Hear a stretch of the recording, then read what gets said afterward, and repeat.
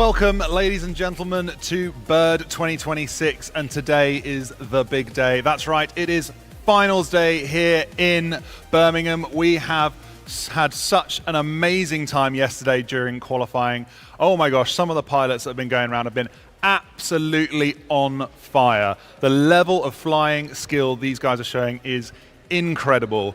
And man, we ended yesterday on an absolute high because on the last set of pilots flying, the last packs out on the course, a new TQ was set by King Joshi. He was under pressure and he absolutely delivered. UK pilot King Joshi, our top qualifying pilot, absolutely sending it here at Bird 2026. So that is the headline news for you straight out of the box. I want to get that out there because all of our team in the background have been checking the live streams, checking the video, confirming all of the times, and we have a full up-to-date list of qualifying pilots in their orders, and that means all of our pilots have qualified for their finals classes. I'm going to run through those and then go into more detail about what we're doing here. So, as we were saying, top of the list, we have King Joshi sitting in first position at the top of our leaderboard. TQ UK pilot King Joshi with a 29.57. That is 2 consecutive laps around our track here in 29 seconds and 57. It is an incredible time. It was laid down early by -1. Who's sitting in third. He was in group qualifying A. Very fast pilot. Nobody thought the 30-second mark was going to be beaten. And then, unfortunately, he was pipped to the top spot by Small Yuki, who came out with a 29.61, blowing everybody's mind, sitting in second. But right on the last pack of the day, King Joshi absolutely sent it. The pressure clearly works for this kid, taking first position. But that is not the only news because the rest of the pilots have also qualified. Split in fourth, an incredible pilot from the Czech Republic. We have Biwu, one of our standby pilots, who came here just to support his friend Small Yuki.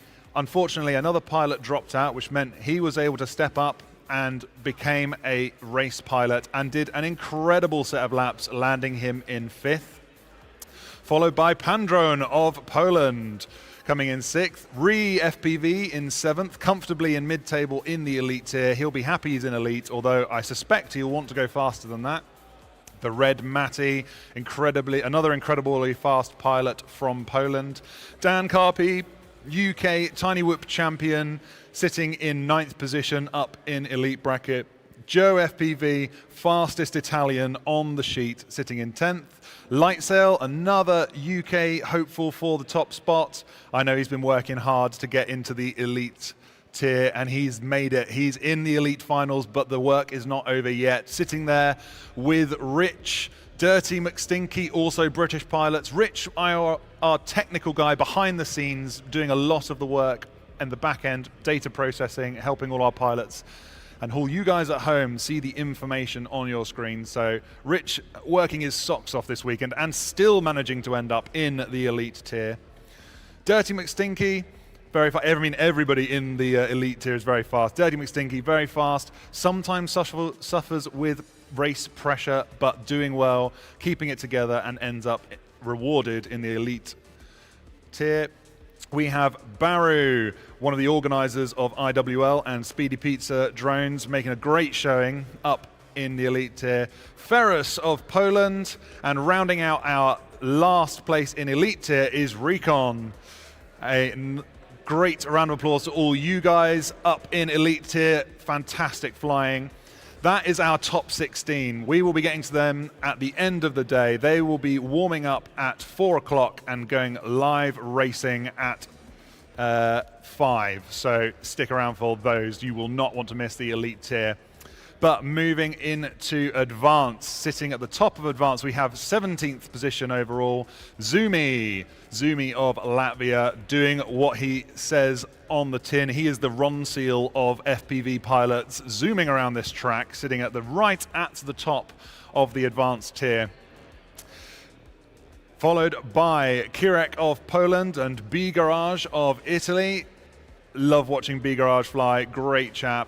Always fun to have him back. He's been to Bird, I think, at least twice, I think maybe 3 times now, so fantastic to see him qualifying highly in the advanced tier. Dronojad from Poland, all the Polish pilots putting in a fantastic race here. All of them are so fast, so we're very happy to see them qualifying highly. Mike, he's the quiet one of the UK team. Very softly spoken, but absolutely sends it. Super smooth flying style. Doesn't look like he's going that fast, but when he lays it down, when he gets on the gas, he ends up qualifying highly, and he is right in the mix at the top end of the advanced tier. Pigod and Debbio, both flying the Italian flag.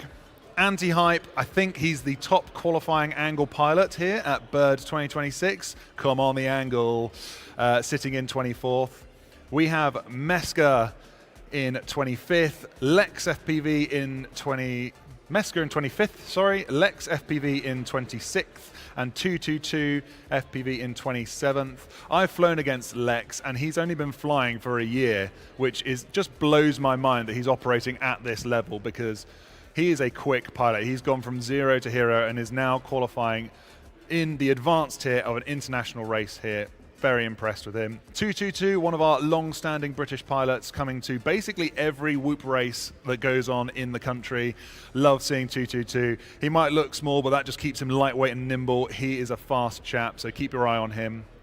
Eldronado, probably a little disappointed with that result. He was in the elite tier last year, ended up on the podium in 3rd. Unfortunate to see him slip down into the advanced tier, but that just goes to show how fast these pilots are, pushing some top level pilots further down the field. Archie will be very happy to be up in the advanced class, along with Jaggers and EXO and James TX. Now, we've reviewed EXO's video overnight, and it looks like he has been bumped up in the advanced tier. He will move up a few places. We're going to fix that for the live stream and get that out to you. But I wanted to let you guys know that he actually qualified in about 49 seconds, so he is up around Anti-Hype and Debbio, somewhere in there, doing an excellent race. It was just that after we all went to bed last night, we wanted to turn off, and he rightly raised it with us this morning, so we'll get that sorted out for him.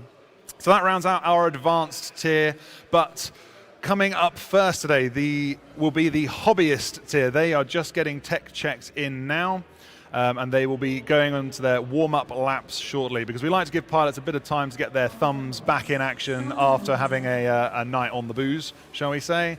So looking at the hobbyist tier, sitting in 33rd place, top of the leaderboard for the hobbyist tier is System Favelas from Italy.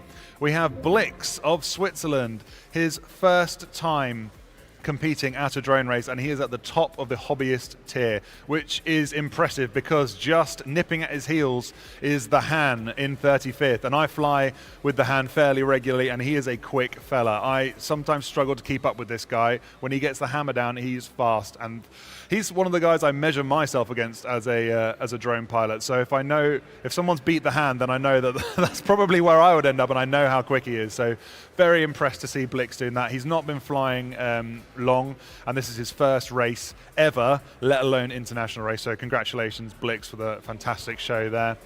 We've got CAFPV from Italy and Fiorix. Very nice to see you guys back again. Thank you for joining us at Bird 2026. And just nipping at his heels is Birds Aren't Real from the USA.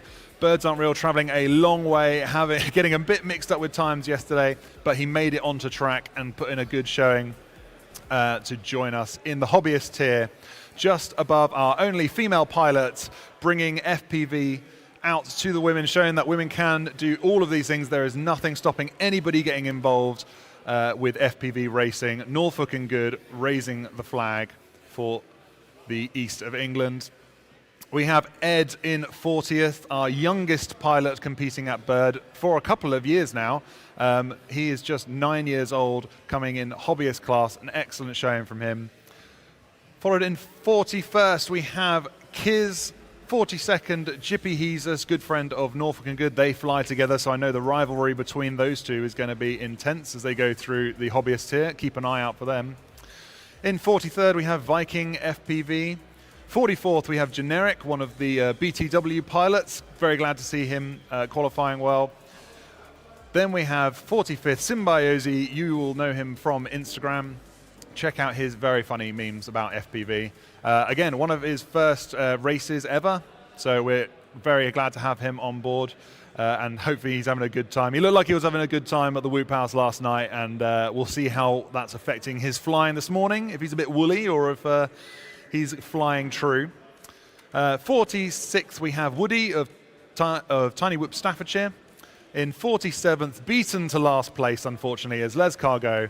And in 48th, we have IKV. So that is our lineup, our qualifying pilots.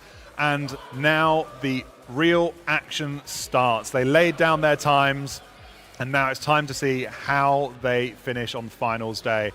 Finals day is going to be intense racing. Yesterday, they wanted to get as fast time as they can around this track, and that means just going 2 fast laps consecutive. That's how they qualified into this list.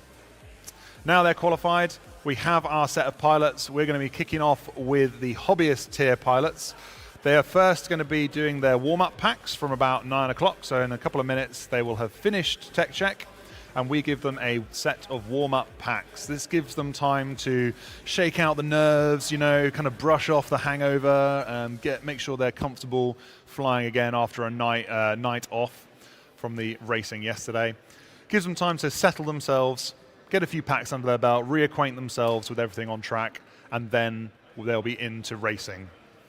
Now, the racing format we run in Bird is the double eliminations format. It is preferred by most of the big Tiny Whip races across the world, and we are following suit because it is fantastically exciting to watch. So let's take a look at our double eliminations format. Coming up for our hobbyist tier, we will have on the left side of the screen, you will see in green is our winner's side. And on the right side of the screen will be our redemption brackets in purple. All of our pilots will get dropped into the first 4 green races on the left side of the screen. Once they are there, they will start racing. We will follow the numbers and we will go 1 through 4 races. When you are done racing, we will have 2 winners and 2 losers. If you are in the top 2, you will progress through on the green side of the screen. If you come in 3rd or 4th, you lose a life and you get shunted over to the redemption side of the screen. You only have 2 lives with double eliminations. Lose once, you're in redemption bracket. Lose again and you are out. That is it. That's the end of your racing. So as we progress through, we will go through the green side of the screen all the way up to the Hobbyist Championships. We will run through all of those races, find out who our 2 winning 2 pilots will end up sitting in the Hobbyist Championship finals, waiting to see who meets them there from the redemption bracket. We'll run through all of the redemption bracket races, getting another 2 pilots that have lost a life already, but they will meet at the championship race, top dead center, where we will be running Chase the Ace finals. That's right, not a one and done. We have taken on board some feedback from our pilots, and they want a Chase the Ace finals. For you guys listening at home, Chase the Ace finals is where we keep running races over and over until one pilot gets 2 wins. We want them to come first twice, and that will be our champion of Bird 2026. And that is how we're going to be running our racing today here. We are looking forward to getting started, and my gosh, the racing was so hot yesterday that we are looking forward to seeing what can be done on track today. But if you are joining us and you don't know anything about what's going on, if you've just found us through the, I don't know, unknowing algorithm of YouTube land, then what are we doing here? We are having a drone race. Now the headline information is out. I can talk to you a little bit about what we're doing. We are racing drones, and not just any drones. We call them tiny whoops. They are micro ducted drones, and they look a little bit like this. If I hold that up on that side, there you go. These are the drones that we'll be flying. They are tiny, tiny little drones. They are full racing drones, though. Everything that the pilots are doing on track is manual. There's no GPS, there's no crash avoidance, there's no special sensors. It is a case of every movement that these quads make is down to the pilot's skill, and that's what gets them around the track. We race these using something called FPV, first person view goggles. And you'll notice that on the front here, this tiny little bit on top, that is a camera. And that camera sends video back to the goggles, these things. I don't know if you can see those on my snazzy hat. This won't be staying on all day. It's just to hide the bald, basically. These cameras send video at very high speed back to the goggles. And the pilots basically sit on board digitally, sit on board these whoops and fly them around our track. What you see coming up on screen will be what the pilots see. You'll be sitting on board right with them as they take on our bird track. The great thing about these quads is because they're all manual, is that every single movement is what the pilot does. But if they crash, that's up to them. They have to self-recover. They're able, if they crash and end up upside down, they can spin up the motors on one side and whoop, flip themselves over and then carry on flying. And we want to make sure as many pilots can carry on flying around this track as possible. So we've taped down anything that we think might get them hung up. We've done our best to give them the best track possible here today. It was developed by myself, but it was refined and beautified and made lovely by our volunteers and two UK champions of drone racing. We had FPV Gilbert yesterday, helping us refine a few of the lines, and Carb FPV, a Bird 2024 Elite winner. So some fantastic racing coming up soon, and you'll be seeing these going around at speeds you would not even believe. These things weigh, I don't know, as much as a packet of Tic Tacs. They're like 35 grams flying, something like that. They are incredibly, incredibly fast, incredibly small, but the racing that comes out of these is incredible. So we hope you stick around for that. Because not only can you watch the racing here at Bird, but you can also get involved. That's right. It is not just about the racers. We have stuff where you guys can come and join in. So if you fancy giving a go at drone racing, please come on down to Lisos High School Invictus Education Trust, because they have a fantastic hall set up here that we've taken over for this race. The racing will be happening on one side of the hall. We have a big safety net across the middle of the hall where you can safely sit with your noses pressed right up against it, getting as close to the action as possible. And on that side of the net, we also have a load of vendors bringing you things to do here at Bird. You are able to take part in the Bird Challenge. Now, the Bird Challenge is a selection of activities where you can get your hands on this equipment. You can go over to the Minifigs test pilot stand where we have a load of whoops. They are exactly the same size as these ones. They are just line of sight, so they don't have the FPV. We just want to give you an easy introduction to drone flying. You get a whoop, and then just beside Minifigs Me have provided a load of parts, and you can build up your own little test pilot. Put a little head on, a body, legs, arms, put a little crash helmet on him, and stick him on top of the whoop, and you can send him round our line of sight track. And anybody can come along and give that a go with on the Minifigs test pilot stand. But not only do you get to fly those drones, we also have drone soccer here. That's right, you might have seen me yesterday bring on a drone soccer ball. These things are incredible. About that big, you have a drone enclosed in a cage, and these are flown line of sight in a netted cage. It is basically aerial football. Some might call it a bit like Quidditch. You have a hoop at each end, and you try and get your drone soccer ball through the other team's hoop. But of course, the other team will be defending that hoop. So you, instead of, like with all the other drones you will ever see flying around, you don't want to hit anything, you don't want to touch anything in the world. With drone soccer, you can smash and bang into people as much as you like, and it is great fun to watch people absolutely hammer these drones around their cage. So check that out. It's very, very popular in China and Korea, and Drone Soccer UK have brought it to the UK to start a whole new drone sport that we think is very, very exciting. So we're very happy to have them here. Come down and give their drones a go. It's great fun. We also have the BDRA here supporting drone racing in the UK. They are the people in charge of keeping drone racing fair in the UK. They help all the clubs across the UK with compliance, with the rules. We take feedback from them, we develop club etiquette, we promote safe and responsible flying, and they are here with a hot lap stand. That's right, if you come down here and you've seen it on screen but you want to get behind the goggles, if you want to see exactly what these pilots are seeing, you can go to the BDRA hot lap stand where they have a load of FPV goggles you can try on. And that means you will be seeing the race as the pilots see it. That is what they use to control these drones. Just that video camera off the front of the drone. You can get behind the lens, see exactly what they are seeing as they fly this incredible LED track that we've got set up here. The Hot Laps team are over there underneath the BDRA banner. Give us a wave, Carb.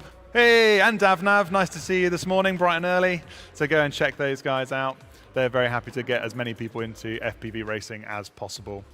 And just behind them, we have the BMFA. They have come. They are the British Model Flying Association, been in existence for over 100 years, looking after RC, well, model flying in general, and nowadays, with all the advent of technology, RC flying as well.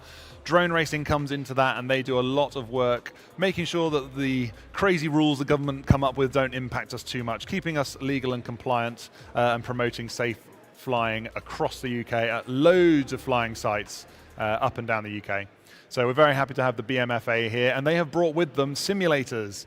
So you can go and have a line of sight drone race over on Drone Soccer and Minifigs. You can get behind the goggles on the Hot Laps stand with BDRA, and then you can go to the BMFA stand and get your hands on a simulator and see how you fare around a proper drone racing track, just like this one here in FPV. Full controls on the sticks, and give it a go. And honestly, we had a good chat with several people yesterday saying that the simulator is the best way to get started, because if you crash, you hit reset and you just go again, and you don't break anything expensive, you don't damage your whoops, you don't potentially fly into any cars parked or anything like that. You just hit reset and carry on, go again.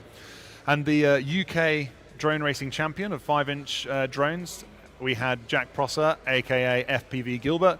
He was here. He started racing in simulators, and he went on to be one of the pilots of the most successful DCL drone racing teams, X-Blades.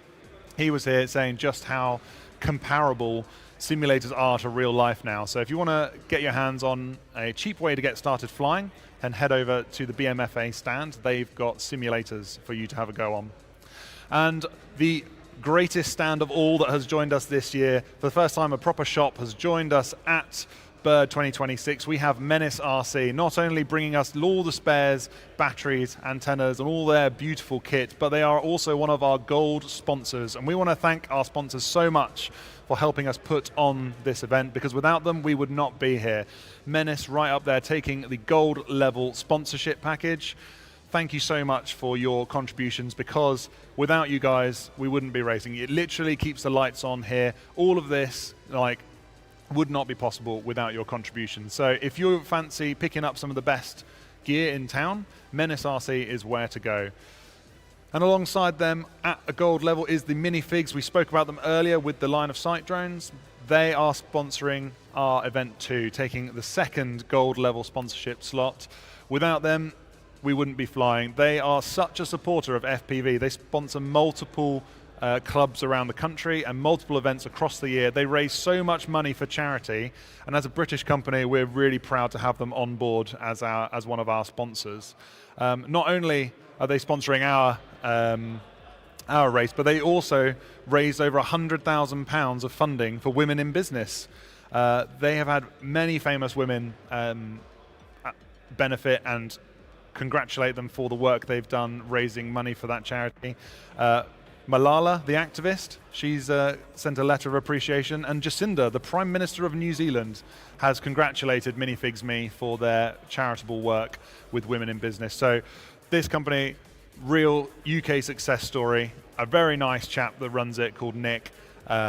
We really, really thank you guys for putting your faith in us to run something and represent you guys. We're very honored to do so, so thank you so much for that. But of course, they aren't the only sponsors we have today. at Bird. We've got so many of the FPV community taking part and supporting the racing. We drop into our silver tier. We have 4 of the best manufacturers of gear around. These guys bring not only money to the party to pay for all this racing, but they bring the best and most innovative tech to FPV racing out there. We have ViFly. Every single pilot in the pits has a ViFly charger, and for good reason. They are the best way to charge and look after your batteries. Check them out. Their kit is exceptional. If you're going to get into drone racing and you're going to do whoops, you're going to need batteries, and this is the way to look after them. So thank you so much, ViFly. We really appreciate your support.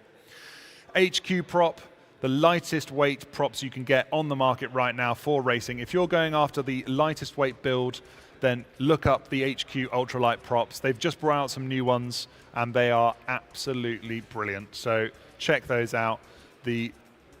You won't be lifting off the ground at all unless you are flying with propellers, and HQ Prop is where to get them from.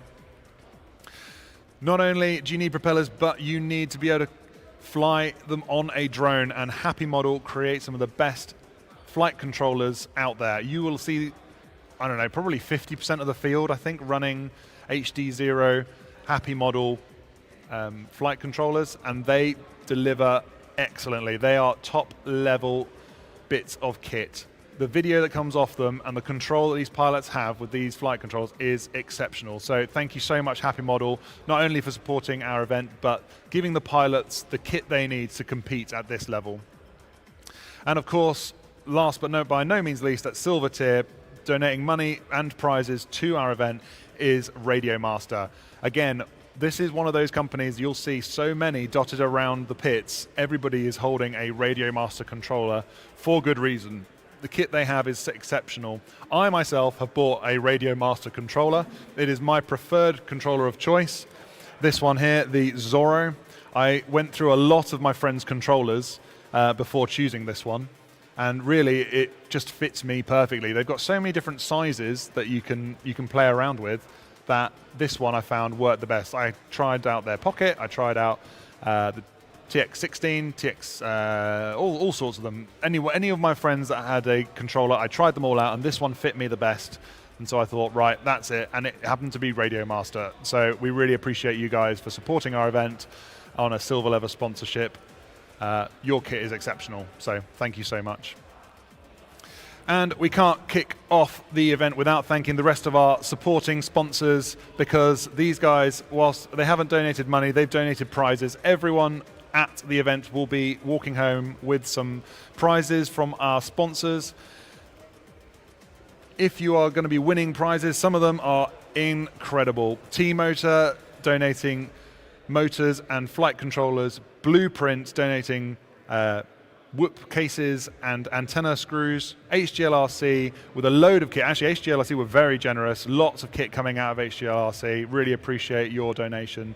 Of course, we've got the BMFA here with their simulators. Speedy Pizza Drones, not only delivering fun and lots of pilots actually to the UK, but paying for them to come here. So they are an incredible supporter of our event, and we really appreciate them bringing all of their pilots along. Vulcan Innovation, VCI, they have got a load of motors going out to some winners. Drone Soccer, come down and give their drones a go. Cadex FPV, absolutely pushing the boundaries of video technology with their new Ascent system. We've got that in the prize pool waiting to be won, sorry, shall we say. So thank you, Cadex, for your donations. We've got GemFan, another fantastic company, donating props to every single pilot here. Thank you so much, GemFan. All of the pilots really appreciate your contribution, because props do get damaged as we fly around, so having some spares and getting to try out your new ones is very much appreciated. Newbie Drone, donating a whole VR drone kit to our Challenger prize draw. So if you're going to take part in the Bird Challenge in 2026, you will be able to win you will be entered into a prize draw to win a full drone setup, FPV drone setup. You can come here not having ever flown before, pick up drones, have a go, complete the Bird Challenge and be entered into a prize draw and potentially walk away with their fantastic kit. We have Beta FPV, hold a very special place in my heart at ReeFPV because they supported this event right from the very get-go. The very first event that we did, they supported us. I reached out to them and said, look, we're having a race. Some Germans want to challenge us to a race. Would you mind chucking in some prizes? And they did. I was so honored that they would. So thank you so much, ReeFPV. Lovely to have you back again as a supporting sponsor. The BDRA, keeping us honest in the UK, really appreciate your contributions to the event. And of course, bringing up the live stream here, letting you guys at home and across the world see what's going on at Bird. It is Fellow Productions. Thank you very much, Mark Ratcliffe. We really appreciate all the effort you've gone into, because it's not just today, it is months of work and preparation of all the screens that you see, all the overlays, pilot photos, all the data that goes on behind the scenes. So really appreciate you for all the effort you've done. So I think we are now at 9 o'clock. Our pilots are going to soon be starting their warm-up packs. So we just wait for the race director to kick them off with some warm-up packs. That is where the pilots will be able to get themselves ready, get themselves settled into race mode.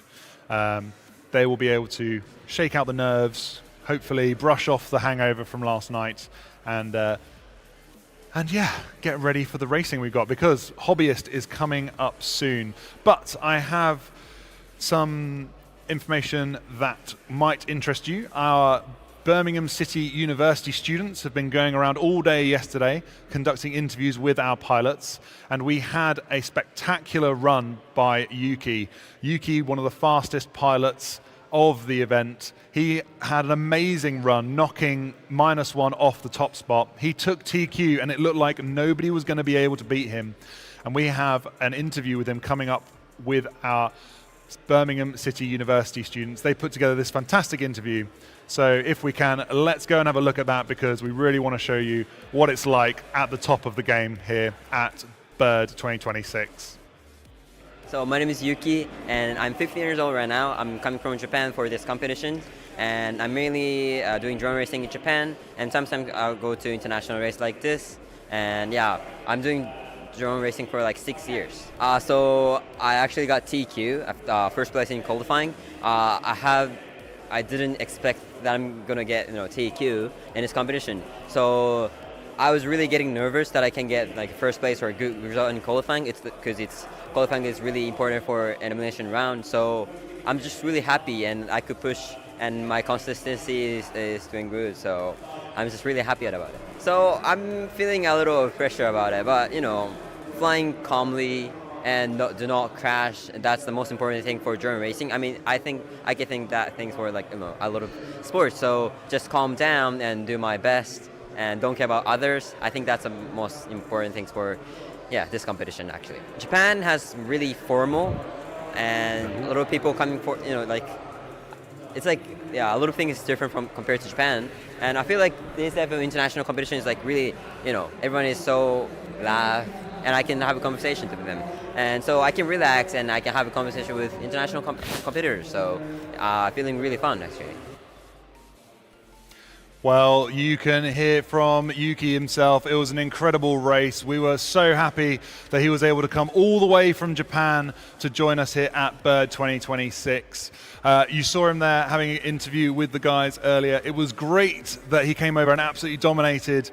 But right at the end of yesterday, the last group of pilots out, King Joshi came along and snatched that top qualifying spot from him, and I know just how happy he was for that to happen. We had them up on the live stream at the end there, chatting about the little kind of friendly rivalry that goes on between these top level pilots.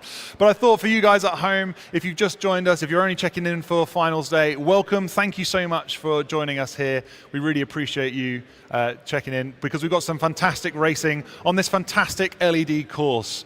So our pilots will soon be going around this, but I thought I'd do a quick run through for you guys so that you can understand exactly where everything is on the course and check it out at home. So from the starting block, which is right down at the front here, is where the pilots will start. This is where all the pilots get put on the starting block. They will light up their drones and send them straight down the barrel of our start straight through our timing gate in this GemFan cube that's looking a little bit on the wonk. We'll have to straighten that up a little bit. Yeah, I'm sure someone will straighten that up. A little bit wonky. Through the GemFan cube, they're going to be going around the left side of this pylon. This is an infinitely tall pylon. We give them a little arrow to say, look, you got to go this side of it. And as they come around here at incredible speeds, they'll be heading up to our dragon tower. That's right. Round to the left of this dragon, there is a hex gate. They're going to go through the back of that hex gate and out the front in this direction. Negotiating the dragon circling above, they're going to come around the top and drop through the dive gate. That's right. All the way down in here, they've got to drop right the way through and make sure they don't hit the floor, because it is a very, very tight drop into this circular catch gate at the bottom. Doing that really does separate the men from the boys. Who is able to control their drone? Who is able to get the tight line up and in and then catch it on the way out? We've seen a lot of pilots taking some different lines for this one. Some people have been doing a flat spin down through it. We affectionately call that the toilet bowl technique, as you kind of sloop all the way down through the middle and then line yourself up for the exit. But you will see most of the top racers, definitely in the elite tier, most of them will be doing a straight up and over, upside down, down through the dive gates and coming out at incredible speeds into the catch gate at the bottom. So we look forward to that. Once they have been through the catch gate, they will proceed straight through this square gate at the back here. They will whip around this very high rising corner into the square gate and shoot across the first of our Menace RC gates here. They will be heading for the far side, this side, the camera side, you guys. They'll be heading around this side of this pylon, taking a nice sweeping right turn into square gate on one side of the Menace RC banner. From here, they'll be going up and over, doing a corkscrew if they can, or a nice long turn if they can't. Corkscrew over the banner and into the square gate on this side, heading out towards you guys. From there is a straight shot into what we're calling affectionately the hexagon section, or as we might call it, the Mexican section. They will go in the bottom Mexican going in that direction. They will do a 180 and head back through in this direction. And then they will rise and head through the top Mexican section. I'm sorry, hexagon section. And going through here, they will be taking a hard left turn as they go off towards one of our other high gates, heading right over the Menace barrier in this direction. So, aim for the Menace eyes, head over the Menace barrier, and then take a long right-hand turn round and down and through the first square gate. From there, they do a flat turn around the back and come out this blue gate. And then you have to go between the two pylons, over and out in this direction. Now, we've seen pilots take this in two different ways. Some have been taking a nice, easy, longer, but more reliable, long left, keeper going left, left, left, left, all the way around, and then out in that direction. And the fast pilots, Yuki, King Joshi, the pilots that can really wrap a corkscrew, they've been coming around and they're doing incredibly tight corkscrews here, because you are not allowed to go this side of this pylon. That is why that one is there. It's keeping everyone honest, making sure you're staying this side and forcing the top pilots to really show their skill here at Bird 2026. And then the final element is the run through the slalom. Now I'm going to go, this is a bit I can actually do. I'm not going to climb all the way through all these hoops, but as a human, I can fit around these elements. So you come out of that gate and you go round this side of the first pylon. You go round this side of the next pylon.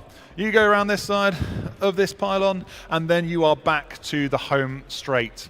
Now, when you're on the home straight, when you've completed all of your laps, because we're not timing here, we're not so interested in the times, we want to know who comes first, who comes second and stays in the winner's bracket. And we want to know who comes third and who comes fourth and loses a life, dropping into the redemption bracket, or potentially, if you do it twice, you'll be dropping out of the competition.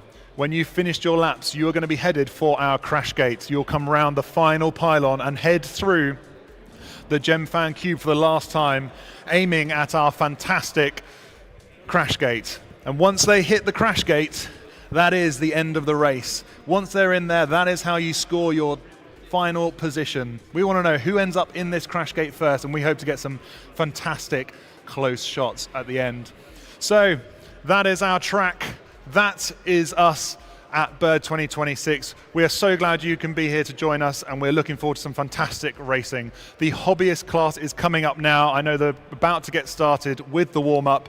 So pilots, if you're ready for your warm-up, please, I'll let the race control guys take over, and we will see some fantastic racing soon. So stick around. Cheers.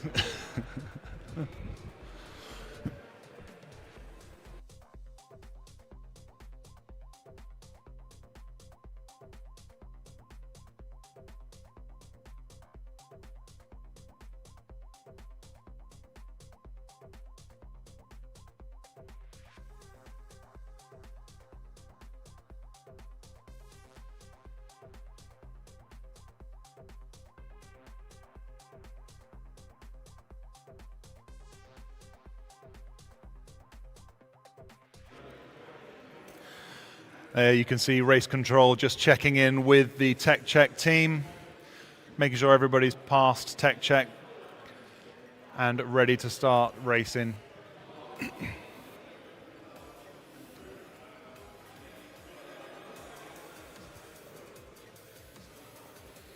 So while they're getting the pilots lined up, let's take a look at the team points, because not only are we running a race here to find out who the individual pilot is, but we've taken inspiration from the Italians, and we love to see some teamwork going on.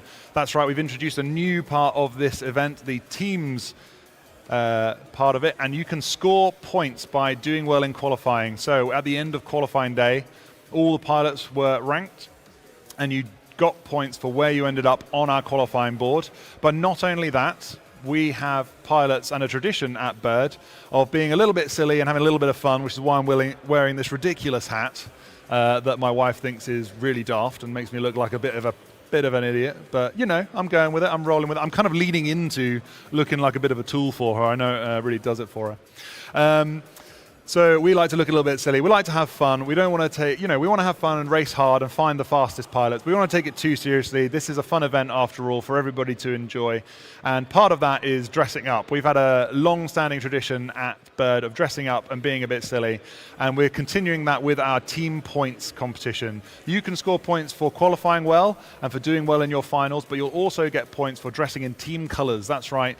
When the Robo Pilots team came along first in their fantastic white and blue jerseys and white trousers, they looked so good. They were like, yeah, we need to have like team colors, team-like uniforms for our pilots because it looks so good. Oh, rearrange that. It's quite heavy with the goggles up on here, but I think it looks quite snazzy. And if anybody knows me, it's the LEDs that really do it for me on this one. But yeah, we thought we'd get all the pilots dressing up and taking part, and they can score points. And so as we went through yesterday and they tech checked in, we checked whether they were in colors or not. Now we had some fantastic costumes. I can already see a Pikachu checking in over there. I know there's a couple other Pokemon dotted around the event who will be flying a bit later. So keep an eye out for people in fancy dress because they are the ones that are scoring points in the Teams Challenge. We'll see how their finals position adds to these points as we go through. But at the moment, we have Team Mollusk Racing sitting in 16th. Apex Air Raiders sitting in 15th. Let's see if I can get the names of the people in each of these teams. Let's have a look. Just do a quick bit of organizing here. Because as we go through this, I want to be able to deliver you the right information. We just sort that. Column H. You don't need to know that. But there we go. So we have Team Mollusk Racing at the end. I think that's my favorite team, headed up by Les Cargo. Definitely my favorite pilot for his fun attitudes to racing. He came here with the ambition of making sure nobody else came last. He wanted that spot. He came to Bird in 2024 and nearly managed an entire lap. But because he is the father of -1, who's sitting right up at the top of Elite Tier, I think he's been having a lot of practice and a lot of tips from his son. His son must be like, Dad, you're embarrassing me. I'm like a really good FPV racer and you need to do better. So, up your game, come on.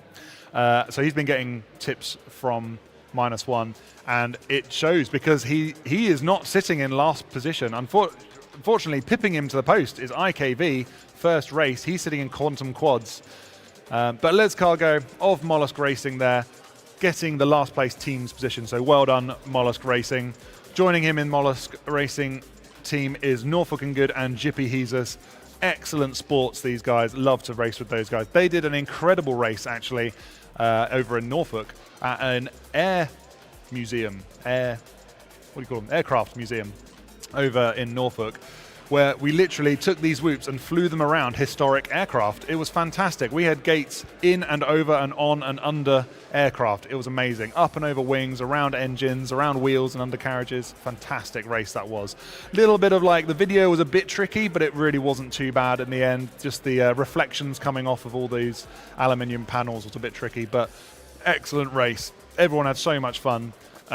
So thank you, Norfolk and Jippy Jesus, for setting that one up. And being part of team racing here at Bird. Gorilla Whoopers, this is mostly made up of new pilots. I have to say, they banded together and wanted to get on board with the team racing.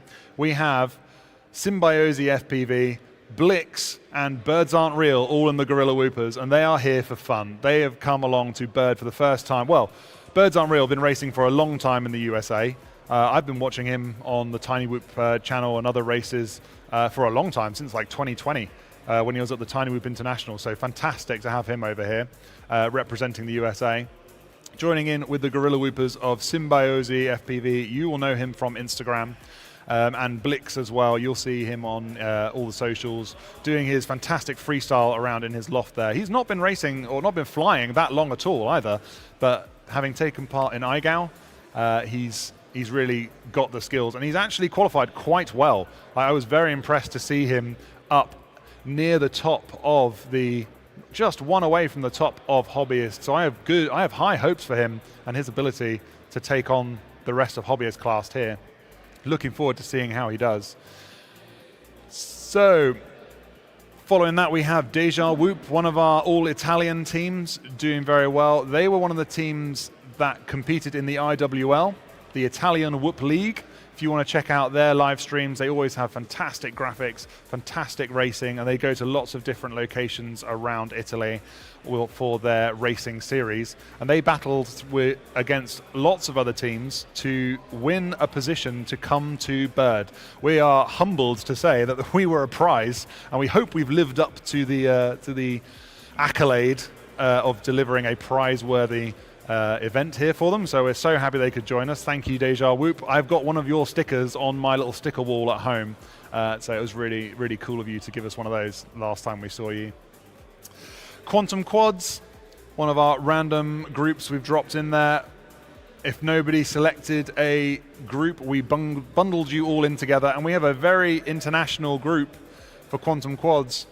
We really should have given you a checkered flag as well, because if it was not just UK, we've got IKV from the UK claiming the last position, but we have Split of the Czech Republic in there, and Biwu also in there. So some very fast pilots and IKV. Just how the random assigning worked of anybody that didn't choose a team, you got bundled in together. And then our next one in 12th position on team points, we have Ilanzi Kinecki. I can't do the Italian accent, but every time I have to try and do it to try and pronounce this word. I had to get Google Translate to tell me it was, I've forgotten. I'll look it up and I'll bring it back to you. I don't want to translate it wrong, but Ilanzi Kinecki is like the old ones or something like that, or the old Earth or something. I can't remember. I'll check it and I'll think. But in Ilanzi Kinecki is Fiorix, CA-FPV, and Baru, one of the organizers of IWL, joining us for the first time at Bird Racing. He's come to, I think, the last 4 of Birds, but this is the first time we're seeing him compete, and he's done fantastically well. So we're very excited that he has made it into the elite tier. Baru, a very fast pilot, competed internationally, runs the IWL and Speedy Pizza with his friend Matteo. And he's done very well for their team indeed. Then we have HTWC-B, super easy to trip off the tongue there. That stands for Hanworth Tiny Whoop Club B Team. Hanworth Tiny Whoop Club. You can find them in the West End of London. They're doing weekly whoop sessions, I believe. They're probably the most frequent Tiny Whoop group in the UK currently, meeting up every single week in West London to whip their quads around, organised by several of the pilots that are here today. Actually, it's a group effort to put that on and run that many events, so we're very glad they've joined us. In Group B, we have Jaggers, Lex FPV, and Archie FPV putting in a great showing. I know Archie and Jaggers are going to be very happy to be in the advanced tier. When you looked at all the pilots on the list that were competing here, I'm sure they expected to be in Hobbyist because there's just so many fast pilots. But these guys have put in the effort and they are up they've done remarkably well. I believe all of them are in advanced tier or better. Yes, we have Lex FPV, Archie and Jaggers all in advance. Now they all fly together, so I'm sure there'll be a little bit of a competitive there, but they're all on the same team, so scoring well will suit them in our teams competition. We have Whoop of Poland North. There's going to be another rivalry team here. We've got a HTWC, Hanworth Tiny Whoop Club B and A. They've got a rival team there. And we've got Whoop of Poland North and Whoop of Poland South. And Whoop of Poland North sitting in 10th position on our team points. Tied with Apex Air Raiders, Whoop of Poland North, consisting of Kirek, Dronojad, and Ferris.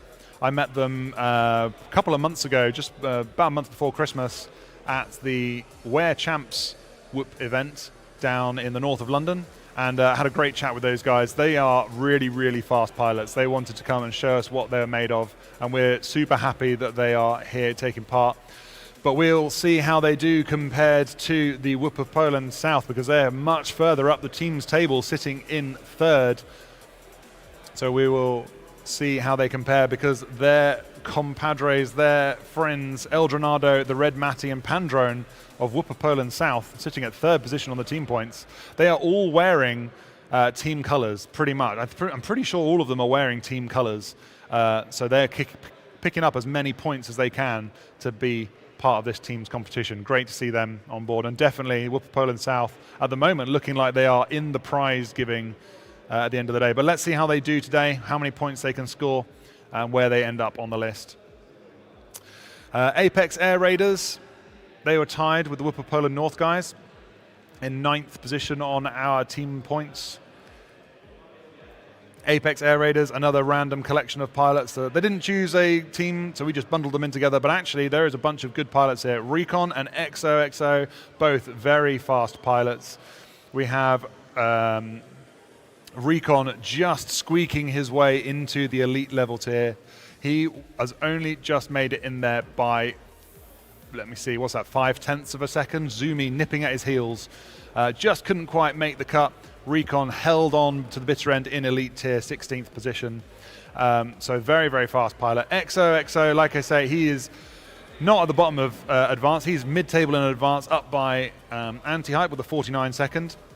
Another very, very fast pilot. But because they didn't choose a team, we bundled them in at random, and they've got Woody. First ever racing competition for Woody, a Tiny Whoop Staffs pilot. Great to have him here. I've flown with him a couple of times at Tiny Whoop Staffs, which is another local meet to me. So great to have him there, and we'll see how they do, because it's not all about flying fast. The team's competition, you get points for dressing up. I haven't seen any of these guys in team colours. They're missing a trick there. They could definitely pick up some points in team colours. And BTW Bandits are there in 8th. This is what I hope to be a very strong BTW team. And as I said, when people didn't pick a team, I just randomly assigned stuff. And looked straight down the barrel of the camera, I swear I did not fix it. We got Yuki, small Yuki, on the BTW Bandits team, which is going to help our points significantly. He's right at the top of elite tier. Joining him in the BTW Bandits, we have James TX, a long-standing member of the BTW club, and Generic FPV, taking part in his first ever Whoop race, which was fantastic.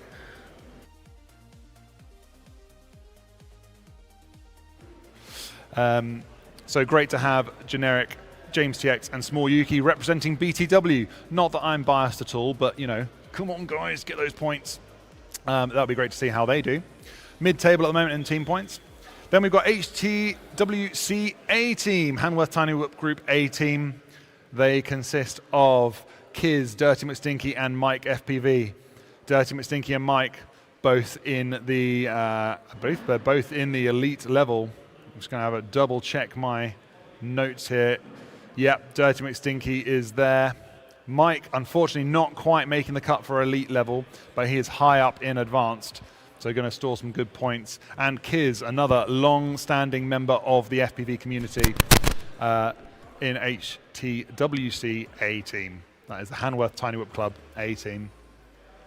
But the rivalry across the UK continues because Drone Racing Cornwall, DRC, are in 6th place. They are doing so well. DRC, a lot of work in the background from DRC, with Rich heading that one up. Fastest guy on the team, sitting in the elite tier. Viking FPV and 222 FPV. These guys have been coming FPV racing for a long time. I've known these guys since way back, like 2020, something like that, at the Wings and Wheels events. Sadly, no more, but we hope to find some more summer events to do tiny whooping at. They've been coming every year. We've been meeting up to race tiny whoops, and it's been fantastic to see them come up and take part in all of our bird races. They're a real fun bunch of guys, training and flying hard regularly. So let's see how they get on. And then we have Northern Monkeys, this middle pack of British teams, real fighting for a bit of rivalry, inter-club rivalry. We've got the Northern Monkeys. Northern Monkeys are a collection. There's 2 guys from Drone Circle in the Northern Monkeys. We've got the Han FPV running the club alongside Dan Carpy, the UK's fastest tiny whoop pilot, official tiny whoop pilot. He's officially the fastest, so we're keen to see how he gets on. And of course, Anti-Hype. Come on, Anti-Hype, representing all angle pilots out there, a very fast pilot. He is sitting in the advanced tier, just showing that you can get to a high level of racing even if you are using the angle limitation that I suffer from, because most of the pilots here using acro mode, of course. Moving on from the Northern Monkeys, we have Team Runaway, the highest scoring Italian team. Very fast, these guys, absolutely fast, really fast. Team Runaway consisting of Meska, Joe, and B Garage. Lovely to see them back. We saw them last year taking part, dressing up in some fantastic costumes. We had our very own Jesus attending Bird last year. They're a great bunch of lads, up for a lot of fun. So great to have them back. They are in, I believe, they are in some team colours. So we will see how they get on. So Team Runaway there in 4th, and then Phobos Poland South up into the top positions and team points, looking to score on the leaderboard for teams, but also consisting of a lot of very fast pilots. We heard from earlier Eldronado, the Red Matty, and Pandron. Then right at the top of team points, we've got Robo Pilots. Their team outfit is really the one you want to look for. They are the highest. They always bring the good-looking pilots. They've got a full setup of jerseys and trousers, and we can see that it's paid off for them because of the team points. The last team to mention is Team KLM. These guys want to win at everything, and they teamed up to top the charts. I was a little disappointed in Lightsail, one of the Team KLM, because he's a BTW pilot, and I was really hoping he would join the BTW Bandits, but I don't think it paid off for him because we've got Small Yuki now, and we're coming for you on the team points. But alongside him, a lot of fast pilots. We've got -1 and King Joshi and Lightsail all in one of the competitions. They are going to be doing really well. But we were talking about Eldronado earlier, and it turns out we have an interview with him from the BCU students team. So let's run that tape and check out Eldronado yesterday. Hi, I'm Marcin, also known as Eldronado. I'm from Poland, and this is my second time on Bird. It's an awesome event. I just flew. I just had some qualifiers, and I don't know, I think I did well, but there were some reflights, so it always messes with your brain a little bit, but I think it's very nice here. Well, last year I was actually second in the advanced class, so I did pretty well. I had some lag because some pilots missed gates, etc., so that bumped me up. But this year, yes, just based on the qualifiers, I think it's fine so far. I still have 2 batteries to do, so I hope I will improve a little bit. But right now it's kind of hard to judge where I will end because there are so many pilots that still need to fly. So yeah, well, hopefully I will end up in high. It's hard to know because I don't really follow other pilots from other countries that much. And I'm probably today actually the slowest pilot from the Polish pilots that came out here. So it's probably not going to be one of them because they are way faster than me. But yeah, I had some good flights with some pilots from my group, and I could see them flying near me, so we were like racing a little bit. So I think they are going to be some of my competition, depending on how they end up flying. So I'm actually a race director of Phobos Poland, so I look at the stuff from more of the technical way often, but it's really nice to come down here as a pilot, because I don't really get to do this very often in Poland, because I'm like those guys behind the desk all the time. So it's very nice for me to fly. It's an awesome event. I mean, the track looks awesome. There are all of the sponsor banners making it really like professional, and everyone is so nice here. So I don't really have that much comparison to other events because I only really fly in Poland. But it's an awesome event. I'm always having so much fun here. And 5 seconds. Last year there were 3 of us here, and this year from Poland there are 6 pilots. So we are spreading the word, and people are really happy to come down. Well, it was great hearing from El Granado. He was on the elite podium last year. He's unfortunately slipped down into advanced tier this year, but we will be picking up with him pretty soon. The Pope has just arrived. We've just seen all the Italians arrive. I think every single faith is represented here. What am I looking at? With the Italian teams. They've just walked in. That's brilliant. I told you the Italian teams are all about the fun. They take their religion seriously, and they take their racing seriously. That's going to earn them some points, surely, in the team competition. That's going to score highly for sure. I hope they check in soon and make sure they get those points, because we want to make sure they are ticked off. What I'm going to have to do is pop back to there. But we have in the house with us we have Carb. How are you doing, Carb? I'm back again. Back again. Commentating. Yeah, thank you so much for joining in yesterday. Honestly, having you on board was really good, because you're bringing a level of understanding of these flights and these pilots that I don't have any relevance really when it comes to flying at this level. That's not true. I can't go that far. So having someone that's been an elite level pilot, been a winner of Bird 2024, able to commentate and bring us some relatable insights is really advanced. Yes, I mean, it's always nice to share a bit of info for the pilots, explain what's going on for the viewers here and for the viewers at home. So yeah, we're grateful for you taking part. And not only are you here on commentary, but you're also here as part of the BDRA team. Yes. So you're the BDRA membership secretary. That's it. Yeah, there's a team of like 5 of them. Yes. Heading up the BDRA. So membership secretary, trying to promote drone racing across the UK. Yeah, I do a number of different things: manage the website, organise the membership for all the members. Any job that needs doing is what I do. Answer questions and stuff that come in for us. Yes, and we get a lot of questions, and we do like to answer them. Which is great. We like making sure we're trying to give as much information to the pilots as possible, and make sure everyone's happy with racing in the UK, basically. Yeah, that's what we're here for. We're here to try to make it grow, and we try our best. So they're stuck with us for 2 years now. So they're gonna. Yeah. So Carb's your guy. If you've got questions about the BDRA, hit him up on Discord channel or on Facebook. We've got an Instagram as well. I think we even have a LinkedIn now. Yeah, that's right. Yeah, we do have a LinkedIn, thanks to our treasurer, Davnav. Yeah. Setting that up. So we're trying to push out in all directions to promote drone racing, which is great. info@bdra.uk. That's the website to go to. On there's a fantastic map that I've seen where you can check out all the local clubs to you. You can look at the UK. There's 8 clubs, active clubs, I want to point out, around the UK that do anything from 5-inch racing to tiny whip racing, and on that map you can see all those clubs. But if there's anyone not near you, then if you email us or got in the Discord, there might be a smaller group that doesn't run BQEs, and then they're bound to be someone maybe an hour away maximum in your area. Yeah, there's clubs up and down the country, even though they're not listed there. We're trying to get them all listed on that website. Because we want to be able to point people in the right direction to some drone racing. But if it turns out you're in a corner of the world where there isn't any drone racing, or if you just think, oh, you know, like an hour, maybe that's a bit far after work, you know, why not set up a club? You know, you can get started very easily with tiny whoops. You've seen, you know, they're super lightweight, super durable, pretty cheap, you know, a lot cheaper than 5-inch ones. A lot cheaper than 5-inch.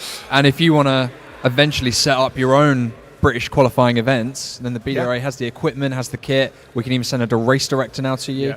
So we are here to help you grow your club as much as possible, as much as we can.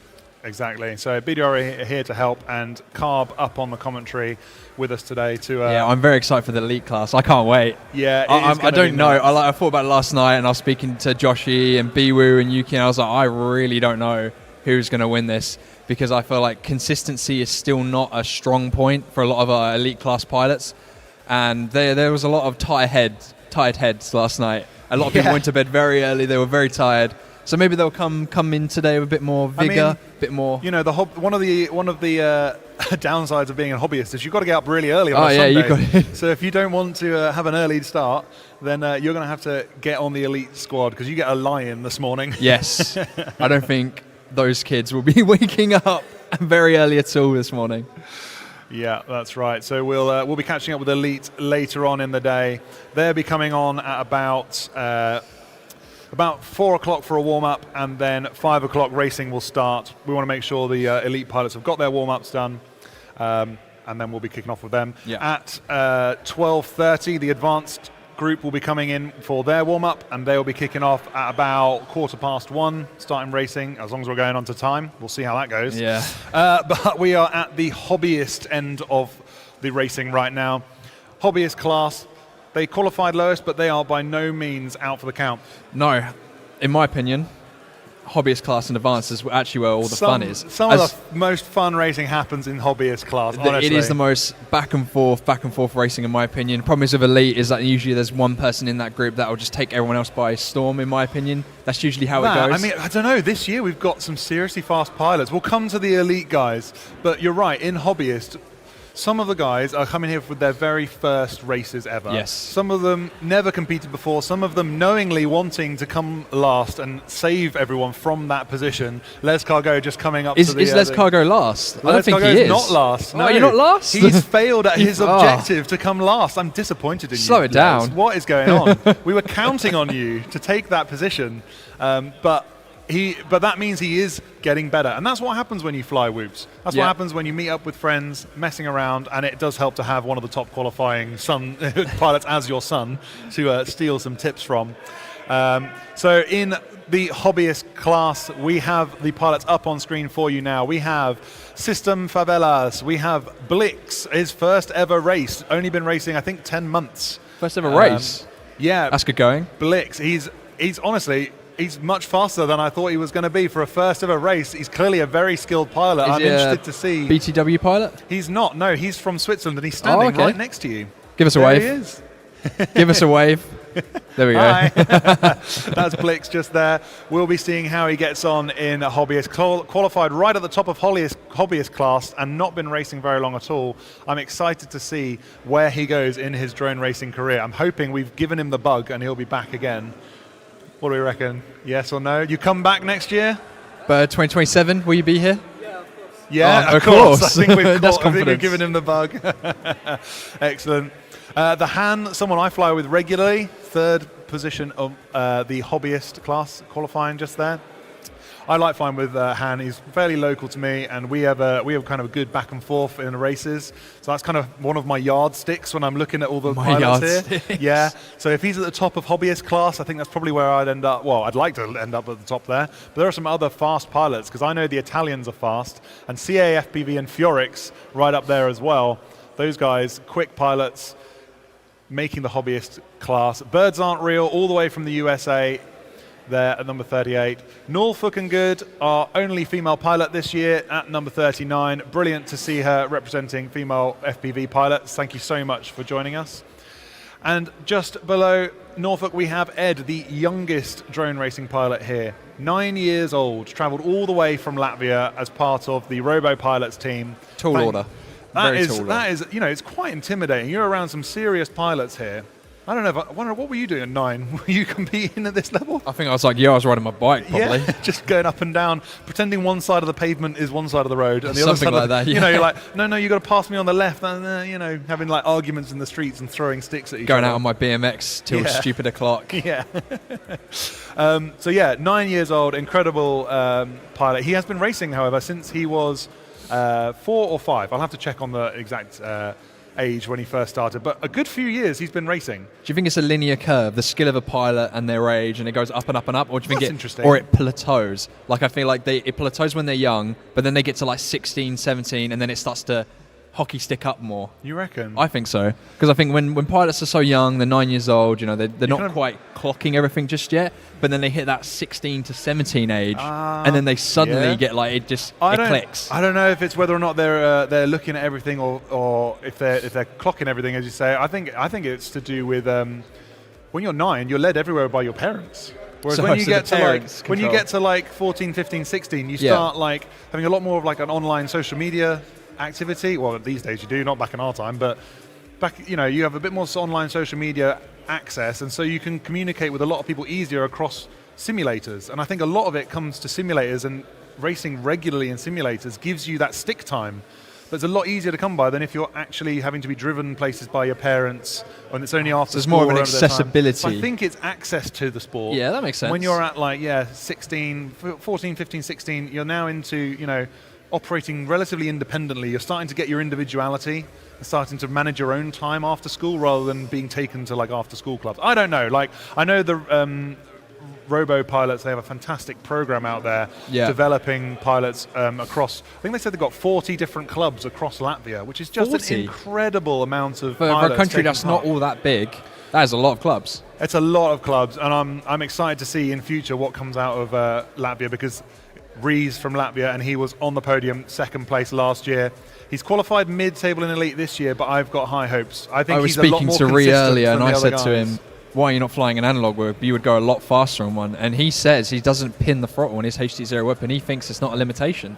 But we will see how that goes for him. I'm inclined to agree with him, because I've seen HD0 end up on the podium several times at multiple races across the world, and I don't think the extra gram and a half is Have you what seen it limits win people. around the world though?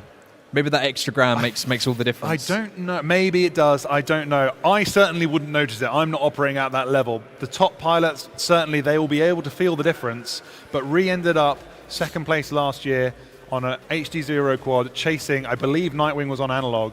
I don't know. I'll have to check back in my notes, and I'll come back with that.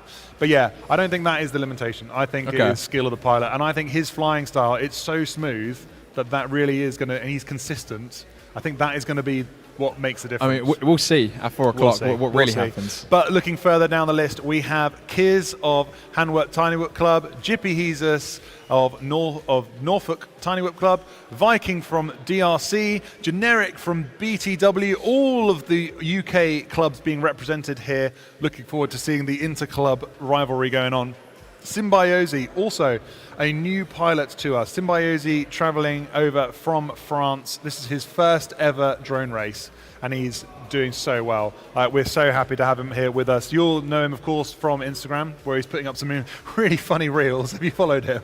You should. This is going to be definitely really do. shameful, but I don't actually know. Oh no! If you're out there in YouTube land, just pop onto Instagram on your phone. Don't come away from the live stream. We're obviously the most interesting thing to watch right now.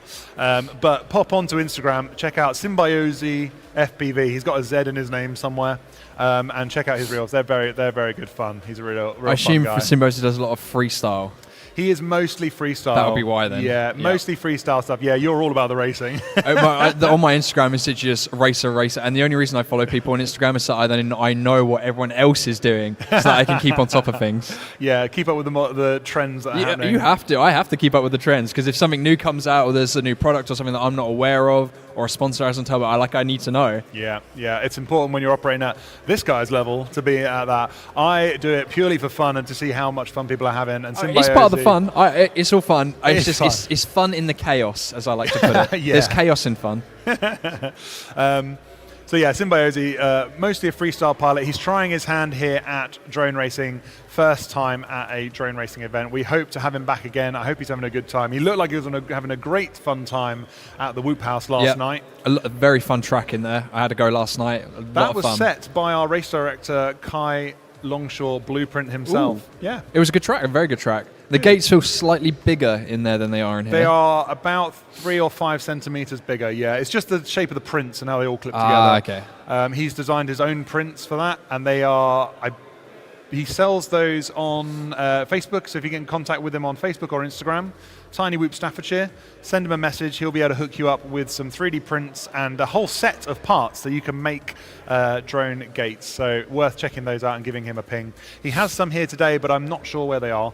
You'll have to go and we'll have to get him on the live stream later and find out a bit more about that. But yeah, he's pushing out 3D prints to people and trying to make drone racing accessible from home, which is great. And then at the bottom of our hobbyist track, we have Woody Les Cargo being pipped to last place by IKV, but that was just qualifying. Les Cargo can still come last if he wants to. He is standing up for mollusks across the world. I don't know, a true mollusk I think would come last to everything, right? Qualifying and finals. Well, I don't know. You see, now what is faster, a snail or a slug? That's the question. Because in his bio, where he sent out a quiz to I think all a of our snail pilots. is faster than a slug, isn't it? You think a snail's faster than a slug? Okay. Do we need ChatGPT to ask this question?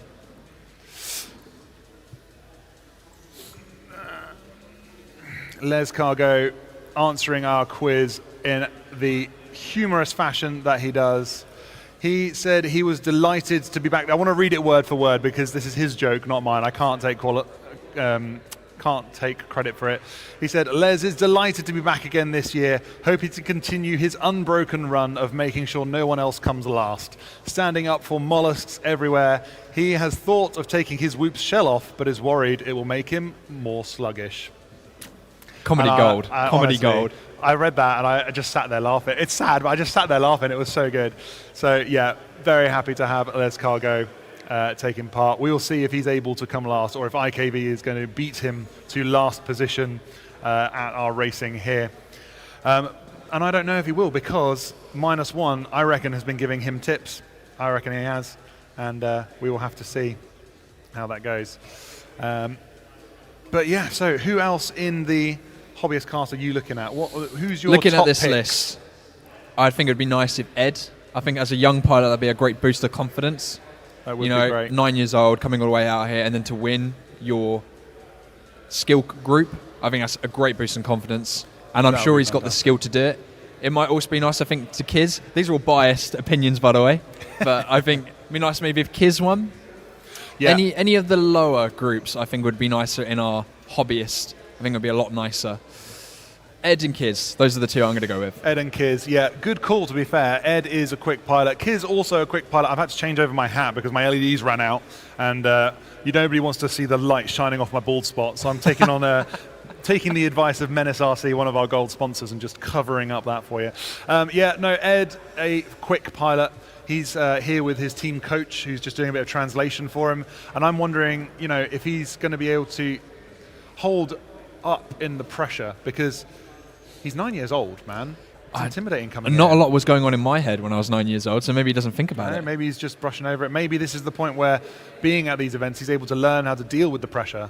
Yes. I mean, thinking about it, he has been to World Champs. This should World be Cup. a breeze then. So, or is this a higher far more standard? prestigious Yeah, than just a World Cup. We're pushing forward with tiny whoops across the world here, and IKV just coming up to the to the starting block there in his fancy dress. We've got. We're going to have to get the camera on these guys. I'm sorry, I think. can't stop giggling about it because they're dressed up so fantastically. We're going to have to get some photos and put it up for the live stream for you guys because they're so good. But yeah, IKV in pipping Les to last place, getting ready on the spotters screens just now.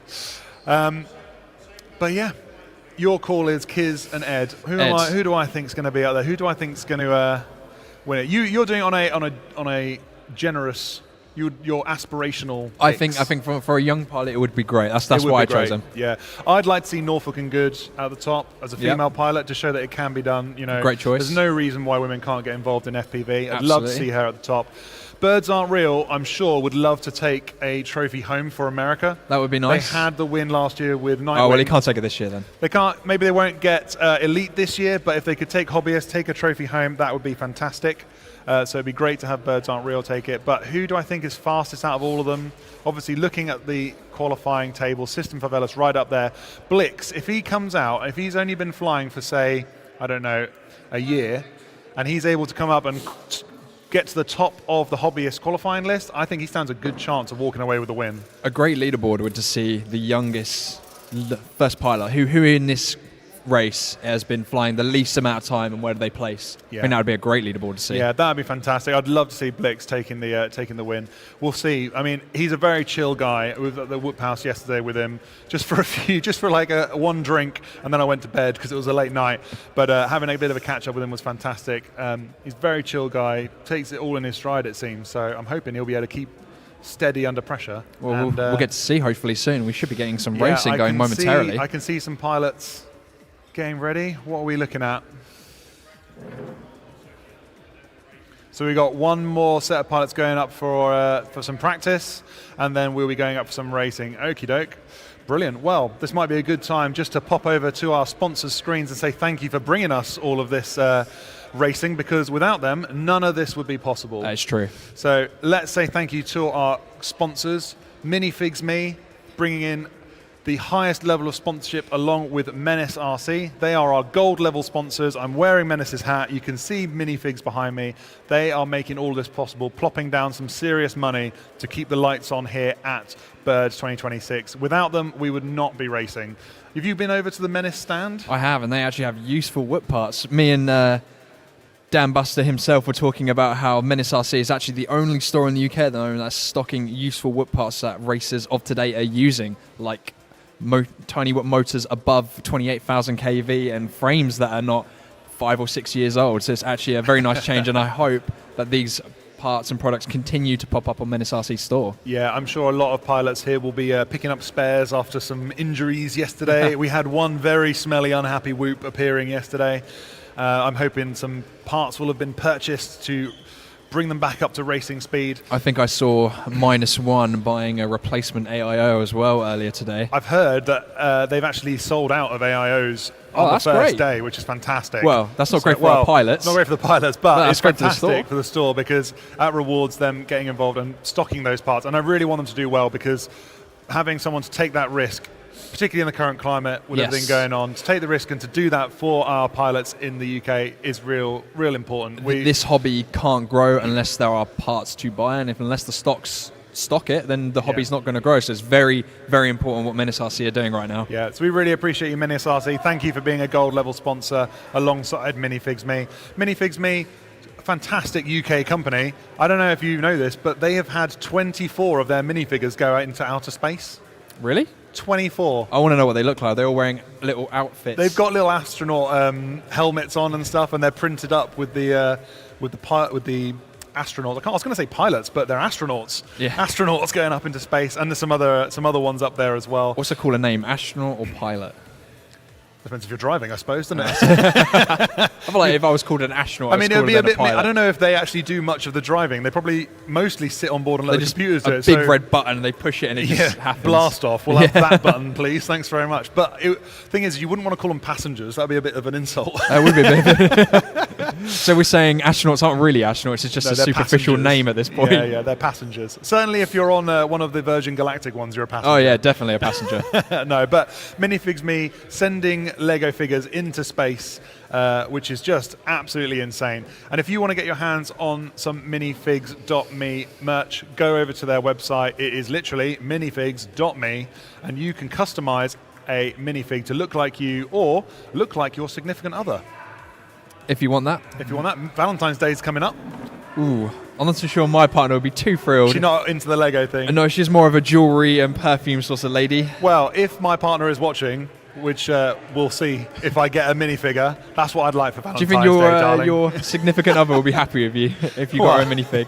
Get a minifig. She buys me Lego every Christmas. Every Christmas you get Lego? Yeah, yeah. I wish I got Lego for Christmas. Pretty much every Christmas. I asked for drone parts for Christmas, Of course and you I do, never yeah. get any. I never Do you get not? any. Actually, to be fair, this year I wanted a new controller, and she bought me the new controller because she knows that drone racing has become quite a big part of my life. Otherwise, I wouldn't be here. It must be nice. She got me a Radio Master Zorro, which was very nice of her, so I really appreciate that. But if you're in the that's a useful product. I really appreciate that for drone racing. If you want a whimsical, fun, and personalized product, head over to Minifigs Me. You can make it look just like her, holding all sorts of different accessories for her favorite hobby. Don't get ahead of yourself, guys. But yeah, have a look on there. That's a fantastic company, and we really thank them for their support here at Bird 2026, because these are the top level sponsors. You'll see them dotted around on banners, and we just want to shout out to those guys and represent them as much as we can here, because we're very, very grateful.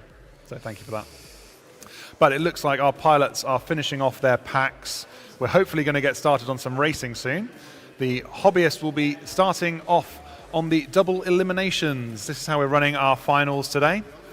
Double eliminations. My favourite, second favourite race format. Second favourite. Oh, that's interesting. So my favourite race format is Chase the Ace, only because for a smaller group of people, it makes for so much more better spectating, because the back and forth you get with pilots where I just won my first round, I need to win another to win overall. It puts the Someone pressure else on. gets it. It puts the pressure on way more. But it also means racing could be over within 2 rounds, technically. Yeah, and it can go very, very quickly. But for the event and the scale... We have a mix here. We have double eliminations for the majority of our race to get down to the last 4 pilots.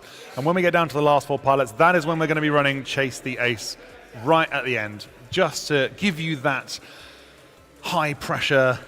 I know a special someone who's going to really enjoy the pressure. Who's going to be in the elite class. To be fair to him, we've been lightly ribbing him for his racing style and being a bit squirty, being a bit over-enthusiastic. But when it came down to it, at the end of the day, Joshy did take the win of the TQ. So we will see if he's able to do that again in the elite pilots later on. Stick around for that. He needs a win. He really needs a win. He needs a win.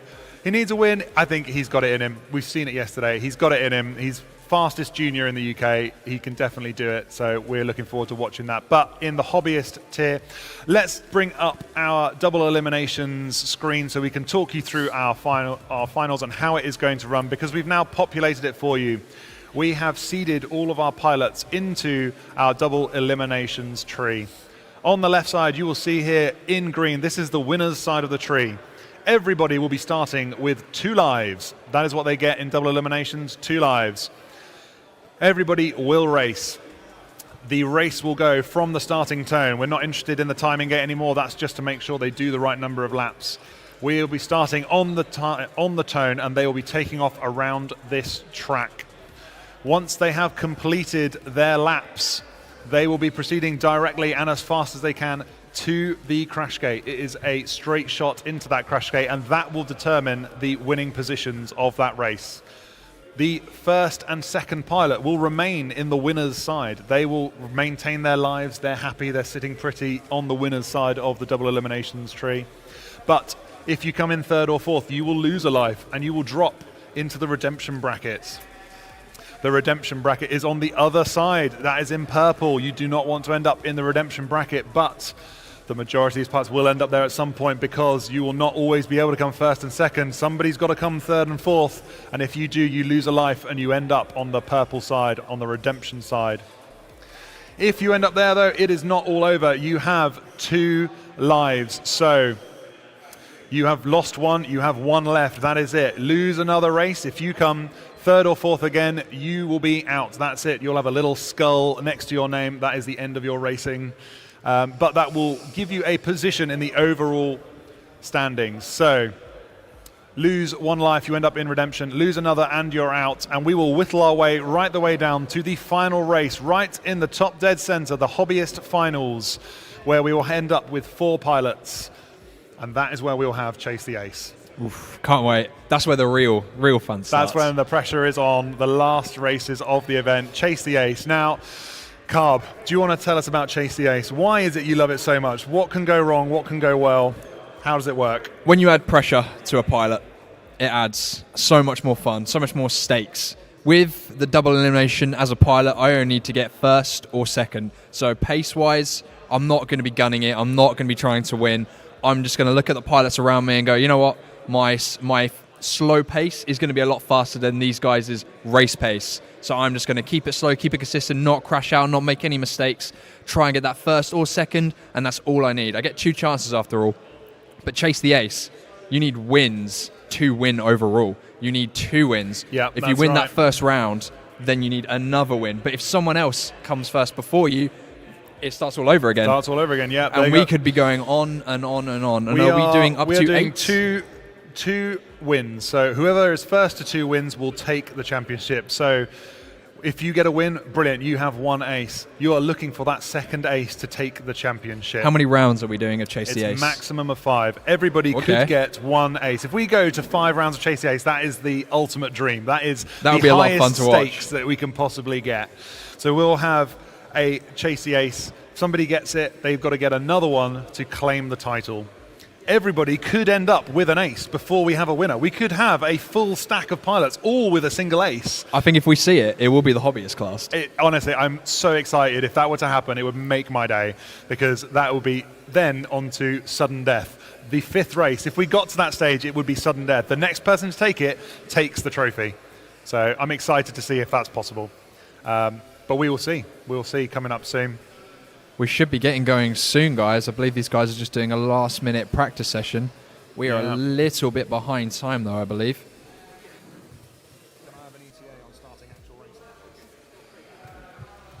So, yeah, looking forward to some racing there. Chase the Ace is a very interesting format. It was something that the pilots requested. Oh, I've just heard a very janky drone going from their warm-up pack there. That was an unhappy drone. Don't kill it, guys, before the finals. Yeah. So new propellers needed on that drone. It's a little bit crunchy, but hopefully they'll get that sorted out before they start. Oh on no, their it was this is why we my give favourite Little Ed's drone. Oh no, not Ed. I'm going to start calling him Little Ed now. Little Ed. So we've got Small Yuki, so now we've got Little Ed. Little Ed. Well, he's just popped off back to the pits there to go and get some more props. We'll see him up shortly. So yeah, so let's find out, because what are people saying in chat land? Let's have a look. I haven't checked in with chat this morning. It might be a little bit early for people just yet. Sunday morning, I did say if you don't want to have an early start, don't come in Hobbyist. It is as simple as that. Simple as that, yeah, basically. Let's check it out. Oh, I need to find my my little YouTube link. Sorry, guys. Tell you what, though, I'm looking at some of these screens right now, and these pilots for hobbyists are not slow. Told you, they're quick. Told you. So who have we got in chat? Derpy is back. Thank you so much for joining us again. We've got a lot of people in chat checking in for finals. My gosh. Okay, Max G. Oh, I wonder if that's Glitch. That looks like Glitch, one of the German pilots. Hey, Glitch. Okay. How you doing, man? Really wish you guys could be here. Shame we've got no Germans on the I was about to ask, today. we've got no Germans, have we? No. We've got Matt Scully. Hey, man, how you doing? Nessie, V5T. Hello. Hello. Stefan Evil. That's a cool screen name. Like that. Nessie. Dark Energy FPV. Very cool name. Hello. How you doing? Pelug. We can only see the silver sponsor, but not you. That's because we wanted to highlight them to you. We want to make sure our sponsors are getting the recognition they deserve up here at Bird 2026. We've got Evit Karklins. That is Ree's mum. Oh, okay. I believe it's Ree's mum. Mum or sister? Mum, I think. We had Yuki's mum in here before earlier as well. We've got a lot of support from the family at the moment. Going for, she says, go Team Robo Pilots. So a lot of support for the Latvian team over there. We're hoping Ree will be coming on a little later to do some commentary for us, and we'd love it if he were able to do some commentary in Latvian. That would be fantastic. I need to look across my little thing here. Yeah, maybe a little bit later on we'll have him on. Hopefully we'll get some commentary out in your native language, because you don't want to always listen to us in English. I'm certainly not going to be commentating in Latvian. My Latvian is terrible. You speak a little bit Latvian? No, nothing, not at all. Oh, okay. That's why it'd be terrible. You had my hopes up for a minute there, wasn't you? I'm learning a bit of Japanese, but yeah, we'll not go into that. How else have we got? We've got Dronojad in the chat, also a pilot here. I love you, parrots can't fly. Parrots can't fly is here. I love you, Dronojad. Bit of love going on there. Yeah, a lot of love. For Dronojad and parrots can't fly. Werewolf. Is that one of the Were pilots? Werewolf. Yeah. That is not one of the Were pilots, I don't believe. You need to find a new pilot and call him Werewolf. That is a good name, but he's taken it already now. Whoever's He's Werewolf_PL, so I'm presuming he's Polish. Oh, okay. Hi, and good luck to Polish crew. Good luck from Werewolf, Polish pilots. Fantastic. Dronojad, come back to Poland with the trophy, and we will celebrate. Well, we will find out how Dronojad gets on a little later on. Who else is in chat? Clive, come on, Kiz. Kiz dressed up in his onesie. He's looking. I'm just like trying to a locate big him now. I yellow can't Pikachu. see him. He's hard to miss. He's in a big yellow Pikachu, but I can't see him. I think he might have taken it off. Oh no, he's right 'cause, here. He's having his last practice pack. Oh, there he There he is. So, Kieran Tarling, come on, Norfolk. Good luck. Excellent to see you, Kieran. Thank you for joining us. I believe you're in Australia at the moment, so it must be real late at night there for you. So thanks Love the for support. checking in. Yeah, he was here last year, just selling a few bits for us from the BTW Club shop. So really appreciate his support. So thank you so much. Martin Tam4, hey man. Cruise FPV, morning peeps. Gaming Vic, fixing my whoop and watching the stream. That is how I like to fix my whoops. That's the best sort of support. Watching drone racing and fixing whoops at the same time is how The we do it. multitasking. Yeah, it's real good because you can have a bit of, you can do a bit of like delicate soldering and then you're like, oh, they're racing, right? We'll have a look at that, and then come back to fixing some whoops while you listen to the idiots on the commentary. The idiots. Whoa, we're not idiots. All right, I'll speak for myself there. Maybe Dan Buster, not us. So how are we getting on? Let's see. I'm seeing some action.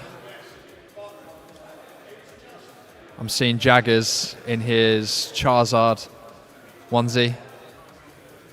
Yeah, we've got Charizard in the house. We've got Pikachu in the house. I've seen at least one or two other. I don't know. Pokemon I think around. the group of Popes is the key at the moment. They're winning. For team dress up, I don't know. I think the Italians with their popes and monks and I don't know the terminology. popes, monks, vicars, priests, all of them. We've got the whole all Catholic sorts Church in the house all of them today.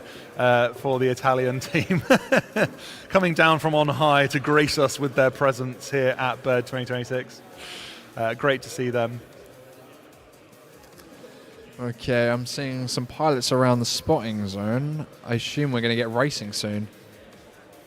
If not, we need to get a wiggle on because we are running we're very late late I today. think some of the pilots were having a bit too much sauce last night. I And think it I was, agree with you, to be honest. It has made a little bit of a slow morning. That's fine because that gave us time to sort out a few of the niggles that end up in the machine that we've ironed out, which is nice. And one of those things we've ironed out is one of the name badges. We can bring up a name badge for our lovely commentator here. I get a name badge You get now. a name badge now. Yeah. We'll see if that one works. I can bring it up on screen in a moment because we like to push the envelope with live streaming here. Yes. We are absolutely running things to the max. I shared the stream to my girlfriend last night and she said, Yeah. wow, the production quality has gone up tenfold since we last attended the event. Yeah, that is all down to Fellow Productions. So thank you so much, Fellow Productions, for raising the game for our live stream. I I'm hope trying you're to think- enjoying it out there in YouTube land. If you are, please drop a like and subscribe. All the cheesy taglines there. The little like and subscribe. Ping that notification bell. I've never really done that sort of stuff. If you don't go like this, they're not going to like and Pew, subscribe. pew, pew, pew, pew. Yeah. Ping those notifications and things. We'd really appreciate it. We try and bring out the best racing, and I've been told that we are now ready for the first of our races. So if we check who is coming up, it looks like on the line we're going to be having Woody, Viking, Birds Aren't Real, and the Han FPV.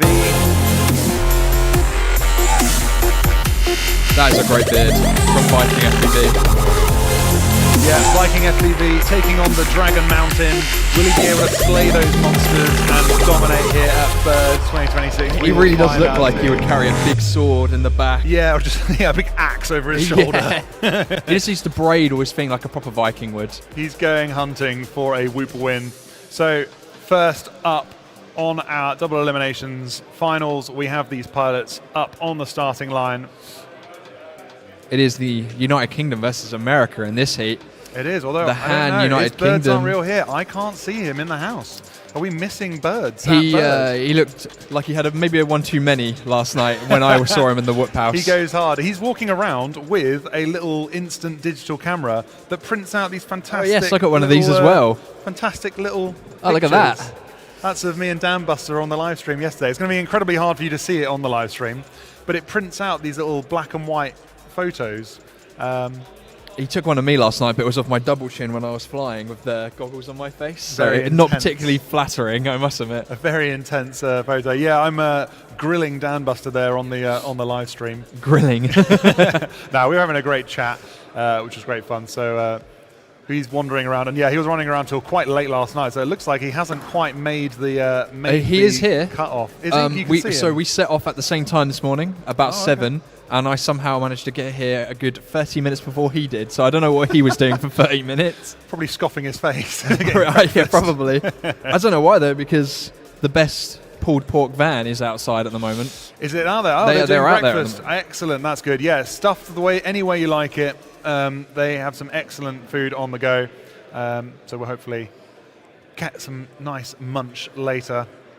What is going on with our pilots? Why are we not racing? We're looking I know, forward a lot to of the confused hobbyist faces. racing.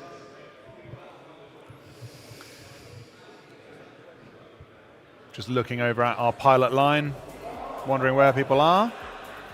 We want to get this show on the road. But if we can't do that, we can bring you some other interesting insights into the world of FPV racing. I think we might. I think we're getting going, aren't we've we? got movement. It looks like people are going. It looks Finally. like they're plugging in. Only potentially an hour late, but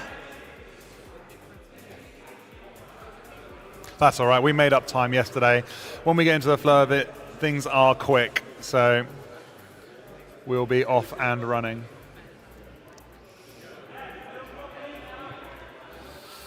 okay, pilots are plugging in their quads on the flight line.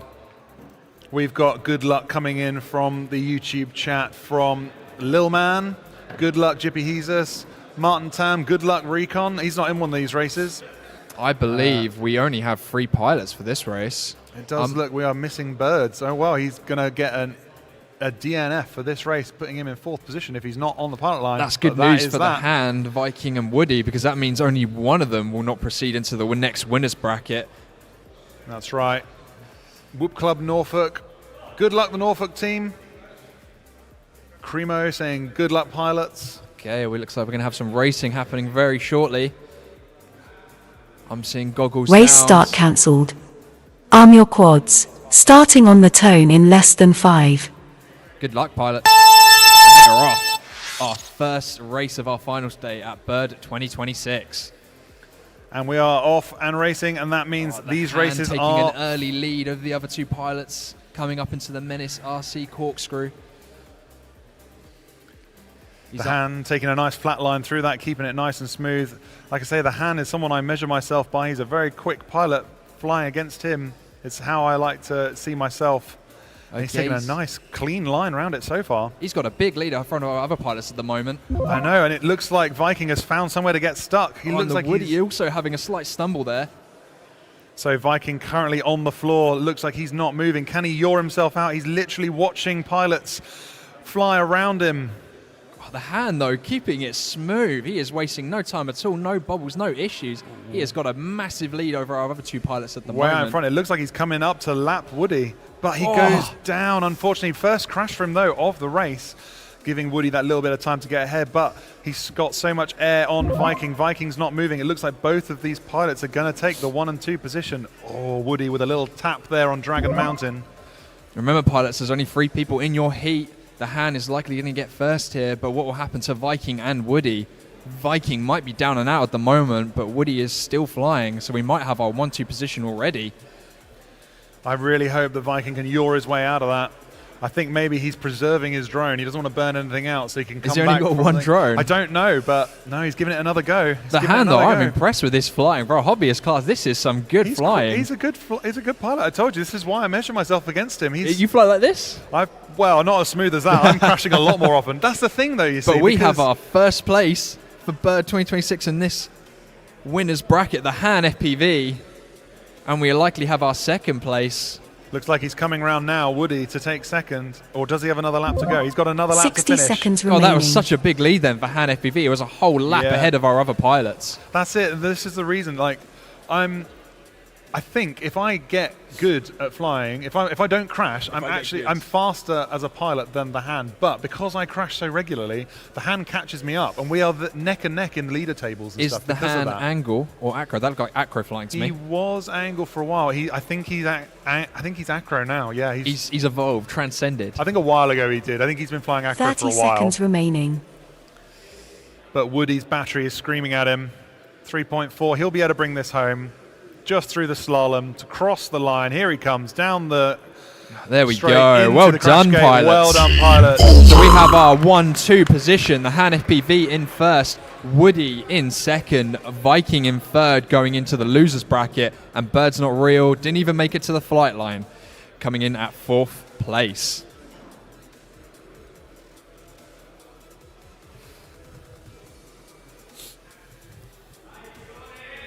We're just waiting for those results to be confirmed. They will get updated to But the I'm screen. 90% sure that was pretty clear cut. 90.9999%. No offense, pilots, but the hand took you guys by storm. Real shame to see Viking getting caught up there. On the track, we've taped down every single cable we can to make it as smooth as possible, limit the number of places it's possible to get caught. But he still managed to find one, which is a real shame. That's skill on its own. All on its own is a skill getting caught. Yeah, he managed it, and so he will be taking third position. Next up, though, we have Blix, Norfolk and Goods, Jippy Hest, and Les Cargo. I'm looking out for Les Cargo on this one. Come on, Les. Come on, lads, you can do it. You can Come get on, last legs. place. Don't do badly. You don't want to come last. You want to come first. I'm getting a cheeky smile from Les. Blix, though, your favourite pick. I would love to see Blix come first. Having not flown even for a year yet, coming to an international race of this caliber and being able to win the hobbyist class, that would be a fantastic story. That I'd would love be a to see that fantastic happen. story. Norfolk and Good, though, our only female pilot for this event. What are our predictions? First, second She's place? good. She's a very good pilot. She's also a very smooth, controlled pilot. She's not a stabby, go full throttle and then have to do hard turns one. She's super clean, super consistent. I'm hoping that the race pressure won't affect her. She's got a lot of experience in RC racing, if not drone racing. She used to in race RC cars? Yeah, RC car Okay. racing. For a long time, she was doing RC car racing. And so she's got experience in a track and a race environment that I think will definitely come into its own here. I'm seeing 4 quads on the line, though, so we're going to get going again very shortly. From our last race, so that is confirmed. The Han FPV and Woody are going into the next winners race, while Viking FPV and Birds Aren't Real are in the redemption bracket. Yeah, losing one of their lives already. Dropped into redemption bracket, but on the line are our pilots. Come on, Les Cargo. All biased, all biased. They are going to get going very, very shortly. Arm your quads. Starting on the tone in less than 5. Good luck, pilots. And they are off. And it's 1, 2, 3, 4, all nice and cleanly through the All start neck gate. and neck, though. Here they Oh, go look into at the that. dive. Beautiful shot of them bouncing off the dive there. Blix, though, taking the lead. Oh, I don't know. Yeah. It's very close between Blix and Norfolk and Good at the moment. I told you, both of them very good pilots. That ability to cope with race pressure is another reason why They're both Norfolk's absolutely on my neck list. and neck. Norfolk and Good going for a rather unconventional method in that corkscrew, though. She is going to be taking Yeah, the and Norfolk first round place to so the far, first though. lap, followed closely by Blix. But coming round on the slalom, we have Jippy Heezus chasing them down. He's battling to get out of that drop position. He wants 1 or 2. Blix currently out, just chasing down Norfolk. She's out in front into the Mexican section. She has got a big lead in front of Blix at the moment, though. Blix has got to do some catching up a- if he wants that first place. Yeah, about 3 sections ahead, but he's in second. He's okay. He's still in the winner's bracket. He's doing all right. Keep it clean. Norfolk into the slalom as she Les comes round to Cargo. finish her second lap. Struggling a little bit there with the Mexican ladder. Come on, Les. We know you can do better than this. You're just sandbagging. Oh no, and Blix has a bit of a wobble on that dive gate, but catches it, and he's really hot. Oh, on we've the had a tail change of Norfolk. position. That's Blix it. is in front of Norfolk and Good at the moment in that first place. Nice Oh, and a overtake. slight bobble from him. But he knows the pressure's on. It's a close race between them. They're both on that Menace RC, but the first one out of it is Blix, now in first position. But another bobble, and gives time for Norfolk to try and catch up. They're both across into the Menace hurdle. Who's going to make it out there? I can see Drone in front of Drone, but it's Blix into the slalom first, coming around to he's cross taking the line. lead. And into the He crash is gate done. goes Blix, taking first place. Hot on his heels, it is Norfolk. Oh, he's and 1, good. 2, 3. Look And at I that. Good wasn't- racing pilots. I wasn't even watching who was in the bottom right. It was Les Cargo. Did he just parked it, or did he do all three of his God, look at that laps? replay. I think Les Cargo parked it early. Okay, so not confirmed, but at the moment that was Blix in first place, Norfolk and Good in second, Jippy Hess in third, and unfortunately, Jippy Hess. Well, how are we pronouncing? Jippy Jesus. Jippy Jesus, sorry. He got told off for being hippie Jesus. So now he's Jippy Jesus. Jippy Jesus. It's a bit of a tongue twister, isn't it? And unfortunately, Les Cargo. Well, maybe not unfortunately for Les Cargo. He loves it. He really wants He to really get loves that last it. Les position. Cargo in fourth place. Standing up for mollusks everywhere. Come So on, that Les. is Jippy Jesus and Les Cargo going into the redemption bracket. But Blix and Norfolk and Good, you guys are staying in the winners bracket. But next up, we have got CAFPV. Fiorix. God, these names. It's Italian, man. Come on, Fiorix. Fiorix. Fiorix. Put the hand out there. Get it Italianated. Oh, God. Isn't this offensive? You've got to read it. You've got to read it in italics.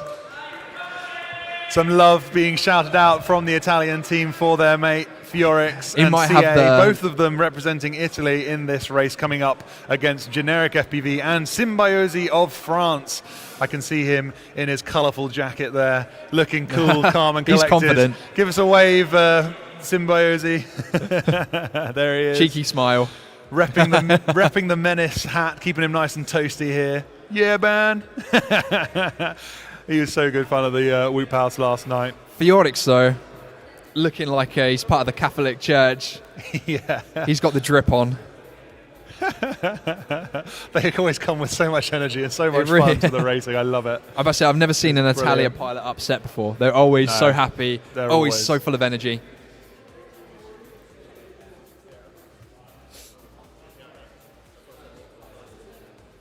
Just waiting for those last ones to be confirmed, and we can see them being entered now into our race system as they do it. I know that Les Cargo came into the crash gate a bit early. Just wanted to We make don't like to sure- assume that Les Cargo came last, but we're pretty sure Les Cargo Pretty sure he came last. He's keen on coming last. So It is his favourite thing as a mollusk. Yeah, so we want to make sure we're getting all the things right, and it is confirmed now.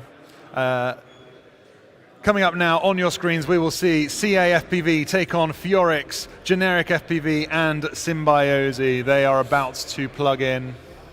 Someone, I think, has just run off for a battery. Who knows? So I'm only seeing 3 pilots of the flight line at the moment. We're missing one. someone. Who are we missing? We've got the 2 Italians. We've got Symbiosi. It looks like Generic FPV is MIA. And maybe another tired head this morning. Another too many drinks Who last night, knows? potentially. Who knows? I know Generic. I'm going to have a quick private message chat to see if he has sent anything. I haven't got any messages from him, so I can only assume he's here. But if he's not in the room, he's not going to be flying, and that will give him a last place. It looks like it's been called by the race director. Okay, 3 we are going pilots without on the him. starting block. Sorry you aren't here, Generic. Too bad, you're getting last place. Bit of a replug for Symbiosi there. We're going to keep this race interesting, though. That means only one pilot needs to go into our redemption bracket. Yeah. I'm going to bet my money on CAFPV, only because of how well he's dressed. Okay, cool. You think CA is what, dropping into redemption? No, CA he's gonna will be be going okay. first. He's going That's through what first. I'm saying. Okay, Arm your cool. quads. I'm hoping Starting on the Symbiosi, tone again, in another less than pilot that's 5. Not raced much. No, this is his first race. So I'm They're off, interested to though. see, how he does. They're all neck and neck going up into the Weebly drop gate. 1, 2, 3. All of them make it through. Yes, all of them can get through the Dragon Dive and into that 270 across the Menace RC barrier. Wow, these guys have really stepped up the speed a bit. It looks like we have Fiorix out in front. Fiorix rocking that HD0 whoop at the moment, and it's paying off for him. Looking beautiful as well, and I think that glow around him must be coming from on high. We have a completely lit up red drone flying around to the back of Dragon Mountain. He's already and onto his dropping second through. lap. Look at He's that. absolutely flying. He's a good pilot, and I think you might have called the wrong Italian there. I think, my money is on the wrong person at the moment. You're letting me down, CAFPV. Pick it up in pace, please. Because otherwise, Symbiosi, who is currently sitting in the 3rd position, is going to get caught up to you. That's it. And they are going around this track. It looks like Fjorix, though, taking it by storm at the moment in the 1st place. He's wasting no time at all. Onto his last lap. He's going to take that dive. Nice little dive through. Beautifully controlled spin as he goes round to the finish. He's going on to his 3rd lap. Nice. Symbiosi struggling a little bit there with the drop gate. He is still in 3rd position at the moment and will need to pick up the pace if he wants to stay in this winner's bracket.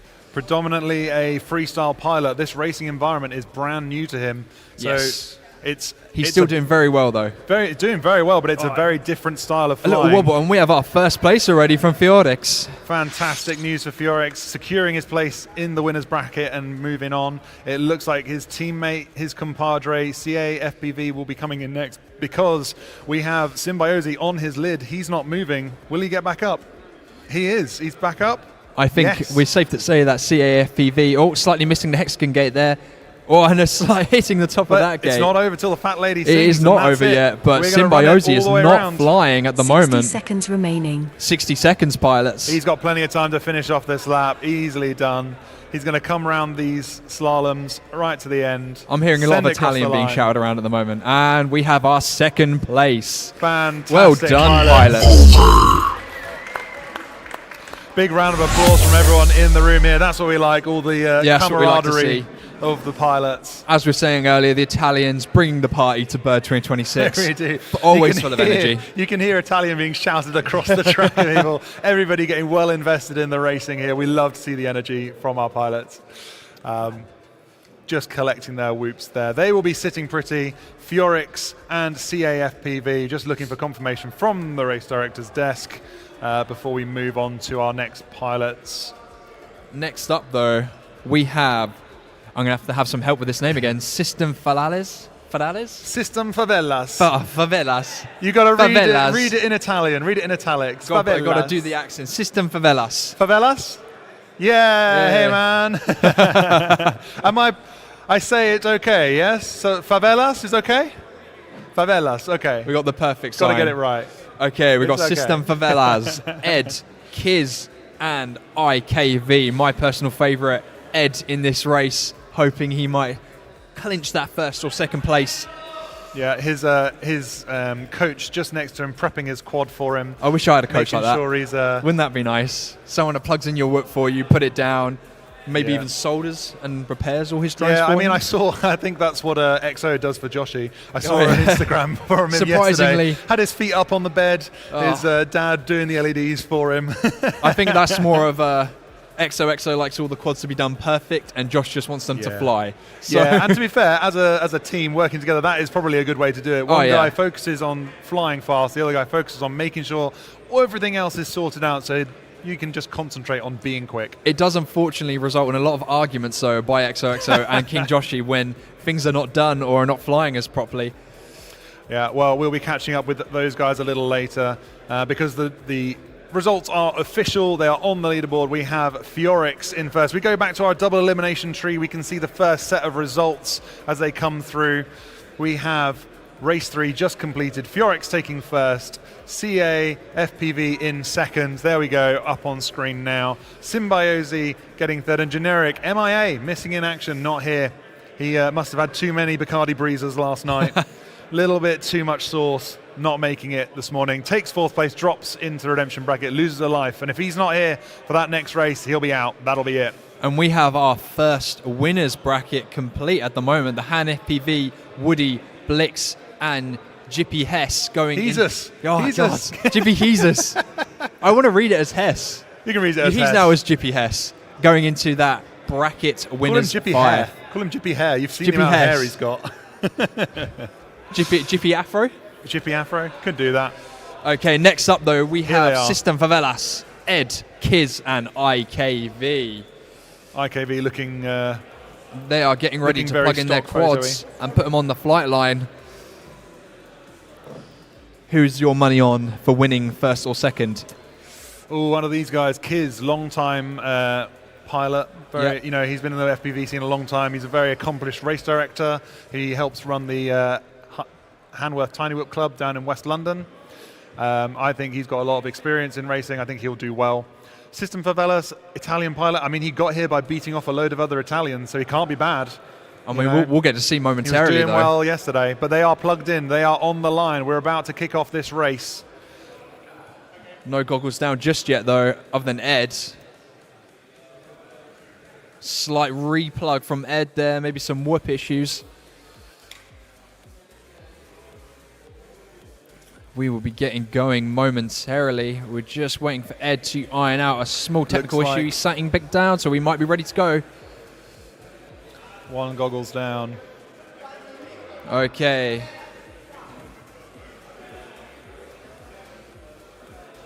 We look like goggles are being put down. They are ready to go. Beautiful shot of the front of our drones there and the Drone Racing Cornwall starting block. Once again, highlighting the production value in this Bird Arm your 2026. quads. It's Starting so on good the this tone year. in less than 5. And they're less than 5 pilots. Good luck. And they are off. 1, 2, 3, IKV 4. bringing up the rear there slightly. All of them neatly off the line though and away. That's what we like to see, crossing the start gate. System of Velas, though, this is looking like elite flying. This is not He's hobbyist quick. flying. What are you He's doing quick. in here? You're He sandbagging. qualified top of Hobbyist. And he does the right-hand corkscrew as well. Yeah, he I think he just qualified- wants prizes. He qualified top of Hobbyist, and I think that is just a symptom of all of the rest of the high-quality pilots we have here. Okay. Unfortunately, we only have so many places in each class, and he's clearly a very fast pilot. Ed, though, keeping it nice and consistent. We have our 1-2 at the moment, I think. Oh, System for But- Velas taking a slight wobble there on the Mexican ladder. section, he gets taken down. On and another hit. bubble. The pressure getting to him. Maybe this is why he's in Hobbyist. We'll see if he can cope Maybe with the not as pressure. consistent as he would like to be, though. But But he is not- looking rapid at the moment. Oh, no, I think Ed might be stuck underneath But the not Menace far RC behind banner. him. We also have Kiz, who is in acro mode at the bottom of your screen there.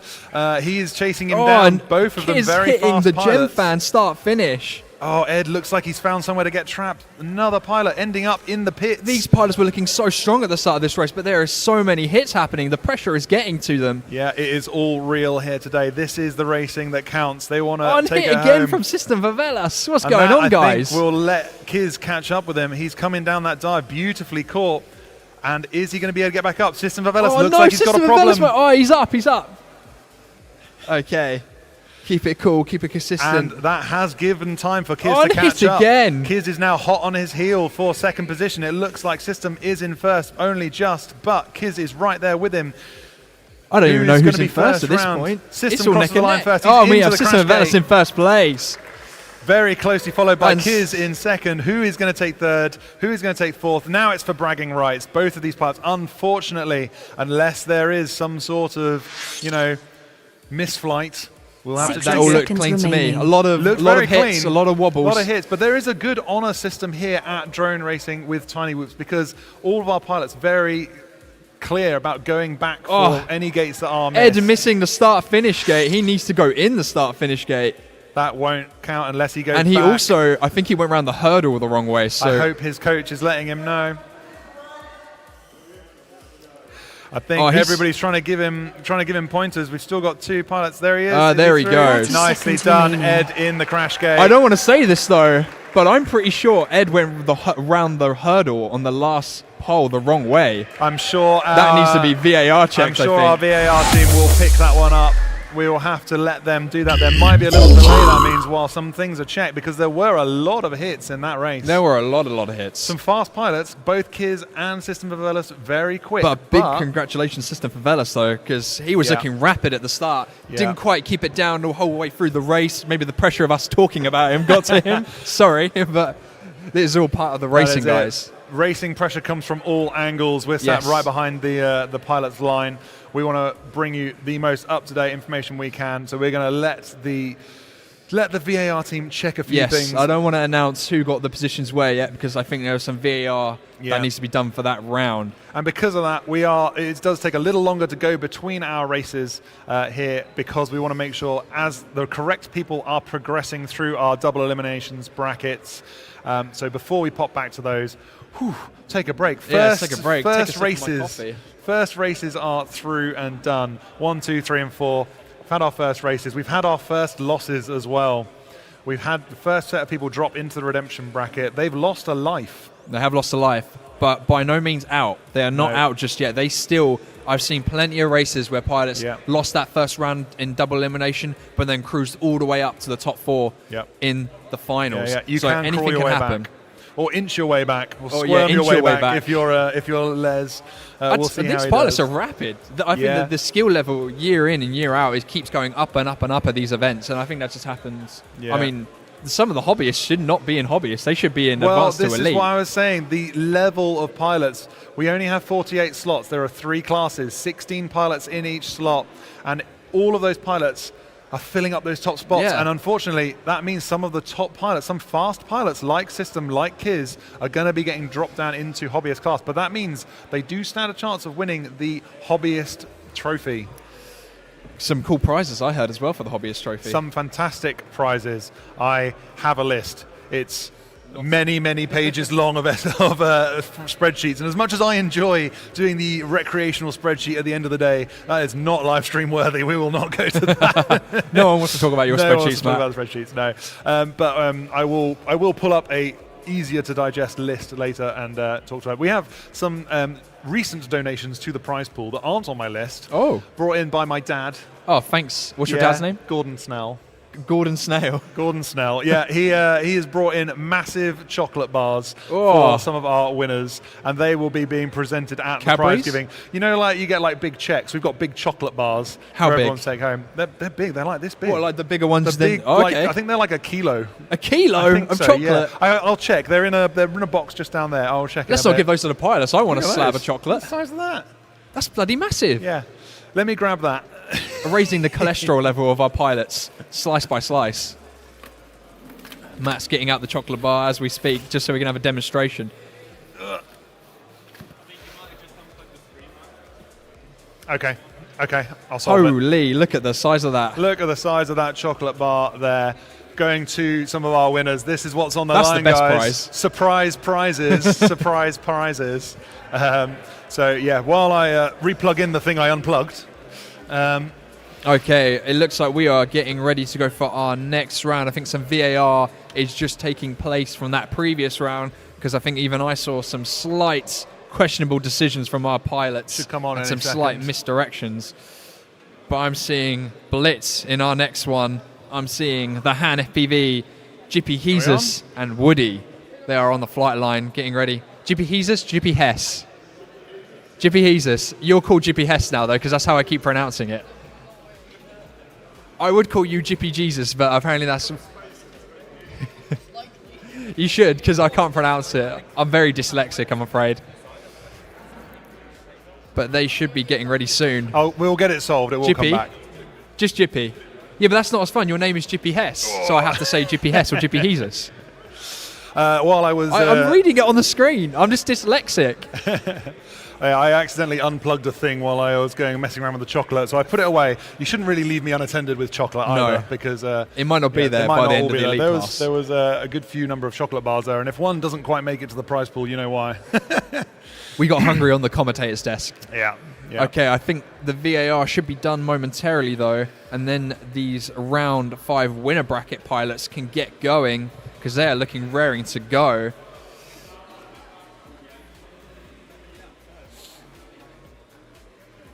They're on the line Slightly waiting concerned faces running up to the race director's desk at the moment.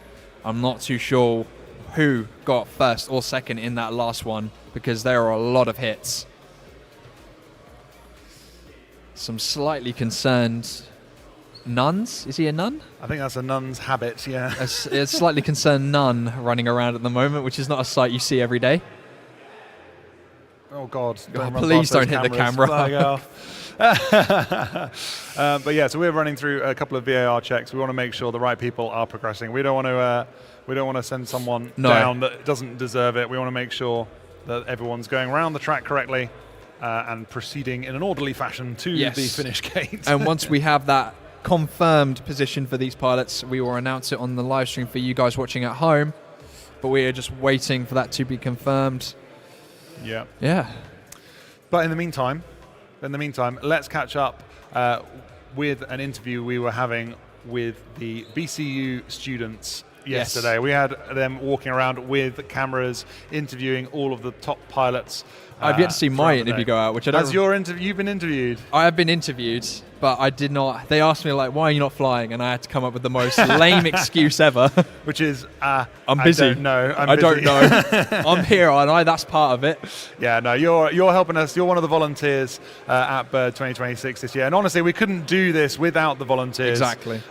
So many people, when I put out the call to the world of FPV saying, look, this thing has grown all sorts of legs and arms. It is not a one-man band anymore. It's not even 2 or 3 people, mates down the pub. We need serious numbers of volunteers to come here and help us out, and they really stepped up. And even if you're here just for the setup or pack down, Yeah. it helps. Yeah, it Light really all hands helps. make the devil's work, as they say.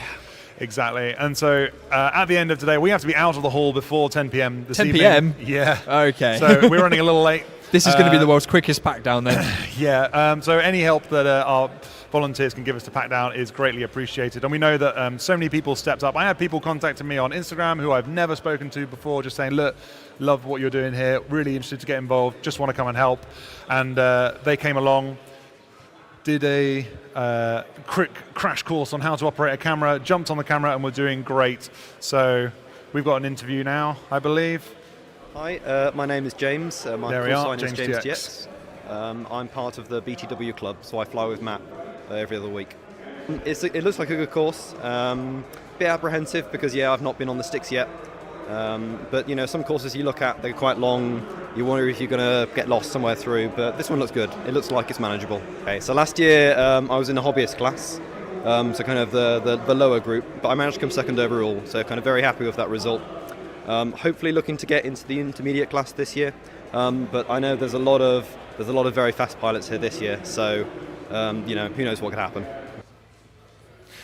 That was James TX, one of our BTW pilots there, having a great interview with the BTU students. Rocking the Superman onesie. Yeah, he's it's probably, until all the Italians rocked up, that was definitely my favourite onesie. Who doesn't like Superman? Snorlax, I think, is still my favourite, but the whole collective effort of the whole Catholic Church turning up in one fell swoop, I think was quite funny. Yeah. So they definitely get some points for that. So we're just... we're looking to confirm the final positions, and it looks like they have been entered into the results table. I did think that would happen. So it looked like the Ed may or may not have gone round the wrong way of the hurdle there. We can now go to our double eliminations brackets and reveal the results to you, because hang on, I've read that wrong. Favelas, it looks like, has had a bad time of that race. Something must have been caught in the VAR review. That means he is not progressing through. He must have missed a gate. I'm going to ask for someone in my ear to find out what happened there. Give us the lowdown. We will report that back to you. But that means Kiz and Ed are moving through into the winner's bracket. Congratulations, Kiz and Ed. You've kept alive in the winner's bracket. My two favourites. And System Favelas dropping into the redemption bracket. What did I say? Kiz and Ed going into that 1-2 position. Yeah. I think I picked correctly. I've just got coming through in my ear now, he missed one gate and he missed a dive gate. I think him running backwards and forwards, trying to talk to our marshals, he was hoping that he had bounced through, but it looks like the VAR team have confirmed he missed a dive gate, and that is what put him to the bottom of the thing. That's real unfortunate. The excitement of the racing meant that he missed a gate and will therefore be fourth in that race, losing him a life and pushing him into the redemption bracket. But we know he's a fast pilot. Yeah, he's a very quick pilot.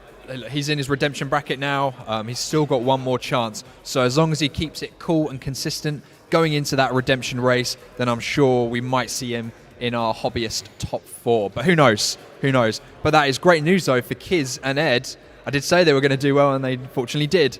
So that's Kiz in first, Ed in second, IKV in third, and System Favelas in fourth.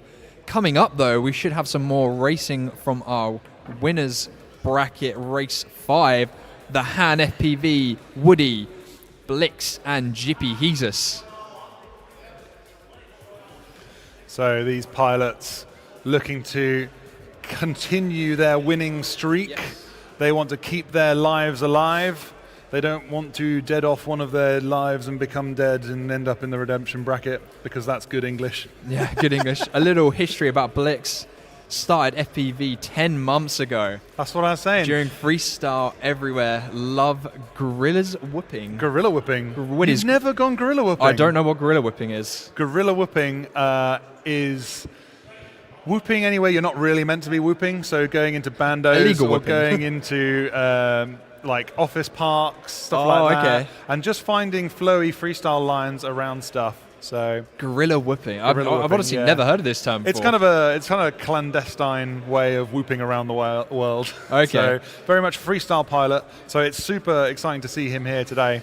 He said he learned by taking part in Race Scout, or not Race Scout, iGal, and he got 15th place, which is a great way of getting into the hobby. If you want to have a racing competition in your own home, you can join either Race Scout or iGal, and that is an international leaderboard. And you can set up the track in your own home with PVC pipes, and it will get you racing and get you in that competitive mindset.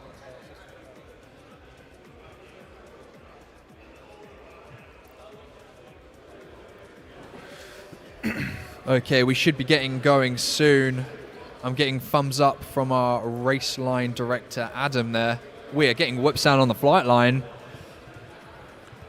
1 plugged in, 2 plugged in, 3 plugged in, 4. Look at those lovely whoops there.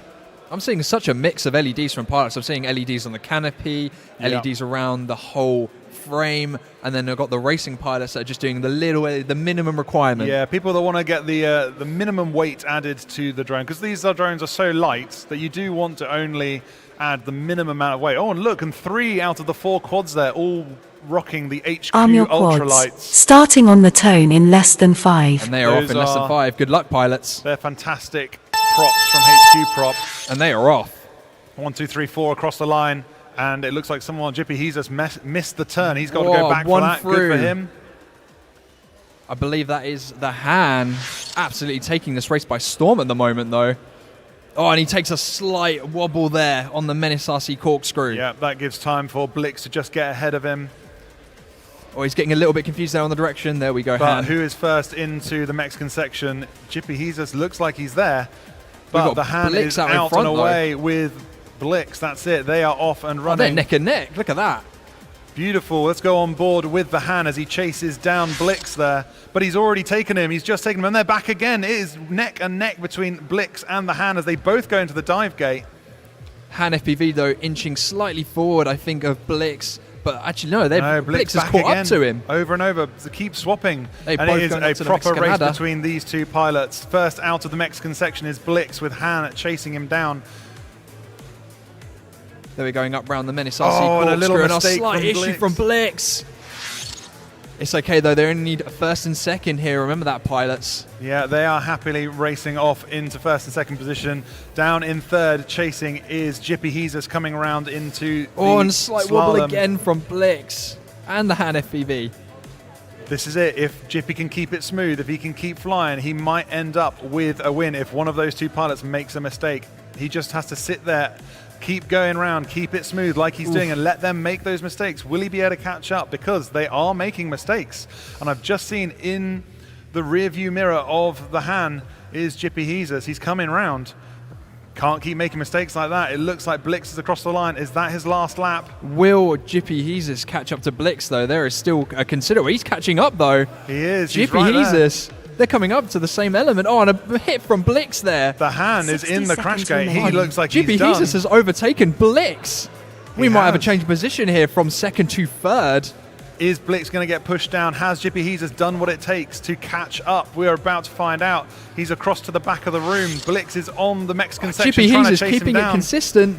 We might have a change of position here. Blix crashing out again. Jippy Jesus are going up into the hurdle, coming up to the start-finish gate. There we go. Congratulations, Jippy Jesus. They're making it work. I believe we have our first, 30 second, seconds and remaining. third for positions. Fantastic flying pilot. Great job, pilots. Excellent news. Woody bringing up fourth position, ending upside down at the end there, but on the target, you can just see him at the bottom of your screen watching watching Blix bring up third position. We will, of course, double check with our race team, but fairly conclusively from the commentary box. We're happy with that. I couldn't see any No, gates that all missed. looked fine. But the catch-up that Jippy Jesus did to Blix when Blix was struggling to get that perfect line on the drop gate, I mean, it made all the difference. And he was a fair few gates away from catching up to second place. Certainly but he made it work. Certainly at least half a lap back. But Blix and the hand making mistakes that let Jippy Jesus, very smooth pilot, catch up And with these him. are small mistakes, but it is enough time to let these pilots catch up. But the hand, though, taking the other pilots by storm, I am very impressed with that flying. Told you, he is a quick pilot. This is who I measure myself against. Dare He's I say quick. that is a winner for a hobbyist, potential winner. Potential winner for Hobbyist. He's right up there for sure. I'm interested to see who's coming up next and whether we've had confirmation of those results. They haven't come through just yet, but I can see walking up to the line. Coming up next, we have Fiorix. You got to read it in italics. You have got to read it in Italian, or it just doesn't work, does it? Fiorix, CAFPV. Oh, that's not so easy to be Italian about. CAFPV. CAFPV.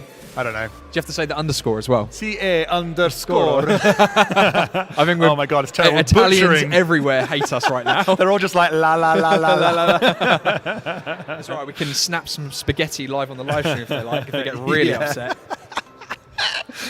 Italian torture. Fiorix, CAFPV, Kiz and Ed, your little favourite there. Yes. The little FPV pilot Kiz that could. and Ed, they made it work in that last round. Yeah. Maybe they knew something we didn't when we were watching the screen. Maybe they knew that system Fiores made some mistakes. Yeah, but maybe. we will see. We are just waiting for the results from that last round to be confirmed because I am interested to know. It felt like it was pretty clear cut who came in that first and second position. Yeah, we want to make sure we're sending the right people up and the right Yes. people down. That'll be the worst thing to do, is send the wrong people the wrong way. What are people saying in chat land at the I moment? was just thinking the same thing. Let's catch up with chat. Don't want to neglect chat too much. No. Okay, let's check in. Who have we got? There's lots of people tuning in and chat. We've got 35 people online with us. Hi there out in YouTube Give us a land. wave, 35 people. We can't see you, but we assume you're waving. We'll feel the love.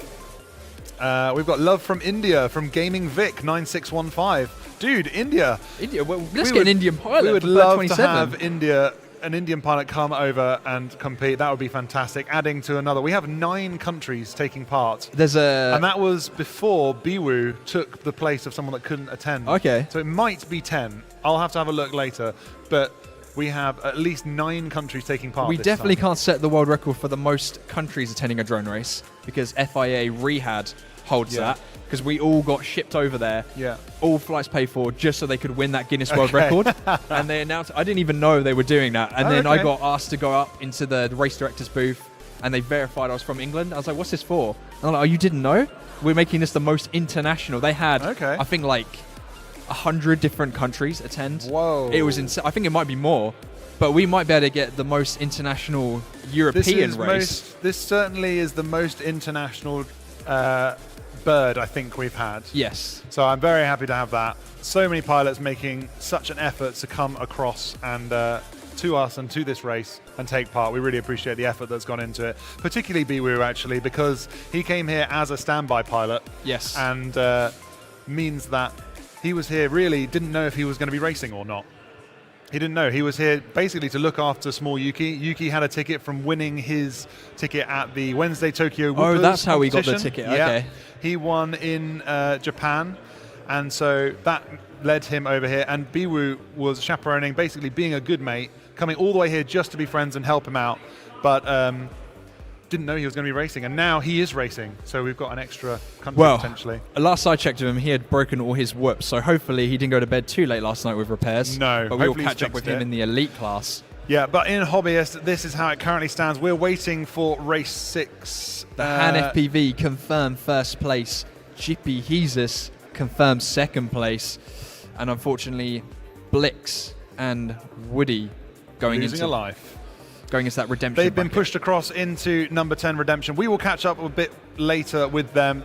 The Han Jippy Jesus proceeding to number 7, but who is going to meet them there? Who of race number 6 is going to make it through? Next up, we have CAFPV, Fiorix, Kiz and Ed, the little FPV pilot that could. Last time these pilots were, the Kiz and Ed were both in that 3rd and 4th position, but Fiorix, not Fiorix, sorry, System Favelas. I'm getting confused with my Italian now. Made some mistakes, and that bumped those two guys up to first and second. I'm going to place my bets that Kiz and Ed are going to do well in this race. If they keep it cool and consistent like they did in that last one, I think it's been very proven at this point in the racing that pilots are going to make mistakes, and you should play off that in your finals bracket. Definitely, the slow but steady wins the race is paying off here, and the hobbyist class. If you're just joining us out in YouTube land, thank you for tuning in. You're coming in at a great time. We have got some hot racing, a few results already through, some people losing a life already, and we are about to tune into race 6. Okay, I'm seeing 3 quads on the line. Fiorix having some technical issues potentially. I think that's the only box goggles, the HD0 box goggles that I've seen. A great affordable option if you want a digital FPV racing goggles and also wearing glasses. We're having some technical issues on the line. It looks like we've got a couple of it looks like pilots issues. are unplugging. If they don't get this issue ironed out, we will have to go without them, unfortunately. We have a tight schedule to keep to today. I think it is just a channels issue. Maybe they checked in on the wrong channel, so it looks like somebody's going to need to change. That's okay. It's a fairly quick process, and we'll get them up and flying. I'm hearing shortly. a lot of shouting from the race directing group at the moment. The excited Italians want to make sure they're on the right channels. Of course they do. They want to have good video going around this race. But they were sat on the line for a little bit there. Maybe they'll be putting in a fresh battery for this one. Oh, surely not. I wouldn't put in a fresh battery for this. No? Or I'd be, I think you would. You're a competitive guy. I'd bring a battery with me and a spare wood. Well, yeah, that's what I mean. You're I've prepared. been to many races where I've been told off for wasting people's time about bringing them, so I now always bring 2 quads to the line with me to save time. Yeah, because Pitts is across the other side of the racetrack and running backwards and forwards. We'll definitely tire out our racers, so we want to make sure. It's a little jog is a little bit too much for some of these guys. Yeah. But getting on the right channel, it looks like. That's good. Fiorix there. That's not Fiorix. CAFPV, apologies. Rocking the... Is he LARPing right now? Is that the correct term? Live action roleplay. Yeah, that's the correct term, I suppose. Yeah. Well, it's is he going to bless his quad before he starts? He's dressing as his hero, As his hero, okay. He's taking all the help he can get from on high to get him around this track in first place. Okay, we have pilots goggles down though. They look like they're about to get ready. I love how CAFPV has got that clear radio just like mine. He knows what a good looking radio looks like with the purple LEDs going around it. Starting on the tone in less than 5. Good luck, pilots. And they are off. I'm loving the Mario start tone that we have. Such a great choice. I'm glad someone picked up on where that tone's from. All I need now is like the coconut mall background music, and then this race would be perfect. We're having some slight issues for Kiz. Kiz is being stuck on the Menace RC banner at the moment, though. We have some very bad video from CAFPV. Fiorix out in front, though, coming up to finish his first lap, closely followed behind by CAFPV, Ed, and Kiz. Oh, it looks like Kiz might be done, though. He is getting very stuck at the moment. It looks like he might be behind the crash gate. He's trying his hardest to get it out. Pilots, though, neck and neck. CAFPV, Fiorix, and Ed. They're all neck and neck coming up to the Menace RC corkscrew, going up onto their second lap. They're all 3 neck and neck. They want that first and second position. And it looks like Ed has taken the lead at the moment, though, followed up by Fiorix behind him. And CAFPV struggling to get through the start-finish gate. Oh, it is neck and neck at the moment between Ed and Fiorix. I wonder who's going to get first and second. Ed going up to finish his lap. Oh, and a crash from CAFPV making his video even worse. Oh, and that is Ed done, getting the first place position. Fiorix cruising into second place. And we still have CAFPV up in the air. Oh, and Kiz is now up. Oh, and he's crashed again. Unlucky Kiz. Ed and Fiorix, though, keeping it calm and consistent, but they were both battling it out, though, to get first or second. I will wait for confirmation from the race directing desk, though, to confirm who got what position, but from my eyes, both those guys will be continuing on into the winners 60 bracket. 60 seconds remaining. CAFBV though and Kiz looking like they're struggling a little bit there. Obviously, it doesn't matter too much for these pilots as their third and fourth positions have been decided. That is CAFBV going in at third. And Kiz is still flying, but it looks like he might be done. Unfortunate for Kiz there, getting stuck very early on the Menace RC banner, and took him a while for him to get out. I'm just waiting for confirmation from the race director's desk to see who got the first and second position there. Great racing though from those 3 pilots. Unlucky for Kiz though, getting stuck very early on in the race, but these things do happen.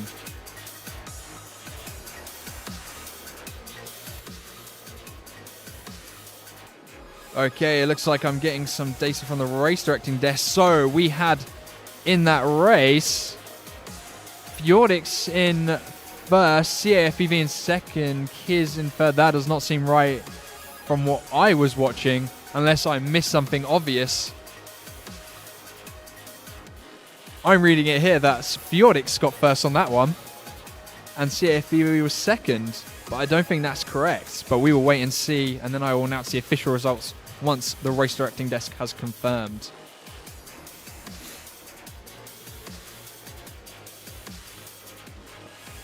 Look like there's some potential issues from those pilots.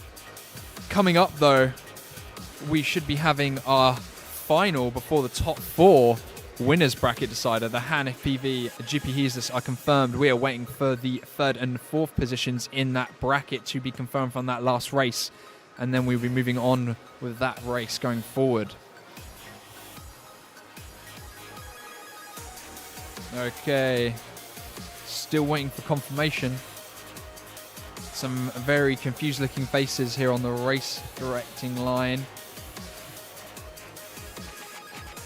How about we pick someone out from the crowd? Let's highlight Lex FPV and bully him a little bit. He's the Snorlax. Put your hood up for us, Lex. The green Snorlax. Let's bully him.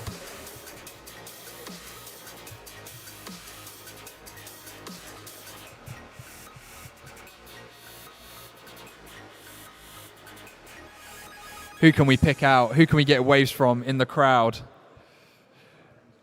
The camera's on you at the moment, Lex. Give us a wave. Lex FPV with the Snorlax. Give us a wave. Give us a wave, Lex. He doesn't look very impressed. Give us a wave, Lex. He's very confused. Yeah, you. Hey, there we go. Who else in the crowd can we pick out? Who else can we see? There's -1, our third place qualifier. He took TQ very early on in his bracket and held it for a very long time until we reached the C qualifying bracket, and it was stolen by Small Yuki and then King Joshi. Give us a wave, -1.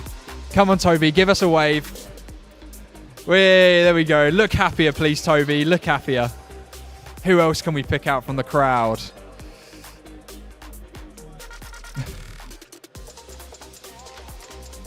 I'm seeing a lot of nervous faces, I would call it, in the crowd at the moment. A lot of pilots confused, maybe having some technical issues over there in the pits.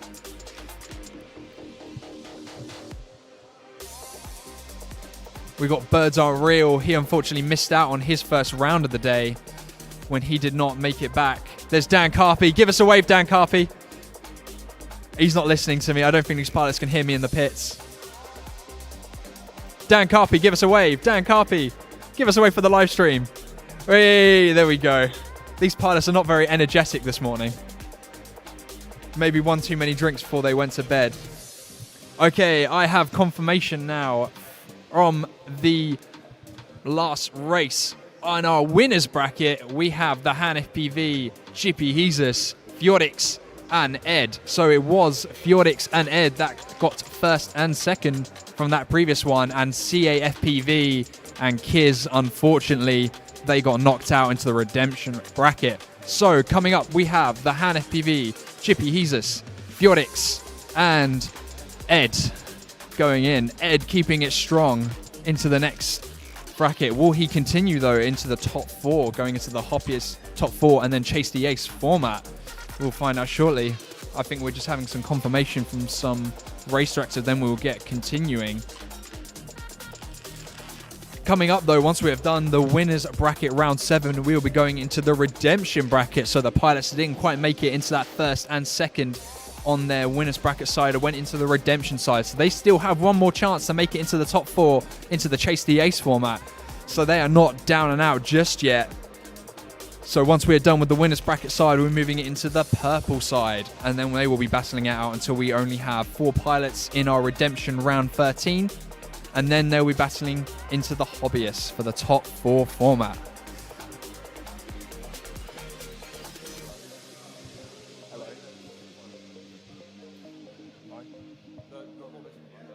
Oh, you want to do Group B? Yeah, sure. Okay, next up, the Han FPV. My personal favorite, actually. I'm not liking Ed anymore. I think Han FPV is the strongest pilot out of this group. Fjordix, Jippy Jesus, and Ed. But I tell you what though, he is making it work going into these winners bracket. He was not looking like he was doing too well, but the other pilots allowed him to push through into first and second. He's been making it work, staying in the winners bracket up until now. Whoever gets first and second in this group will make it into the top 4 for the Chase the Ace format, and then one of those pilots might win first. After this group, though, we will be moving into the redemption side. Okay, I have quads being plugged on the line. Nerves coming in from these pilots right now. If they mess up this round, though, they do get moved into redemption bracket. But if they get first and second, then they are done for a little while. Maybe some repairs need to be done before we make it into the Chase the Ace. And Matt is back in the commentating seat. At a good time, yeah. It looks like everything's been popping off. Yeah, you're right. That's it. 2 of the pilots will be sitting pretty in the championship slot, waiting to see who will be challenging them for the title of Hobbyist Winner Bird 2026. Arm your quads. Okay. Starting on the tone in less than 5. Good luck, pilots. And they are off. 1, 2, 3, 4 through the starting gate. That looks great. They're all the streaking hand, to the back though, of the room. Absolutely sending it into 1, that drop 2, gate. 3, 4, all through nice and clean. That's what we like to see. But a little bobble there from the hand, Oh, but he's still Ed's across. pulling out a lead in front of the Han FPV, going into the Mexican ladder. He is coming up into the final Menace RC corkscrew, going up into the hurdle to complete his first lap. Followed up shortly behind all 3. Oh, and a slight wobble there from the Han FPV, giving Fjordix and Jippy Jesus a chance to catch up.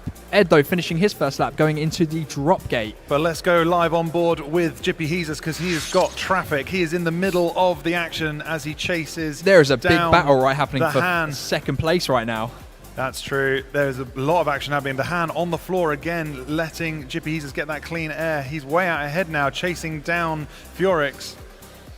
Fjordix just out ahead. Ed way up into, what is his second lap now? Ed is making Way it out. work right now. He is sending it. There he is, a massive lead in front of the other pilots. But maybe a little wobble or something might allow the other pilots to get that first place finish. But it looks like it is Ed in the lead, followed by, we got Oh, and a slight Fjordix. issue there from Jippy Jesus. He is currently sitting. Ed. Oh, and he's battling. It is Ed, Fjordix, the Han, Jippy Oh, Jesus. and we have a first place finish there for Ed. He is done. That is it. Being followed very closely by Fjordix as he comes round across the line. He's into the crash gate. There we for go. number 2, Fjordix going through, coming in and second landing place in that championship. Congrats, position. pilots. He now is on the podium. 1, 2, 3, or 4. And the hand coming in third. Third for bragging Unlucky. rights, just ahead of Jippy. That is a fire alarm. That is a fire alarm. Ladies and gentlemen, we haven't been informed of any fire alarms planned. Please can everyone proceed to the exits. We will have to leave things and go. Keeping it interesting here Live at Bird. stream, we will be back shortly and we will pick up where we left off. Thank you very much.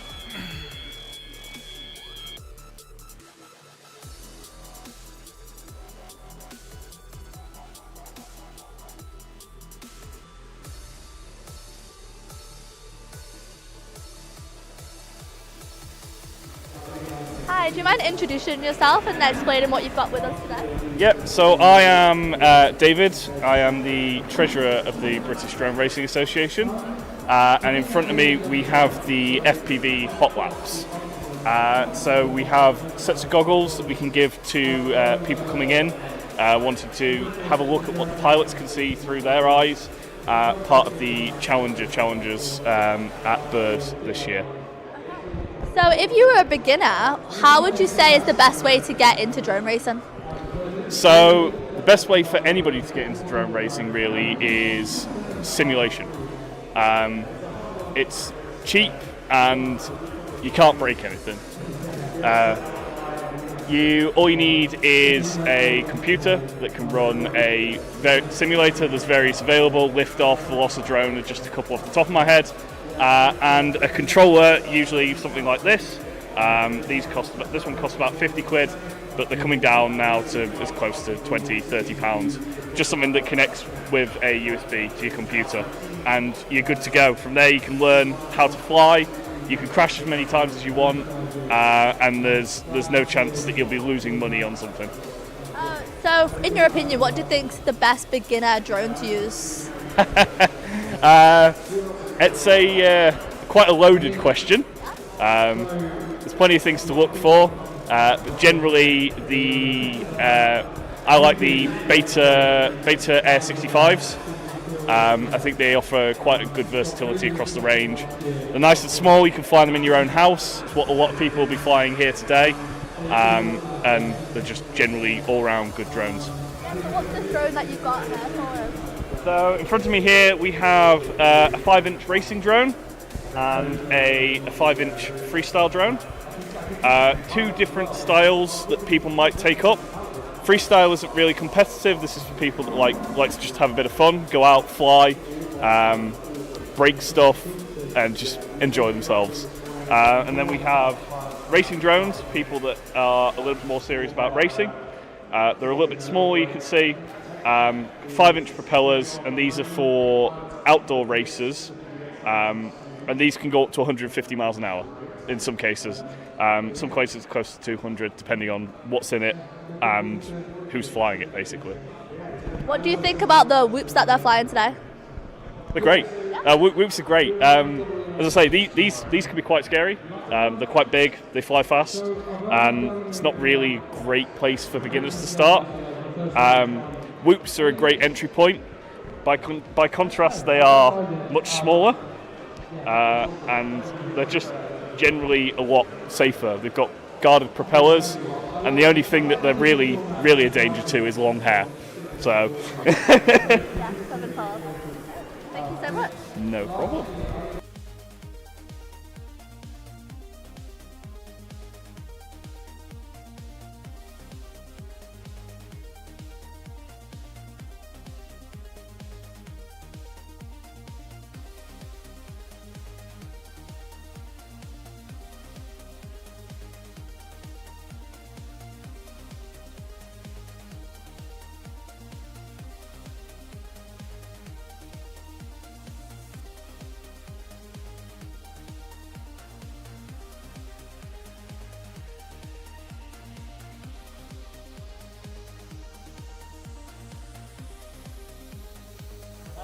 Test on radio mic in the car park. Test on radio mic.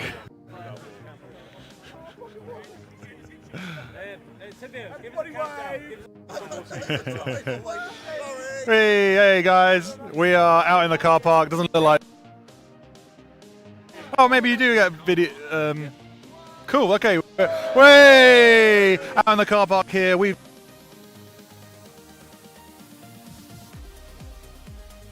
Watch out for the fire until we get there to go back inside. There were no fire alarms. A little bit while we get everything organised. I'm really hoping that we can look forward to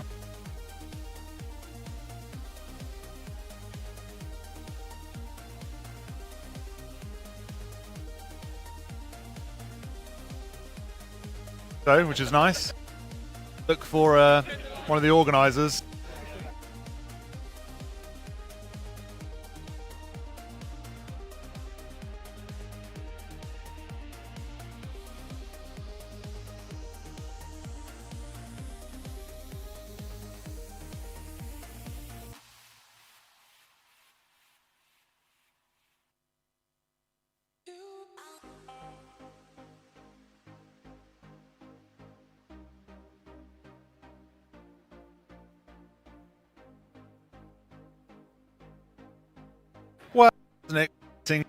Yeah, drone race we weren't expecting to get.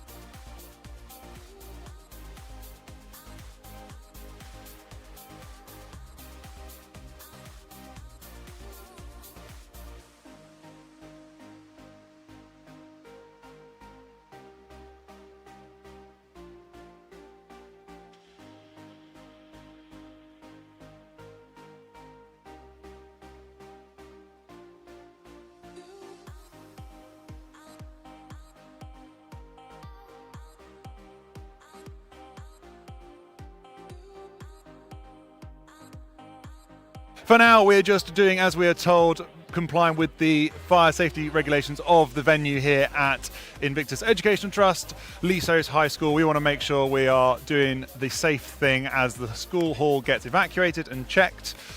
We will be coming back to you as soon as we can with the next racing, the next races coming up in our double eliminations for the Hobbyist final. We were just about able to finish that last race. I don't have the information in front of me right now. I do believe the hand is somewhere up in there. We'll have to check. But as soon as we get that information, we will bring it to you, hopefully at least by audio, if you're willing to stick around on the live stream for that. But if not, with any luck, we will be able to be back in the hall in short order once everything's checked, and we'll be back on the live stream, back up and running, and then kicking off the redemption bracket where we find out those who've already lost one race, will they be able to keep it together? Will they be able to make it up to that finals race or not? We will find out soon. But for now, I'm going to sign off from the car park and hopefully catch up with you in a few minutes. So thanks very much. This is Mini Roll signing off for a couple of minutes. We'll try and give you timely updates and be back with you soon. Cheers.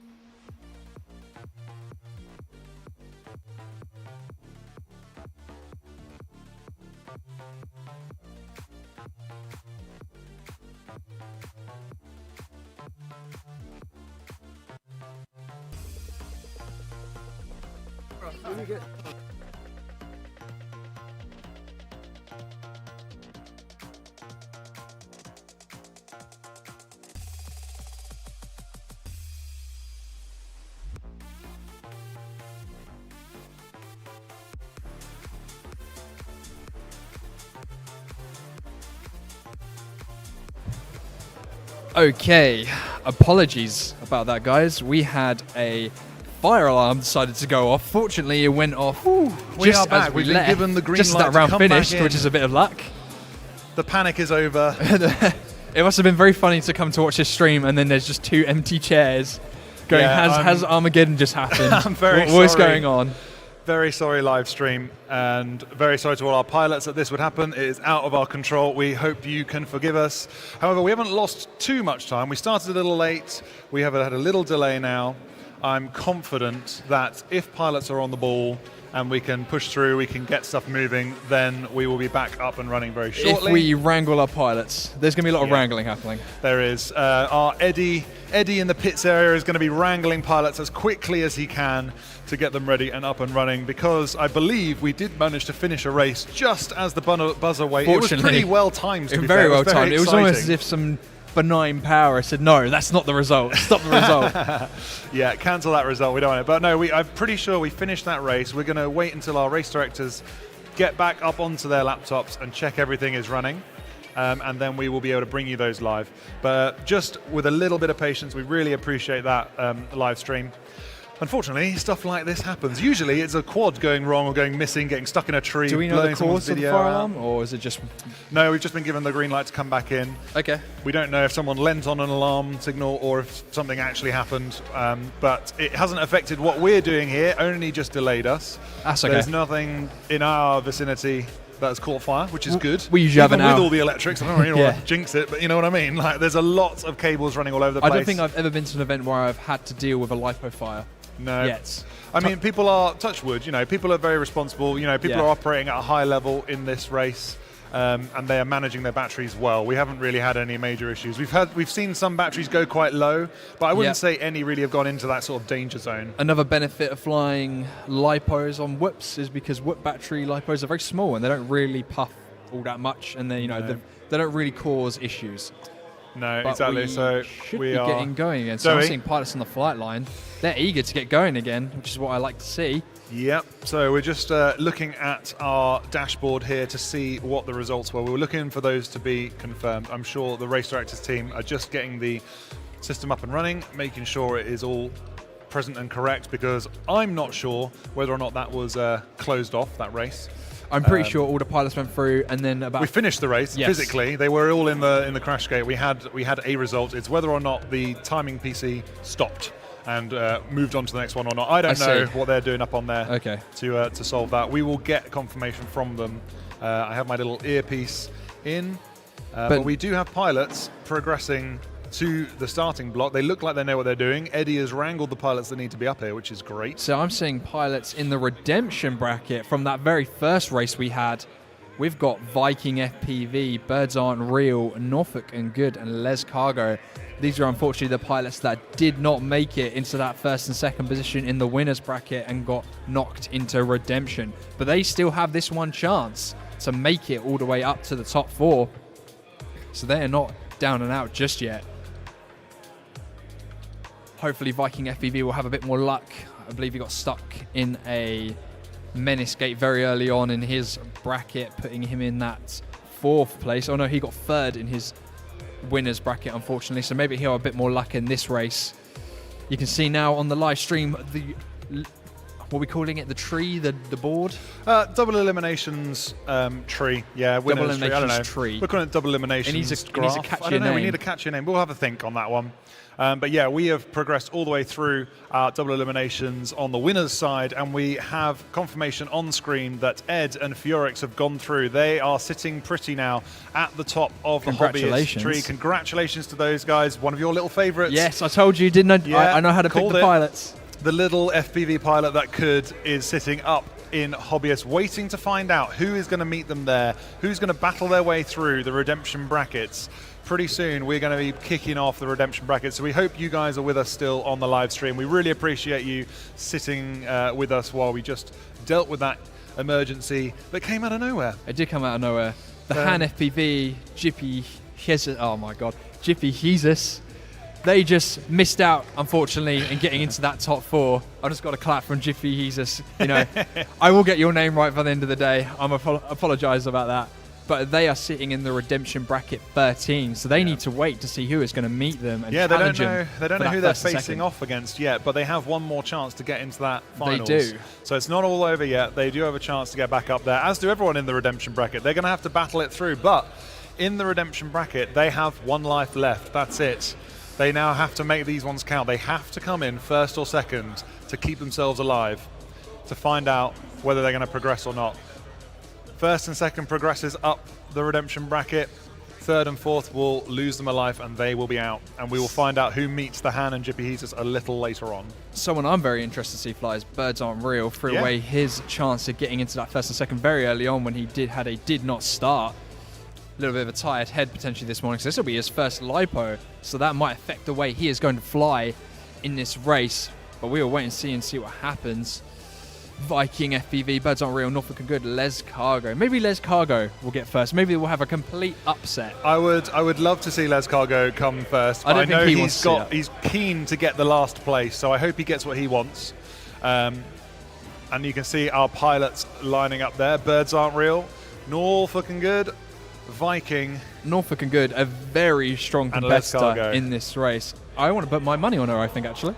On Norfolk and Good, Coming first in this race. Yeah, I think she's good. Viking can be quick as well, and I think when Birds Aren't Reals on form, I don't know, this one's a tricky one to call. I'd love it if Norfolk and Good could make it work. I'm seeing some activity though on the flight line. She's a smooth pilot, and if she can keep that smooth thing and everyone else is under pressure, particularly having been kicked out of the room and back in again, maybe the nerves are a little bit shaken. We'll see if they can keep it together. Hopefully no more fire alarms. Touch wood. Nobody lean on any more alarms, please. We want to get through these races. That would be great. We're just adding the pressure onto the elite class pilots. We're making them arrive nice and early, and they're going to sit here and watch everyone race. They got a while to go yet. We still have the advanced bracket before we get to those guys, and we still have this to finish as well. It looks like we're running about an hour and a half behind. I'm going to wait to hear from my race director how we're going to meet. We're going to make up some of that time. I think we're going to have to, otherwise we will literally be here until midnight. Yeah. We can't have too many more delays like that. So we're going to make sure everyone's on the right channels. We're going to chivvy our pilots along as quickly as we can, and hopefully get some racing soon. It looks like some back quads are getting plugged in, but. Okay, Les Cargo's plugging in. He's raring and ready to go. He's giving me a little wing. Look at the confidence. I'd be confident as well if I had a son that was up at the top of elite bracket. I'd feel confident. He must be giving you good tips. Maybe Les Cargo is secretly the world's best pilot, and he's just hiding this whole time. I would love it if he was the ultimate sandbagger. He's the ultimate sandbag. he just wants prizes. Yeah. Is there a prize for last place? You know what? There should be a sponsored prize by Mollusk Team Racing. Yeah, there should be. For last place. We'll have to 2027, we'll have it. Yeah. Okay, I'm seeing we'll have to have a little snail on a trophy snail. But we've got 4 quads lined up. Goggles are down. First race after our little interruption there. Thank you for sticking with us live stream. On the tone Let's get in back less to the than action now. Stand down and disarm. Race start cancelled. Birds Aren't Real having a connection issue maybe. Replug. We unfortunately can't give these pilots too much time to deal with technical issues because we need to rattle through these races as quickly as we can. I'm sorry that we were looking at nothing on the live stream for a while there. I'm going to have a go and check in with the chat because I'm sure we have been... we are very grateful for all of you sticking up. I think we're going to get some racing going though soon. Arm your quads. Starting on the tone in less than 5. Good luck, pilots. You know what? We actually have more people watching now than we did before the interruption. Drama adds and they are off. Oh, Birds Aren't Real attacking someone in the pits. Viking and Les Cargo having a bit of a tough time there. Starting again. Right into his head. Very jumpy off the line. I'm seeing Norfolk and Good. That is such great flying from her. She's going up through the Mexican ladder, coming up to the Menace corkscrew. Birds Aren't Real struggling a little bit there at the back of the pack. Norfolk and Good in first, coming up by Viking FPV, and Les Cargo following up third. Oh no, apologies. That's Birds Aren't Real has taken over Les Cargo. Norfolk and Good has finished her first lap, coming up into her second lap.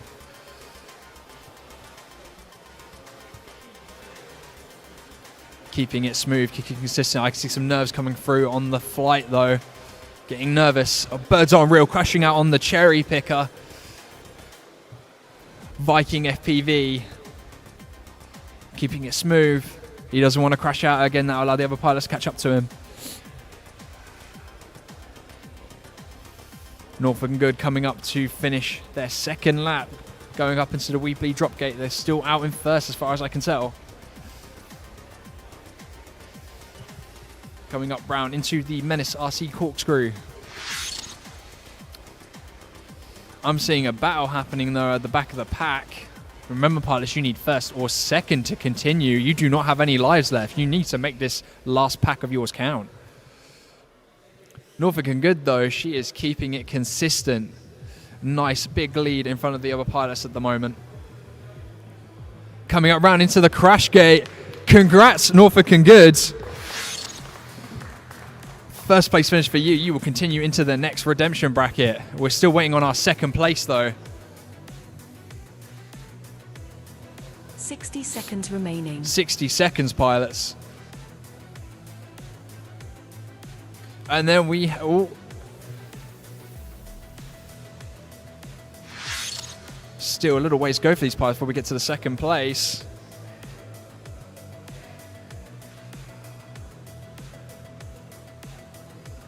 I think we have a little battle going on for second place at the moment. Oh, a slight hit away from Birds Aren't Real. Viking FPV, Birds Aren't Real battling it out for that second place finish. Who's it going to go to? They're both crashed out. You need to hit into the crash gate, guys, to finish. And it's going to Viking FPV. He will continue into the redemption bracket. Birds Aren't Real, no video from him. I think that might be a dead whoop. Come on, Les. Finish the lap. Go on, Les. Finish your lap and then land. Oh.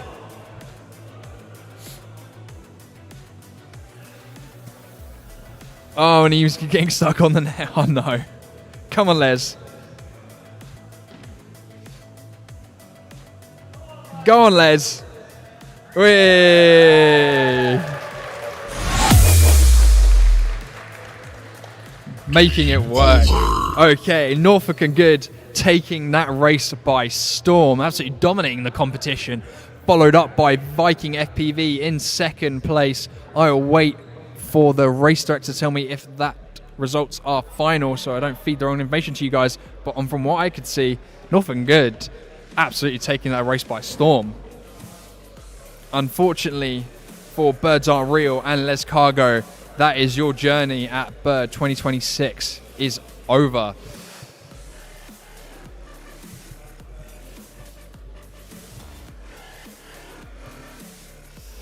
I'm seeing pilots arrive for the next race coming up. Let's have a look and see what people are saying in chat about that last one. Can we have a replay of that start? I'm not too sure we can, unfortunately.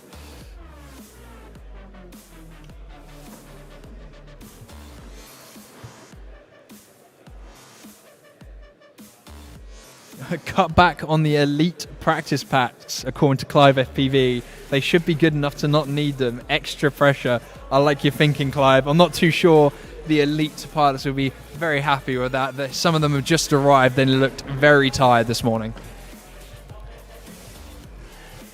Okay, I'm seeing some pilots arrive for their next redemption race. Viking FPV, Norfolk and Good being told they will be going back into racing straight after this one because we need to rattle through the redemption brackets to get to our top four as quickly as we can. Next up, we have got Symbiosis FPV, Generic FPV, IKV, and System Favelas. System Favelas looking to have potentially a redemption arc in this redemption bracket. After he looked like to us he was first place, but turns out he missed the drop gate and came fourth. So he needs to potentially chill out in this next round. He's got the pace to be in front of these people, I think. We only got 3 pilots in this round. Good luck, and off they go. We've got System Favelas out in front at the moment, going up to the drop gate, keeping that nice and clean, followed up by Symbiosi and IKV. System Favelas has clearly identified that he doesn't need to go too fast in this race, and he's keeping it smooth and consistent. Symbiosi, though, he is getting a nice lead in front of IKV at the moment, as IKV looks like to be struggling with the drop gate ever so slightly. System Favelas finishing his first lap, going up into the Mexican ladder, going into the Menace RC corkscrew. Symbiosi is coming up to finish his first lap, going into the hurdle.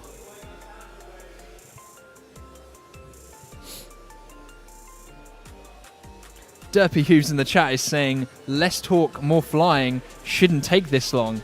There's a lot of moving parts in this machine, Derpy, so we try to make it as quickly as can, but we cannot control fire alarms, I'm afraid. Health and safety always first. System Favelas, though, he is taking this race by storm. That is a first place finish for System Favelas.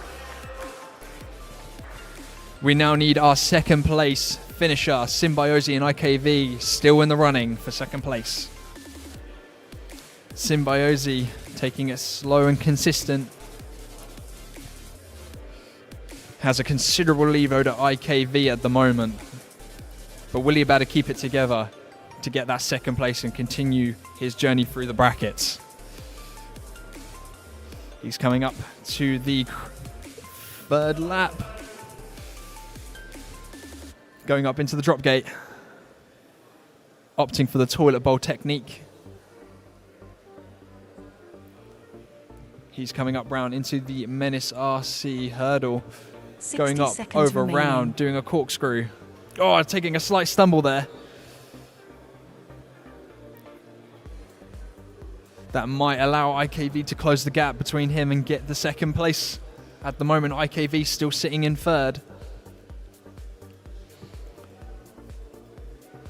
Symbiosi coming round, doing the 180 into the corkscrew. Opted to go for the left-hand corkscrew round over the Menace RC hurdle.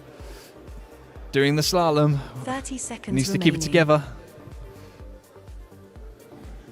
And congratulations to Symbiosi getting that second place. You will continue into the redemption brackets. IKEV not quite making the cut there in third place. I see IKV is still running F1000, even though I made the suggestion to go to 500 Hertz yesterday. Maybe that will improve the flying ever so slightly. We have some love in the chat there. Cruise Finish your FPV, lap let's and go, then let's land. go.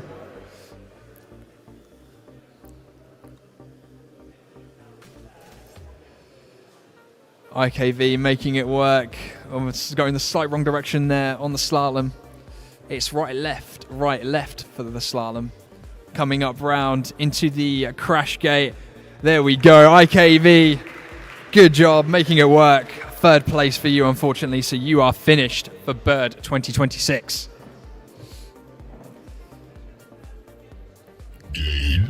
Next up, though, we have Norfolk and Good, Viking FPV, Woody, and Blix. If we could show the double eliminations tree for me, and then we can see where these pilots are at and what they need to do to continue into the top four.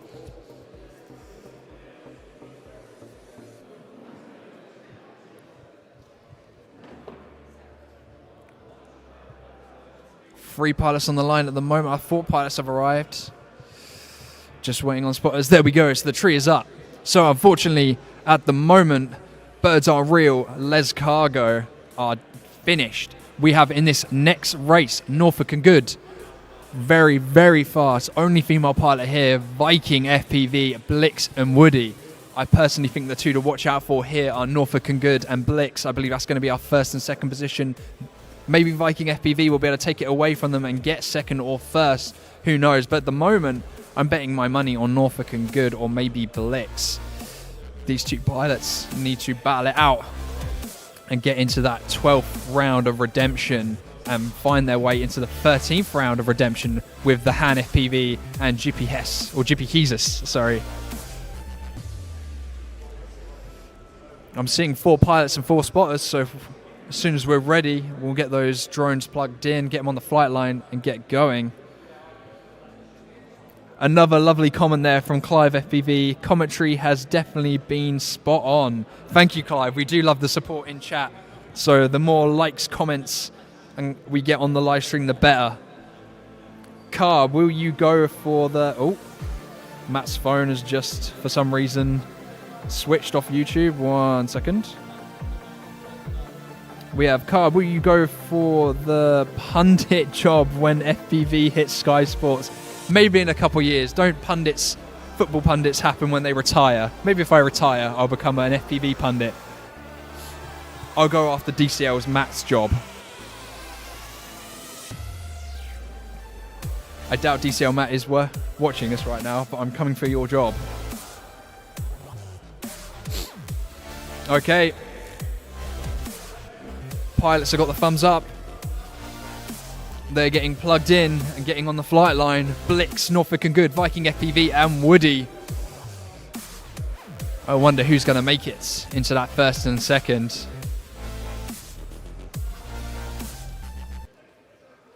Some lovely looking quads there. Some great LEDs. Personally think Woody's FPV's quad looks really nice. I don't know what canopy he has got for his camera, but it looks very clean. I'm seeing 4 video feeds and 4 pilots in 4 seats. I've got 4 goggles on 4 faces. They look like they're ready to get racing. Arm your quads. Starting on the tone in less than 5. Good luck, pilots. And they're off. Wasting no time at all. Oh, a slight fumble from Blix. And from Viking FPV. That's going to allow Norfolk and Good and Woody to take the lead in this race. Norfolk and Good, though, out in front at the moment, keeping it calm and consistent. Blix hitting another gate again. That's allowing Viking to get in front of him. And Woody, and Woody is on the floor at the moment. Norfolk and Good, though, she is way out in front of the competition at the moment, going up into the slalom to finish her first lap. Blix going into the Mexican ladder, but not quite making it into that first gate. Laddering his way up. At the moment, he is behind Woody, but they are both neck and neck at the moment in that second place position. Oh, and a slight stumble again from Blix. That allows Woody to go forth into the slalom uncontested. Woody has just done his first lap. No issues. Oh, Norfolk and Good, though. She's taken a slight stumble there, but she has got enough of a lead. As long as she gets the whoop up, then she will still get that first place finish.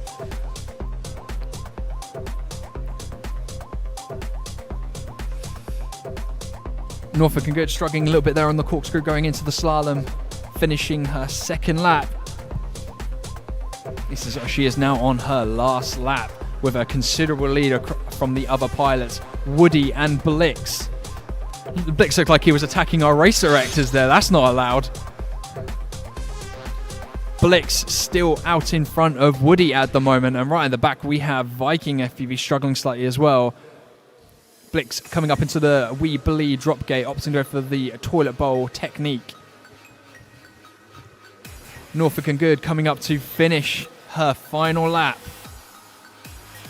Going into the start finish.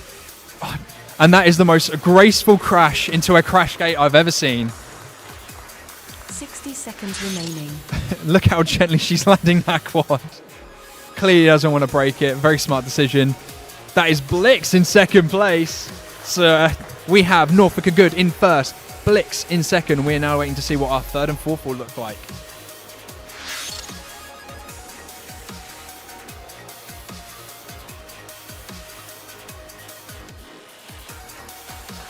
Good job, Viking FPV, making it work. We're now just waiting for Woody to finish his lap. At the moment, though, that was Norfolk and Good way out in first. Good job to Woody. Unfortunately, though, that is Viking FPV and Woody. You are out of Bird 2026.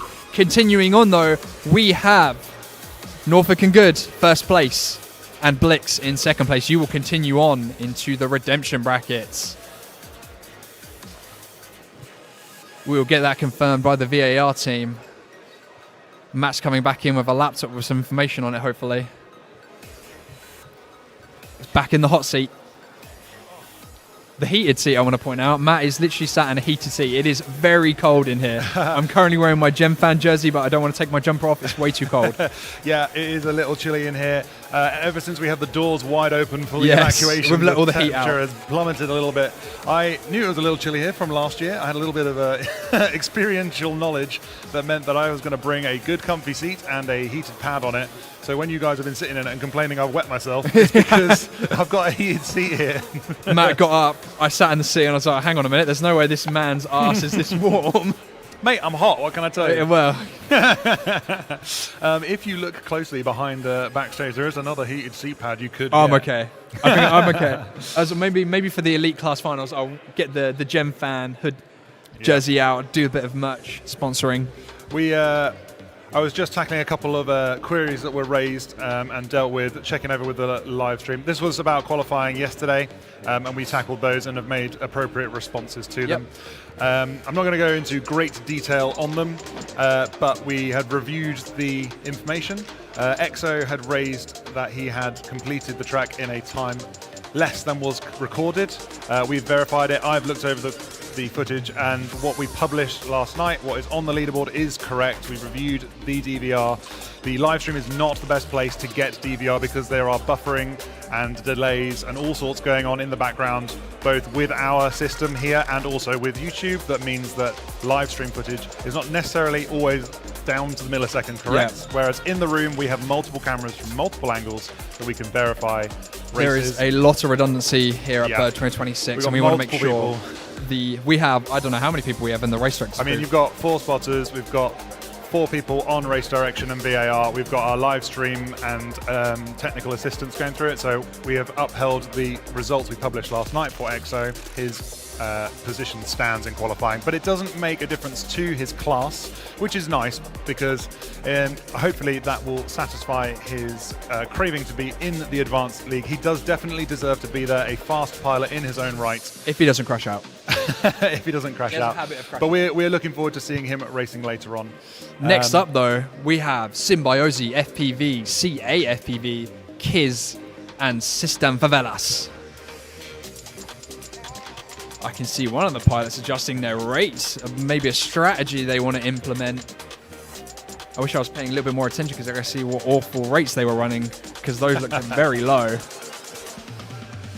Okay, I'm seeing 4 goggles down. My money is on System Favelas for this race. I think he's going to take a nice steady pace. Starting on the tone in less than 5.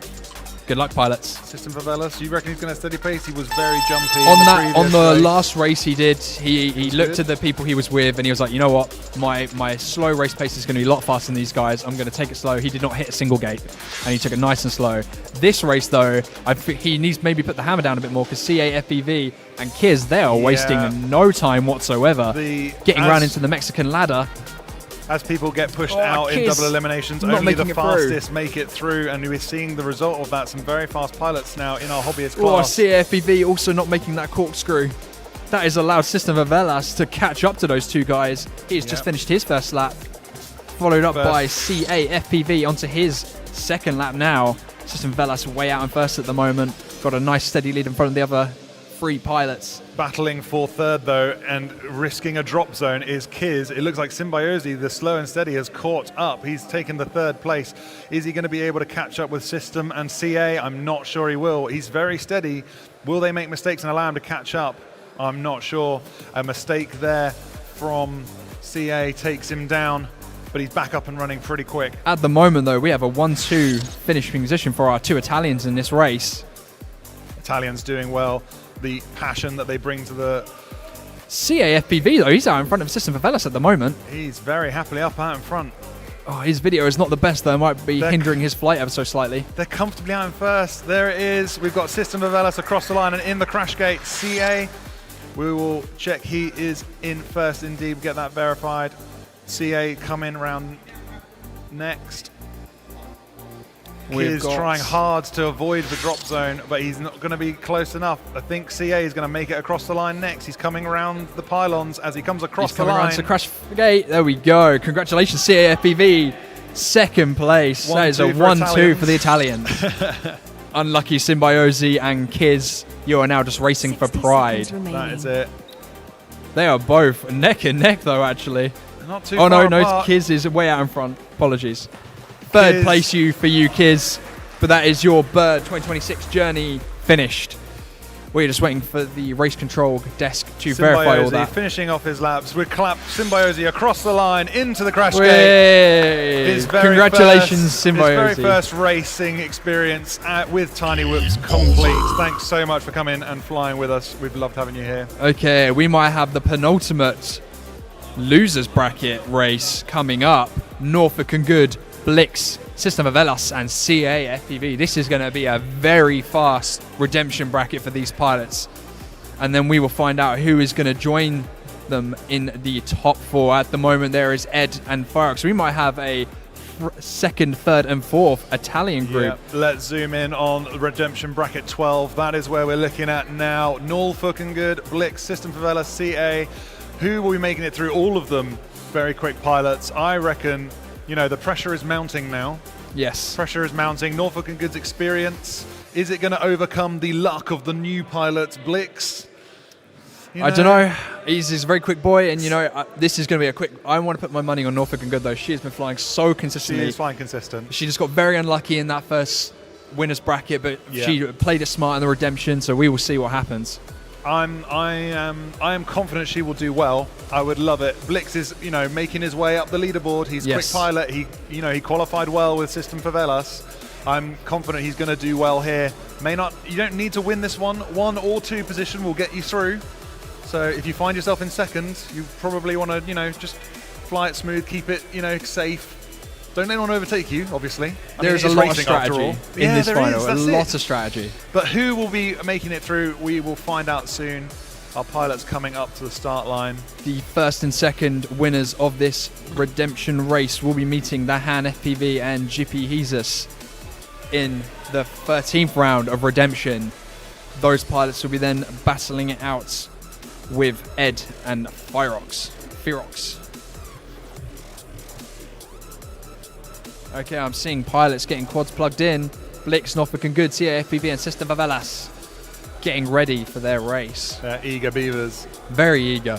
These pilots have been very on the ball after the fire alarm.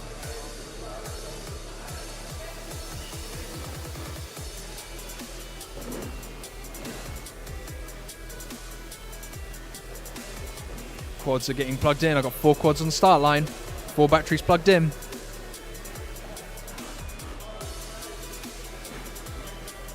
They're ready to get rolling. I have 4 video feeds, 4 pilots, 4 goggles on 4 faces, 4 bums in 4 chairs, look at 4 Norfolk spotters. there, kicking up her feet. She's super chill. God, look at she's the feeling shift. comfortable. That's such an odd way to fly like this. That's so weird. That's definitely armchair training, that is. Armchair training, yeah. That's what I call it, armchair training. A nice big 11-man armchair. Yeah. But that means that she's comfortable like that, then that's how she's going to fly. You know, you don't want to change stuff up on race day. Each to their own. You know? Okay, we have good video. Thumbs up. Arm your quads. Starting on the tone in less than 5. This is going to be a very quick redemption bracket. Who's going to be up to the dragon? And they're off, wasting no time at all going, we have a slight fumble. We've had a crash before the start gate. CAFPV not quite making it through that start-finish gem fan cube. System for Velas in third at the moment. Blix leading the pack in front of Norfolk and Good. Blix slightly struggling a little bit on the corkscrew.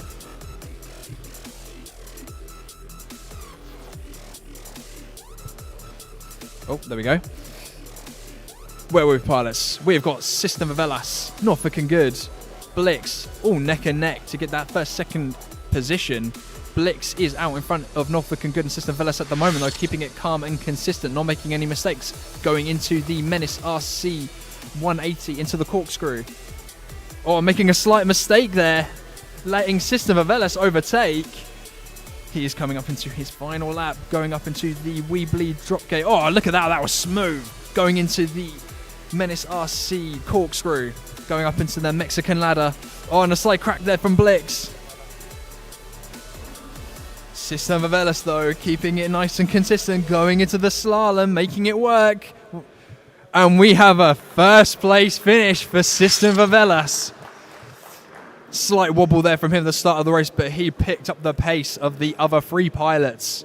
We have a battle for second place, though. Norfolk and Good and Blix. Blix making it into the slalom, going up into the Gemfan Cube, followed up by Norfolk and Good. And that is a second place finish for Blix, followed by Norfolk and Goods. That was some very close racing, pilots.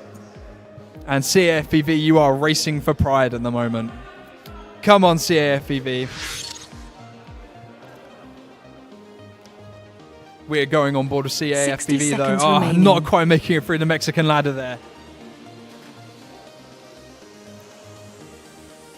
Come on, CAFPV. Show us what you got. Push. Push, push, push. Send the quads. Send it. Way, there we go. CAFPV in the 4th place, sending it into the crash gate. That is System Vavelas in 1st and Blix in 2nd. Just missing out on 2nd place there was Norfolk and Good. She was consistent all the way through the redemption bracket, but just made too many mistakes towards that final section. That is your journey over for Norfolk and Good.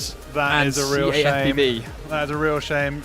A good favourite here. The only female pilot we have racing today, unfortunately getting knocked out there. But she did well to get so far in the double redemptions. That will stand her high in the leaderboard at the end. We'll take a look at that later.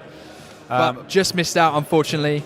It is the way it is. Racing, unfortunately, there are winners and there are losers in racing, but it looks like she's had a good time here. CAFPV, another really strong Italian pilot, just one too many mistakes towards the end there, and that knocked him into 4th place. But System of Ellis and Blix, you are going into the next race. Congratulations. Blix, I'm so impressed, man. Flying for 10 months at your first race event, and you are making it up there, making a dent in racing. Like, I'm so impressed. Well done. But don't go away, because if you're going through, that means you'll be up in the next race. Grab a fresh lipo. They're getting ready. Jippy Jesus. Oh, bloody hell. You keep tripping up on that one. Can we just change his name, please? He's just Jippy. Jippy man. Jippy, just call him Jippy. That's all right, he likes Jippy. that. You're getting a thumbs up from Jippy there. I'll stop butchering your name. He's got a tongue twister of a name. It really is. We've got Jiffy, we have got Blix, we have got System Vavelas, and we have got the Han FPV.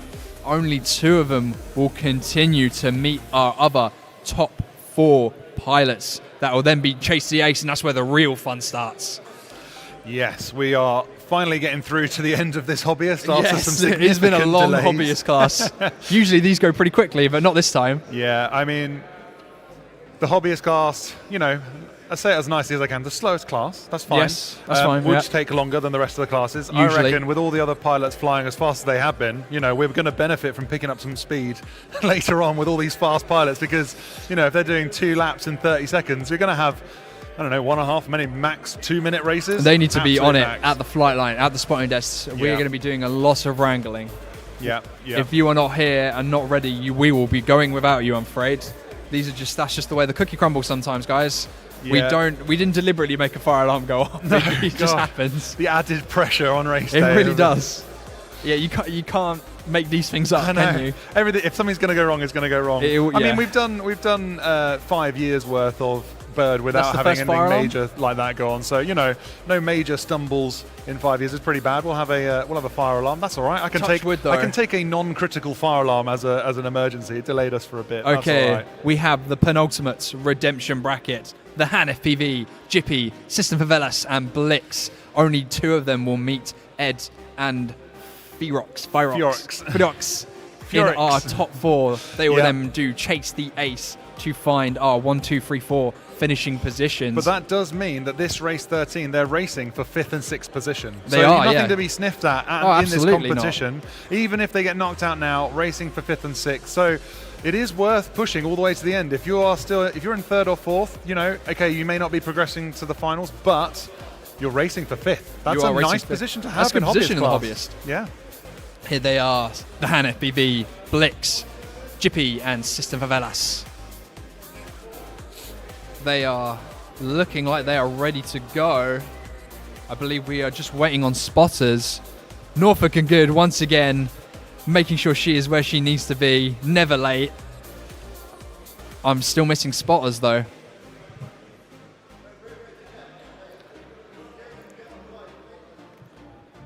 Okay, pilots, so look like they're about to get plugged in and get going.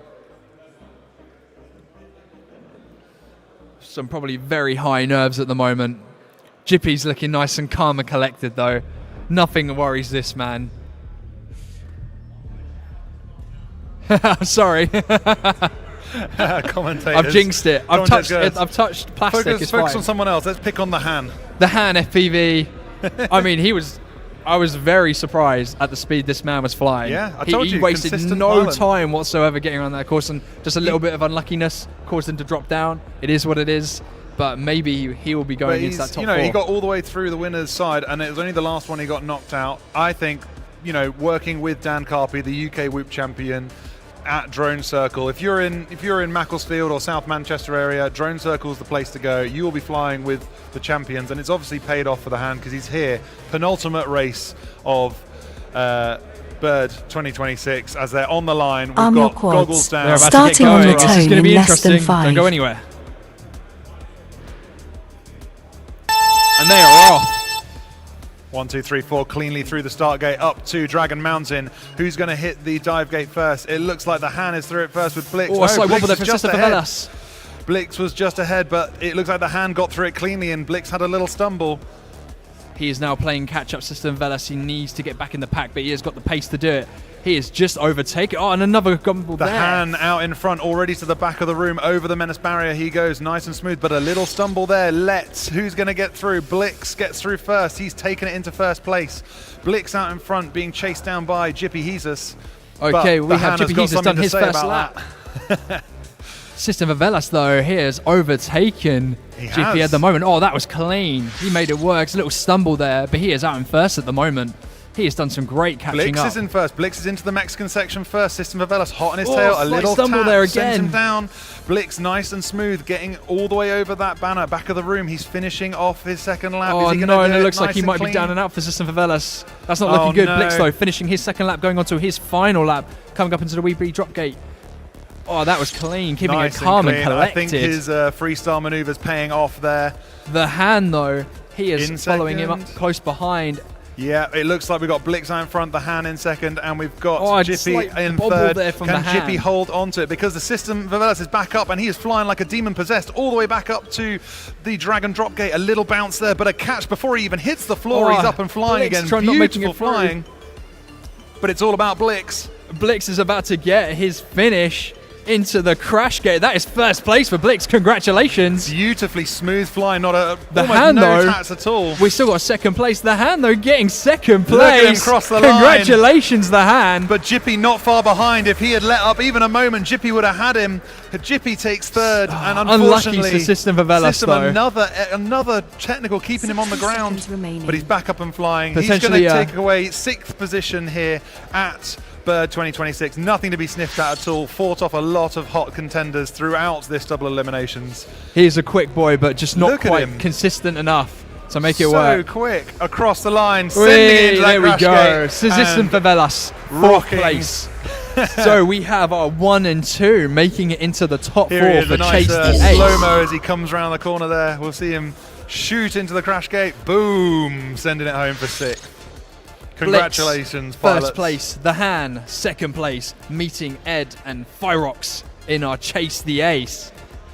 That was quick, man. If that was quick, what's coming up next? It wasn't even blistering crew. They just kept it consistent. No crashes from Blitz. What happened for Blitz? No crashes at all. Like all the way around, super consistent, super clean. Everyone else bounced a few times, and that's what stopped them from getting that first position. And I'm telling you, consistency is what matters. It does matter, especially in the hobbyist class. But Ed, though, I think he's going to win, personally. You think he's going to win? He'll get his 2 wins off the bat, I think. Not to put any pressure on him. No, they're coming up. They're getting ready. Team Robo Pilots in their jerseys. It's a very nice jersey. It's cool, man. I love it. Them and the Phobos Poland guys have all got fantastic kit. They're the they best were jerseys. Last year. They were great. Oh, he's come. Okay, we are just waiting on our other 2, the Han FPV. Hands up here. He's looking cool, calm, and collected. They had just finished their race, so I think they're getting another lipo and getting ready. They had a quick turnaround time. Yeah. The Ed and Fyrox, though, they had time to be calm and collected, think about the strategy they want to use going into this race.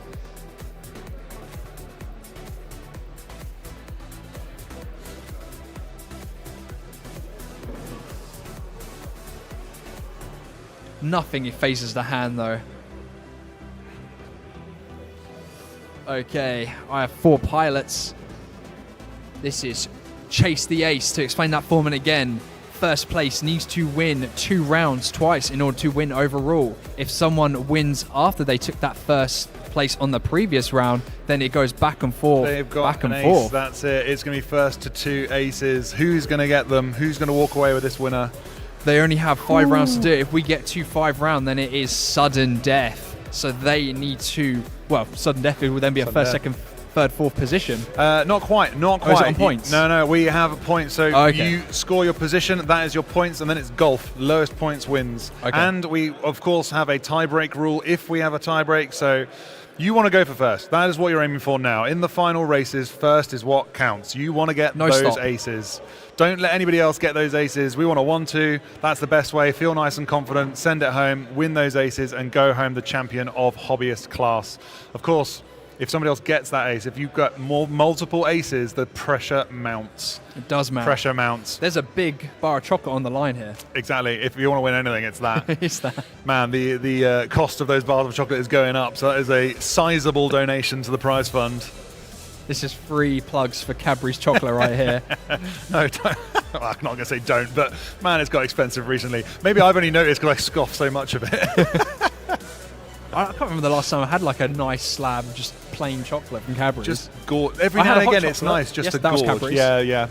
Here we go, though. Hobbyist, Eds, Fyrox, Blix, the Han FPV. Oh, that is a Latvian, Italian, Swiss, and British final at the moment. Look at that. Keeping the international in Bird International Race Day.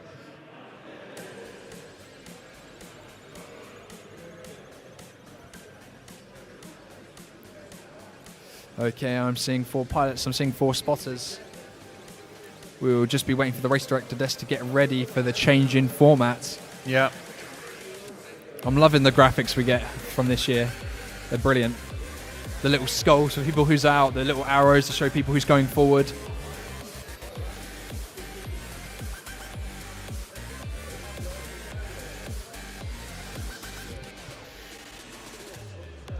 There we go. That's right. We have all of the countries taking part in this final. We've got the Han from the UK. We've got Fjorix from Italy, Blix, Switzerland, Ed, Latvia. One country is going to walk away with the championship trophy, and a fantastic trophy it is too, printed by our very own race director, Blueprint. That is a fabulous prize to get, along with all of the prizes donated by our fabulous sponsors. Let's run through them real quick. We have Minifigs Me and Menace coming in at gold level. They have put in the most money and effort and support here, keeping the lights on at the gold level. In silver, we have Happy Model, Radio Master, Vifly, and HQ Prop. Thank you for your support. And down in supporters level, we have T-Motor, HGLRC, BMFA, Speedy Pizza Drones, VCI, Drone Soccer, CADX, Fellow Productions, Gemfan, Newbie Drone, Beta FPV, and the BDRA. But with drones on the line, we are starting this finals in the Let's get Hobbyist going, class. pilots. This is going to be an interesting final. Who's going to get the first ace of our Chase the Ace format? We want to make sure we get the best view possible. My All the money is on pilots. Ed is going to win this first You really one. think so, Ed? Oh, I really want Blix to win now. He was my call. It's from all the bias. We all have a bias. I mean, I should be rooting for the hand, really. I would love it if the hand won. This is so good. He's on the podium already. He's so unfazed. Look at him. He's chill, man. He's just Super chilled chill. guy. He's on the podium already, having but he some wants sights. the bragging rights of first. I know he does. Okay, we will find out momentarily, though, who's getting that first ace. I'm seeing 4 goggles down, 4 pilots in 4 chairs. Keep winning, pilots. That's what you need to do. That's all you need to do. Keep winning. Okay, we will see what's going to happen next. They are about to set Arm off. your quads. Starting Good on luck, the tone pilots. in less than 5.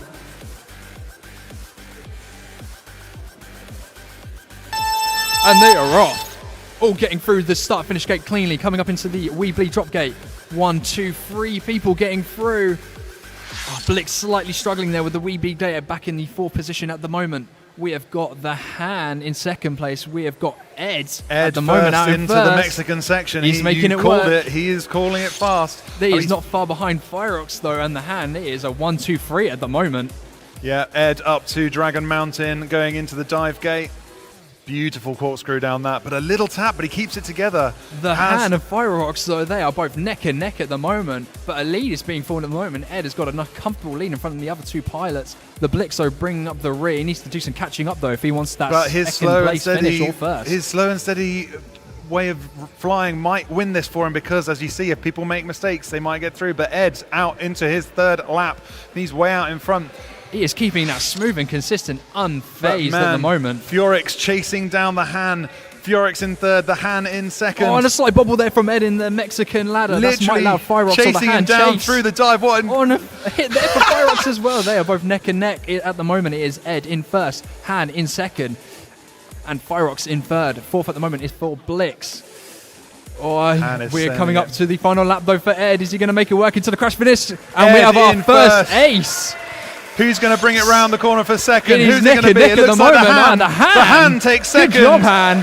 3rd. Fiorix takes for 3rd, Fiorix. and it looks Blix takes 4th. Fantastic first race of our finals, and a huge Come on, Blix, cheer finish that lap. from our spectators here at. The pressure got to him slightly, I think, for Blix. I don't know. I think this is the downside of the slow but steady. If everyone's faster than you, you come last. The Ed, But- I don't even think was going that far. He was keeping it just, and a nice little roll Nice there. little flick in there. Making fun of it. Congrats at the moment, though, to Reminding Ed. everybody that he is a freestyle pilot first and a racing pilot second, but yet still making it to the finals of the hobbyist class. The Look a little Ed 9-year-old there. He's Latvia, inside the crash gate. though. He probably fit inside the crash gate completely. The little Latvian pilot that could. 9 years old. It's Has his so impressive. first ace in the bag. He only needs 1 more ace and he will win the hobbyist class overall. And we will be done for the hobbyist, so moving on to the advanced. We've got some major action coming, so don't go anywhere. Yep. Spotters are staying in their seats. They have been roped in for the duration of this Chase the Ace finals. Will we have an upset? Will the Han, will Fireox, will Blix Not over yet. steal that ace from Ed? He has got That's it. everything to win, but everything to lose at the moment. It is all in his hands. I'm mounting the I don't know. pressure on He's this feeling- 9-year-old at the moment. I don't know if you got 1 ace in the bag. Not that not that you can take it easy. It's still a race. Oh, it's but still a race. He you are cannot one slow step down. closer to that winning. The pressure is that much more now. You know you are that much closer to race winning. away, yeah. You are. It can come down to this one whole race. Getting a little pep talk there from his coach, keeping himself calm. I mean, just do what he collected. did again. Yeah, do Just that again. do that shit on repeat. I can't swear, sorry. But Ed has 1 ace. We go to our leaderboard now and check out the results on the board. We can see that Ed is sitting pretty there with 1 ace at the top. We're just waiting for the leaderboard to show on screen, but Oh, they're it's also not come getting up on their the batteries screen. plugged in. We're not wasting There any it time. is. There's his ace look at on that the little, leaderboard. I love the little format we've got going here. Ed with the ace card at the moment. That's it. He's up there. He's happy, sitting up with an ace. Bear in mind, the other 3 pilots have collected points. It Yeah. doesn't matter your finishing position if we make it to the 5th round, Yeah. and it is based on a points format. So keep racing, keep pushing hard, It pilots. does matter where you finish still. Goggles are down, quads are plugged in, thumbs are on sticks. It looks like we're sending off our second Arm your race in quads. Chase the Ace format Starting now. on the tone in less Okay, than we have some 5. support from the crowd at the moment. And they are off. Little bit of Oh, a contact. little bobble there. Looks like for Furix Ed, took the brunt or of that. Fyrox. He's not making it free and clear. The hand not quite making it into the drop gate. Blix, Ed, both battling for that first place position at the moment. Lots of stumbles Oh, a lot going of on right crashes at the happening beginning at the here. moment. The Who's pressure gonna is get getting across to these first? pilots. It looks like Furox is just out in front of Blix because Ed had a few stumbles, but that's okay. He will be able to catch up. Who is first across the Menace RC barrier? It looks like Fyrox at the moment. He's coming up into the slalom, about to finish his first lap, followed up by Blix, and then Ed. Ed is putting the hammer down. He wants that first place. He wants the does. win. He knows what full throttle looks like as he chases Oh, Furox up to the top Slight of the bobble there dragon. for the hand. He might have just got stuck as well. You can see the lights in his field. He's just made the pass. It looks like Ed has just got past Furix, but a little bobble. Both of them take bobbles. Who's into the Mexican section first? Ed has made the pass clean, and he is off to the back of the room. Blix, Ed battling it out for that first place at the moment. They're both neck and neck. Oh, and a slight bobble there for Blix. Blix that goes might down. allow, and we have Ed. Ed is through now into first position, Oh, but they're he's both neck and battling. neck. He's battling We're Furix. on to our 3rd lap for these pilots. They need to win this. Blix Neck needs to and win necks. this wrist steal from Ed if he wants this race to continue. It's if Ed still wins, absolutely neck and neck. Ed having to line. Nope. is Blix out in front of Ed at the moment, but he just missed that gate. So it's back to neck and neck again. These pilots are keeping it interesting for the commentators. Oh my gosh, it's back and forth, Oh, it's back and forth. Ed is out in front He's keeping now, it though. consistent. Coming He's into the, first slalom. into the slalom. He's going into the Gemfan Cube gate. Will he be able to keep it into the crash gate? And that is a win! Win for Ed. Who's going to come up next? It's not over net. Furix is coming Ed in. from Latvia, you have just won the Hobbyist final. Blix taking second, Furix taking third, and the Han coming in a very respectable 4th position. Give a hand for the Han as he comes into the last of our features, crossing the line and There we into go. the crash Come make gate it he work, goes. Han. Congratulations. Pilots! Huge round of applause. Good job, Ed. Ed. Very the 9-year-old excited to from be Latvia winning. has made Very it work. exciting. Good job, Ed. Thumbs up from us, everyone in the room. We'll have to get a Congratulations pilot on interview with Ed. winning the Hobbyist class finals. A He's big very, high very five happy. to everybody. Yeah. That was so back and forth. Blix tried to my challenge gosh. him, but What a he made finals it race work. in the Hobbyist class. He's so Congratulations. excited. Look at him. Woo! That is going to do so much for this pilot's confidence going into future Definitely, races. and he totally deserves it. What an incredible, incredible race that was. It was so hard to keep up. So many bobbles, but the... Look at him go. He's so excited. He's so excited.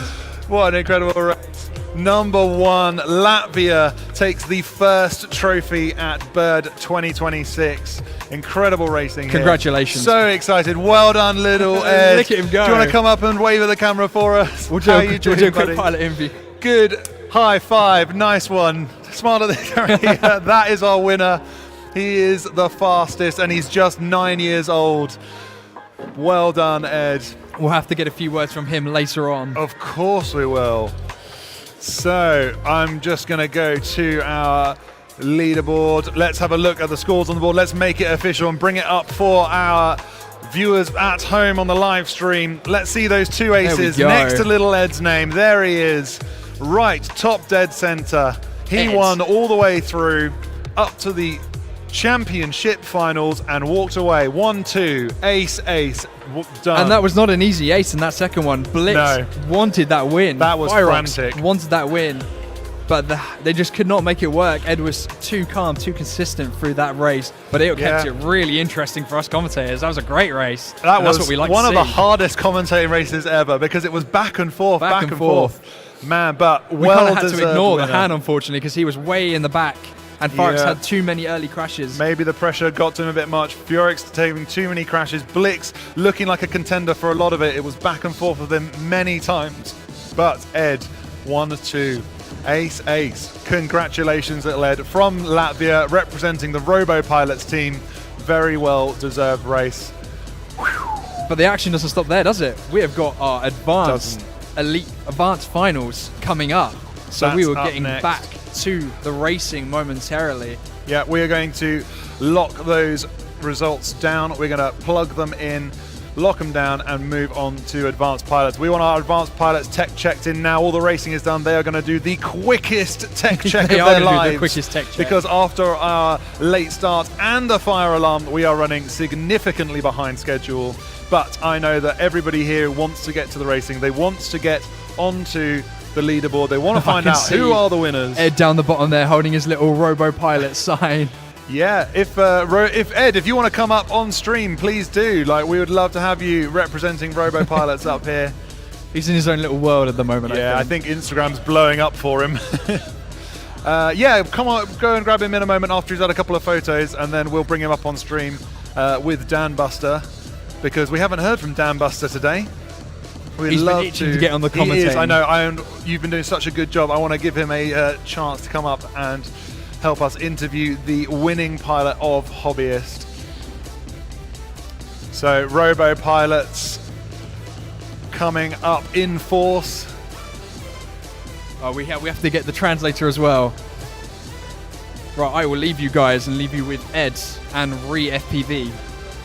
Come and take a seat here. Yep, thank you very much, Carb. We'll catch up with you a little later on.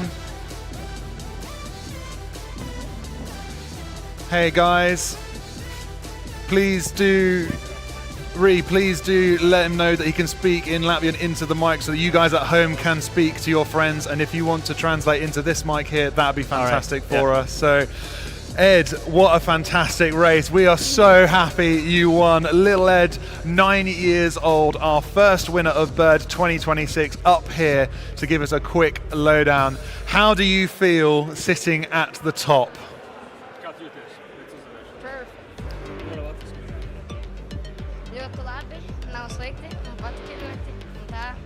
He says that it's very good. He's very happy about the first place and that he really enjoyed the finals.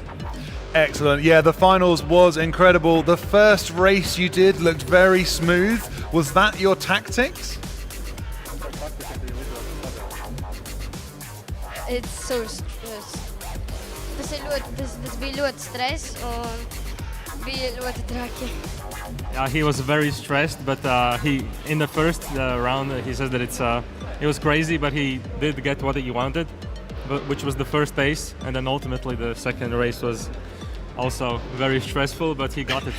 Yes, the first race. Did you feel a little calmer after getting that first ace?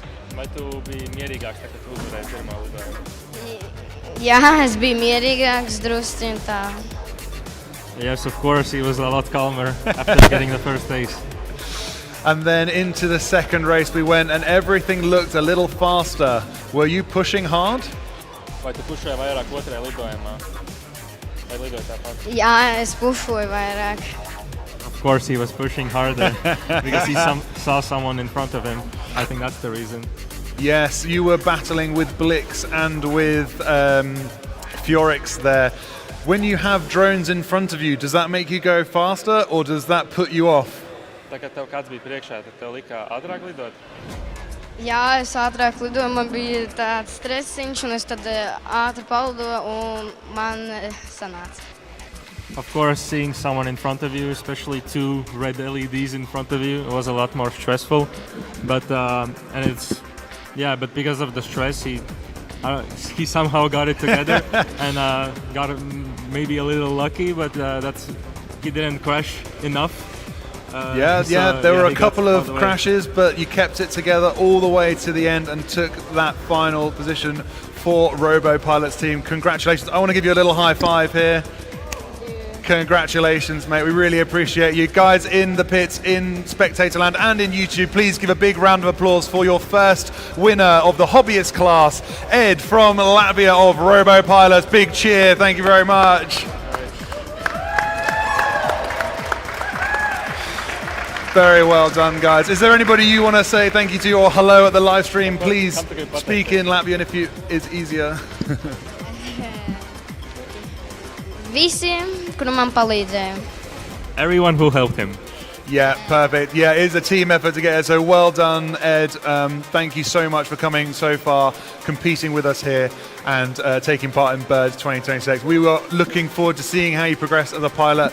We want to see you climbing that leaderboard, moving up the channel, moving up the classes in future, and we know you can do it now. You've won in Hobbyist. We want you to come back in future, take on Advanced, and we will definitely see you in Elite in future.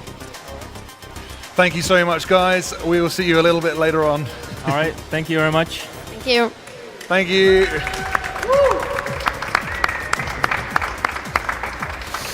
Dan Buster, come and join us in commentary. Take that one. Lovely. Hello, hello.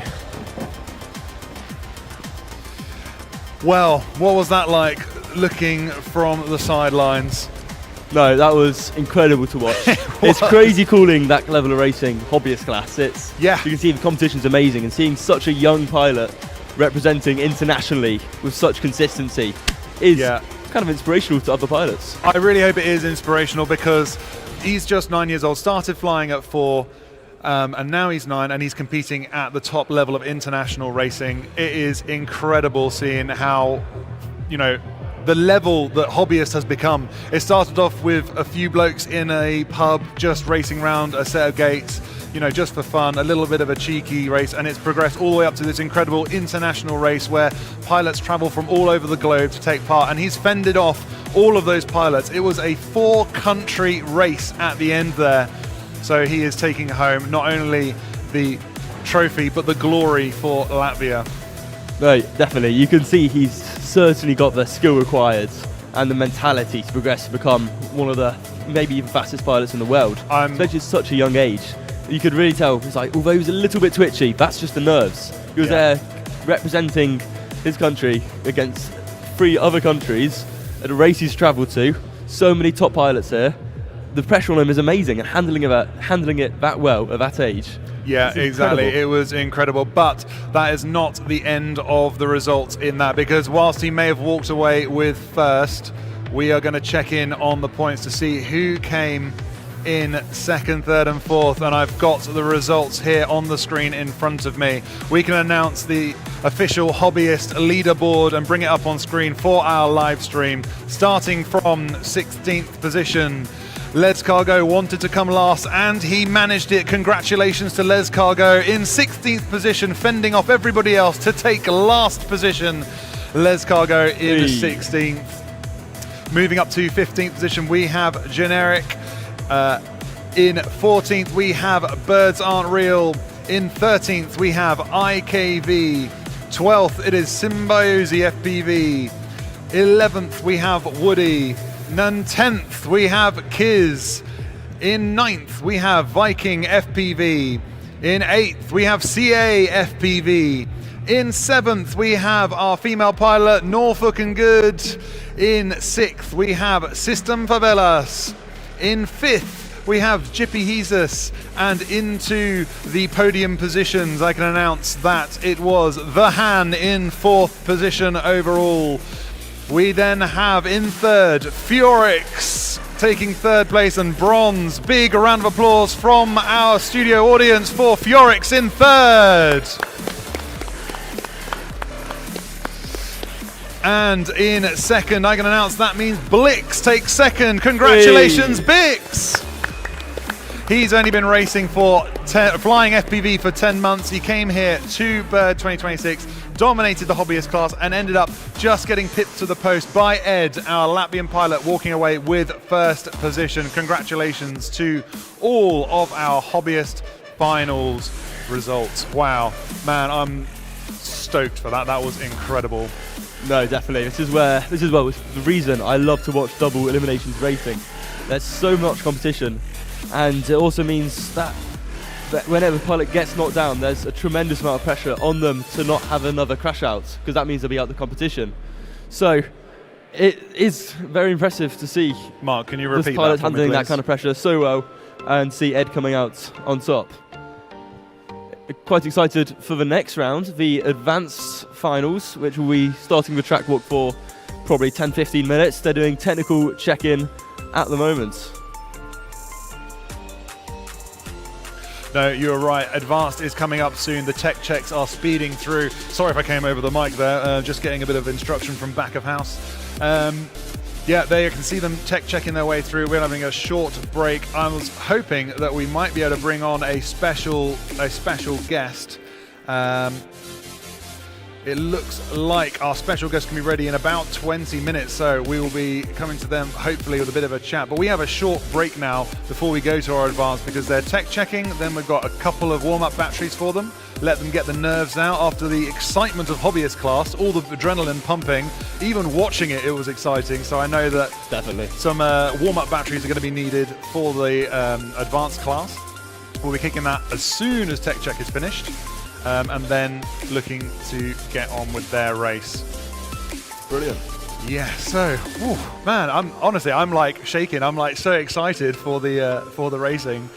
That finals was awesome. Yeah, it's amazing. The strength in the tiny group community. There's such a supportive group. The energy in the room was amazing. You can see so many people standing by the netting, watching, cheering, and the amazing celebrations from Ed.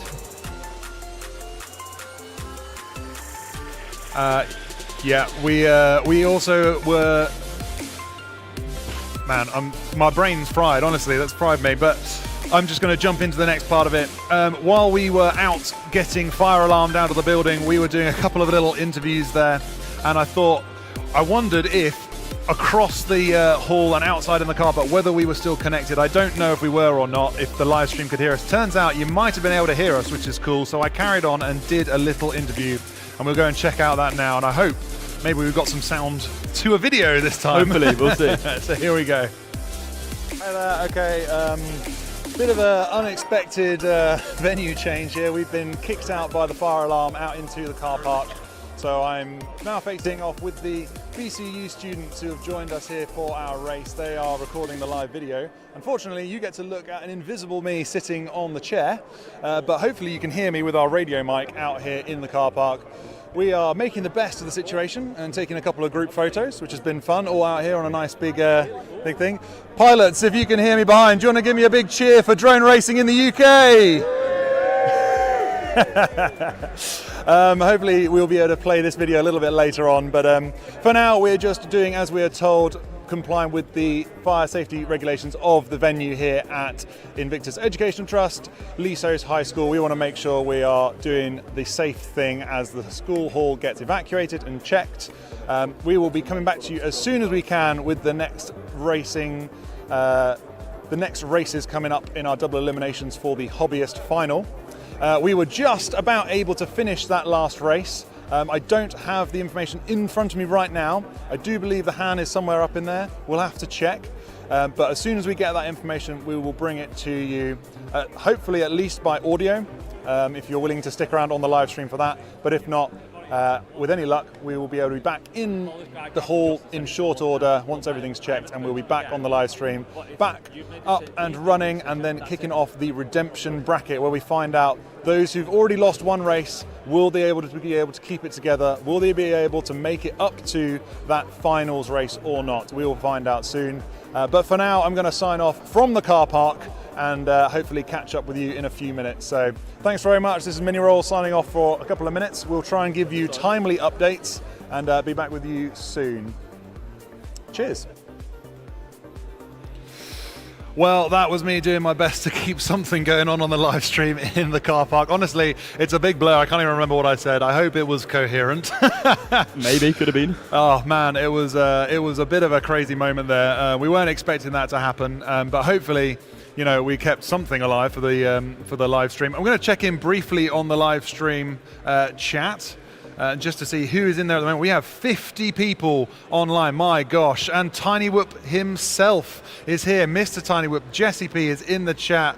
Hey, how you doing? And I believe, if we're lucky, he might be joining us online right now. Ooh. We're going to see if we can queue him up. And as soon as I get the go-ahead, we will have a chat with Jesse P. So stay tuned for that. Who else have we got in the chat? Looks what we got. B Meadows, Derpy tuning in. Lovely to see you again, Derpy. Pelug, Jaskun, Jesu Kenneth. Hey man, how you doing? Clive FPV, nice to see you. B Meadows. Wow, lots of people tuning in, 50 people from across the world. I'm humbled that so many people would join us. Thank you so much for coming on and sticking with us through the hiccups we've been having. Oh man. If you like what you are seeing here, if you're joining us just now, or if you've just watched The Hobbyist, thank you so much for tuning in on the BTW website, the BTW Club YouTube channel. Birmingham Tiny Whoopers is putting on this event here in the central of Birmingham. We are doing our best to shine a light on FPV drone racing, micro-ducted drones in the UK. And I hope you're enjoying yourself. If you are, please do one of those pew pew pew, like and subscribe onto the thing. I've never really got the hang of doing those things, but appreciate that. If you wouldn't mind, if you like what you're watching, drop us a like and subscribe. We send out videos from time to time, and you'll be right there ready to get any updates from us of more races in the future. So yeah. Whew. Man, but Dan Buster, how you doing? I'm doing good. It's been a busy morning, hasn't it? Busy morning. Lots of things flying around all over the place. And you have come on board with Menace as one of their sponsored pilots and brought some goodies for us to have a look at. Absolutely, I have. So yes, Menace RC is a sponsor of mine, and they are a gold sponsor of this event. So huge thank you to Menace. We really do appreciate their support. They manufacture and produce loads of the best antennas, and they're also starting to stock other drone electronics now. Yeah, they're one of the biggest suppliers in the UK now for whoop stuff. They've branched out. Yes. And honestly, having a company like that stock this kit means that people coming to these races have the option of spares. If they weren't prepared enough, you can get spares. And the hardest thing to get in the UK, batteries. Yes, batteries are hard to get. They're a pain to ship because they are technically inexplosive. you can nearly never find the ones you need in the UK. It's a nightmare. If you're not sponsored for your batteries, you're going to have a hard time finding the right ones. Yeah. So it's great to see Menace putting the effort in to bring them here to the event. So all pilots here today with us, or anyone nearby to Birmingham, we suggest that you come along. We've got some amazing deals on the base FPV lava batteries, newbie drone ones, and tattoo batteries. Yeah. As well as a variety of other products. And not just random products you actually need and are going to use. Oh yeah, like I know that for one, like just anecdotally, the antennas that Menace produce are so good. They are long-standing quality antennas. I've got a couple here. I'm going to see if I can hold them up and make them look sexy. There you go, give us one of those and give us that one. There we are. So we have two different types of antennas up here on the stage with us. The Menace RC Viper and the Menace RC, what are we calling this one? These are the Pagoda ones, aren't they? That is the Periscope. Periscope, my bad. Periscope antenna. These are for receiving the video transmissions from the drones. So the video that is being spat out by those drones flies through the air at light speed, lands on these receivers, some clever wizardry happens, and the pilots get to see where they are flying. And it's all down to the quality components that Menace RC produce. And I know they're quality components because our race director has had a Periscope and a patch for a long time, all the way back in 2021, I believe it was, where he picked them up from the Wings and Wheels event, and he's been running it ever since, and it is quality kit. No, definitely it is. My first antenna I ever got was one of the Menace Periscope antennas, and I've been running them ever since, taking them to World Championships, World Cups. They're always my go-to antenna. They're designed by Greg, who's here with us today. He knows everything. I was having a good chat with Greg about how these work, how he chooses the right materials and the best components for the antennas. And the great thing about Menace RC is they've got an antenna for everyone and every use case. Yeah. So an example of a Periscope antenna, they've got a stubby one, so it's just the top bit. They've got a medium length one, they've got a full length one, and then this one, which is a 90 degrees one, which is really good for any analog modules or putting on the front of goggles. The reason you want one of these long ones is so you get it up above your head. So when it's on the front of you, it sticks up as high as possible, and so the RF has the best chance of getting to the antenna. You don't have your big wet skull in the way, blocking any of the RF transmissions. That's what you want, a nice tall one to get as much information as possible. Yeah, the materials on this are great as well. It's got a really nice metal grade. Super solid, aren't they? Yeah, they are. You bend them and they hold their position really well. They actually, you can put them in a position and they stay there. A lot of them just kind of spring back. This one, you put it in a position, look at it, it just stays there. Yeah, a lot are made out of that rubbery silicon stuff. So this is proper. Yeah. And this material here is what they use to ground the antennas. And it actually helps get the best signal possible in the live part of the antenna. It's not just for practicality, having this kind of metal caging really helps out performance. Yeah, the ability to put it exactly where you want it to stay there, and to have the performance of the grounded and shielded antennas is really, really important. So quality equipment from Menesasi. Big shout out to those guys. If you want kit and you want good kit, they're the ones to go and see. So check them out. Yeah, something else that especially Whoop pilots are going to be interested in are their linear patch antennas. So we're quite used to patch antennas like, let me find it, this one here, which is circular polarized. But not many people are actually running circular polarized antennas on their Whoops, which means you're going to have most probably some gain loss as you run these. So Menace is producing what's called their Viper antenna, this lovely white one here. This is linear, so this is going to have the best chance of picking up signals from your drone, especially if you get two of them. You can run one vertically, one horizontally. That's going to help with any polarization issues, and you're going to get a really clean signal.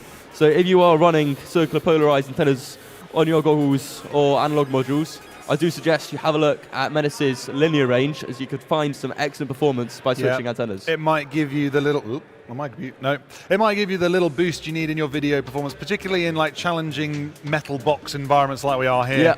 Yeah, we to fly Whoops at this level, you need a big venue. We're very glad to be at the Lisos High School of Invictus Educational Trust here. They have a fantastic sports hall with a beautiful safety net separating our spectators from our drone racers.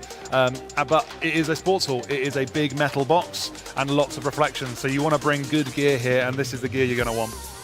Yes, definitely. Making sure you've got the right gear for challenging RF environments like this makes a huge difference. But I mean, so far, we haven't had any really unflyable video. A couple of analog videos are looking a little bit scratchy, but so far everyone's been doing really good fast laps, so I haven't really had any complaints, which is nice. Yeah, and we're using your normal kind of RF spacing technique that you run. It's something we've experimented with. There's a difference it makes. When you choose the right channels, you get so much less interference, and it means that even in challenging environments, matched with good Menace antennas, you can have really excellent video. Yeah, we did a lot of testing here at Lisos High School to make sure we found the best combination of channels. So it's a little strange one having a few on R and one on F, but it really did make a difference while we were here. Seems like a little change, but to make sure everyone's got good video is important. So we appreciate all the pilots, making sure they're on the right channels, making sure they are tuned in with the best equipment to bring us here for, judging the races, but also you guys at home on the live stream getting the best video possible to watch from the comfort of your home. Oh, yes. So out on track right now, we've got a few pilots going around doing their warm-up packs. This is to kind of shake off the cobwebs from last night, getting rid of the, a bit too much sauce they've had. And I can already see how fast some of them are going around. Oh yeah, even though it's just a practice round, there is a lot of pressure on pilots to kind of best prepare themselves for finals, as even though this round does not count, they all know that how they perform their practice round is going to have quite a big effect on how they do in the actual race. It's all about mentality and getting comfortable. There's going to be quite a lot of self-put pressure to make sure they're getting the lines right and best set up for finals. We can see pilots out such as Jaggers. He is definitely pushing. He's not taking it slow. He wants to find the speed where he's comfortable. Then see we've got Pigod here as well. He's having a couple of bounces, and it's a great opportunity for him to kind of reflect after this round and think, okay, what do I need to change? How can I consistently perform in finals?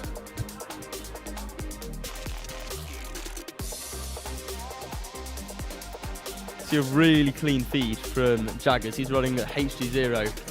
Yeah, that HD0, it's a really nice system. Yeah, it is really good, isn't it? You can see 720p, 60 FPS, and it's a board that they work with Happy Model to produce. Finally got my words out.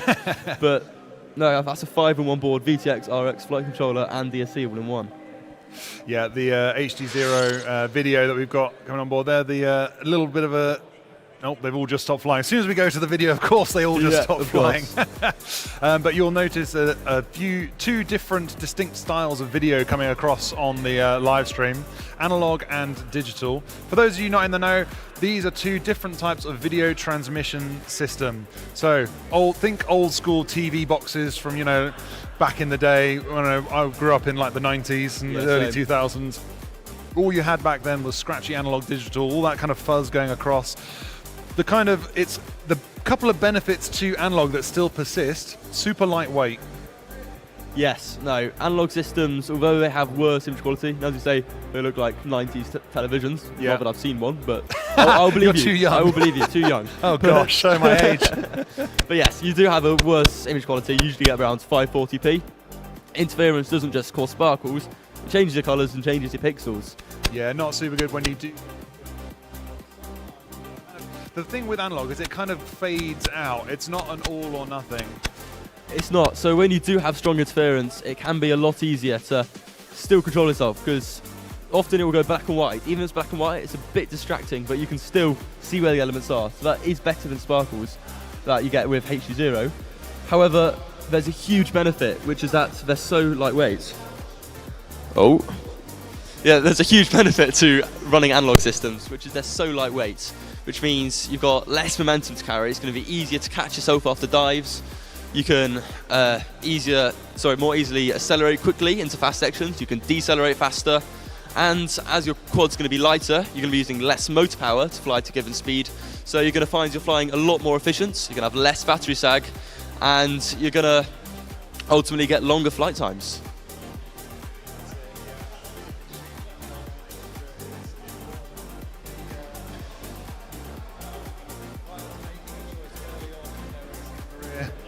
They want to know whether or not they want to go for good video or if they want lightweight, and those are the two key differences.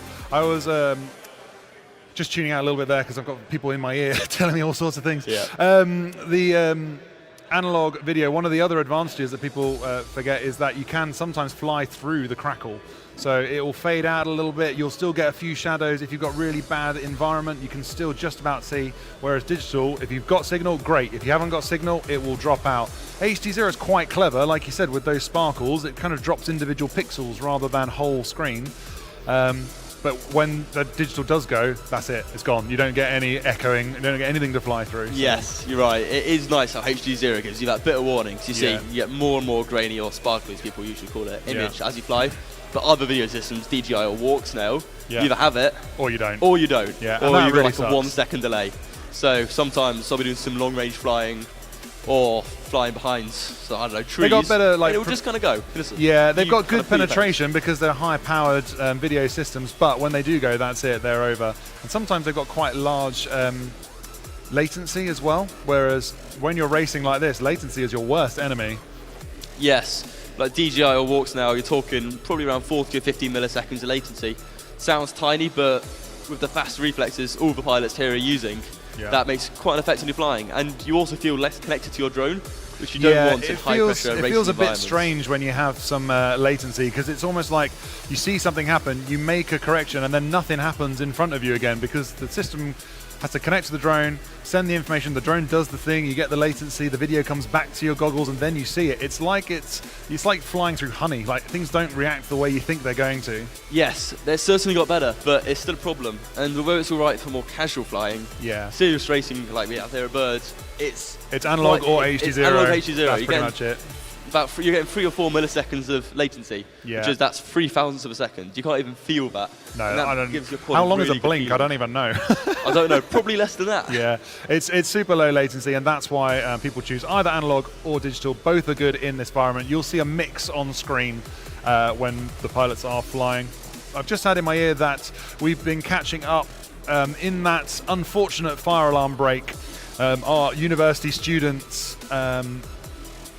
Oh, no, sorry, we're going to swap to another, more interesting video. We'll come back to that one later. We've got an interview with someone you would really want to hear from. This is an interview from qualifications yesterday when Small Yuki took the TQ. He was later beat, but for now, we're going to check in with him and see what he had to say about that accomplishment. So my name is Yuki, and I'm 15 years old right now. I'm coming from Japan for this competition, and I'm mainly doing drone racing in Japan, and sometimes I'll go to international race like this. And yeah, I'm doing drone racing for like 6 years. So I actually got TQ, first place in qualifying. I didn't expect that I'm gonna get TQ in this competition. So I was really getting nervous that I can get like first place or a good result in qualifying. It's because qualifying is really important for an elimination round. So I'm just really happy, and I could push, and my consistency is doing good. So I'm just really happy about it. So I'm feeling a little pressure about it, but flying calmly and do not crash. That's the most important thing for drone racing. I mean, I can think that thing for like a lot of sports. So just calm down and do my best and don't care about others. I think that's the most important things for this competition actually. Japan has really formal and a lot of people coming for like it's like a lot of things different from compared to Japan. And I feel like this type of international competition is like really, everyone is so laugh, and I can have a conversation with them. And so I can relax and I can have a conversation with international competitors. So feeling really fun actually. Well, looks like it's just me now. So we'll give you guys a little bit of an update on what's going on over here. So all the pilots are checked in who are in the advanced final groups. So far we've had one round of practice rounds. That's their opportunity to get comfortable with the track again. Of course, no pilot here has flown since yesterday. So this is their best opportunity to figure out where can I improve. If they look back on their flight recordings from yesterday and found an element where they might be able to save a second or two, this is a great chance to try that. If they've got ideas for different lines they can take, this is their best opportunity to experiment. So if we can switch to the pilot's feed, let's have a look at how they are doing.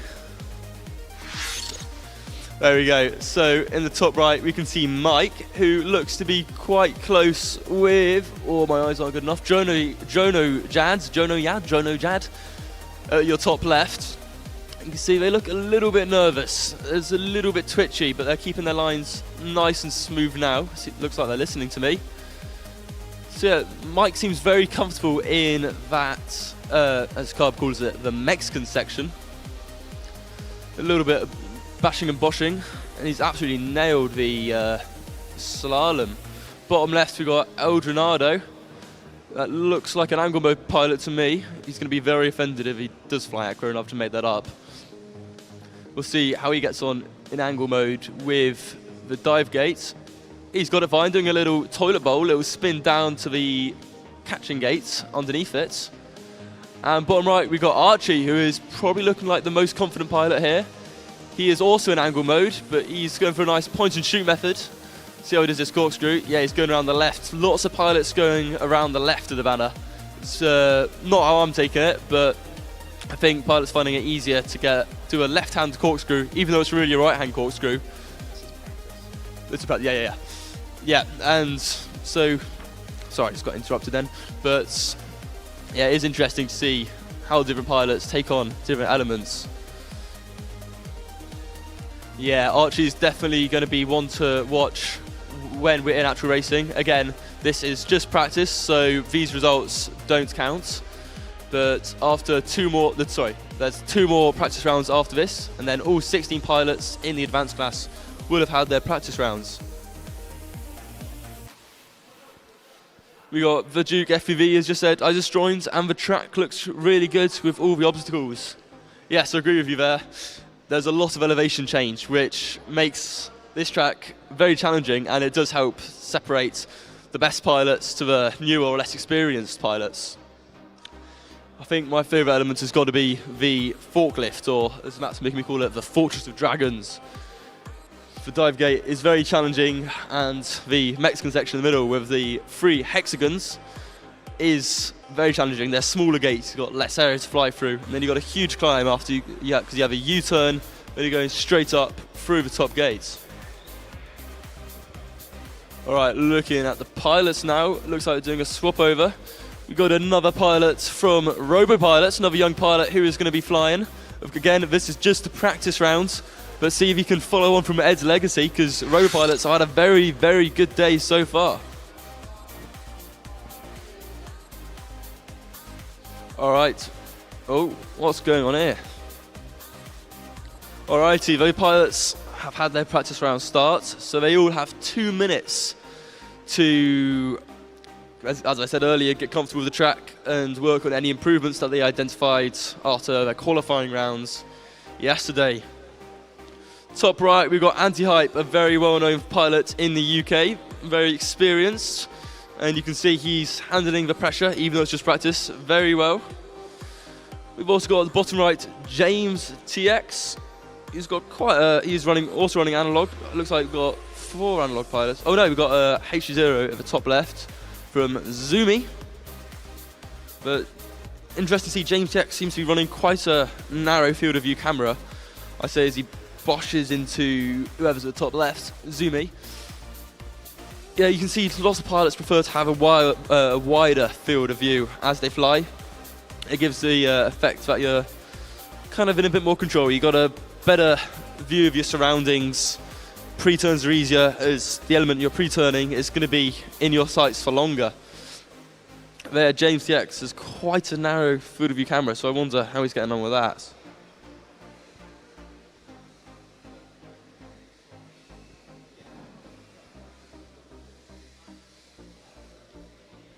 Nice bit of head movement from one of our pilots, reacting with his thumbs and his neck.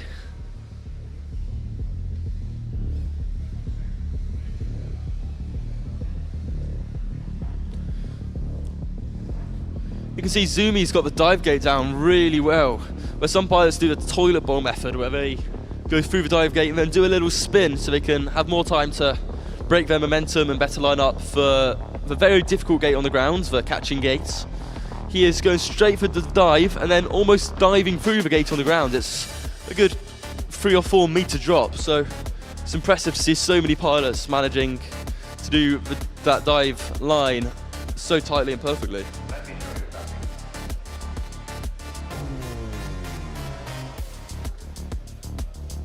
Derby says, "Go, Mr. Bond."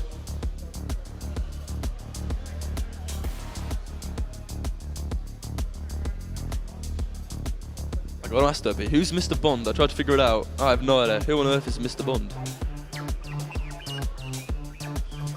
Quite a few religious figures dressed up today, either group pilots dressing up as religious figures or just, I guess maybe Jesus turned up. I'm not too sure. Wasn't expecting that one today.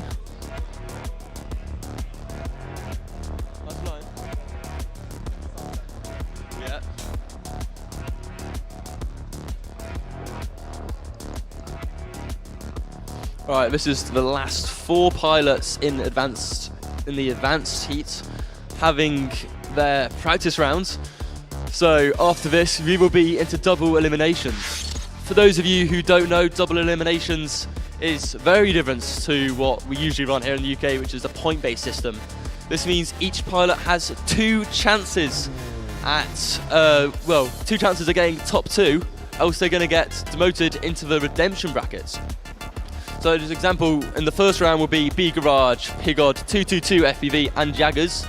The top 2 pilots will make it through to the second round of the winners brackets. There we go. So the top 2 from these 2. So say we have B Garage, 222 FPV, Karek and Lex make it in top 2 in both of their rounds. They're going to make it into race number 5 in the winners brackets, where they'll be competing each other, and it keeps going same for every single race. So race after race, the top 2 are going to make it into the next round of the winners bracket, and then the bottom 2 are going to get demoted into the redemption bracket.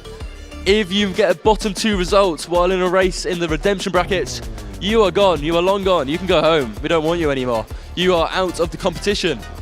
And then the top 2 from the last round of winners and the top 2 from the last round of redemption are the pilots who managed to make it to the end with either no bottom 2 results or only 1 bottom 2 result. Then they'll be competing in Chase the Ace, which is where you need 2 wins, as we call 2 aces.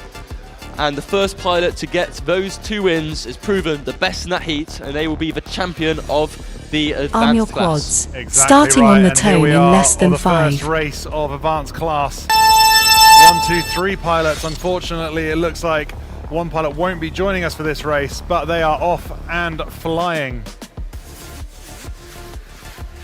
Up to the top of the room they go. Who's first through the dive gate?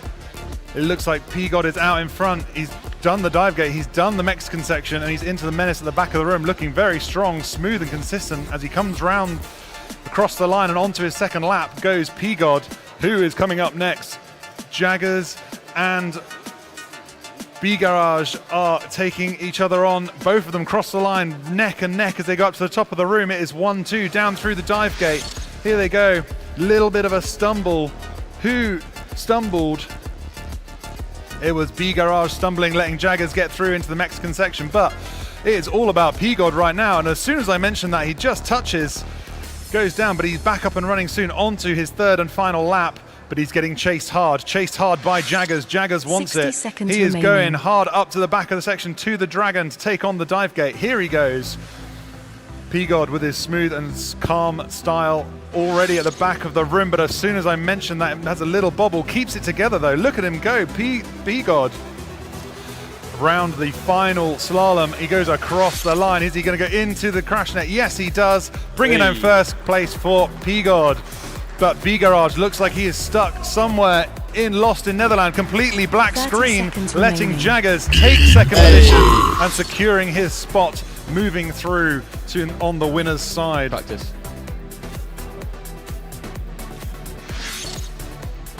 Was that practice? Was that real? From what I've heard. Oh, maybe I was just getting very, very excited.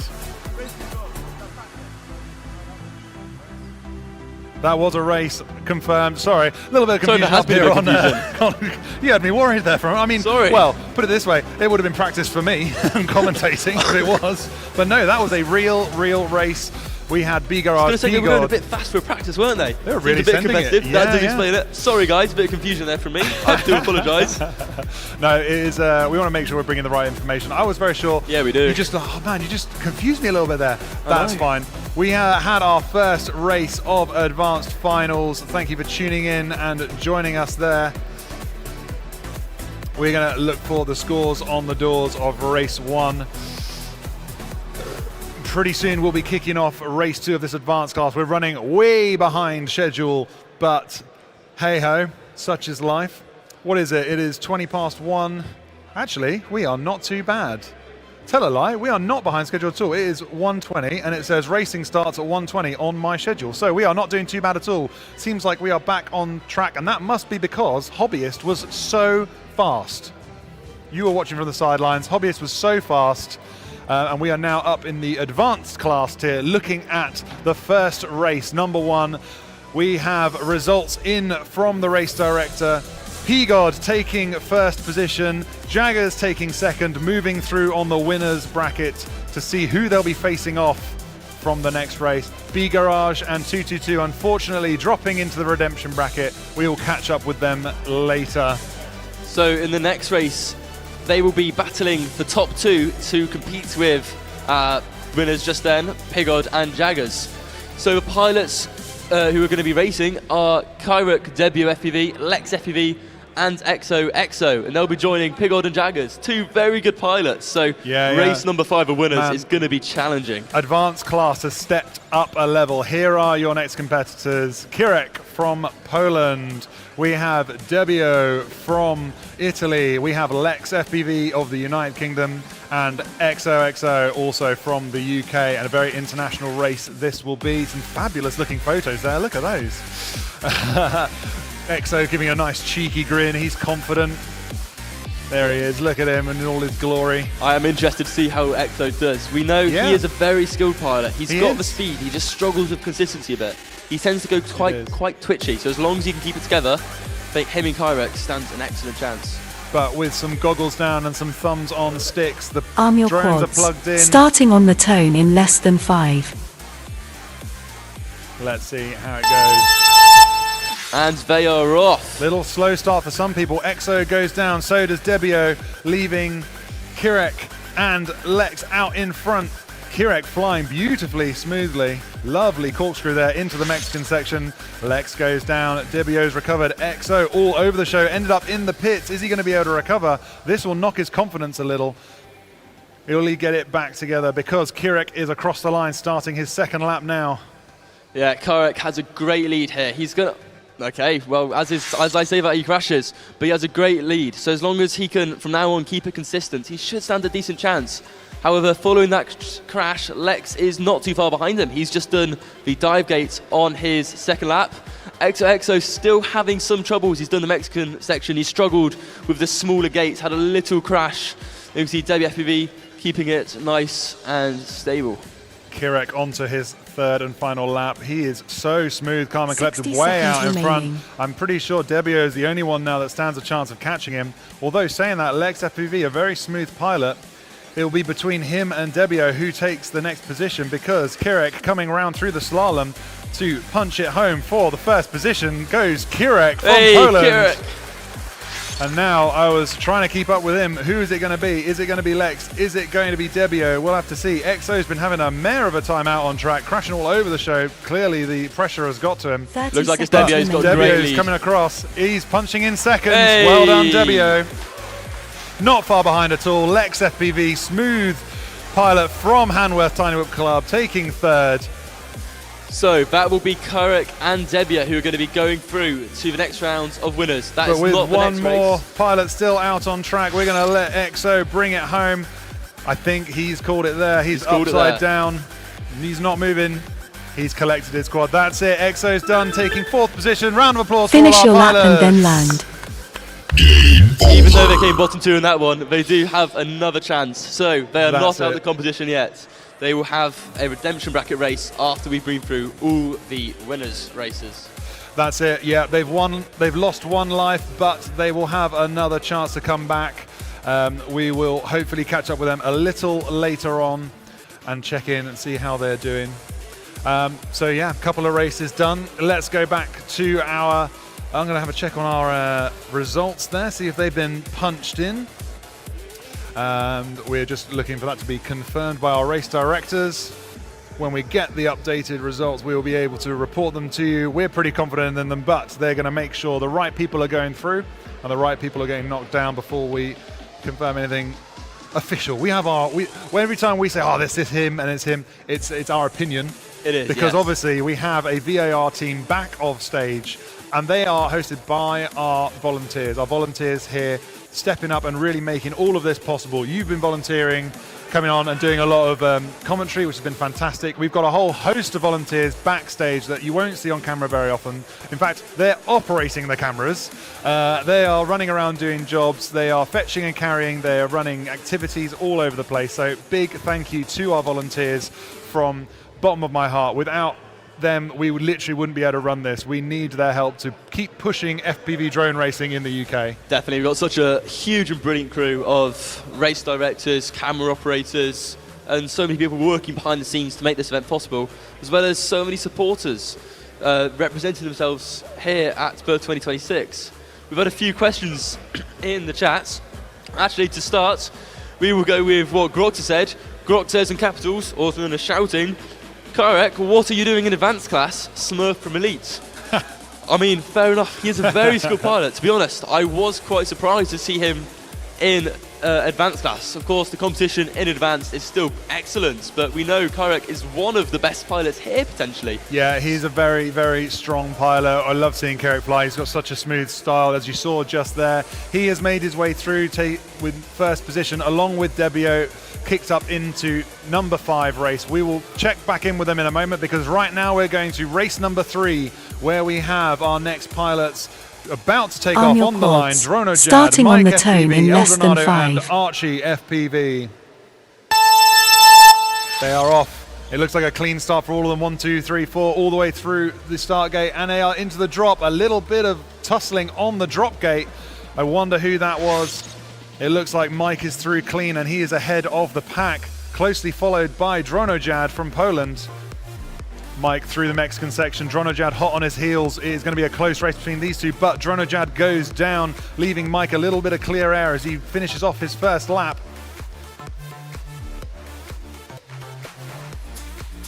Mike cleanly through that dive gate after a bit on the edge. Was he jumping around on the edge there? I know, yeah, the dive gate, you can see it really scaring pilots, but he's keeping it nice and smooth. They're scared of it because of the dragons that are up there, putting them off. Is that what it is, the dragons? Yeah. Are the closest inflatable I can get to a bird at a reasonable price. We're having winged dragons, that totally counts. But Mike is up and flying way out ahead now. The closest to him has got to be Dronojad, chasing him down. He's probably about, I don't know, he's in his viewfinder. I can see quads in front of quads. They're right next to each other. Mike just getting a glimpse of Dronojad on his tail. Is he going to make a pass? He's right there. He's just passed Mike. So Dronojad and Mike takes a little bit of a tumble, but resets quickly. He's chasing down Dronojad across the line. Mike goes into the crash gate, taking first. Dronojad follows quickly afterwards. Such a close finish. That was a the replay close. here now. You can see 30 Mike seconds out of remaining. Look at front. him just behind him. Mike sends it home, bounces off the edge, nearly doesn't make it in, but Dronojad sends it home. But we still have 2 pilots flying. Let's go back online to see who they are, because coming across the line we have Eldronado taking 3rd position, followed by Archie FPV, unfortunately scrabbling around on the ground, finishing his lap off now into the crash gate. Congratulations, pilots. Game over. That is the end of that race. Wow, that was a fast one. We had a bit of backwards and forwards there between Dronojad and Mike FPV. Whew. We did. You can always see it on their live feeds as well, because all the whoops here today have LEDs on them. They're all lit up, so pilots well and truly know when they need to push to overtake someone, or when someone's on their tail, because they'll come around to do a spiral and they'll see, oh no, someone else is also doing that spiral. And although it doesn't matter whether you get 1st or 2nd at this part of the elimination brackets, we know they still want to beat each other. Everybody wants to win, yeah. And I mean, you can't let up at all, because, you know, if you slow down, like flying consistently and smooth is a very good technique to get to the end.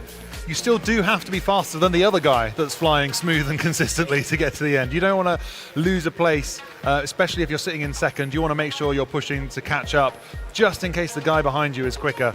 There are no rear view cameras on these quads. There's no little mirrors on the edge, although that would be quite cool to be able to see behind you. But there's no mirrors looking behind, so you don't know who's coming up behind you. So you've got to keep pushing and make sure you get to that crash gate as soon as possible.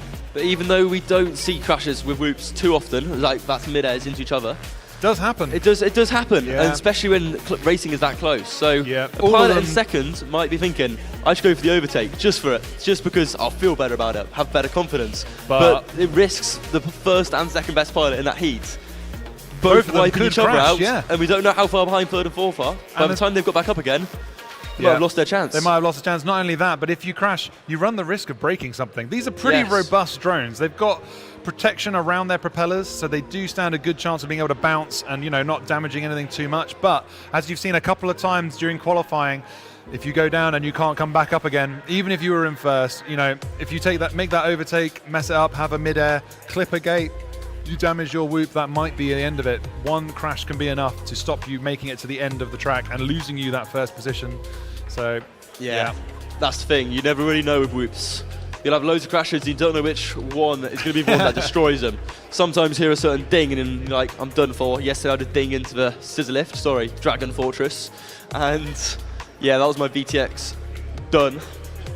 But yeah, whoops are very robust until they're not.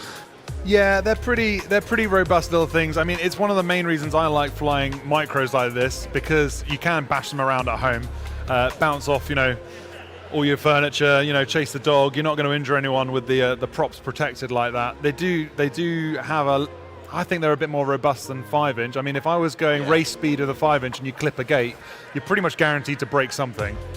I mean, quite often, yes, especially with the ultralight 5-inch builds.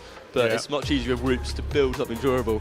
Yeah. Although lots of top pilots, like they're insanely lightweight, exposed builds, a lot of damage goes on those. But with whoops, you can quite easily get larger canopies, thicker frames, more durable propellers, and thicker stator motors. Yeah, that's right. And if you want to try flying drones just like this, you can head down to Liso's High School, because not only is there drone racing going on here, but we also have drones you can get your hands on. These are the racing drones that they are flying. We have ones that are exactly the same size. These are race drones, super lightweight. We have some durable, give it a go drones. You can come down and get your hands on something very similar to this and try flying it. And eventually you will end up racing against some of these pilots. Coming up, we have... So coming up, we have Zumi from Latvia, Anti-Hype from the United Kingdom, Mesca from Italy, and James TX from the United Kingdom. Lots of support from our spectators here at Bird.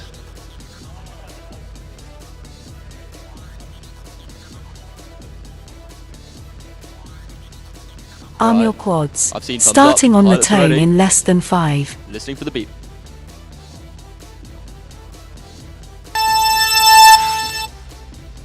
pilots are through with the best starts. We have Zumi, James TX behind. Looks like all 3 pilots cleared the dive well, but Zumi, who was out in front, has struggled with the catch gates. Our leader now looks to be Anti-Hype. James TX also on the ground. Zumi still having some troubles as he's flipping around on the floor. All right, that's Anti-Hype. By the looks of it, onto his second lap first, followed by Meska, and then not long after, Zumi Air, and now James TX also going onto his second lap. We can see Anti-Hype and who is that? Meska seem to be very close with each other at the moment.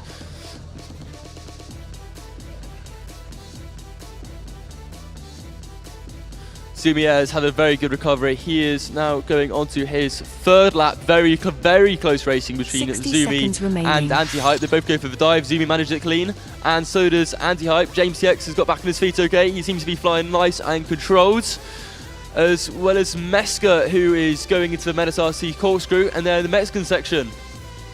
I'm enjoying watching Zumi Air as the pressure goes on him to see if he can get it. There we go, and Zumi Air getting first place into the crash gate. Who's it going to be? Close battle between Meska and Anti-Hype. Anti-Hype gets it. Meska not far behind. Wow, some insanely close racing for second then. So that was Zumi first place, Anti-Hype. They will be going forward into the next succeeding stage of double eliminations. Wow, man, congratulations on commentating that. That was a hot race. Woo, woo. Yes, great to see all pilots. All within about 10 seconds made it to the end there. But wow, we had a great start from Zumi. He lost it a bit at the start. He had a little crash despite an incredible lead, but he brought it back. He chased down Anti-Hype, got him right to the end. Meska tried to get Anti-Hype, but Anti-Hype held it together. He was nice and confident, and they have made it forward. So we can now see it will be Mike FPV, Jono Yad, Zumi, and Anti-Hype progressing from winners rounds 3 and 4. They will be in round 6, where they will fight for the semi-finals. That's right, maintaining their winners streak going forwards. Wow, what an incredible race. Unfortunately, we're saying goodbye to Meska and James TX, but we will catch up later with them. They've only lost 1 life. They are sitting over in race number 9 in the redemption bracket. We're going to catch up with them later. We're going to get through all of the racing ones. They're over there with Eldronado and Archie. We're going to have a brilliant race with them. Eldronado, an elite pilot last year, has been pushed down into the advanced class. It's a shocking result from me, really. I saw him on the podium and I was like, he's coming back again this year. Excellent, he gets another chance for elite, but there's so many good pilots. He's been pushed down. I know, yes. Luckily for him, he is still in the competition, but there's a lot of pressure on him. Because of his great result last year, he knows he's got the pace to maybe even win advanced class. But at the same time, he cannot make a mistake now. He is in the redemption round. So race number 9, he is in that, and he knows if he crashes, he's out of the competition. He knows he can do it, but he knows that only so little needs to go wrong for him to be out of the competition entirely. Exactly. So that is how we're looking at right now. We are now lining up for race number 5. And in race number 5, we are going to be watching closely because these are the winners from the previous race. We have Kirek of Poland, Pigod of Italy, Debio of Italy, and Jaggers of the UK. Look at them all smiling away there. So these pilots have all done very well in their first round of racing. So to remind those who are maybe a bit newer to this format, it is always the top 2 out of races of 4 pilots that progress to the next round. Quads, starting on the tone class. in less than 5. Oh, here we go. Right, top 2 pilots make it into the semi-finals. Ooh, very close through the start gate. Looks like we've got Pigod and Jaggers batting out in first and second. Ooh, and Debio and Kyrek both on the floor, similar sections. Kyrek's having to go and redo his dive gate. He's made it. He's in 4th place with Debio in 3rd. Looks like we have got Jaggers and Pigod only about a second in their racing. First on to second lap is Jaggers with a very last minute overtake. It's some incredible racing between Jaggers and Pigod. It's changing constantly. Now it's Pigod back in front again. He's going for the Menace corkscrew. And now Jaggers going for the Menace corkscrew. but Pigod has done the Mexican section, Jaggers has done the Mexican section. And then in third place is Kyrek by the looks of it. I don't have the scores right here, but it looks like it. And then Debio a second or two behind him. 60 All right, seconds Pigod's remaining. got a great lead here by the looks of it. He is going into the Mexican section, what's going to be probably around 6 seconds ahead of the next pilot. However, we have just had Kyrek overtake Jaggers, knocking him over on the way. Now looks like Kyrek is probably in that bit. Oh, and already Pigod has made it to the final gate as I'm watching. Wow, so progressing is going to be Pigod along with Kyrek taking 1 and 2 as Jaggers get some final practice in along with Debio 30 seconds for remaining. their revival elimination brackets. Wow, some great racing there, some back and forth, and an incredible recovery from Kyrek. Pigod and Kyrek from Poland, Pigod from Italy, are both going to be into the semi-finals now. Man, that was an incredible race. I let you crack on with it because you were on point with the commentary there. Hopefully. Back and forward, it was awesome. Man, I was just watching from the sideline, seeing all the drones zip around. It was so impressive. The level of pilots competing here at Bird is magnificent, honestly. I don't know how they do it, honestly. I know, I think the pilots know that as well, because I'm seeing a lot of consistency issues. So many fast pilots, they know they've got to push. They're all pushing and they're all crashing. So you'll see one pilot fourth, then they'll go to second, then third, then first. Yeah. So you've got all backwards sorts going and forwards, so nightmare to commentate. You did really It well is, there. it's giving me a headache. I'm trying my best. I'm trying to not feed any false information to the pilots, but yeah, looks like we got it right that time. By the time you've made the commentary, they've changed places. Exactly. I was looking at third and fourth battling out, trying to get second, and then first is recovered from third and has won already. Yeah, so it looks like Jaggers and Debio dropping into redemption bracket there, unfortunately. But that's only one life lost. They have one more. We will see them battle through shortly. Pigod and Kyrek go through into race 7. Let's find out who joins them there, because coming up next, we have in race 6, we have Dronojad of Poland, Mike FPV of the UK, Anti-Hype of the UK, and Zumi of Latvia. I've definitely got my eyes on Zumi for this one, personally. He is the Ron Seal of all FPV pilots. He does what he says on the tin. He does. He's smooth, he's controlled, he's consistent. And he zooms. And he zooms. Yeah, a very good pilot. One of the Robo Pilots team. That is why he's on the team. He's a quick pilot. We can see them all up there getting ready with their quads. Does look like the Robo Pilots have had a pretty good weekend so far, especially with Ed winning the Hobbyist class. I mean, they've got. I'm gonna just check. I don't want to say something that's not right. I'm just gonna check. Do they have a pilot in every thing? I think they do. Yep, Ree is in elite. We've got Zumi in advanced, and Ed, our youngest pilot here, winning the Hobbyist class not an hour ago. The little guy from Robo Pilots walking around with a big smile on his face. So Robo Pilots team coming here with 3 pilots. We've got 1 in each class. Do you think they're going to win every class?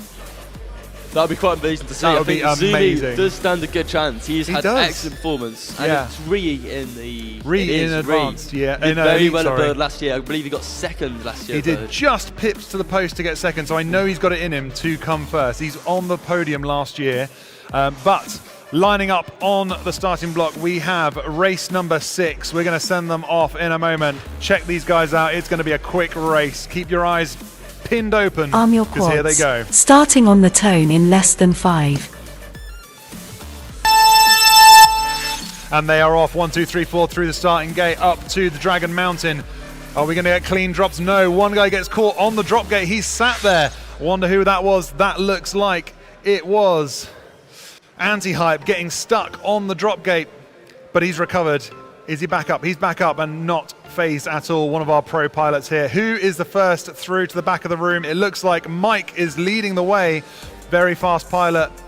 But who will be checking down? Oh no, we've got the Rainbow of Doom from Zumi. That is not a good thing. I hope it's just us that's getting it. No, he's on the floor. Something bad has happened to his quad. Hopefully he's up and flying. He is back in the air and zooming. But Mike way out in front at the moment, tackling the Mexican section. Little bit of wobble there, but he keeps it together as Andy App struggles to come back from it. The biggest competition Mike has is from Dronojad. He's right behind him, maybe 3 or 4 features back, but Mike is onto his third and final lap, round the dragon, dropping through the gate, a bit cautious through the drop gate, but he does it cleanly, and that's important because you don't want to mess it up. But that is a slower line, and the slower line is letting Dronojad catch up on him. He's only 2 features behind Mike through the Mexican section to the Menace RC barrier at the back, but Dronojad goes down, losing his chance to overtake Mike. Mike is going to keep it clean as he comes round and across the line into the crash gate he goes, taking first position for Mike FPV. Dronojad not far behind him, taking second across the line. And we have a battle going on, Anti-Hype versus Zumi. I don't know if they've all completed their laps. Remaining. Who's going to cross the line? It looks like it's Zumi across the line first, with Anti-Hype coming in fourth. Is he in the crash gate? Not quite yet.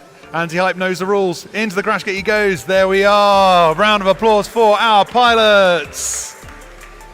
Game over. Well done, Paz. What an incredible race. Mike FPV leading from the start and keeping the cool, calm and collected approach. A very tentative dive gate just there. Slowed right down for it. Made sure he got through. No mistakes needed at this level because that sends him through into the winners race number 7. Well, we'll get it confirmed with race control. But from here, it looks like he'll be moving up. Yeah, when the numbers come through, we will check and see if those are all right. But looking like Mike goes through, and Dronojad very hot on his tail. He was catching up. Taking that dive gate slowly was definitely a good move. He has way out in front, and he spent that lead a little bit to make sure he got through the dive gate without any issues. I think that was a good call. Yes. Am I going to pretend I'm here? I wasn't here. Nice response. I was hoping you'd just pick up and I could be subtle about it. I agree.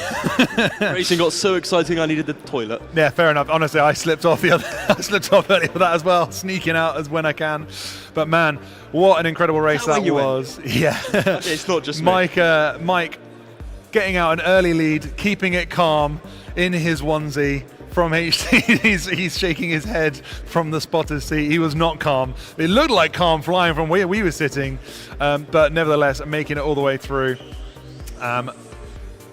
Let's just have a little refresh there. Got to say, when you come to Bird, you do see a lot of very stressed people in onesies, which is an unusual sight. Usually they're nice, cozy, relaxed, but no, there you got shaking onesie people at midday with your headset strapped to their Yeah, exactly. And there was a lot of banging around and bumping around in that race between Anti-Hype and Zumi. Zumi, unfortunately, having the rainbow screen of death. Just no video for a good couple of seconds. It happened twice on that race, but he still managed to keep it together. And I think just pipped Anti-Hype to the post. Ooh. Of course, having lost video, that makes it exceptionally difficult to go through VAR, because that's the only way we know when they've passed through a gate, is if we can go back and look at their video. No, it does seem like race control are nice and busy at the moment. Yeah. We've got a great team of volunteers, as you said earlier, making sure that everything today is the true, correct results. Any questions, those guys go and check the results. So hopefully soon we'll have confirmation if we made it through. Yeah, no, we are waiting for an update live, and we will come back to that as soon as we can. But while we're waiting for an update from our race directors crew, we've had a few more interviews out in the car park earlier when I was chatting over the live stream, trying to do the best I could to keep something on the live stream. We had a chat with one of our volunteers who's come to most of the Bird races throughout the years. In fact, it was my brother out there, and I believe we just looking across to the race director because I don't want to miss any of the racing. 1, 2, 3, 4 pilots. But before we get to those pilots, we can actually announce the winners and who goes through from race number 6. It was indeed Mike. It's been verified. Zumi goes through. Dronojad, unfortunately, must have had a lap discounted and therefore gets 4th position. That is a shock result for me from the commentary box because he looked so good. So it is Mike and Zumi going through, Anti-Hype and Dronojad dropping into redemption bracket. So up in race number 7 we have P-God, Kerrick, Mike FPV and Zumi. And of course, the top 2 pilots from this round, which is a semi-final, will make it through to the final of the advanced class. And the bottom 2 pilots are going to be knocked down into redemption pilots, but they're likely some of the best pilots amongst this heat, so they will stand a great chance. So yes, the best 2 from this round, and then the best 2 from the final redemption round will make it to a Chase the Ace finals, where they're going to race and race and race and race until one pilot wins any 2 races. We have had, while we wait for everything to get going, we've had a couple of comments from chat, a couple of questions. The Duke FPV says, is it just one long track, or do you go around it a couple times? So, Mr. Duke, we did 2 laps in qualifying, and then finals is 3 laps. So yeah, that's fastest right. 2 consecutive laps is what was their qualifying time, and it's their only 3 laps in finals that counts. In finals, we are not racing for time around the track, we are racing for position, and they're doing 3 laps and into the crash gate. And crash gate is what secures your position in these races. And the reason Dronajad got bumped down there is he didn't go into the crash gate and secure his position. Oh, that sucks. That is really bad, unlucky. Arm your quads. So he Starting on has the lost a tone life. in less We'll than catch up again with 5. him later, a fast pilot, but in the meantime, we're on race 7, and here they go. 1, 2, 3, 4, up to the top of the thing, but it looks like one of them has gone down. That looks like Mike FPV having to restart all the way from the beginning, but we're having terrible luck for Kirek. Is stuck under a banner. He's going to have to yaw for his life to get out of that. Oh no. Oh my gosh, that's terribly, terribly unlucky. I hope he can sort it out, because who is leading the pack now? It looks like Zumi is across the line first, finishing off that first lap and starting his second. A flat drop through the dive gate there. Some very close fighting between Bigod and Mike to see who can be the first to get into the second, the second to get into the second lap. It looks like Zumi's way out in front in first, but there's a battle for second position between Pigod and Mike. Mike taking a tumble, losing some ground. Pigod taking advantage, but as soon as I say his name, he goes down. Zumi, nice dive that time, not any hesitancy. He is comfortably out in front. Pigod and Mike neck and neck. They are lights in front of lights. remaining. Look at them go. 1, 2. Sorry, 2, 3. They are battling for that second position. Neither of them wants to get dropped down because they know it's going to be bad. Pigod takes a tumble. Mike with his nice, easy thing. It is Zumi across the line in the crash gate taking first, but the race is on between Pigod and Mike. Who is into the Mexican section first? It is Mike. Pigod playing catch up. Another little mistake. Mike's got air. He's comfortable out in front, taking second across the line into the crash gate, securing second position. Mike FPV, and unfortunately we are stuck watching Kirek spiral around in circles. But here is Zumi going across the line into the crash gate, securing his winning position in first. Wow. Wow, that was Shock intense result. racing. Yeah, I feel so bad for Kirek, man. It was just unlucky. He's managed to find somewhere to get stuck, and all I could watch him do on the FPV screen was watch him pirouette, trying to get himself out. So unlucky, man. Yeah, throughout this entire event, we've seen excellent flying from Kirek. So it's such a shame to see that. He is one of the best Polish pilots here. He's been so consistent, so smooth. So see him getting unlucky with a crash, getting him stuck. Poor guy was spending like 2 minutes spinning then. He is, but let's go up to our double elimination scoreboard and see the results of that, because the scores are in. We can confirm race 7. Zumi came in first, Mike FPV in second. We have Pigod and Kirek getting dropped out in third and fourth, but that's why we have double eliminations, because if something unlucky like that happens and Kirek gets stuck and can't race, he's lost 1 life, that's it. Yeah. He can come back. Absolutely. Although something's went wrong, it'd be very, very unlucky to have 2 similar round ending. Yeah, we don't want to have like that. So double eliminations is great for that. Hopefully his luck holds for the next race when we come back to him in redemption. Because we've seen he's one of the best pilots there. So as long as he's not insanely unlucky again, he should still make it through to advanced class. That's it. However, tough competition, you never know what's going to happen. So sitting up on the advanced podium, looking to see who will be challenging them, is Zumi and Mike FPV. They're up there at the top. They get a little bit of time to chill now. They can just relax and see how the redemption bracket unfolds, because next we will be going to race number 8 in the top right of your screen. B Garage, 222 FPV, Lex FPV, and XO coming up soon. Who do you reckon is going to take this one? It looks like we don't have 222 in the house. I can't see him here. No, not too sure what's going on there. I can only see Lex, XO, and B Garage. Well, if he's not here, he's definitely coming last. So of the 3 we have remaining, who do you reckon? Oh, it's hard to tell. Dan Stevens is XOXO is shaking his head at me. I think we got very different types of flying here. We got Lex, who usually keeps it very controlled and steady, and XO, who goes faster but less consistently. Yeah, so, that's true. Very opposing styles. Definitely, yeah. So although XO can go very fast bit by bit, he's going to have to be consistent to stand a chance, because both shaky fingers are not going to help him. They're not going to help. No, both cool 222 and Lex. I know what he's like. You fly with him. We've flown with him at Whoop Champs, the organizer of the Whoop Champs race at Wear FPV. A fantastic race where we saw him flying before. And again, there it was the inconsistencies that cost him times. And I think if you give him a chance, if he can get his head in the right space, he will do well. And we saw him qualify well into advanced class. He's here in amongst some of the best pilots from the international stage competing, and we'll see how he does. He's lost one. It was twitchy fingers that cost him that race. This is his second chance. That's it. You get this race, and if you don't make it through, you are out. So 3 pilots, only 2 go through. Who's it going to be? This race is going to be fun. It's going to be a battle to not come last. Top 1, 2 make it. There's only 3 pilots, so it doesn't matter who's winning, it matters who's losing. Right, looks like pilots are plugging in their quads, getting ready to go. Spotters are at standby, ready to watch. One spotter is going to have fun looking at a sparkly screen for the next 2 minutes.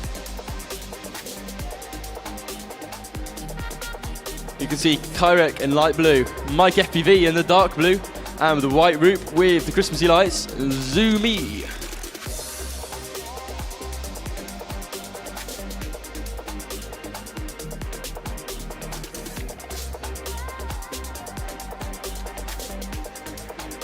Arm your quads. Starting on the tone in less than 5. Live on the tone. We've heard a whistle. Looks like we're going straight for a rerun. From what I did see, it did look like B Garage had a really good hole shot being the first Reaver double. Just looking over at race control now, looks like it will be a restart. So probably best for pilots to change their batteries, make sure they got something fresh on there. We're ready to go again. All that build up for that.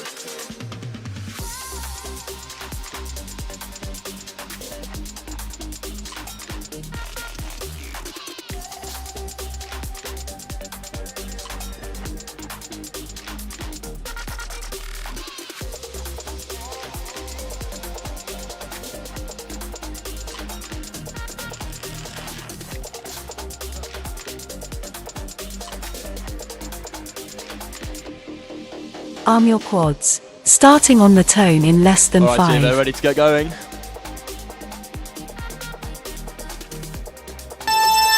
Ooh, Kyrek bouncing off a little bit. Looks like pilot ahead is going to be... Who is that? B Garage. And then behind them it is... Wait, 2 moments. Right, Exo's had a little bit of a stumble. He's back in the air now. He is in last place, so he is going to be doing everything that he can to chase. Sorry, my information display is not working right now, so I'm struggling to see. But Lex FPV, who is in second, it is still B Garage with the best lead. He's got probably around 2 or 3 seconds on Lex. XO struggling to get into his second lap. And it looks like B Garage is ready to go onto his third already. There we go, B Garage with a great lead. Oh, but he has a crash. It's going to give Lex an excellent opportunity to overtake as Lex also goes on to his third lap. XO still having some stumbles on his second lap. And B Garage has finally got back in the air again. It looks like Lex has taken the lead. Yeah, looks like Lex taking the lead as he's into the Mexican section. Oh no, B Garage has had a crash. He's had a full beta flight reboot. He's going to be struggling to get back into first, but that's not what counts. It's all about not coming last. He's struggling on the floor as Exo FPV goes through. We have our first person who's made it through to the next round, which is Lex FPV going into a crash gate. B Garage stuck on the ground. As long as Exo can make it to the end before B Garage sorts out his quad, he's going to win. Exo is on his third lap. He's done the dive gate. He is going up the really high right-hand spiral up into a Menace RC, left-hand corkscrew. Into the Mexican section, it does look like B Garage has given up. So as long as Exo can make it to this end of the lap without killing his quad and make it into the crash gate without missing it or getting stuck, he will be the winner. But the pressure's on him. Finish your lap and then land. Oh, there's the timer. Everybody Exo's watching. battling the timer. He's got to make it to the end as B Garage was the first onto his third lap. Well, as he's finishing off his lap, it was an EDOC rule that made that rerun happen. Someone could not get off the start block, so the rerun was caused by EDOC rule. But here he comes, Exo, killing his quad across the line into the crash gate. Congratulations to Exo. A little bit of luck going in his favour there, helping him get across the line. Crazy turn of events there. B Garage was flying so well. Apparently Exo's a migraine. But he's done it. Wow, that was a mix-up. I have no doubt B Garage is not too happy about that one. That will be him out of the competition, as that was a losers brackets race. So Exo and Lex FPV are still both in the competition. That's right. That's right, Exo very happy to be going through there, using that second life, getting up into the next level. He's going to go and grab a fresh pack and get ready for his next race. But before that, we have Redemption race number 9. We have the next pilots up: Eldronado, Archie FPV, Meska, and James TX coming up next. I can see them hot, ready to go, brought all their stuff. These pilots have got the hang of this now. They are up and ready. They have. We've got some really fast turnovers here. It's good. It's good. So it's helping us keep back on time. We've this. actually managed to catch back up to time, even after the incredible delay we had and the stumbling at the beginning with our hobbyist pilots being a little late getting out of bed. We have managed to make up time, and that literally goes to show how fast these pilots are, because they're completing these races so quickly that we've made up time. So here they are, our next racers. We have a good mix of pilots. James TX representing BTW Club. I'm not going to be biased. I promise I won't be biased for this race. Sure. James TX representing Birmingham. Meska for Italy. Eldronado for Poland. And Archie FPV for the UK representing Hanworth Tinywhoop Club.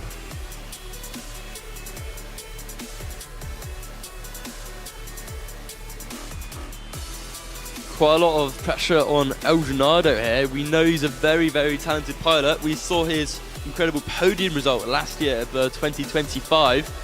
So I'm surprised he's not in the elite class. So he has got the speed, but will he manage to keep his nerves together? It honestly was a shock result for me, and I think it is just a symptom of the level-changing pilots that have joined us at Bird. There are only so many spots. There are only 16 spots in elite class, and unfortunately that meant Eldronado got pushed down into advanced. He has only ever got faster at racing, and you'll see him fly shortly. He's a quick pilot, but just getting bumped down into advanced class, where he will be doing well. I have no doubt that his racing style will pull him through, and he will do well, because he's coming up next. Keep an eye on Eldronado, definitely one to watch. At the opposite end of the spectrum, James TX qualifying really well. I'm very impressed how he's done. He is one of those pilots that is slow and steady and wins the race because he doesn't crash. That is literally his flying style. You'll see how he flies shortly. Although, saying that, if we're psyching him out, we don't know. Archie running up to the line. What's going on with him? Quick replug. That's okay. We can have the drones sit on the line a little bit. Those little boxes just behind the drones are very, very light fans. They just waft a little bit of air across the VTXs, Arm your keeping quads. them cool. Starting on the So tone we in have less the than go zone. 5. Here we are. 1, 2, 3, 4, all across the start gate, but someone getting a little lost going the wrong way around one of the events means they have to circle back for it. That's going to mess them up. So flying on board, let's let them Who's first into the Mexican section? It looks like it was Mesca. Mesca, one of the Italian pilots, leading the way, but hot on his tail is Archie FPV. Both very fast pilots. They are both into the slalom. Up to the back of the room, it is Mesca leading the way. But we also have a hot competition between James TX and Eldronado. James TX taking it smooth and steady. Eldronado crashing out. That's what I mean. Eldronado crashing out and letting James TX get a bit of a lead on him. But Mesca and Archie out in front. Archie going down, giving Mesca time to get out ahead. He's now comfortably out in front. That's some insanely close racing this round. We're seeing some struggles from Archie FPV from the United Kingdom. 60 seconds he remaining. Is a little bit behind, but he is just going in to overtake James TX. I'd say as Eldronado is still struggling to get through those gates. He's not having a happy time. Eldronado, too bad to see you on the floor. That is a surprising mess up by James TX there, letting Archie get through, but Mesca is all the way through. He is done. He's in the crash gate. Mesca, did you just sneak 3 laps and done? And it looks like we've got Archie FPV taking the second spot. Congratulations. He and Mesca are now both in the competition. James TX is bringing it his lap. round. Huge well done to these pilots. Well done, James TX. The entire event. Eldronado finding somewhere to get stuck. I'm wondering where he is. Unfortunately, Eldronado getting caught somewhere. It looks like the backside of a light somewhere, I think. I think he might be in the netting. I'm not sure where he is.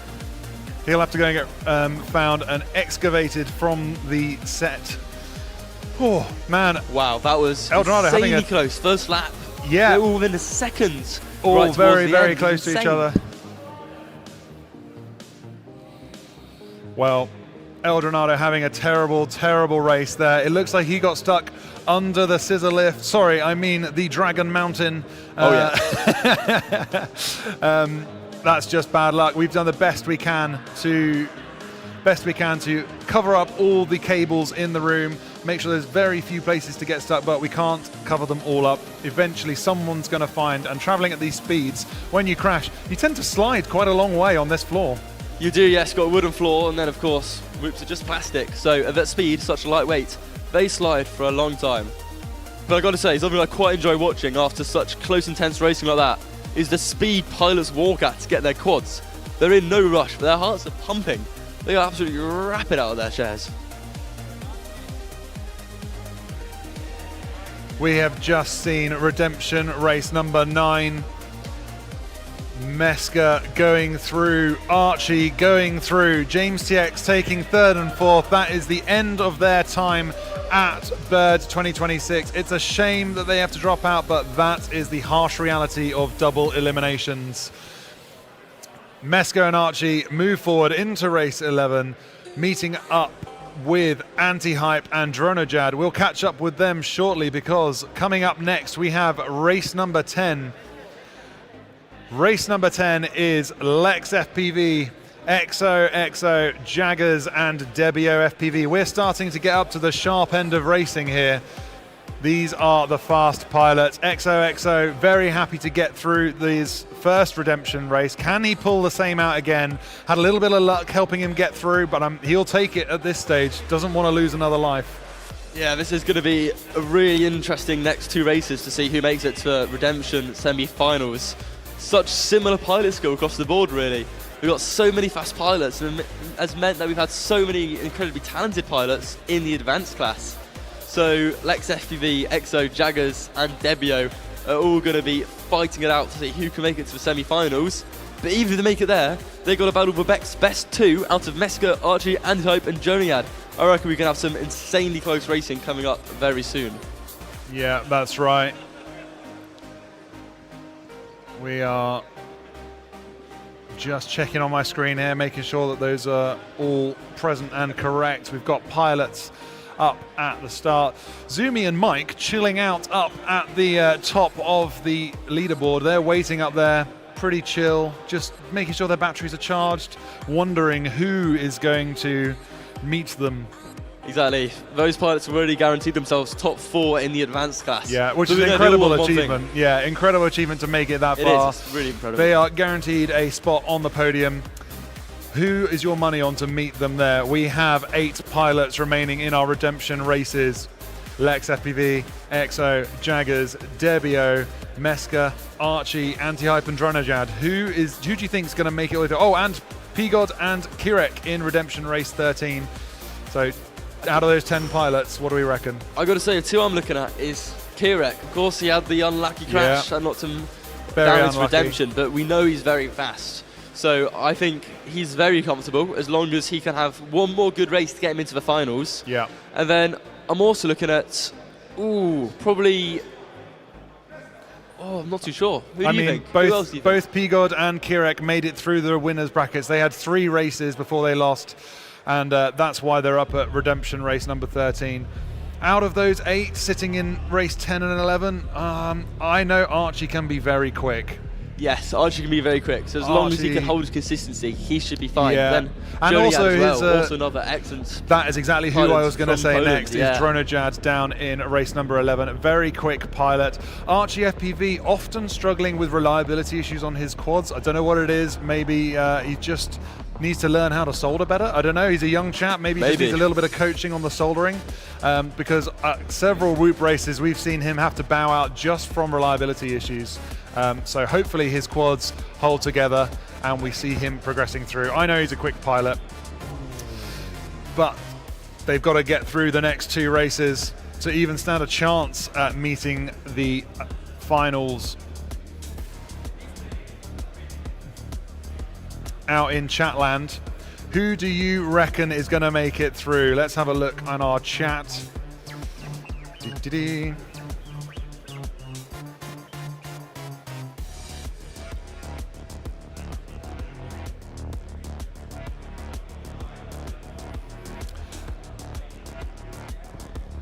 Okay, so in race number 9, the reason Meska has been dropped is because he landed on top of the crash gate. He did not go into it, which means Archie won race redemption number 9. Just wanted to report that back straight from, as it comes in one ear, it will come out my mouth, and I'll try and bring you as many updates as I can about the racing as we go forwards. So again, this race is going to be Lex FPV versus XOXO, Jaggers, and Debio. I'm keen to see if. I think Lex stands a pretty good chance here. He's a very consistent pilot. So as long as he can hold his consistency, he's had good pace pretty much all weekend. So I reckon he's definitely one to look at. Jaggers, Debio, 2 other great pilots, and XOXO seems to be struggling a bit with a migraine, so it's not going to be a fun one for him. But these are our next up pilots. In race number 10, we have Debio FPV, Jaggers, Lex FPV, and XO. And we're getting a lot of love in the chat for our pilots. Everyone going berserk. We've got 56 people watching. Give us a nice thumbs up. That will really help us push the algorithm out and get lots of people watching drone racing in the UK and across the world. De Fronsac says R1, Kirek. Symbiosi says Zumi for the win. Don't play with lava says Anti-Hype, let's go. Steve Ramarode says Anti-Hype and Lex. That's his prediction of who's going to get through. We will be shortly finding out if Lex gets up there. Lex is a fairly new pilot, but I've been watching his journey. He's progressing very quickly. He's fast, and he's already only been flying for just over a year, I believe. Yeah. He's traveling to a lot of FPV races. He came up to BTW Club to take part in our little league, and now he's here at Bird International Race Day competing amongst the advanced pilots, which is no mean feat. These guys are quick because they are on the line. The goggles are down, the thumbs are on the sticks, starting and the drones on the are plugged tone in less than Let's 5. send them round for this race. And the off who's going to get the whole shot. Looks like it is Jaggers. They're going into the dive gate. Jaggers getting the dive gate first. EXO having a little stumble into it. Lex FPV getting through it fine. And Jaggers out in first. He's first into the Mexican section, closely followed by Debio, the fast Italian pilot. Across to the back of the room they go. But the little tumble there, Jaggers has just let Debio get first into the slalom as he goes around to finish his first lap and start again. Jaggers is stuck on his roof. It looks like he's stuck in the set. That means EXO has just passed him. And so has Lex. What a terrible result for Jaggers. That's so unlucky. Being in the redemption bracket, that might cost him his Bird 26 race, because Debbio out in front, taking it nice and easy into the Mexican section to the back. He's catching up on Lex. He's so quick. Or is Lex finished? Is Lex onto his third lap? I don't know. He's got another lap to go. Debbio, another lap, round to the back of the thing, up to Dragon Mountain. Nice dive from Debbio, keeping it calm and collected. EXO pushing hard now, coming across the line. He's going up to the back of the track to start his last lap, I believe. But it is all about Debbio out the front there. Debbio coming round, but maybe Lex snuck through without the commentator watching. Did Lex slip through? He looked like he was going slow, but like I said, looks like, he's a slow but steady pilot.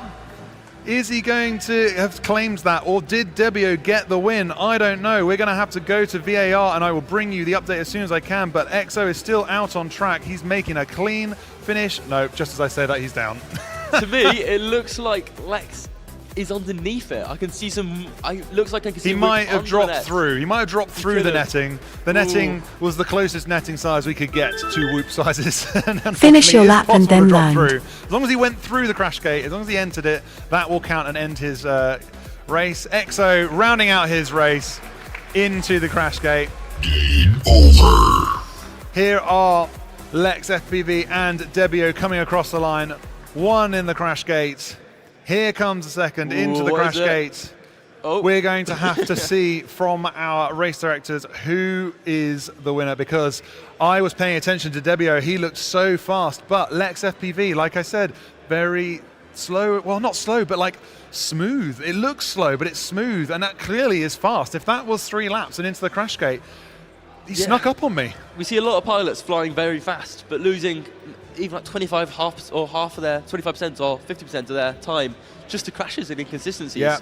So even if he's not as fast as the other pilots, if he's not wasting 20 seconds per round rolling around on the floor and missing gates and having to do retakes, exactly, he is going to find himself going forward, which is why consistency is so important and in joint racing events.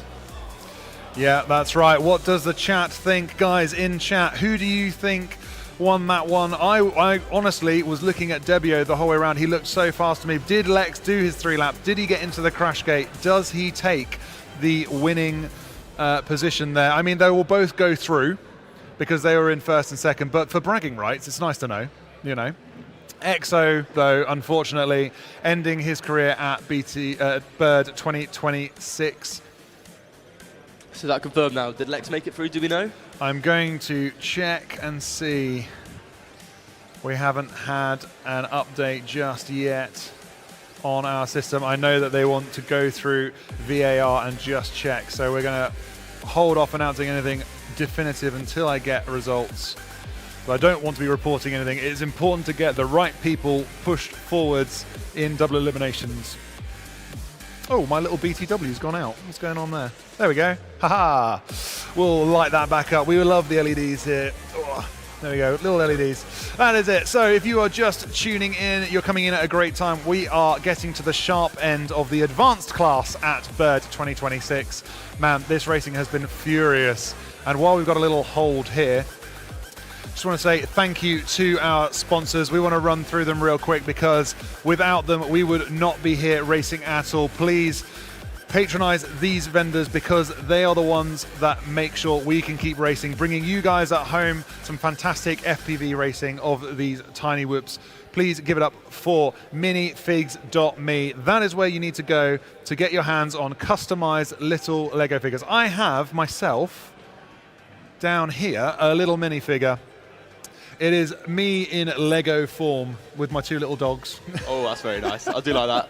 The It's detail's cool, amazing, isn't it? One big one, one little one, and me wearing a hat so I don't look bald because Oh, yeah. the Lego men, they perfect the baldness, but I've not managed really it yet. do. Yeah, so I'm rocking the Menace RC hat, and that's keeping me looking as fresh as a daisy because they are our other gold level sponsor, sponsoring not only this event, but pilots up and down the country, including Mr. Dan Miles, Dan Buster. Yeah, Menace RC have been a phenomenal supporter of my international racing and this event being a gold sponsor. They produce some of the best, or if not the best. I would say antennas. the best, yeah. I would say the best in the industry. I've taken them these all around the world. They've never failed me.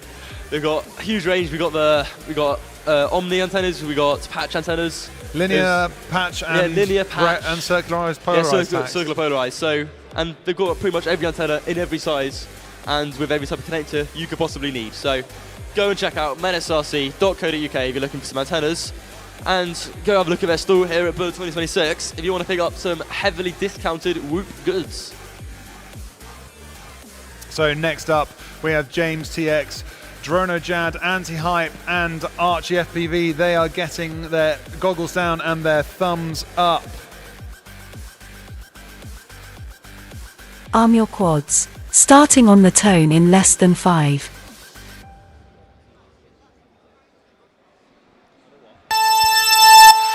And they are off. We've got some incredibly fast starts, all very close through the dive gate. A little bosh between DronoJad and Anti-Hype as they go through the start gate. Wow, that is close. Going into menetsrc corkscrew. It looks like, I want to say, Anti-Hype's ahead. Having some video issues with James TX. And going around the slalom section first is going to be DronoJad, as he is already onto his second lap. In second place, we have Archie FPV and Anti-Hype battling it out, with James TX just a second or so behind them. DronoJad looks to have a pretty nice 4 or 5 second lead. He's going around the menetsrc banner into the right-hand corkscrew, into slalom section. He is already going onto his third lap. He's going to have to keep it consistent. He's got a very, very excellent lead here. Going on to their third lap. Next was Archie FPV, followed by 60 Anti-Hype. seconds remaining. DronoJad in the Mexican section. All eyes are on him, hoping that he can keep it nice and clean and take home the win, which will get him into the next round, into the semi-finals in the redemption brackets. And there we have it. DronoJad has gone into the crash gate with no issues. Closely followed by, what's going on here? So closely followed by Anti-Hype, who has taken second. Then third place is going to be Archie FPV. And then James TX is just rounding up. So that is DronoJad and Anti-Hype taking first and second, going into the next round of the redemption double eliminations. James TX just finishing off his laps there. We want all the pilots to come home safe and sound. Beautiful slalom, across the line, and smacking the camera right in the face. Look at him come round. I love these slow-mo shots, right down the barrel of the gun. It's incredible. These shots are great. I'm not sure the camera lens is much of a fan, though. Boom. It doesn't matter that he bounced out. He entered the crash gate. That's what counts. So as our pilots go and collect their whoops, we will check in. See if we can have a look at the updated double elims brackets. Yeah. Mr. Magic hit Computer refresh Man. on that. Ooh. Lovely. Bum, bum, bum, bum. So, was that race 10? No. That was race 11. That was race 11. Looks like they're still not sure whether it was EXO or Jaggers who got second place in the last round. So yeah, I imagine we've got our VAR team looking over that at the moment. We're waiting for the redemption race 11 results to be confirmed. We'll be updating you as soon as those come through on our end. Yeah, but this will be a good moment while we're getting sorted to thank our silver level sponsors, because these guys also help us keep the lights on here at Bird 2026. I keep having to look over my shoulder because honestly, the years are flying past. It hasn't so long since we were doing 2025. We're at Bird 2026, the international race days here in Birmingham. And we want to say thank you to our sponsors, our silver level sponsors, Happy Model, producing some incredible kit for our pilots, Radio Master, some of the best controllers, certainly my favorite controller. This is my daily driver, the Radio Master Zorro. I have to plug it. It is very comfortable and good to use. Firefly, everybody's favourite whoop store charger. Yeah, everyone's got one. Everyone's got multiple, to be fair. They're brilliant. I have 2 going usually, and I charge everything at the beginning, and then as I start going through, I have 1 on storage charge, and I keep 1 just topping stuff up, and that keeps me going nicely. And of course, HQ prop. We had a beautiful lineup earlier, a shot of the starting block, where 3 out of 4 pilots were all rocking the HQ ultralight prop. So if you want the lightest weight builds, check out the HQ props. They are very, very good for that. However, we have had some results confirmed. So from the race before that one, it was Jaggers joining Lex. Oh, that's just changed again. So we've had race number 10. We had some results being confirmed. EXO is being knocked out. Jaggers in 4th.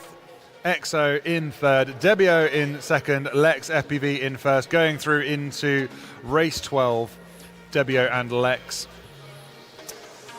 And then from the race just then, it was Jonayad. Down in race 11, we had Dronajad in 1st. He goes through. Anti-Hype in 2nd goes through. Unfortunately, Archie and James TX dropping out. That will end their career at Bird 2026.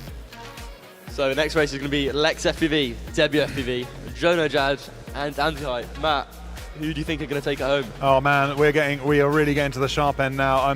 I'm honestly a little bit perplexed. I'm very happy that Anti-Hype is up here. Anti-Hype rocking angle mode, right? You got to remember this. At this level, angle mode is amazing. Yeah, it is still competitive. It is. As long as Anti-Hype keeps winning and keeps like pushing it forward, I'm going to keep going with my angle mode.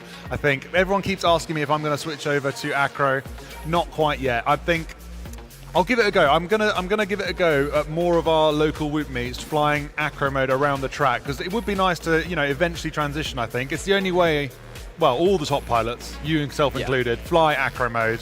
Lots of top pilots here are flying acro mode. Very few at this end of the competition will be flying angle, but previous UK champion Anti-Hype is rocking the angle mode. For whoops, for outdoor flying, he does do acro mode. He's a very competent pilot.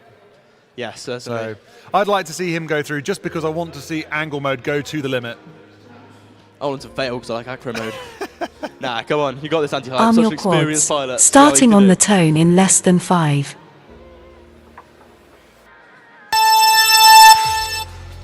Bit of a slow start for Lex FPV, but that is his style. Slow and steady wins the race. Who is going to get through the dive gate first? It is a red quad. It looks like that is Dronajad out in front. There is some hot competition between Anti-Hype and Lex FPV, but Anti-Hype goes down. Will his gyro survive? Yes, he's back up and running. Dronajad already round to the back end of the course, round through those slaloms and across the line to start his second lap, getting a nice commanding lead as other people mess it up, but Debio is trying to catch him up. He is only 1 feature behind. A nice dive there by Debio. But Dronajad keeping that lead. I can't see any LEDs coming up behind him, but it won't be long because Debio is quick. I really hope Debio's video is better for him than it is for us. Everybody else rocking HD0, but Debio on the old school analog. He's got a bit of traffic there. But Dronajad now out onto his 60 third seconds lap. remaining. Debio doing his best to catch him up, but he's just slipping back a little bit. Oh, but Lex Anti-Hype goes has taken down. Lex out. Lex goes down. I don't know if he's going to be able to recover from that. Anti-Hype getting a commanding leader over Lex. But it is all about Dronajad as he crosses the line, punching his first place position. Who is going to join him there? Who's going to take second? We've got Debio, but just behind him is Anti-Hype. It is Debio and Anti-Hype coming through. But as Anti-Hype goes into the net, Anti-Hype is down. Debio in the net. Anti-Hype in race control, working out where he is, coming round across the line for bragging rights. Oh, and just gets pipped to the post. Lex just not quite being able to get there. Anti-Hype pipping him to the post into the crash gate. Oh man, someone ended up in the netting right in front of us. I was like, no, don't get stuck there. That was crazy. There. Looks like the pressure got Anti-Hype. He nearly got Debio right at the end. Slammed into one of the slalom posts and came to say hello to us. It was. He just went just wide of one of the slaloms and in trying to correct, clipped something and tumbled off into the netting, separating our racetrack from the spectators. And I didn't think he was going to recover from that. That netting is brutal. Some incredible international performance there. the 2 pilots from the United Kingdom have been wiped out of the competition. Yeah. Some excellent performance from both of them. Great to see both Lex FPV and Anti-Hype making it so far. But Debbie FPV and Jonah will be moving forward to the next round. That race was all about Dronajad. He took off and commanded the race from the very start. Debbio, doing his best to catch up, had 1 or 2 little tumbles there that cost him time. At one point, they were very close together, and it was when Dronajad was just going through the dive as Debbio got to the top of Dragon Mountain. And I thought Debbio had what it took to take him. Of course, they were both in first and second, so he didn't need to take that overtake. He didn't need to do it, but it's always nice to push. It's always nice to see how fast you can go up at this level. I thought Debbio had it, so I think going forward, he's come up in my estimation. Debbio is a quick guy. No, same here. I didn't realise just how well he was going to perform. He has a good chance making it to the grand final of the advanced stage. Very, very fast. But his video, man. Were you seeing the difference between his video and everybody else's? What was it like? His video was scratchy as hell, and that is the analog video. You guys at home will be able to tell. Scratchy analog video. It looked very dark to us here, but everybody else was rocking the HD 0. Nice, crisp, clean colors, 60 FPS. It looks good. Dronajad rocking HD 0. Little bit of a weight disadvantage, but made it work for him. Out in front. I was going to ask you, Matt, is there an antenna that would be good for Debbio to try? You know what? I think there might be. No. Sponsored slot. Cue the music. There we go. No, as you say, pilots tend to take the opportunity to overtake. It is a bit risky move. I mean, you're racing. That's it. They You are want to go racing. fast. So at the same time, that's going to give them a bigger gap. So if they get unlucky, if they clip a gate or have a mid-air with another drone, they've got more time to recover and hold their lead or hold their top 2 positioning to make it through to the next rounds. That's it, and we are having a little pause here because we've got some VAR to go through just to verify those results. Our opinions do not matter. The race control guys back at base just behind us here will be checking those races, and I have got my little earpiece in. I'll be getting an update at some point of what happened and where we are. We'll be keeping an eye on that. So yeah, fantastic racing. That was all about Debbio leading it, but we just need to check. Just want to make sure, because we don't want to send the wrong people through, because coming up next we've got Kirek and P-God. Oh, and just as we say, I can see things moving on my screen. We're going to let the dust settle. Who goes through? Let's check our screen and show you guys at home. We've had updated results as they come through live for you to see. The Redemption Bracket 12 we just ran. Dronajad and Debbio confirmed go through into race 13 to continue their journey towards the championships, but we got to say goodbye. Anti-hype man, angle mode, you're out. He's gone. If only if you're at pro mode. Apparently that is the angle limit.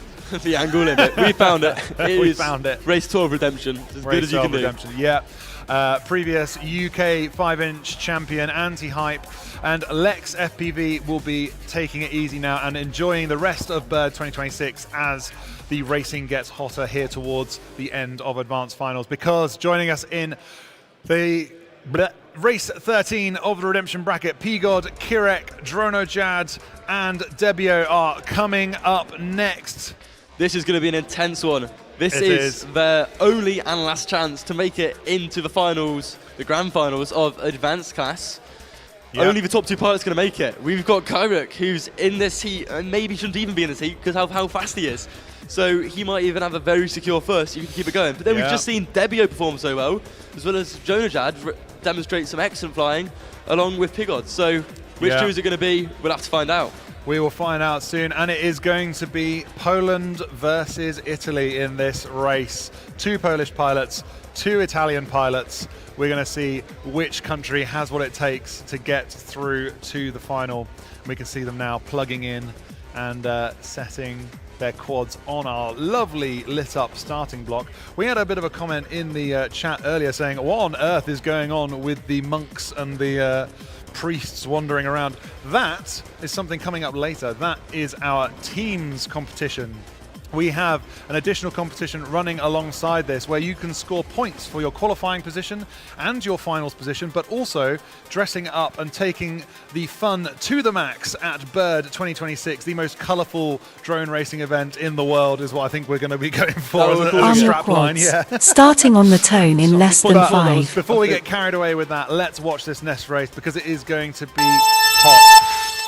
They are off, and immediately Kirek on his back. That is a bad start. He can't afford to do any more of that. Who is first across the line into the Menace RC barrier? Who's it going to be? It looks like it's Debbio. Debbio proving what it's worth. He's got the speed. Doesn't matter he's on analog video. He is fast, and he's showing what he's made of. Debbio out in front, very closely followed by P-God. It is Italians 1-2, but slipping into first. I've just ignored him completely. It's Dronojad way out in front. I thought he was stepped back, but he's not. He's out in front. Dronojad in first with Debbio and P-God chasing. right on his tail. Yeah, wow. They are very, very close. He's like one feature behind, so Dronojad cannot let up because Debbio is going to snatch it from you if you let him. Into the slalom he goes.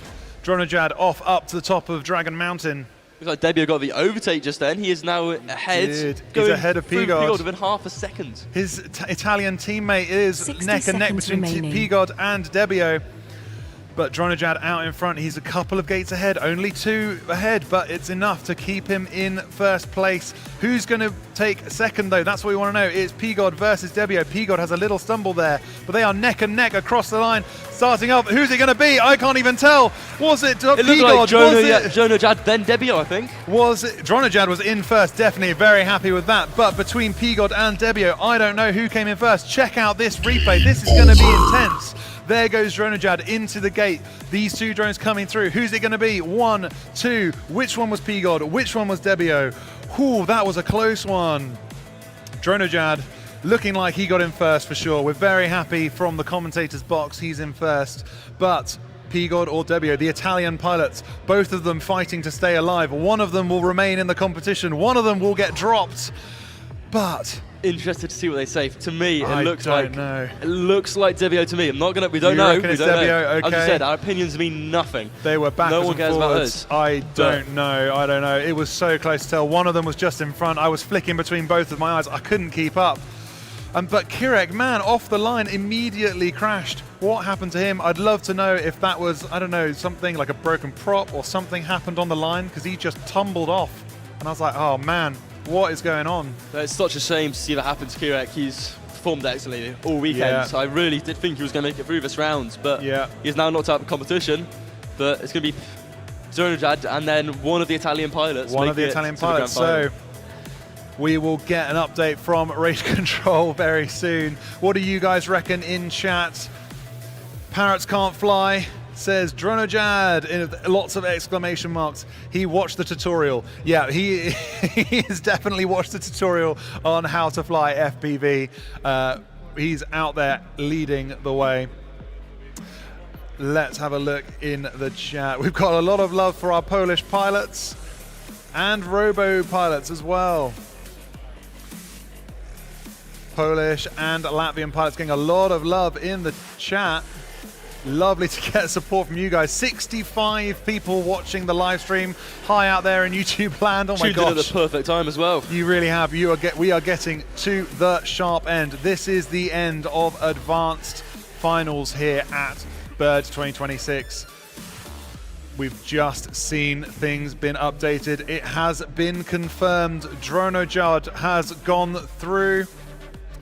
There it is, updated on the screen for you. Dronojad and P-God goes through it from race 13 into the finals for the advanced class. Debbio, unfortunately, getting dropped there by his teammate. It would have been incredible to have either of them join, but P-God just had that, what was it?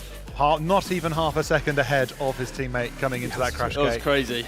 For those viewers who are just joining us now, so this is now the final race coming up, but there'll be multiple final races. Yeah, this is finals. These are your fastest 4 advanced level pilots. We are now going into what we call Chase the Ace.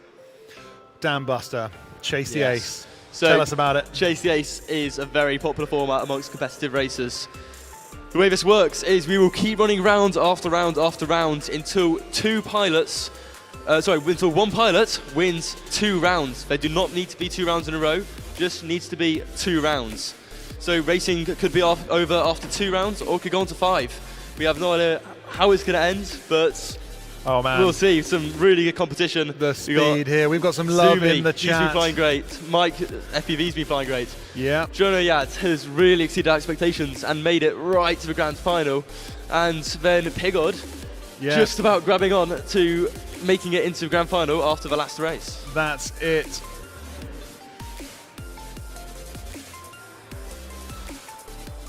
That's right, yeah, we're getting a lot of love in chat, just taking a look there. A lot of love for Zumi, a lot of love for the Italian pilots. We've got Chris saying, go Mike.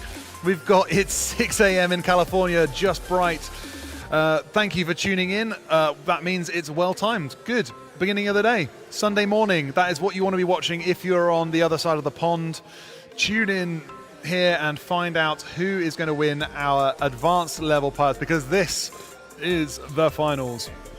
We will run race after race until one pilot gets 2 aces. That is what they're looking for. We saw it in hobbyist class where little Ed, the FPV pilot that could, came along and back-to-back win 2 aces. Bang. Yeah, it was amazing watching that racing, and hopefully it's intense here too. I'm sure it's going to be very close, but hopefully there's a few mix-ups. Oh my God. The more people have an ace, the more exciting it gets. in the mix for sure. We've got Porlox rooting for Dronojad. Dronojad has been super consistent, says B Meadows. Parrots can't fly, and says, and 2 more still to go in elites. Yeah, we've got more racing coming for you later on in the elite class. Don't go anywhere, even after this. And Just Bry says, nice format, sudden death. It's not sudden death, we have Chase the Ace, but it can end up as sudden death. Imagine what would happen if every pilot got an ace. I know, that'd be insane, and it is Oh possible. my gosh, I've seen it. If 4 times in a row a different pilot wins, then it will come to sudden death. It will be whoever wins, winner takes it all. Yeah, they will be walking away and lifting our fabulous trophy. Let's have a little look at it down here at the front. Oh. Here is the trophy that can be won. This is the Elite Place trophy. If I held it there against a black background, you get a better look at it. Check out that beautiful trophy here, emulating our little 2026 logo, produced by Blueprint 3D. He saved my bacon. I actually had a 3D designer lined up to make a trophy, and they were completely unreliable. So Blueprint was like, you know what, I reckon I can do that. And he stepped up and absolutely produced an amazing trophy here. So we're going to be very excited to award this to one of our pilots later on. And we will be finding out very soon who captures the fastest place, who takes away the trophy. Who do you think it's going to be? Oh, I don't know. There's a lot of love in the chat for Pigod, a lot of love for Dronojad. We've got a very exciting Porlox going !D, !O, N, spelling out Dronojad all the way across. It's great. We've got 2 Polish pilots in the finals of advanced class as well, so hopefully they can take it home for their country. That's right. Compliments of Bamboo Lads, Just Bright asks, not too sure. So as our pilots just have a quick briefing from our line marshal, they're getting ready. Robo Pilots team manager just doing a couple of Insta reels on the finals there.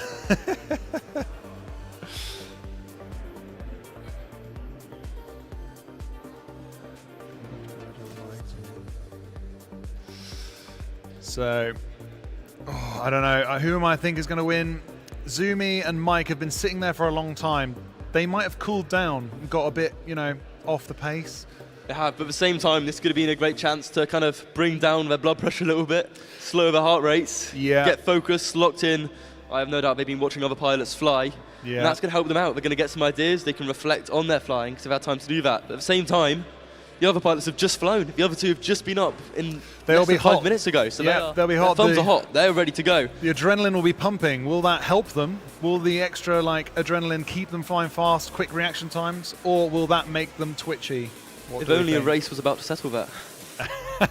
We'll be finding out soon. You can see on screen here our advanced top 4 pilots. They are looking to get the little aces next to their name. We want to see aces appear on screen in front of you in the next race.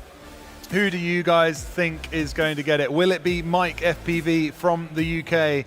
Will it be P-God from Italy? Will it be Dronojad of Poland? Or will it be Zumi from Latvia? This is a 4-country race, and we are about to find out.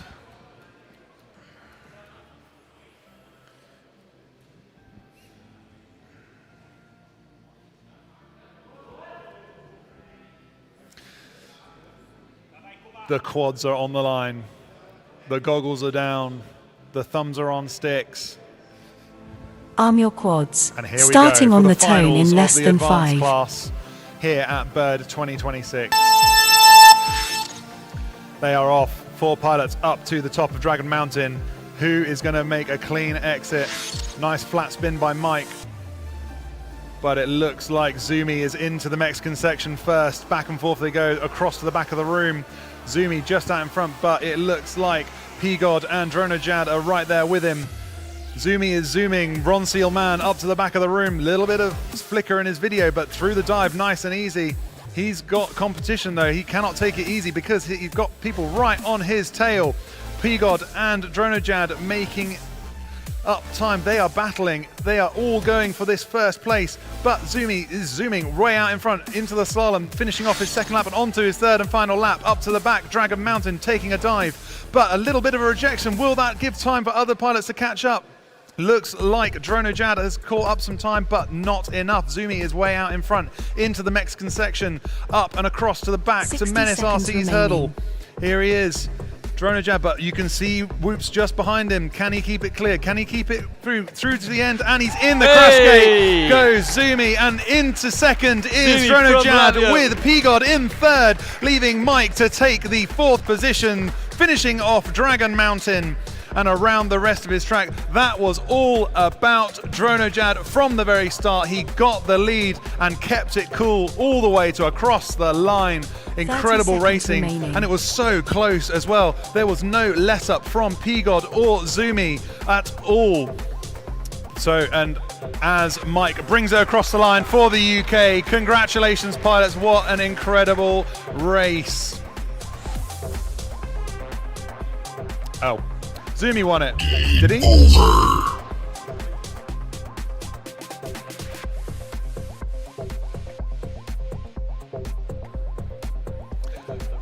I think Mr. Commentator got a little bit confused reporting at the end there. We're going to have to go and check what comes up on screen, see who gets that ace. I might have got myself tongue-tied and swapped pilots in my brain.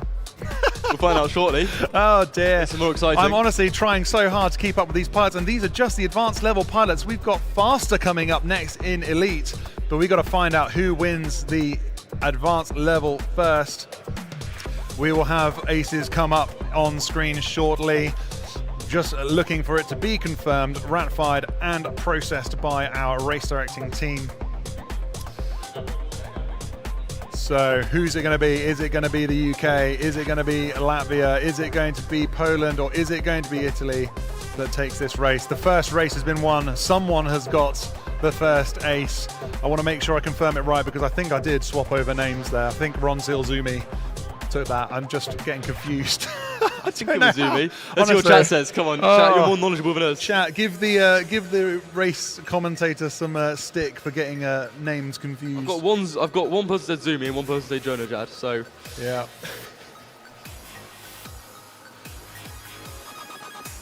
I'm gonna wait and see. Gonna wait. Anticipation. Yeah, the anticipation is killing me. But man, eyes on the boy, Excel incredible. spreadsheet. They are getting their fresh lipos now because it's not just one and done. We're looking for a Chase the Ace finals. 2 aces are needed to win. So it's not all done yet. The rest of the pilots will be able to have a second chance to capture that ace. I'm hearing Zumi in chat apparently, but we will wait until we hear from race director. Zumi almost lost after the drop gate, that's right. Okay, so yeah, I'm fairly confident I messed up reporting that at the end. That's all right. Oh well, you know, do your best. Give it a go. It was good. He stabilised and kept after it. Yes, he did indeed. So assuming it is Zumi, that will mean he is the pilot with the ace. We are waiting for confirmation from race control. But all it takes is one more win from Zumi, and he is going to be the advanced class champion. Yeah, exactly. Stay tuned because the racing is hot. I can see all of the pilots pressing their noses up against the netting here, wanting to be on the line, checking out who is going to win. They're all watching with bated breath. It was definitely a very close one. It was so close. That's the thing. I hope in the moment I was reporting it right, but then at the end, I think I just got tongue-tied. But whatever, we'll move on. It happens. But yeah, it was close right to the end. All the pilots were neck and neck all the way through, incredibly consistent flying at an incredible pace. Can't believe it. So while we wait for that to be confirmed up on screen, I want to run through quickly and say thank you to some of our supporting sponsors, because sponsors is the only way we can do stuff like this. We want to put on a great race for you, and we want to say thank you to the companies that make it possible. So let's run through the list. We will start with the BDRA, keeping us all honest here and helping promote drone racing in the UK, alongside the BMFA, who are the oldest model flying association in the world, over 100 years representing model flyers. We have Cadex FPV, we have Beta FPV, we have Drone Soccer here with their incredible soccer balls, we have VCI, Vulcan Innovation, we have Newbie Drone, HGLRC and Gemfan and T-Motor, all donating some fantastic prizes into the prize fund.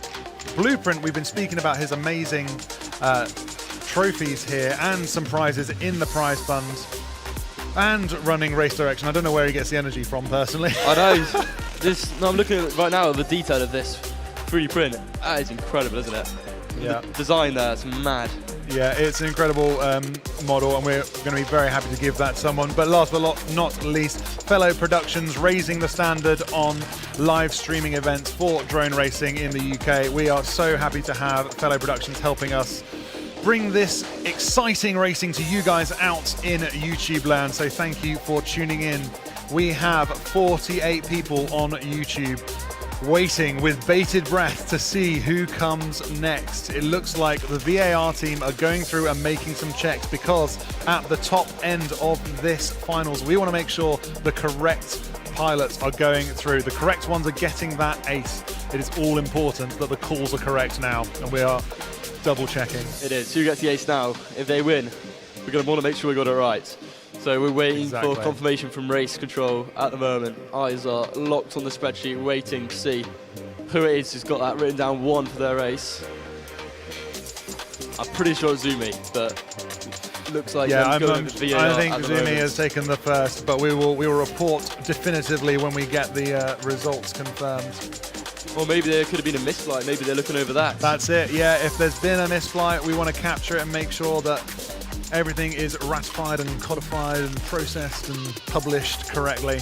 We don't want to report any bad data. It is confirmed that Zumi is the pilot with the ace. If he gets one more win, he will be the champion of advanced class. Well done, Zumi. Well done, Zumi, in that race. Congratulations. So sitting pretty there with the ace next to his name. The pilots are going to be getting up with their quads and racing again. We have at least one more race in store for you guys on YouTube. Oh my gosh, here it comes. This could be the last race. Oh no, this could be it. The nerves for me are hard. 4 more. The nerves for me are hard work, let alone the nerves for the pilots out there on track. Looking at P-God there, he's looking very calm and collected, taking inspiration from on high. However, most of the eyes are on Zumi right now. He is going to be nervous. He is the one with by far the best opportunity to win right now. All he needs is one more win, then it's over for everyone else. That's it, first. that's it. But a little background on some of the races. Mike FPV representing the UK. Any of the UK watching this, you would want them to win, because he's been racing and flying for over 10 years. He doesn't like to admit that publicly, but we just outed him. I had no idea. But he's been in the FPV scene for a long time, and the experience shows, because he is up here at the sharp end of the advanced class at Bird 2026. So he was practicing for this race when I was 9. Oh my gosh, don't say that. I don't even want to think about it. Ignore the little screens down the front there. They are reporting the wrong pilots. It is Mike, FPV, P-God, Dronojad, and Zumi on the starting line. Starting and on here the they tone go in for less than potentially 5. the last race of the advanced class. Can Zumi take it for Latvia? Let's see. Off we go. 1, 2, 3, 4. Up to the back of the room. All but one made it through the drop gate. And it looks like Zumi is doing his Ron Seal moment, but a little tumble on the Mexican section lets P-God go through and take the lead. P-God out in front, followed by Dronojad as Zumi struggles to catch up. Will he be able to do it? We will have to find out, because P-God is across the line and onto his second lap, closely followed by Dronojad. Through the dive gate he goes. 1, 2, through the dive gate, 3 through the dive gate. They are neck and neck. This is the closest racing we've had all day. P-God keeping it cool out in front. But it looks like Zumi made a mistake and went down hard. So P-God out in front. They are right neck and neck, and it looks like Dronojad is making the pass on P-God. He just is up in front of him. It looks like he has made the pass. First into the drop gate goes Dronojad. He did it clear, but he's made the pass. Dronojad is through. P-God is down into second. Zumi in third. He's lost. Second in it. Not going to catch it, but it's all about Dronojad and P-God. It is neck and neck. It is racing to the end. Who's going to cross the line? It is Dronojad into the crash gate. Followed by P-God, Zumi and Mike FPV following behind. There are now 2 pilots with an ace. We've got Dronojad and Zumi. Racing is going to get pilots intense. With an ace, so that means we go again. We go again. 30 seconds remaining. Mike rounding off his laps here. Fast pilot, give it up for Mike as he comes across the line and punches it in to secure his 4th place position in the advanced finals. Not too sure what happened with Zumi there. Seemed to have some struggles. Looks like the pressure of having an ace probably got to him quite a lot there. He's been quite smooth and steady throughout most of the competition, but that round he was unfortunately all over the place. A couple of mistakes. Still got another chance. A couple of mistakes cost him that one, and that means he's not the only one with an ace in this finals. I hope the pilots have got batteries ready, because we're going again. As they come back up, we're going to have to shake out those nerves, get that adrenaline under control, but they're all smiling. Look at them up there. Zumi and Dronojad having a good chat. The camaraderie across nations and across teams is incredible. I love seeing everybody come together like this and have some fantastic racing. It is what makes this worthwhile. Exactly. It's an amazing finals, this, isn't it? We've got United Kingdom, Italy, Poland, and Latvia.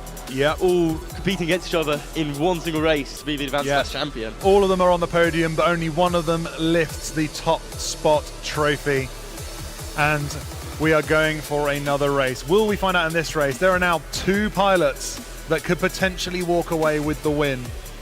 But at the same time, P-God could take it back. We saw he was ahead, probably a good 75% of that race. It was only in the last lap Dronojad got that overtake and took home He put the move on, ace. and it wasn't easy. They was really struggling to catch up. I saw it was Whoop in front of Whoop. He was right on his tail lights, and it could have gone either way. It really could. So the next race is going to be an intense one. The VAR team are just confirming everything was run correctly. No gates were missed. Couple of mistakes by a couple of pilots. Maybe they didn't go through a gate. Don't know. Maybe. That would change things up a lot, wouldn't it? That would change things up. We in the commentary box can only report on what we see happening at the crash gate end of the race. We are so concentrating on them, on what position they are, that we don't necessarily always see. Which isn't especially easy, is it? No, man, this is quick racing. So Zumi is up there with his ace, and you've just seen Dronojad get awarded another ace, leaving Mike and P-God with aces to score. So if Zumi or Dronojad get another win in the following round, that will be the end, and they will be the champion. However, there's still opportunity for there to be up to 3 more races, as Mike could get one, P-God could get one, and we've both seen great performance from both of them. Indeed. I'd love it to go to 5 races. It would, I honestly, would. That would be don't know if my incredible. little heart would be able to cope, to be honest. I know, it's way too exciting, isn't it? I'm not even racing, and my excitement level is through the roof. just for the guys on the live stream, ignore those little names on the front there. I'm not sure why Debio's showing up on that. That must be a little Arm your quads. glitch Starting in on the system. tone in less than But we are 5. now about to see another race in this advanced finals. They are off and cleanly through the sign gate. 1, 2, 3, 4. 1 goes down on the dragon. Only 3 make it through the dive gate. Who comes out on top? Who's it going to be? It looks like, man, they are neck and neck. I can't even think. Zumi right just now. out in front. But Half second Dronojad between is Zumi on and his Dronojad. tail. Zumi out in front. Yeah, Zumi is out in front. He is going on to his second lap with about probably a quarter of a second behind him. It is Dronojad. We hear a huge bang. Don't know who that was. But right now it is Zumi doing the Menace corkscrew, followed by Dronojad doing the other corkscrew. Pigard is onto his dive gate on lap 2. Zumi going into slalom section as he gets ready to start his third lap. He's got a good 2 seconds on Dronojad. If he gets this, he will be the champion of the advanced class of Bird 2026. He is doing the Menace corkscrew for the third and final time. No mistakes allowed. Now Zumi is coming across. He is out in front. He's coming round the slalom across the line into the crash. It is Zumi! And following in second is Dronojad across the line, taking second place. But Pigod and Mike are still flying for the points that will settle who is the fastest. We have Pigod out there looking like he's coming round the slalom now. Give your hands up for Pigod crossing the line into third position. And Mike just tumbling at the end there. The pressure getting to him will bring him across the line with a rousing round of applause for our UK pilot. Give it up for Mike, flashing low battery, into the crash gate he goes. Amazing performance from all 4 pilots, and one more round of applause for Zumi, the champion of the advanced class, taking it home for Latvia. Congratulations. Oh my gosh, with multiple aces and an incredible final with Zumi zooming to victory in the advanced class of Bird 2026. Gotta say, his name says it all. Yeah, Mr. Ronseal from Latvia. He does what he says on the tin. He zooms and takes the win. That is a win in hobbyist class for Latvia. That is a win in advanced class for Latvia. Coming up next will be the elite group of pilots, and there is a Latvian pilot in there that we know has what it takes to get through to the finals. ReeFPV. What do you reckon? Is it going to be a clean sweep of Latvian pilots? I don't know. I don't know. I do not know. I mean, we had, as you said, we had Ed Young, 9 years old? Yeah, Ed, 9 years old. In the hobbyist class taking the win. Then Zumi. If we can get it, then that will be 3 champions that would be from Latvia. That would be incredible result. Incredible. We know Ree has incredible consistency. Yeah. He's probably going to perform the same every single round if he flies anything like other competitions. Last year at Bird, he got second place. Only just pipped to the post. Just. Yeah. But this year, competition is higher than ever before. We got Small Yuki from Japan. We got Biwu from Estonia. We have King Joshi from the United Kingdom. -1 from the United Kingdom. I honestly, we got Split. Honestly couldn't call it. Like, there's so many top level pilots in Elite that is coming up next. But there is your winner up on screen. Check them out. Praise him for the racing he has done. Zumi of Latvia and the Robo Pilots team taking 2 aces in the advanced class at Bird 2026. What an incredible result. I am absolutely popping off with adrenaline right now. That was amazing to watch. This is just the fun of Chase the Ace, isn't it? I know. You just know they can do it, and you can see them shaking as they fly. Yeah, you can see Zumi the drones there. are like, he's trying to keep it air. together, but he kept it together. He went full throttle into the crash gate, made it a good couple of seconds ahead of Dronojad, and took the win. That's it. Zumi with the win there. It is all about him. An incredible, incredible pilot. And man, I'm so impressed with the Robo Pilots team. They've got such an incredible team spirit and support from Latvia. They are showing what can be done with the right mentorship and the right support in the FPV community. You can get champions like this that you are witnessing here at Bird 2026. 2 Latvian pilots have won now, both of them at the top of the podium. That is mad. And we have another one coming up. So we're going to see if we can get Zumi over for a quick chat about his result. If someone would like to go and grab him and bring him over, that would be fantastic, because we want to chat to the man himself and see how he managed to do it, how he managed to keep his cool and bring his absolute A game to this advanced finals. Zumi to race control. Come on, mate. Have a chat. Zumi, Zumi, Zumi. We're so excited to get him on the live stream for you. I think he's just collecting Ree, who might be doing a being on his translator for him. Yeah. He's just going to go, I think he's just going to go and put on his team jersey to represent Robo Pilots. A huge supporting influence for him. Why do you keep going off? That's frustrating. So yeah, there you have it. The results of advanced class. Here he comes over to the commentator's box. Take the mic and have a seat. How are you doing? Congratulations, shake my hand. Winner of advanced class. Wow, how are you feeling right now? Yeah, thanks for everything. I'm feeling great. now that the stress is away. Now the stress is away, yes. Just tell everyone at home in Latvian how you've been doing at this event. Give them a little rundown of how you feel being here and what you've been doing to get to this stage, because I want to reach out to our international friends over in Latvia, and I know not everyone understands English, so please tell them how you've been doing and let them know. Real quick, in Latvian? Yeah, in Latvian. Čau visiem no Latvijas. Viss ir normāli. Esmu dzīvs vēl joprojām. Tiku advancētajā klasē pirmais. Daudz trenējos, lai šajienai tiktu. That's kind of it. Okay, cool.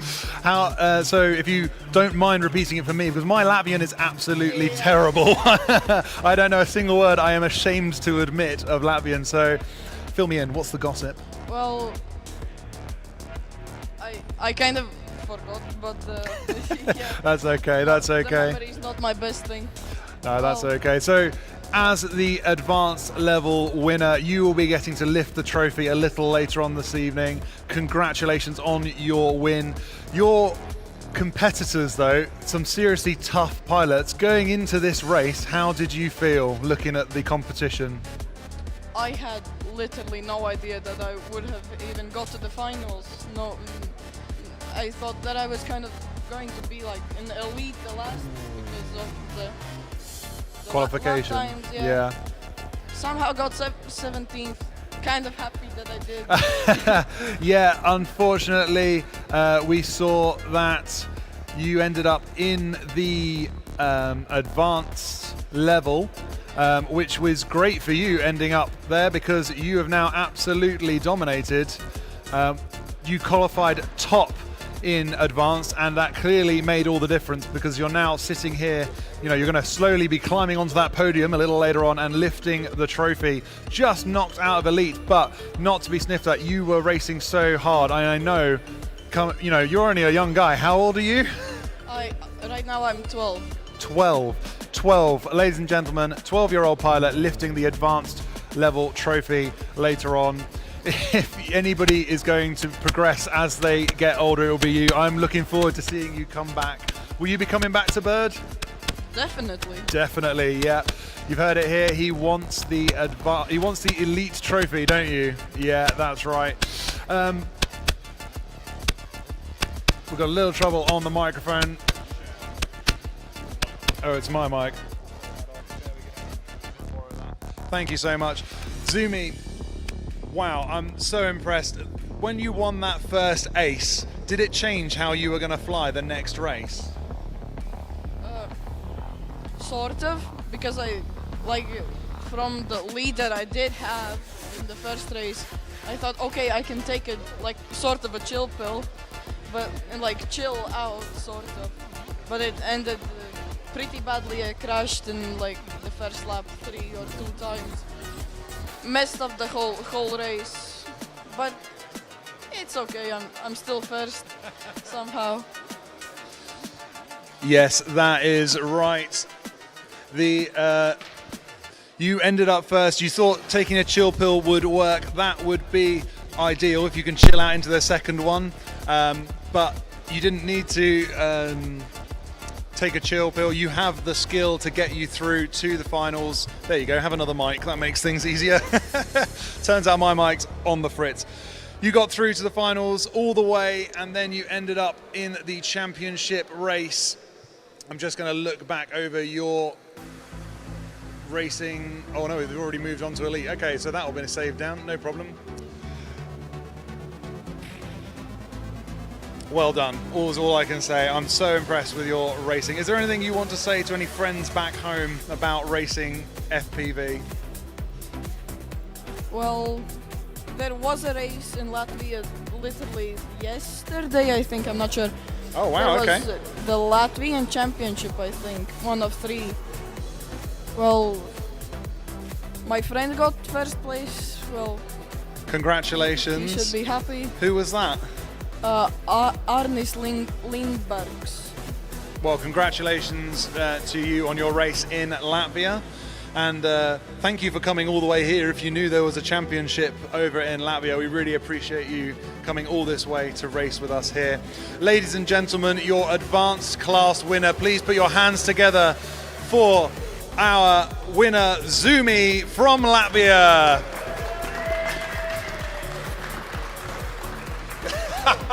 Fist bump. Boom. Handshake. Excellent. Well done. Congratulations, Zumi. We will catch up with you a little later on. I'm sure the university students will want to catch up with you for a little interview about your racing here at Bird 2026. But now our elite pilots are checking in. They are getting their drones tech checked, making sure everyone is legal and compliant and ready to race in the elite finals, which will be coming up soon. That's going to be crazy, the elite finals. So many fast pilots, and looks like they're all checking in at the moment. That's right, that's right. So I am now looking forward to find out what happens next in elite pilots. We saw some incredible qualifying yesterday. In Group A, -1 came out of the gate and set an incredible lap time. Didn't look like anybody could beat him. He was sitting up there a good few seconds ahead of the competition after qualifying Group A. Then we had a surprise from Japan. Small Yuki came out and blasted through -1's time, dropping below 30 seconds for the 2 consecutive laps, taking TQ from -1. But not to be outdone, in the very last pack of yesterday, King Joshi came out fighting and took TQ by a 1/10 of a second. It was nuts. Absolutely nuts. Yeah, it was an amazing lead, really. Yeah, as you say, Joshi, right on the very last round, managed to beat Small Yuki by a very small amount. Those 2 pilots are neck on neck. However, they have not been as consistent as -1. -1's consistently got very, very low 30s. You can see his best time was a 31.10. But he didn't just do that once. He's done that multiple times. That was just the best of very many similar results. So King Joshi and Small Yuki, well, yes, they may be ahead on pace, but if they can't consistently demonstrate that pace in finals, we might see -1, Split, Biwu, or another pilot lower down, but especially -1, because he's got a great gap on Split. We might see him coming through and taking the win. So we'll see what happens. It's going to be very exciting. Fantastic. And all of these pilots in the elite class getting checked in right now. Then they're going to have some warm-up batteries. We have caught up to our schedule. We are on time, and I can very proudly announce a special guest joining us on the live stream. That's right, we have him live. Hopefully it's going to work. Hopefully all the tech pulls together and we can bring him to you now. We have Mr. Jesse P himself, Mr. Tiny Whip from the USA, coming in live on the live stream. Thank you for joining us, mate. I really appreciate you coming across on the live stream. looks like the tech is working, so give us your thoughts on the racing so far. I know you've been tuning in from over there, so tell us how you've been getting on.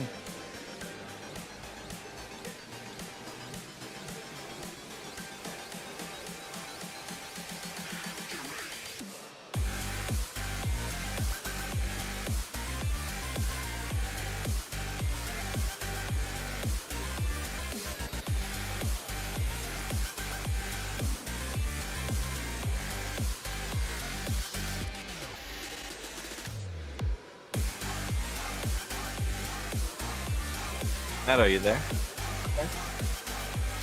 Hello? Yeah, so I really appreciate you having a little bit of a technical in my ear. I can't hear you, so we'll just let you chat and I'll try and respond. Really? Speak to the audience for us. I'll ask a couple of questions and hopefully you can respond for the audience for us.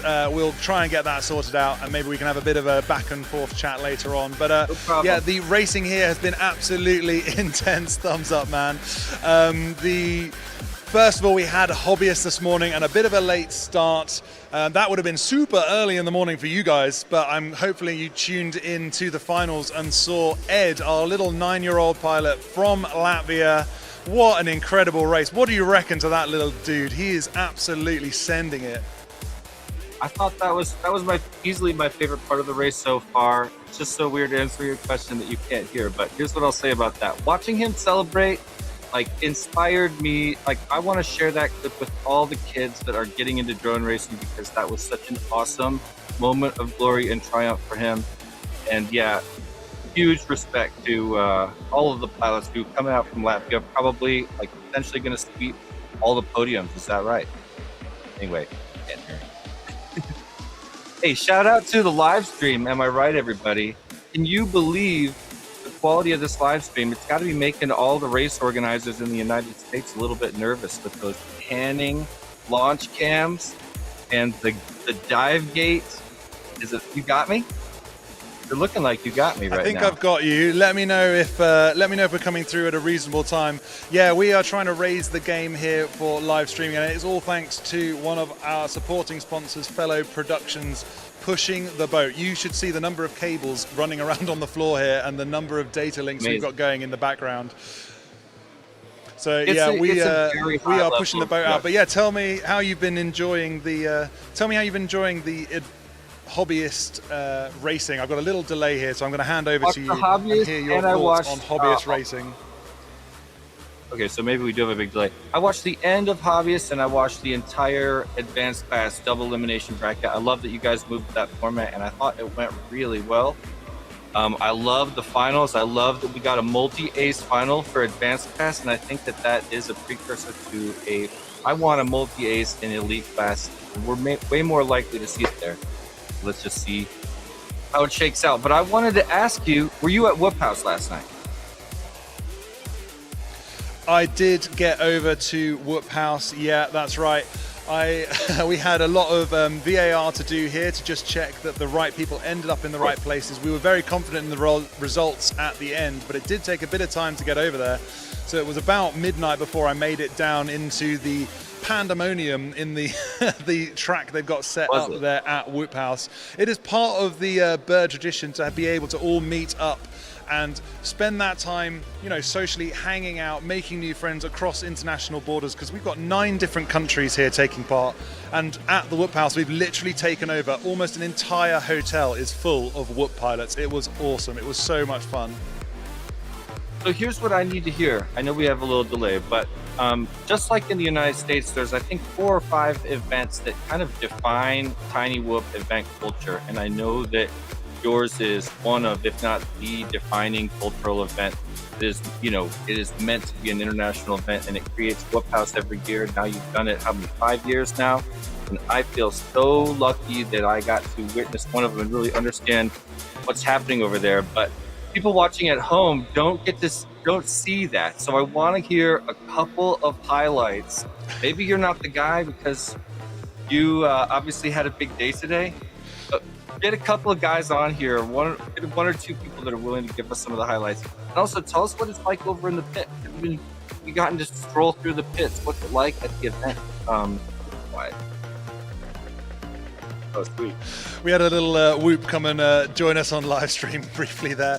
But yeah, over in the Whoop house, we were hanging out in the evening. I spent about an hour there last night, went to bed way too late, but I'm feeling pretty good this morning. And honestly, the adrenaline has kept me absolutely pumping and my energy levels are up here. But yeah, in the Whoop house, Birds Aren't Real was here over from America. Your friend Birds, he brought a real cute little pink camera that has got like a digital printout. It's not like a Polaroid where you have to like shake it and you get all color. It's super low quality grainy camera and it produces these tiny little instant pictures in black and white, and that's just a picture of me and Dan Buster on commentary yesterday. But he was doing these in the Whoop house yesterday. It was so much fun to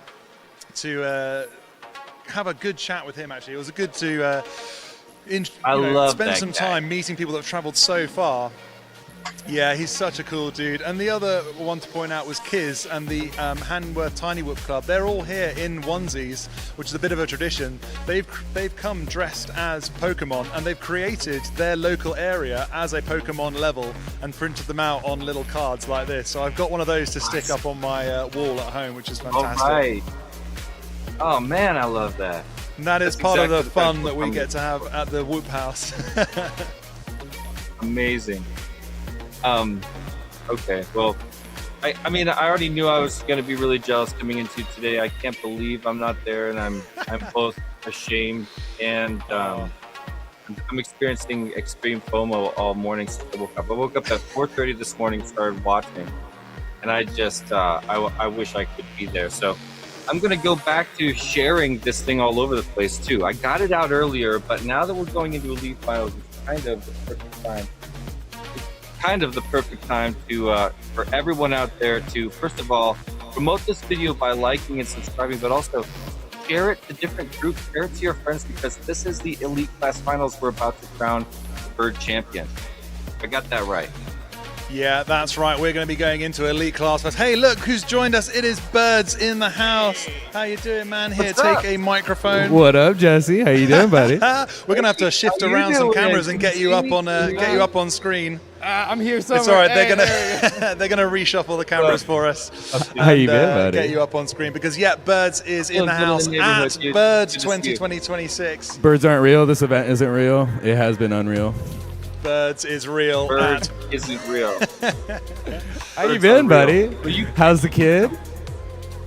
Kid's good. Here. Yeah, get the baby. Where is?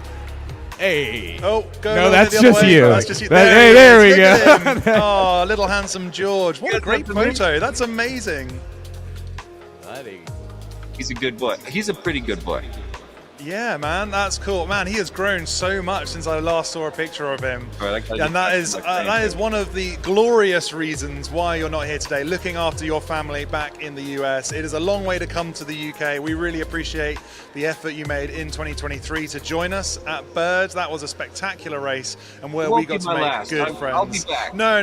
I'm sure you will come back. And Birds Aren't Real representing the USA on your behalf here for now. Dude, I feel like the American pilots have definitely set up a reputation for ourselves. Everyone keeps talking about how hard Jesse went and how hard Nightwing went, and then I feel like you got some big boots to fill. Yeah, 100%. I think we might have lost Jesse though. He's definitely frozen over there and making a great face. Hear me? Oh, we can still hear you. Your you. video's frozen. That's no worries. We'll carry on chatting with you. Yeah. So one of your good friends, Birds, making it over here.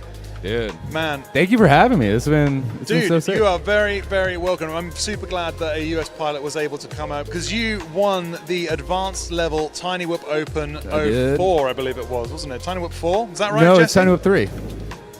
Or 3? It was 3. Yes. Okay. Yeah, no, I'm pretty heavily involved. Trust me, it was 3. Podium. No, Birds, you double podiumed the last time. I did. I worked my worked my way all the way up to pro. That's right. Yes, I remember now. Yeah, double podium. What an incredible thing because you have the bump up system over there, don't you? Which is something that we haven't done in any of our UK races. If we get feedback from pilots that is something you want, we will have to look to see if we can incorporate that because if you are topping the podium at a class level, you certainly deserve to move up. We heard from Zumi earlier. Yeah. He was so close to qualifying into the advanced team. He was just one place off. Yeah, and I think with like the technical issues that you potentially have on qualifying day, or you just don't get your laps down, it's a great way to like kind of fix the brackets if someone ends up being misclassed, Also, right? I also makes more sense of the entire breakup and in the first place. Sorry, now I'm getting a little echo. But yeah, you break up into these team pilot groups and you give them trophies in the middle, but to me that entire system makes a lot more sense when bump ups happen. Yeah. What's up? Nice Oh, shirt. dude, I got my Team Tiny Whoop hoodie on, representing. Represent awesome. Team Tiny Whoop, that's good. right. Yeah. We'll have to get a full Team Tiny Whoop over here at some point. Yeah, I mean, I would love to see T-Dog come through. Unfortunately, he is way too focused on the prize money, and so he's like, maybe if there was a bigger purse. So, you know, Here maybe. we are racing for kudos and 3D printed trophies because we are all about the fun. All of the spare money we have goes into making this race happen. You guys know how much effort goes on in the background, both of you putting on the incredible race over in the US. Dude, and I mean, you guys are throwing down. The production value here is insane. Like, all the camera switching that's been going. Yeah, we switched to like another very far away zoomed in HD camera, making you look so good. I look awful compared to you guys. Nah, man, we'll get you chroma keyed into a nice background somewhere, I'm sure. Now that you say that, like, yeah, the color's good. We're looking real artistic. I've said on YouTube already, this is as good as it looks. Like, it requires an entire production team to make me look this good. In real life, I'm super pasty. I'm pretty sure you have makeup on, right? No, I think I would get some severe stick from my wife if I started wearing makeup. No powdering up before the stream. Yeah, but that's thanks to Fellow Productions, one of our supporting sponsors, giving up their time, energy, expertise, and equipment to make this all possible. So thank you so much for that. I've walked by the production table a few times, and those guys are going hard. They're super focused. I haven't even said what's up when I walk by because they are. But I think all the Wooktopia guys, all of the guys running races in the US are getting nervous now. They have to meet this level. Nobody's on this level here. Closest I've ever seen was Australia, which also crushed it. You guys should check out the Australia Championship. It is such a good stream. So good. But this is on another level in terms of, you know, I think you've got a camera on a slide, right? Pointed at the launch pad. It pans and moves. Awesome. It pans and moves. It's so good. No, I camera movement. Yeah, no, I love that because I feel like the same thing happened a couple years ago after we all went to Whooptopia and we saw how strict they were about the rules. And then suddenly all the chapters in the U.S. were like, okay, we need to lock down as hard as those guys are. And then everyone kind of caught up. I feel like now this is the new benchmark. Everyone's going to see this. They're like, oh, crap, our live stream equipment sucks. Oh, man. Yeah, this is another level. That is an incredible compliment, and we will take that. Oh, bro. Because we have gone hard this year. We're pushing some things to the max, and you'll see a few like hiccups here and there, but hopefully it's remaining enjoyable and then you guys back at home, because that is what we're aiming for, to give you the best live stream drone racing experience we can possibly do here. Man, it has been an emotional one today. Have you been watching? Yes. It's nuts. It's only gotten tighter and tighter as we go on. Like some of these last few races have been insane. Yeah, dude. You should not feel any concern about how this event's going. As someone who's been to like all the big events in the U.S., like this definitely competes up with once again, production value. The timing has been great. Hasn't been really any major delays. No real technical issues other than the impromptu fire alarm test. Yeah, but that became part of the lore. Like, you know, everyone will always be talking about, hey, remember when the fire alarm went off? Yeah. Actually, I want to just tell the story about that, because everybody in the United States just woke up and they're starting to tune in. So they were around for the fire alarm fiasco. Frankly, I wasn't either. What's the story? Yeah, literally, we finished the race. Yeah. And then immediately buzzers went off, and you couldn't really have timed it any better. It was almost like a congratulations klaxon. It was like, ta-da! Yeah, I thought it was a song. I was waiting for the beat to drop. I was waiting for the bass because I was like, oh, what a sick transition. Because I think it was like, oh, so-and-so just got first place and blah, blah, blah. And then, ta-da! Yeah, it was flawless. That was, I guess, that was totally planned. Yeah, the music, that was on point. Yeah. Definitely a planned production feature. But it just, We didn't have any planned fire alarms going on. We made an announcement to our pilots at the beginning of the day. We know that if it went off, we'd all have to clear out, and it went off. And we were like, right, okay, down Fire tools, drill. off we go. So we all piled outside. Drill? No, it was a live fire alarm. Yeah, some call from somewhere else in the building. Not anything to do with us. Yeah, it wasn't I mean, us. you would think with as much cabling and batteries all over the show, some of us would have set something on fire. Yeah, But so far, touch wood. Yeah, no purple smoke over here. Yeah. It was fortunately So not we all related piled to it. outside and just stood around there while they did their checks, evacuated the building. Got some cool photos. Yeah, Got some yeah, cool yeah. photos. Your little pink camera has Yeah. made an appearance. I love these little photos. Yeah, That's really cool. yeah, dude. I feel like this has got to be a thing for every event now. Have a super cheap disposable thermal They're printer so camera. good. They're so crap. They're good. And anybody that's who exactly knows, it. you know, like the 90s movies where it's like the sitcoms and stuff and, Yeah. and those like crappy comedy movies that are so crap Yeah. they become famous Yeah, and yeah. then they're so good. It's like that. That's the instant photo equivalent Yeah. of a crap but good photo. Yeah. They're so... It's too much of a joke to take seriously, so you can only have a good time. It's yeah. And there's definitely some very interesting photos.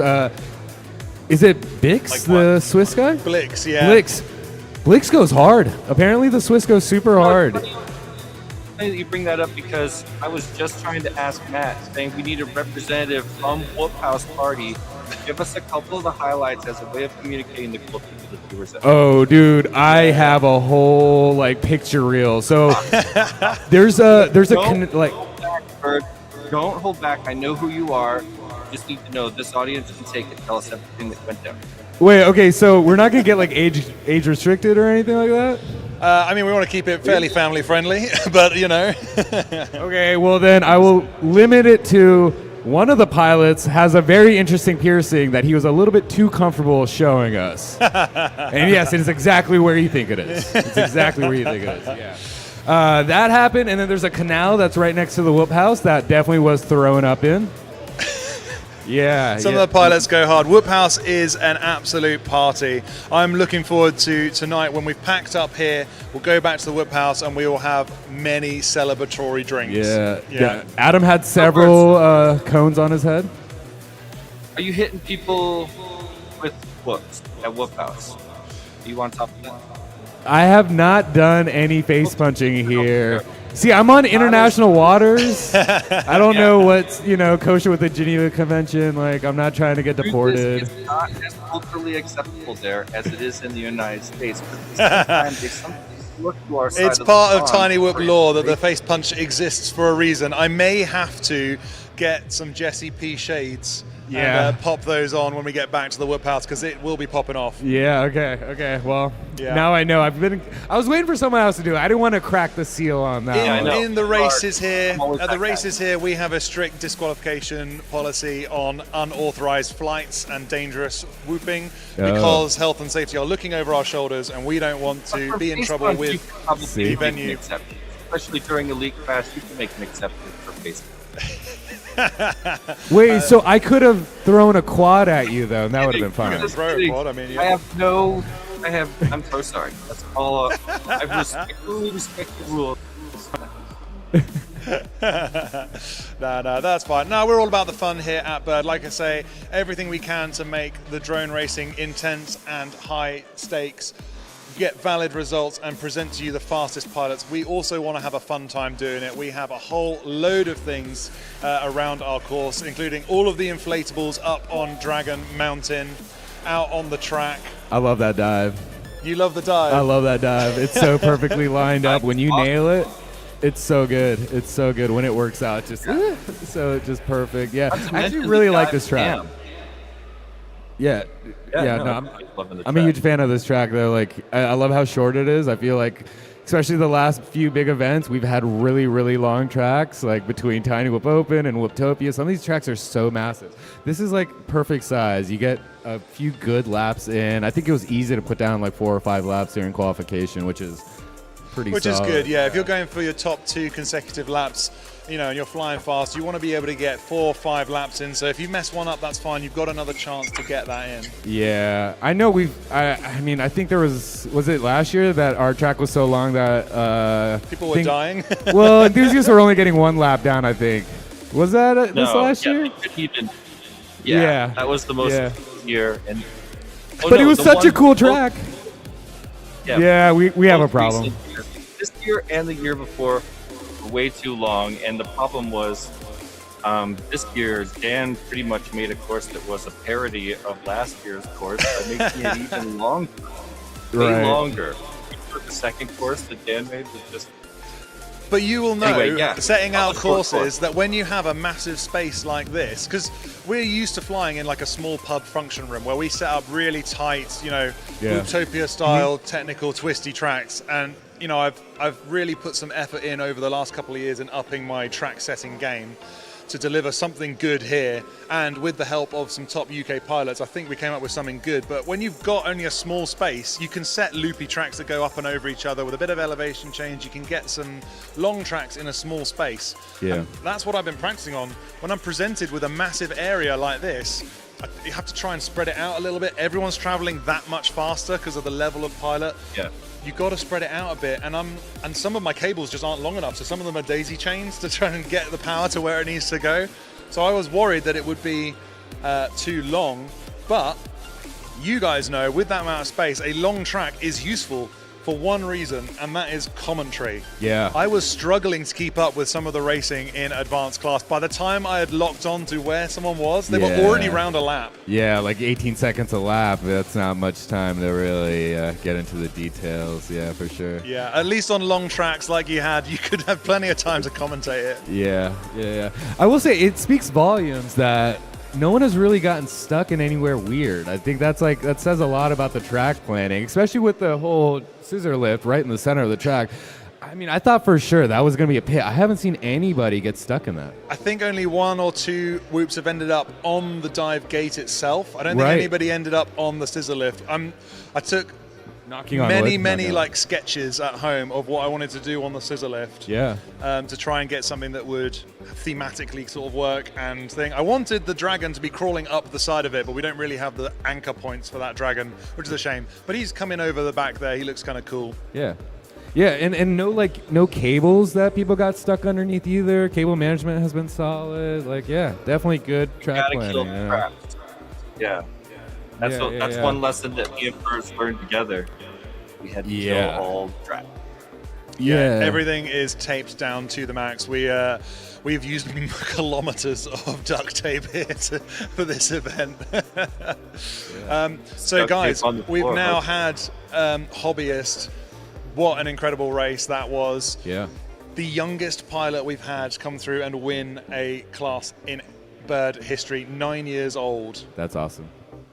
That's I don't know awesome. what to The kids say. are killing it. Because, that's 2 podiums from a relatively really young person, right? Yeah. Both of them Latvian pilots from Robo Pilots team. Oh, that's cool. That's super cool. It's so sick seeing all the international pilots. All the Italian guys have been throwing down super hard. Finally met a Tokyo Whooper. I was telling them that, hey, we got those shirts from you guys like years ago. Nice.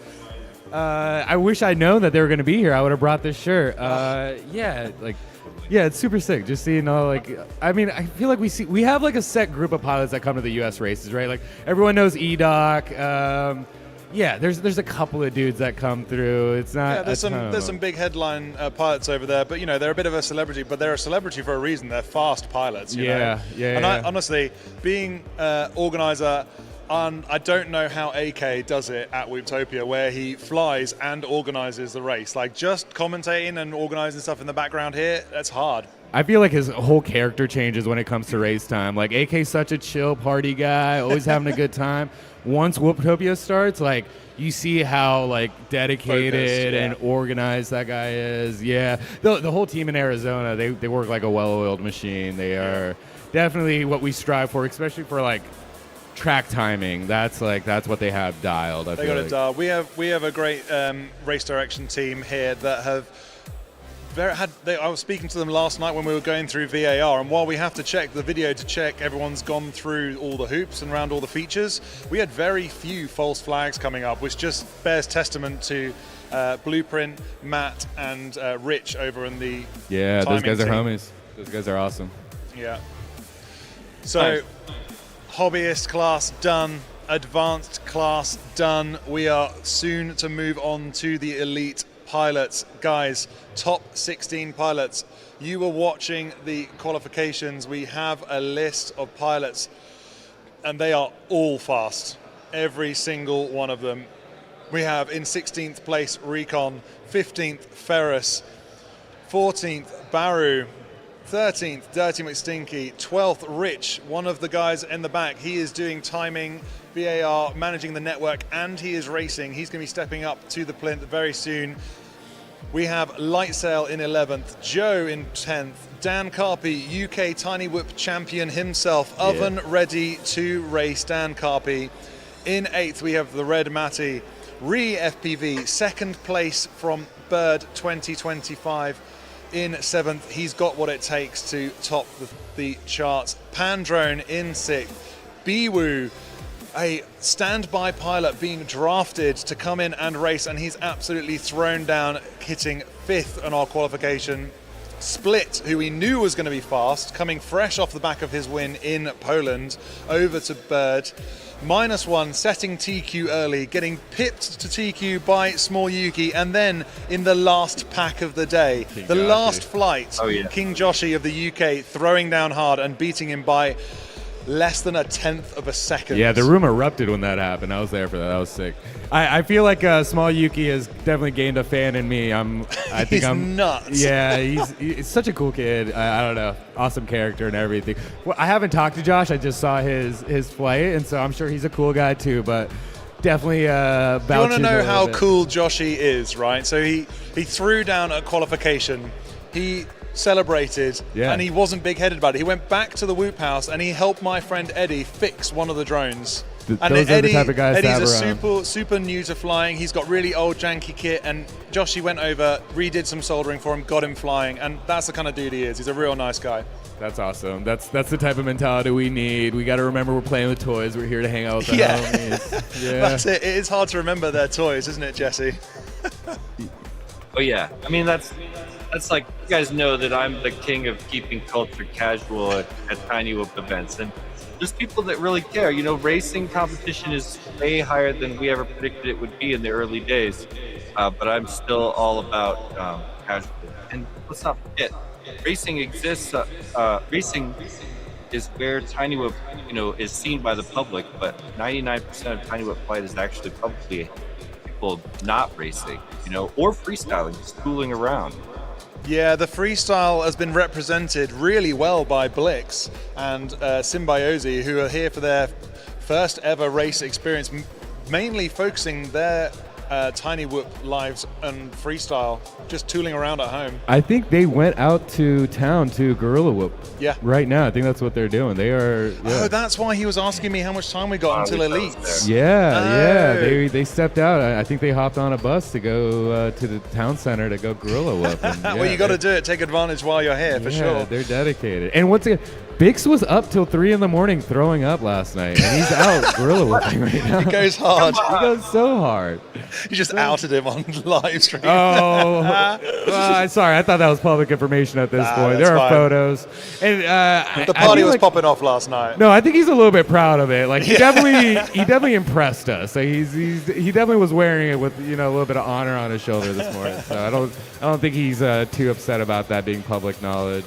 And hopefully Adam's okay with me posting the photos of him from last night. I haven't seen the photos. Adam also goes hard from Hearts FPV, our man on the line, making sure all of the drones are plugged in on time and all the pilots are where they need to be. He works hard at these events. He is a long-standing member of the FPV community in the UK, and without him organising pilots on the line, people would not have a clue what they're doing. We need someone reliable like him stepping up. He's still on his feet. Once again, up till 3 a.m. with me. He went hard and, did not hold back. He's been here since before the racing started. All day. All day. All day. It goes hard. Nah, you gotta Top appreciate bloke. those guys. Like that's how the race happens. Otherwise, These events are.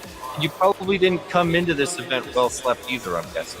I mean, that's not. No. A little bit late up last night. Yeah, dude, I had before the entire event.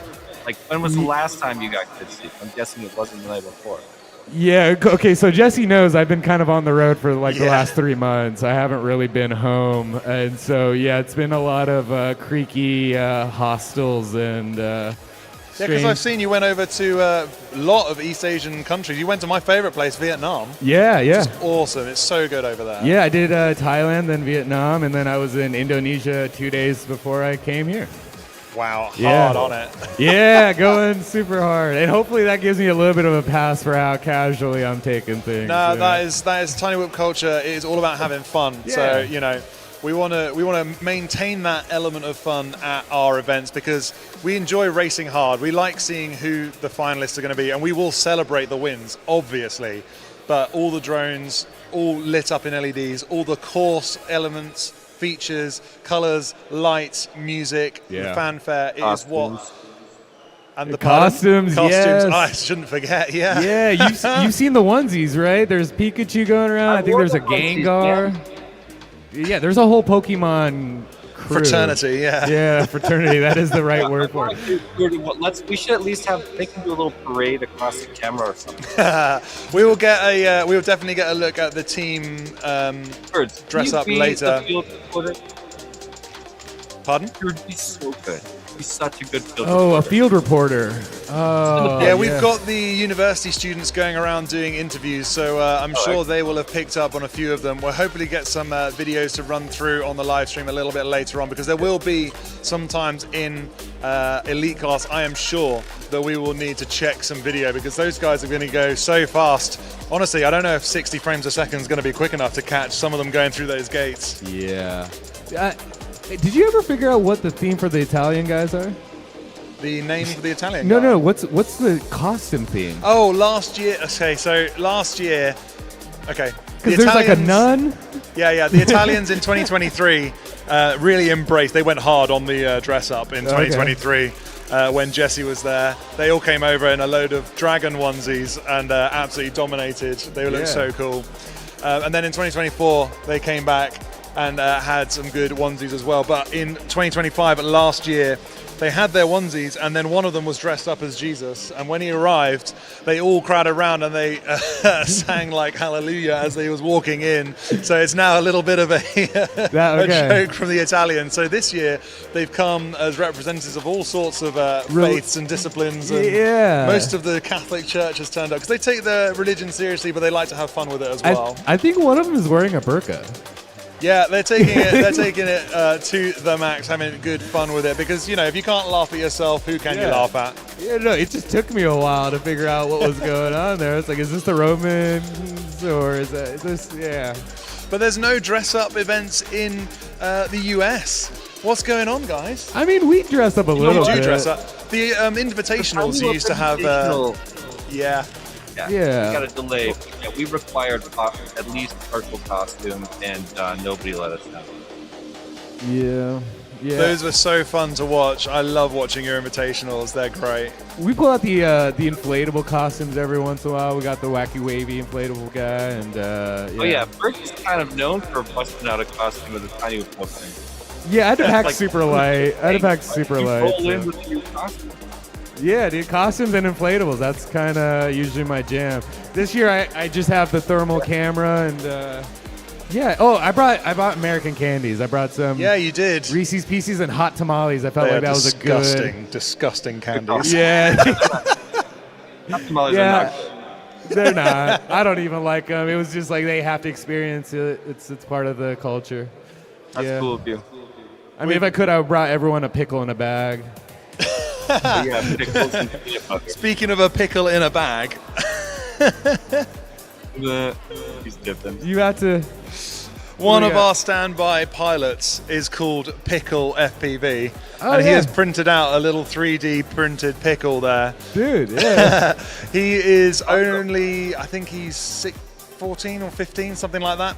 And he's been flying for about 6 months. He found the BTW Club Facebook page and Instagram, hit us up, and we were like, yeah, you want to come and learn FPV, come on down. That's and awesome. he has absolutely dominated at the club. He is definitely going to be one to watch. Yeah. Because his attitude to racing is, he started off doing like mostly freestyle, and now we've got him hooked on racing.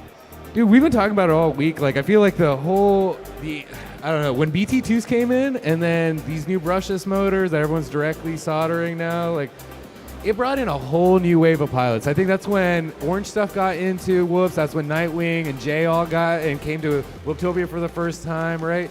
And yeah, now there's just like, it seems like every day there's a new pilot out there that's just blowing expectations. Like, any old reputations have gone out the window. Like some new pilots coming through that are very quick. Go on, Jesse. You. Oh no, pardon me. I was just saying it's the same old story since the very beginning. You know, that was the story in 2015, 2016 too, when I got my start with the younger generation and the new people. You turn over every year of a whole new level as well. Yeah, these kids, man, they're They're locked so in. quick. They're We've had a locked in. 9-year-old on the podium, and now we have a 12-year-old taking advanced podium. They're coming up, man. Yeah. But up the skills, dust it off. Yeah, it's only a matter of time before Little Whoop over there starts kicking our butts too. I'm sure yeah. Jesse's gonna. How is Georgie Yeah, doing? what is his FPV name? I mean, we have to have an FPV name. That for is it. such a cute. That's your All right, face. that's me. I know. Jesse just really wants to show up his glow up. He's so proud of that photo. Dude, all right, we get it. You look good, sir. You look good. You're all right. He's like, I've been I'm getting excited enough to show sleep off my lately. son, George. And George doesn't have an FPV name yet because he's actually never flown FPV so far. Dude, But if you guys got suggestions, come on. Curious Throw me in the George chat. immediately jumps up. I think just George trips off the tongue. George. Just followed by George. Yeah, George. Just George. George. Take it on the world. of I mean, FPV. I feel like he's walking in some big. Yeah, he's coming into some big, shoes that he's got to fill here, and so he does have that credibility. My attitude as his father, he can't be bad at anything. He has Yeah. to be like Yeah. dog level, or gets in Yeah, trouble. yeah, you Kidding. can't be like I'm sorry. Michael Jordan's kid and not play basketball, right? Like, But guys, Hey, we have got our pilots. Oh, is he here? Let's say hi to George because I haven't seen him for ages. oh, of course the video freezes. It looks like he's Hey, there there he we go. is. We're up. Oh man, little Hey, guy got Georgie. big. Hey, buddy. There you are. Hi. You are live to the entire world, coming from a UK drone race. Bro, he's growing up fast. I feel like that's a pretty big toddler you got there. That's not a baby anymore. Big boy, yeah. He's gonna be 3 in the summer. Dude, that's quick. That's quick. I feel Yeah. like it was just the other day. Just the other day that Jesse became a family man. I can smash you. Yeah, that's what it feels like to me too. Yeah, it He's wasn't that loving long seeing ago. himself on the screen right now. Okay, I'm gonna hand it back. I love you. He loves seeing himself on the screen. Heck yeah, dude. It was not that long ago when you were over in the UK for 2023 Bird, and you were worried about, well, not worried about, but like concerned that you might miss the birth of your child, and we were like, oh my God, come on, hold on, it's going to be coming up soon. Yeah, that was right before he showed up. And I remember talking with Paul, and I was like, hey, I think I'm gonna have George too. Yeah, but Oh, he's the growing up same. fast. Yeah. But back to the action. We are sorry you're not here. Looking after your family is very important. We totally understand. We love it that you have such a cool little family growing over there in the UK. But Mr. Tiny Whoop, checking out the action in the UK. What do we think is coming up next in the elite class? Because we will soon be seeing the pilots come up and do their practice packs. We got a little time to discuss what we think about. Okay, because there's this conversation, right? Like, we have fast times, but fast times isn't always consistency. Especially when we start talking about pilots getting maybe, their fastest qualifying lap late into their qualifying day. That definitely brings up the question, like, well, how are they going to be starting up today? I mean, heads-up racing is not not very forgiving, right? You only get one shot. And so, yeah, I feel like it's always an interesting mix to see who's actually good at heads-up racing versus just putting down a qualifying time. Completely agree. And, we've been doing a little bit of mathematics to determine the pilot's consistency index on some of the races in the United States, me and a couple of my helpers. And it does reveal part of the story. And, the short version is, if you watch qualifying, consistency there actually is super representative, if not it's exaggerated during race day. And we use that sort of metric to predict all kinds of races, and it gives you, as a commentator, the best storyline to watch for. That's how it is. Consistency is a completely different skill set than speed. And when you're qualifying, maybe one battery, you go all out and get some lucky swings, and wind up in elite. Yeah, I know I've gotten in trouble a few times at Webtopia for talking too much crap on the line. I'm definitely one of those dudes, and I don't know, when it comes competition time, I thrive. I enjoy. You like the pressure? You do well under pressure? I love the pressure. I feel like that's the funnest time that I have racing, but it's definitely not everyone's jam, and not everyone. No, some people like to just chill out. They put the music in their ears and they go for it in their own little bubble. Other people, they like it when they're getting How am I supposed heckled. to talk crap? How am I supposed to talk crap to you if you have headphones in? That's not fun. No, I definitely like to rile up the guys a little bit. And it's all, it's all it's all in good fun, yeah. Yeah. That's it. The culture of Tiny Whip is one of the things that I really resonated with, and it's probably the reason I put way too much effort into stuff like this, because it is, it's fun to mess around with these little toys and go hard racing. It's just the two diametrically opposite things give me both the elements that I really enjoy. I'm also one that kind of does my best flights when I'm under a bit of pressure, but I love just messing around with them and having fun flying around with all these LEDs and colors and everything. So yeah, no, I really feel like every pilot needs to have their own Gary, right? Like you're Ash, you need to have your own Gary. Yeah. It's another pilot in the community. You're homies with him, but you're like, oh, I hate it when that guy beats me. And that's the motivation to keep you guys, constantly go back and forth. Like I see FPV out there. He was my Gary for a long time. If he's watching from Hawaii right now, but everyone has to find their Gary. You find that guy, and because for every Gary out there, there's a T-Dog that you're never going to reach, right? And so you find the dude that you are competitive against, and then you always have a solid race. At the weekly races, you have someone to go against. The last time you were open, we made everybody name their rival. Right, I forgot about that. Yeah, having a rival, that's definitely the move. Yeah. So what are your predictions then, looking at the elite pilots we've got coming up? I'm team Yuki. I'm You're team Small. Yuki. Yeah, I think you reckon he's going to take it back? I think so. I feel like he's got the consistency. What about you, Jesse? Remind me the name of the pilot from Poland. So we have King Joshi right at the top in TQ with a 29.57. He absolutely blasted around in his last battery of the day yesterday.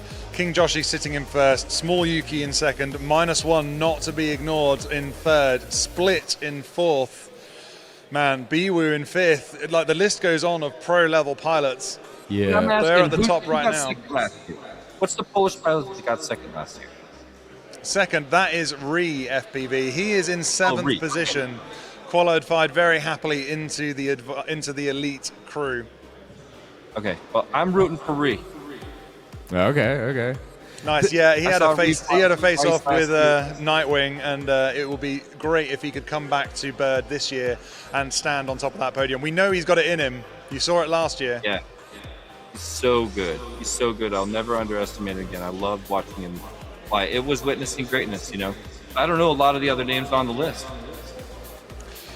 A lot of other names on the list. Yeah, working down the list, we had Biwu in fifth. Biwu traveling from Estonia to support Yuki, your pick. Yeah. He was only here because he wanted to help his friend come to the UK and take part of this event. So we are super chuffed. Well, it's sad that a pilot dropped out, but Biwu was here and he made the effort to come, and he gets rewarded with being able to take part in this event. So I have high hopes for Biwu. He's a very quick pilot. Yeah.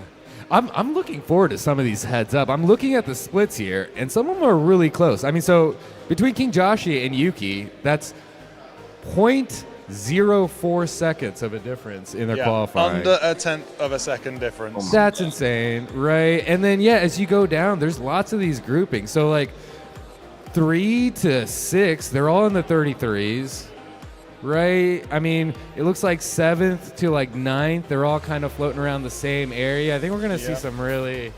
It's going to be really close racing. Yeah, and that's what you want to see, especially come the finals. Like, yeah. Get the people riled up, right? Yeah. Pilots are coming out onto the track. They're going to be doing a couple of warm-up batteries. We want to give the elite pilots the best chance possible of getting the fastest flights in this race. But before we go and have a look at the elite pilots, have you been checking out the other stuff there is to do here? I did sit on the simulator and checked out drone soccer. I talked to the shops. And then, the mini-me's, that's an interesting yeah, Minifigs Me, one of our gold level sponsors. Big shout out to Minifigs Me. Yeah. They are great fun. They've been supporting FPV in the UK for a long time now. And all the pilots got a miniature figure in their goodie bags. Yeah, exactly right. I got like a wizard dude. It's kind of sick. Yeah, I'm trying to figure out what I'm going to do with it. We'll have to post one back to you, Jesse, although that won't be the furthest a minifig has traveled. Really? Yeah, I heard one made it to the ISS. What? No, it didn't. Yeah. But yeah, 24 minifigures have been up into space onto the ISS. That's crazy. From minifigs, not me? Yep, their minifigs have been printed they're up. specifically, like not just random ones, like they're specifically has been on the ISS. Believe that. Incredible. Bravo. That's out of this world. Yeah, I mean, so and not only are doing like silly stunts, like, well, not say silly, but like incredible stunts like that, getting them up onto the ISS, they also generate a lot of charity money. They have raised over £100,000 for women in business, and that means they are supporting, changing people's lives really in the UK, which is something real important. As like a small business owner myself, and Jesse, like, it is something that's super important to have the support you need. And so to have a company like Minifigs Me be able to, give you a helping hand, donate to a charity that helps that it's just incredible the work they're doing. Yeah, I mean, in the world of like just major corporations trying to milk everybody dry for every penny that they have, it's good to see that people are actually trying to make some real things happen. I'm just passing some notes over to Birds because Minifigs Me have got some other awesome accolades against them as well. Wait, okay, Robbie Williams. Okay, as an American, I know who that is. I feel like most of us probably don't.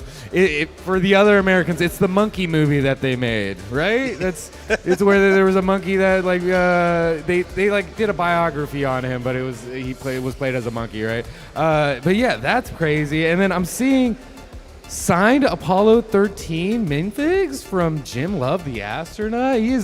How does he have access to all these NASA pilots? What's going on here? I don't know. Minifigs get everywhere. Like tiny whoops, you can go everywhere with these tiny things. Minifigs are getting out there. Dude, so I've worked, I've done projects for NASA. It's so hard to talk to them. It's so hard to get any contacts. I mean, this guy just has connections? Like, who is this dude?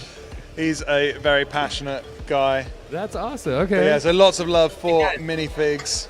I'm guessing George over there plays with Lego a lot at that age. Yeah, I have one of his in my pocket right now.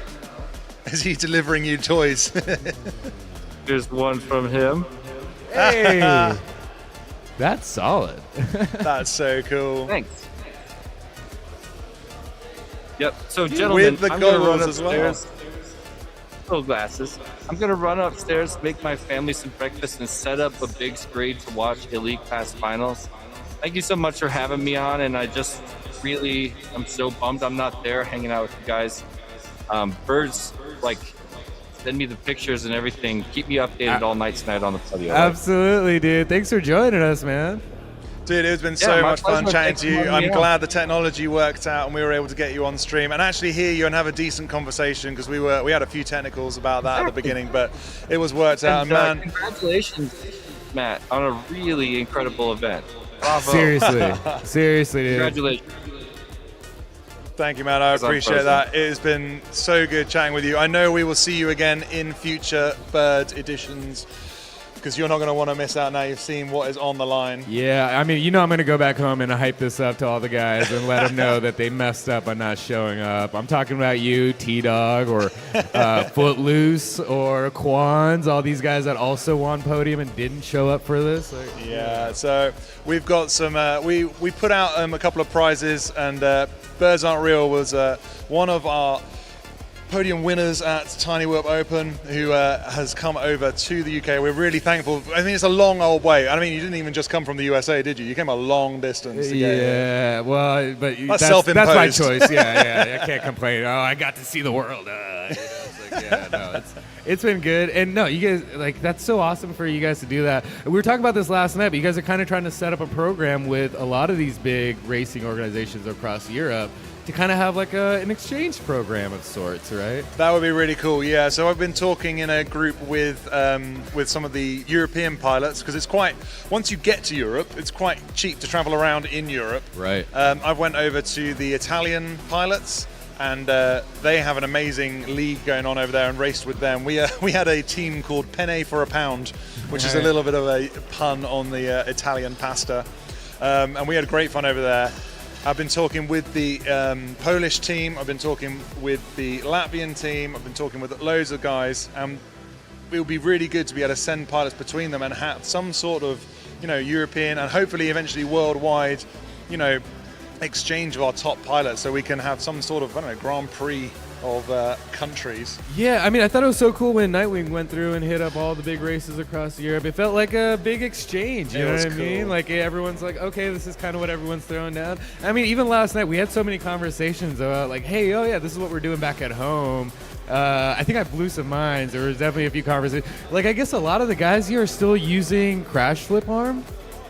Crash pun? Like, okay, so a lot of the guys here, they're still like, their process for crash flipping is disarm, crash flip arm, flip it, and then turn off crash flip and then rearm. Yeah. But you could just have that be one button. That's what I've done. Yeah. My little one push button at the side there. That's is my crash exactly flip what button. I used. Yeah, so there was a few guys that didn't know that. And then another thing that guys didn't know about here is the Vi-Fly chargers all have clear covers on them. So if you take that sticker off, it looks a lot cooler. It looks really cool. Actually, that is something that I first saw with Infinity, one of our Hanworth Tiny Whoop Club guys. He spends a lot of time like tweaking his stuff and making sure all of his switch covers are all like color coded and stuff with the little battery cover ends and stuff. He's got a whole beautifully 3D printed setup, and he found out that you could take off the sticker and he's put little LEDs inside that, and it all glows now while it's and changes color and stuff while he's charging. It's so cool. He has I think a green one for charging and a red one for discharging.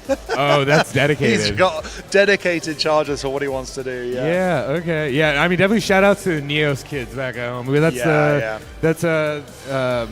I definitely resonate with those guys doing all the colorful kit that they've got going on. Yeah, they go hard, and then everything is UV reactive with them too. Yeah, and then Deadlock guys go hard with LEDs too, which, I mean, if you saw my quad with their 5 LEDs on it, that's Fresh Bread who set that up for me. Oh, nice one, Fresh Bread. Oh man, there's so many like old school names coming through. Yeah, dude. Great. Been around for a while, so definitely, showing my age, I guess. But yeah, we have LEDs on the quads here, and I'm following on from you guys in America and everyone across the world with the LEDs, because it makes following these drones around the track so much easier. If we didn't have LEDs, you just wouldn't see them. They're too quick. No, and that's how we operated for a long time. And especially when you are trying to do events like this where like you want to involve the public as well. You don't want it to be just a pilot thing. I don't know, like especially with like Tiny Whoop Open, we usually try to have it out of school, and then we try to do a program with the school where the kids can come in the day before, and then like we'll fly around for them, and they kind of get to have the drone experience.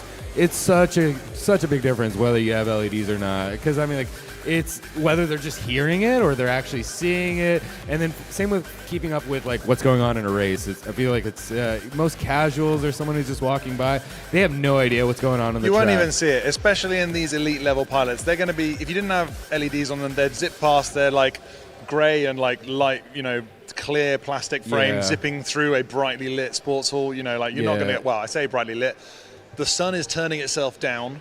It's getting a little dimmer in here. We might be able to like run in a little bit more darkness later, but I don't want to like jinx it. We'll have to let the race director decide that what sort of condition the lighting is going to be in here for our elite our elite pilots. They're at the moment out there doing practice. But yeah, the LEDs look fantastic, and there's been a little bit of contention about LEDs. You know, some people don't like doing them. I mandate that they have to be on the canopy or on the frame. Yeah. Because the surface-mounted ones on the board just aren't bright enough. They don't come out both sides. Dude, I'm running 5 LEDs, and one of them is a flashlight LED. Like, you're preaching to the choir. I'm all about the LEDs. They're not absorbing enough power or weight to be complaining, especially if you're running HD0 anyways. Like, you can handle an extra half a gram or whatever it is. If I had the choice between HD0 and LEDs, I'll go LEDs. Yeah, well, that's the choice I've made. I'd go all analog and pack it up with LEDs.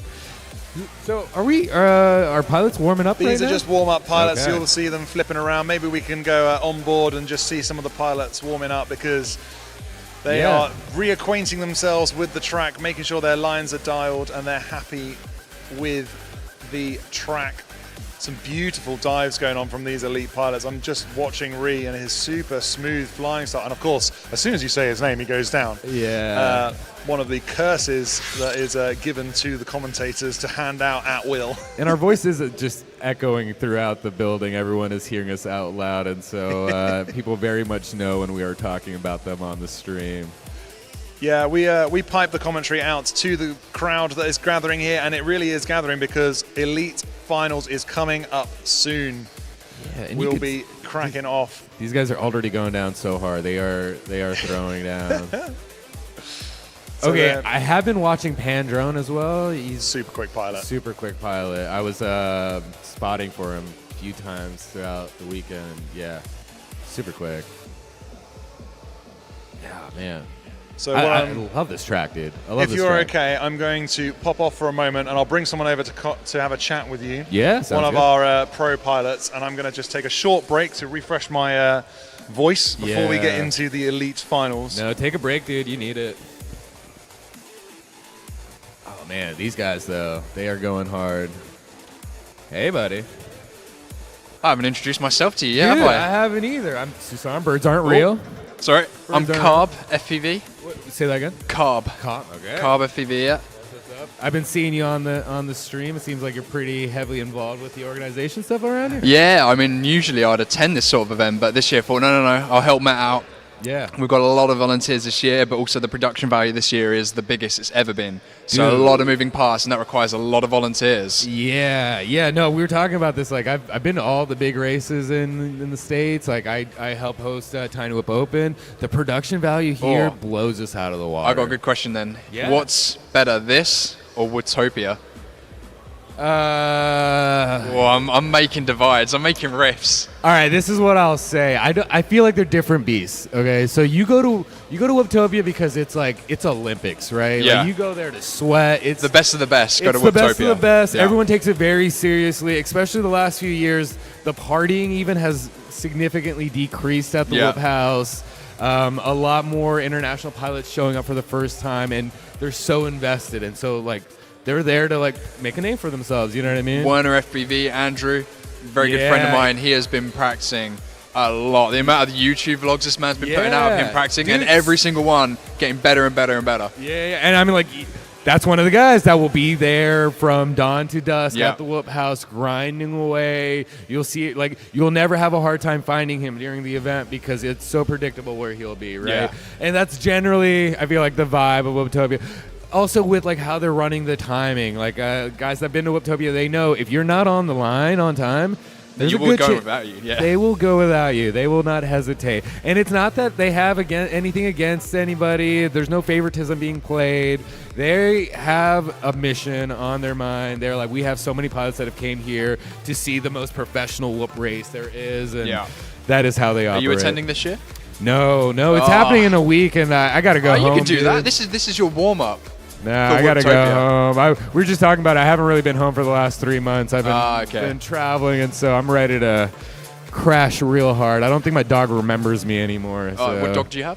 It's a pity mix. He's a mutt. He's a pit bull mix. Yeah. Real typical American dog. Yeah. Okay, what do you think of the pilots so far? Then we've got the elite class coming up, the best top 16 pilots that Bird 2026 has to offer. And I'm looking at the screens right now, and they are looking Yeah, dude. I rapid. mean, one of my favorites was up a bit ago. Is Yuki still flying? Who? Is Yuki still flying? Oh, yeah, small Yuki. He's having some VTX issues. Oh, it yeah. looks like. Okay, there you go, dude. He is flying. That He might just be definitely us. impressed me, and then Pandron was definitely impressing me. There's a few guys. I mean, I knew that, like, I'd seen footage from Jesus, but he's not around, right? Jesus is not here this year, I Right. believe. Yeah, so I had gotten a bit of an idea of some of the fast pilots, Yeah. but I wasn't exactly sure what to expect. And no, you guys throw down. But then it's just like we were talking about, it feels like every month almost there's a new guy that comes out of the woodwork. And It does seem like that recently, but I think it just shows that the sport appearance-wise is growing. Because all these new pilots are coming out of the woodwork and going, who's this guy? But he's rapid, right? It's growing so much, I think. I think this event's a good example of it. Yeah, the equipment has gotten so much more accessible. Yep. It performs to the level where it doesn't feel like, oh, I'm a 5-inch guy. I don't do. Well, Tiny Whoops kind of fly like 5 inches now. I mean, in the UK for the winter, we don't fly 5-inch during the winter. We just go straight to Whoops. We stay in the nice warm sports halls. Yeah. And we just fly. And, the tracks are so much easier to set up, so much more cost effective. Don't get me wrong, I like flying my open class racer for 5-inch. But Whoops, I mean, it's still a lot of fun. A well-tuned, well-built Whoop feels just like a 5-inch. Yeah, I have a 75, a Fractal 75 1S that I run like 300 miles on. It flies the best. Anybody who knows me knows that I vouch for that all the time. That's the way. If I could only have one quad for the rest of my life, I'd be happy with that. Yeah. It's the jam. And it's the same thing in Colorado. As soon as it starts snowing, suddenly guys want to go to whoop racing again. But otherwise, we have such a big crew over there. I feel like everything from 5-inch to X class has a you pretty have good guy, following. what is it, Woodstopia? Do you do whoops at Woodstopia? Or is that just Street League? And No, it's mostly Street League. okay. Yeah. Maybe ask AK to run it this year. Woodstopia has tiny whoops as well. Dude, I mean, once it gets dark, anything's game, right? Exactly. Once it gets dark, anything's Are game. you going to attend Multi-GP IO this year?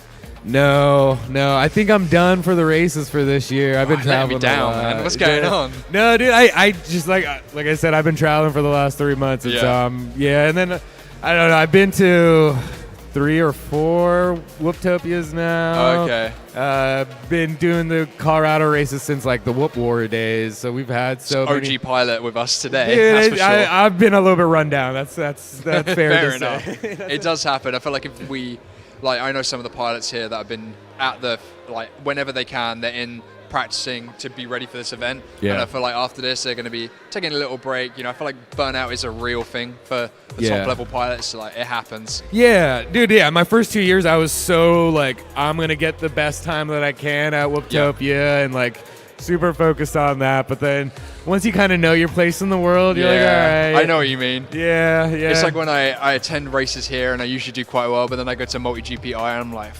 God, I'm so bad. What's going on? I need to improve. Dude, I race with T-Dog on the regular.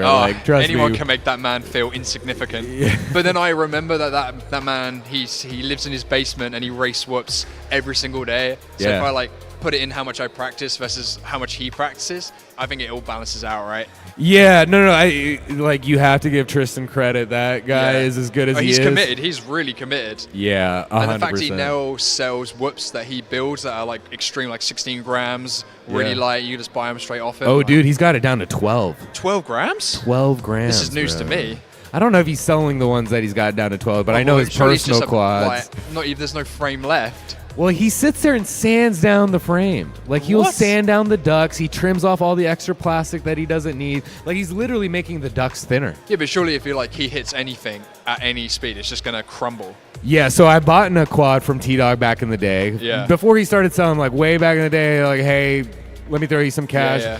Dude, immediately regretted it. I broke the crap out of it immediately. He cuts off one of the posts, so he only runs 3 out of the 4 posts free flight That's controller. usually okay, though. Usually. Well, he was doing that even when he was running the diamond board, and it was just bad, dude. I don't know. On the Beta FPV Air 2 frames, that's not too bad. You can get away with it. It deforms the frame a little bit, but I feel like it's a little bit doable. Well, I'll say he can get away with it. If you crash like I do, you quickly dislodge your flight controller. I feel like if I crash like he does, I'm not gonna get away with it. Dude, I don't this man know. flies at. He just has his system figured out. I don't know how he does it. It's too much free time. He needs a job. Yeah, I think I mean, I think he's going to school right now. And then anytime that we're a little bit too smashed and in the city, he's down to come be DD for us. He's definitely driven and been our Uber a few times. And so it seems like he definitely, I don't know, he's making money or something, but Yeah, still this too year- much time for drones. Too much time for drones. I mean, it will get to a point where you'll have to go to work or get a job at some point. If Hopefully. you're listening, Tristan, which I doubt you Hopefully, yeah. So you hear that, young kids? There's chance for you. Yeah. When T-Dog, well, he did switch to 3D helicopters recently. are. Oh, I saw that on his Instagram, yeah. Yeah. It's the new cool thing for drone racers to do. Where they're fed up of flying drones, so they're now flying helicopters. Yeah, I mean, I think, okay, to be fair, he did start with 3D helicopters before he got into drones, so he is kind of going back to what he knows. But it's like, yeah, he got too good at drones that he's getting bored and wanting to do less props, I guess. I'm watching some of these practice packs the pilots are putting out. Biwu looking really Yeah, that's strong. exactly what I was about to say, dude. Biwu, look at that. I mean, this man was complaining that he has to fly. He was here as a standby pilot. He was basically small Yuki's chaperone from Estonia. And he was, I don't want to fly, I don't want to fly. And then a pilot dropped out, and now he's flying, and he's looking like he's doing well. So we could have a good contender on our hands here. Sending it into the crash gate, that's what we like to see. Absolutely. Okay, these pilots have one more practice pack, I believe, for another 2 minutes. And then I think that's everyone's had a practice. Or we might have one more group still. 4, 8, 12, 16. I think we have one more group after this. Okay. And then we will be getting into the elite group finally. What is the time? Because I think we are running behind. It is 4:15. We were meant to start... Oh, racing starts at 4:50 actually, so we are on time, surprisingly. Oh, all right, yeah. No, I was about to say, I feel like we've been flying through some of the... I think the advanced class went really quick. Yeah. Like, it was done before we knew it, to be Yeah. honest. Because, I mean, we spent so long on the Hobbyist because of technical issues, then we had the fire alarm. But yeah, we breezed through the advanced, thankfully.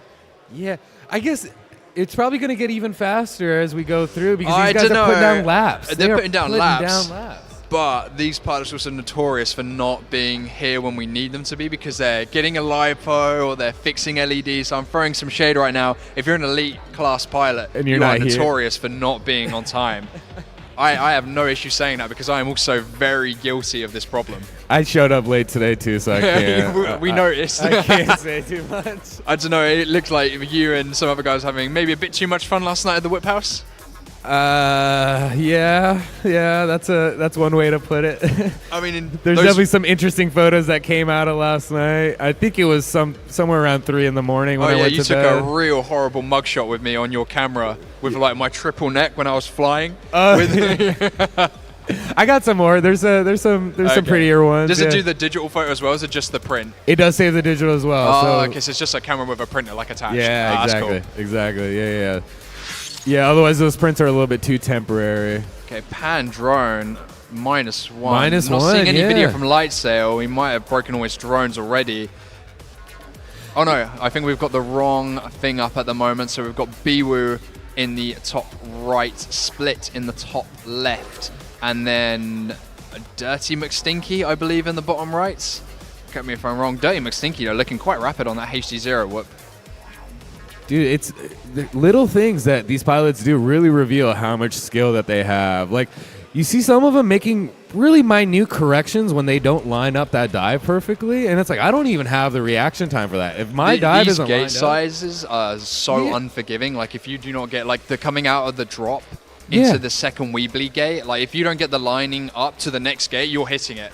Dude, right. No, that's definitely... But I've seen both B-Wood and Split adjust halfway through. I mean, you kind of saw Split do it there. He didn't have it perfectly lined up. The little flicks they do mid-turn, yeah. Yeah, they are adjusting for that dive halfway through. That's like, they're solid, dude. I feel like Split has crazy expo. Like, he's running freestyle rates on his drone almost. Yeah, it's a great... Like, he gets to the corner and flicks around it. Like, the hurdle now gets there, flicks. Like, it's almost freestyle rates. He's running the Mr. Steel 1000 expo race. Yeah, he's definitely snapping. He kind of portals from one gate to the next.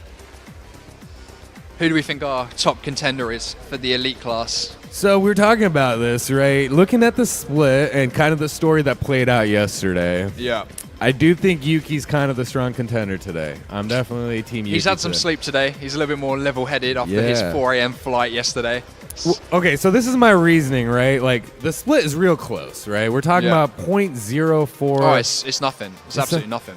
But it did take Josh kind of a few packs. It was his last pack. That's a good point. I think it's a very good point. Right? And if how prepped you are from the get-go, if it matters, it really matters today when it's heads up. We're going to get to see King Joshy do his practice packs right now, so we can get a bit more of a better idea to see how he's going to get on. Get a little bit of sample data here. King Joshy going with the warming up his drones in the pocket technique. The beta FPV frames snap a lot because it's cold in here, so if you put them in your pocket before the race, it gets them a little bit more like malleable. That is news to me. I have not experienced this. It honestly makes the difference. Oh, we're giving away the secret. Oh, sorry, Josh. No, look, trust me, I don't think this is a problem anywhere else. We all fly indoors in warm areas. Nobody's worried. It's cold in here. Yeah, man. it is cold in here. That's why. Yeah, I got 3 jackets on. We can't afford heating in the United Kingdom. It goes with the vibe. It feels like it's supposed to be cold. It feels like we're in the UK, so yeah. It's grey. It's raining outside. It is. We're in Birmingham. Can they get much worse? Yeah, dude, I fell so hard in the mud yesterday. Oh yeah. Yeah, running in for qualifying. I like the spot that I fell in. You can still see where I ate it. Oh, outside? Right outside, Oh, right in the no. parking lot. Oh man. Oh, you just tripped and just slow motion fall over and smash your face. You didn't see like half my pant was covered in mud yesterday. Oh. Yeah, no, it was.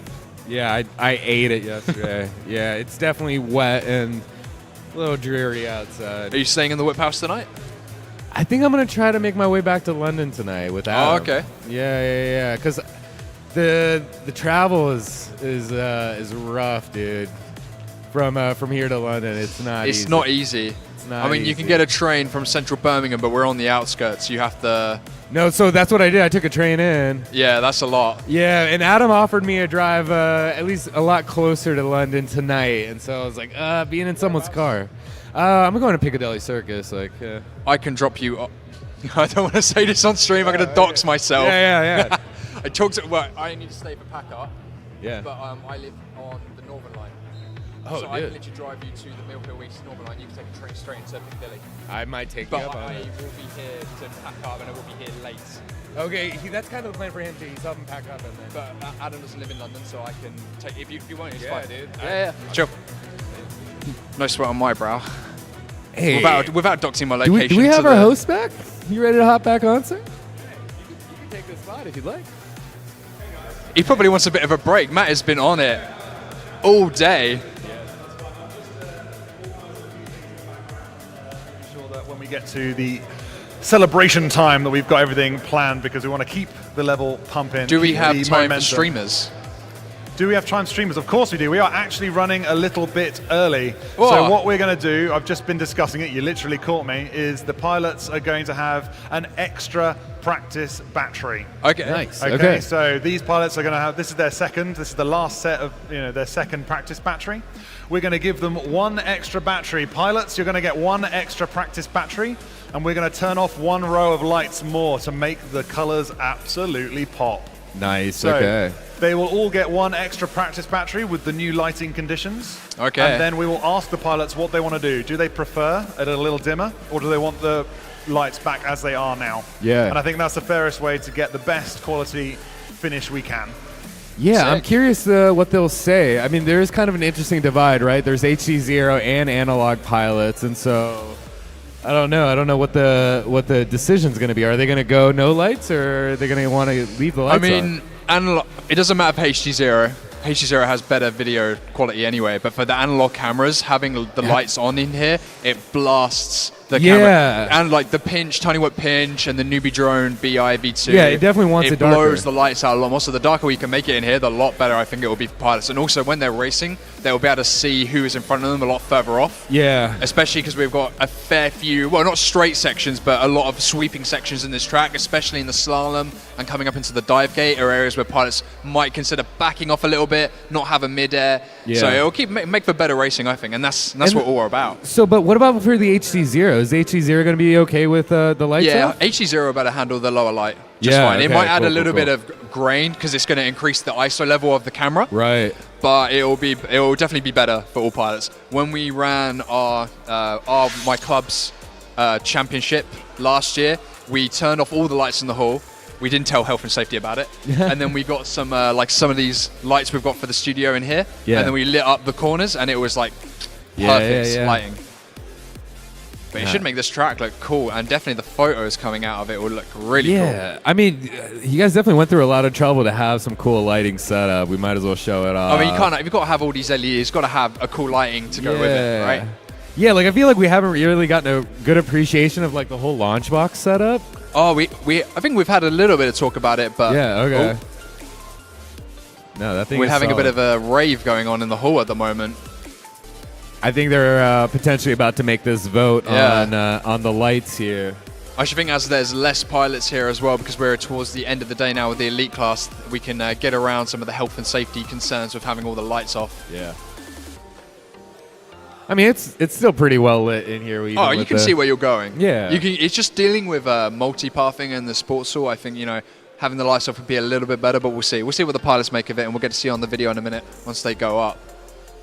But they're getting their second lipo of their practice. They'll get another round of this, I believe. Homie Dan Carpy going up.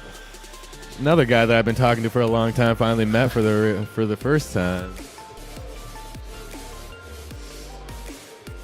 All right. Okay. Let's see how hard they're throwing down. And then King Josh is up. Yeah. Yeah, King Joshy. We've got Dan Carpy, and who is that in the bottom right? Raycon. In the bottom right, having some slight video issues. Okay, they're playing around with the right alignment. Okay. Josh is pretty dialed. No stop, as I expect from Josh. Opting to go for the left-hand corkscrew method, but he's missed it. Okay. The red Matty, though, he's not wasting any time either. Making some mistakes here. I would have thought these pilots were taking a bit slower going into the practice, feel it out. But Josh, though, he is not wasting any time at all. He wants to get on his race pace straight out of the gate. Some interesting errors, though. He threaded between the pylon and the gate earlier. I feel like once a pilot makes a mistake in a run, it instantly translates into more mistakes straight after, right? Like, you're out of the flow. I feel like a lot of the top pilots here have air mode turned off, which is going to give them less control at that lower throttle percentage. So as soon as they try to recorrect their issues, then it's just going to cause more problems for them. Yeah, especially the elite pilots. I think they have it in their head that, they have to link these laps together and come qualifying time. It was interesting to see, some of the guys, when they messed up on qualifying day yesterday, they're like, cool, I'm just going to practice the dive over and over and over again. Might as well, yeah. Why you got time to do it. Do you run air mode on or off? I think I'm off. Tiny whips definitely fly better with it off at higher end of throttle. Yeah, because it was back in the day with angle mode that we used to leave it on, right? Yeah. I mean, you can fly with it on still, but you have so much more control with the whoop. It doesn't really happen on 5-inch. I fly 5-inch with air mode on. Yeah. Yeah, they've gotten a little bit better, so. Okay, these pilots have 20 seconds remaining on their practice, and then we will get another round of practice laps. Someone is, I don't know where they're stuck. King Joshy is stuck. Oh, he's stuck in the crash gate. That's okay. No, he nailed it. I was getting a little bit confused there. I was wondering where he was.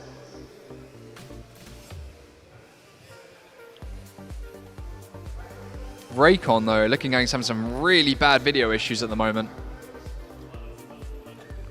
Hopefully pilots remember to land at the crash gate come racing time. Don't want to blast your fellow racers. Oh, Carpy getting into that IGAL. From Dan Carpy. Getting that IGAL movement in. I've never done IGAL. I've done race gal. Yeah. But IGAL, I don't know. I've just never bothered. I think I did IGAL 3. Yeah.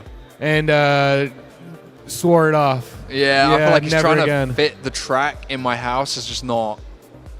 Dude, I mean, just posting a video every week. Yeah, it's a lot of effort. And trying to get the best thing for it. With Race Gal, I'd set a time and go, I got a new PB. Great. Where does that put me? Oh, that's a nice section of the leaderboard.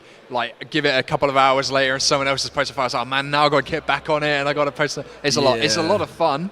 And it's a great way to get competitive with whoops. Yeah. But at the same time, be prepared to do a lot of grinding. If you want to win, you've got to grind a lot. Yeah, no, if you're a newer pilot, 100% do it. Yeah. Right, 100%. It's a great way to get into the scene, meet all the people, get to know Dan, right? Yeah.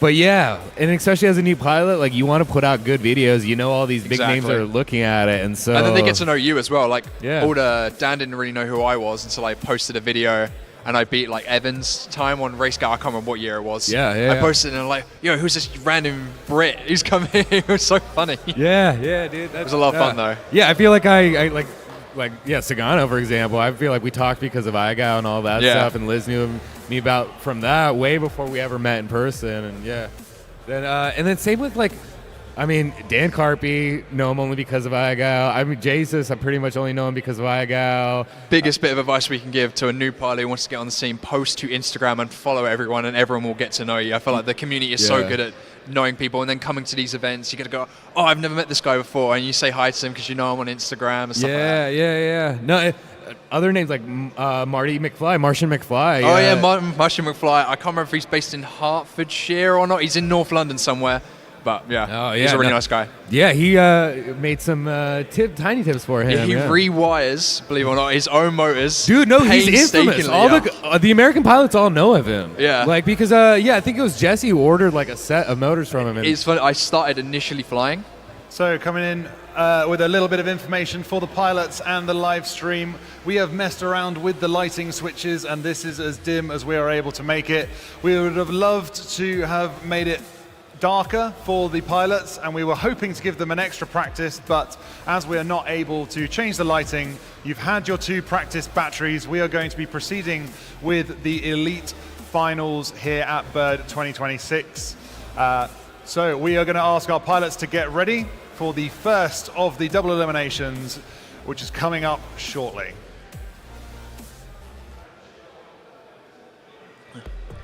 Okay, thank you for that, Matt.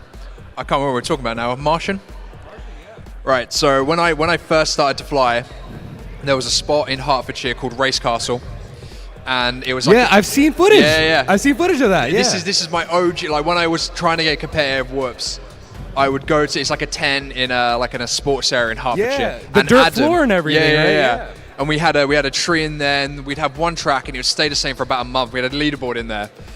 Yeah. And I started to go, and then Martian would beat my time. Yeah. And I'd come back, and Martian would be like, I have not seen that man in so long. Yeah, dude. He needs to attend an event like this, but he painstakingly rewires all of the stators on his motor with such precision. I'm like, I wish I had the time and energy for this. I know a bunch of American pilots definitely bought motors from him just to see what it's like. Yeah, just to see what it's like. And they were pricey, but guys wanted them. I mean, at least it's an accurate KV. Yeah, dude, that's nuts. And like straight motor wire coming right out straight to your flight controller. It doesn't get lighter than that. No, it doesn't get lighter, and at least you know, like, there's products obviously do this, but the Martian spends a lot of time manually doing, so you know the QC on it is going to be perfect each time. Yeah. And I have heard that like they are solid. They last a long time. Yeah, I'm surprised T-Dog doesn't do that. It's only a matter of time before we see Neon and T-Dog. That kid gets way too much stuff for free. He's like, I broke a whoop bin, next one. Pulls, he's got like the TARDIS, but it's a bag of whoops. Just pulls away, it's never ending. Dude, he comes up to the line with 8 of them, and then he's got like another 8 back up in his backpack, and they're all identical, like same canopy. I think he's like streamed before, like in this of him building whoops, and it's just a big pile of parts, and he just picks them up and builds them. But he's got that giant workhouse of a basement, man. Workhouse. It's his factory down there. Yeah, I mean, so a lot of people don't realize, but his 5-inch track is right outside that basement. Oh, it's his like garden, right? Yeah, that's insane. His backyard is what we call it. I'd hate to be his neighbor. I feel the same way because they're not that far away. It's not like he has a giant backyard. Okay, we're gonna get some flying going. No, this is not racing, guys. This is I think this is last practice. This is starting on the turn. Bro, this is race. Okay, so this is racing. We have our first race of the elite class, and they are off. Let's see if Pandrone keeps that consistency we saw in practice. Yeah, we'll see if these pilots can bring what they did in practice into the final elite round.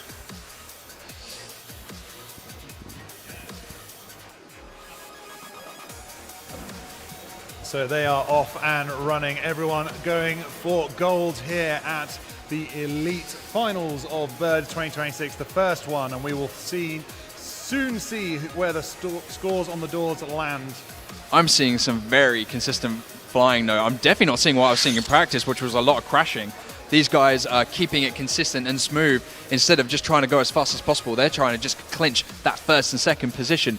-1, Pan Drone. Barracks, they are all gunning for first and second. I have lost track of who is in what position at the moment, but they are looking smooth.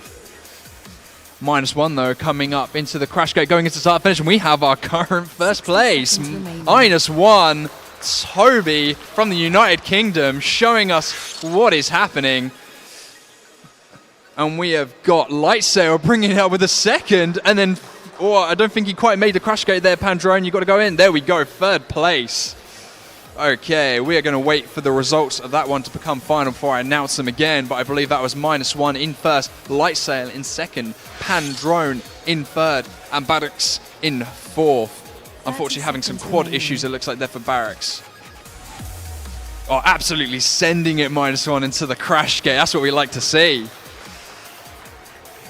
Are we going to get a United Kingdom win for Bird 2026? I don't know. I mean, -1 straight out of the gate, laying it down. It's not surprising. He flies like he is on rails. He really does. And I was seeing him practice, instead of doing what Josh was doing, which is pinning the throttle 100%, trying to like do a TQ run, he is just flying a good, quick pace, something that he can bring into the finals, and then get that first and second, because he doesn't care where he comes as long as it's first or second. He just needs to look at the pilots around him, go, yeah, my pace is faster than these guys, I need to push, these guys are faster than me, make that assessment and then move forward. And it worked out for him and Lightsail.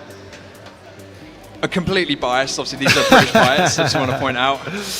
Yeah, but these are not the only pilots out there. Pandrone and Baru, both very fast pilots, making it into the elite class here at Bird 2026. Which is no mean feat. That is a feat on its own. That's tough. I know what you're looking for. Here you are. Okay.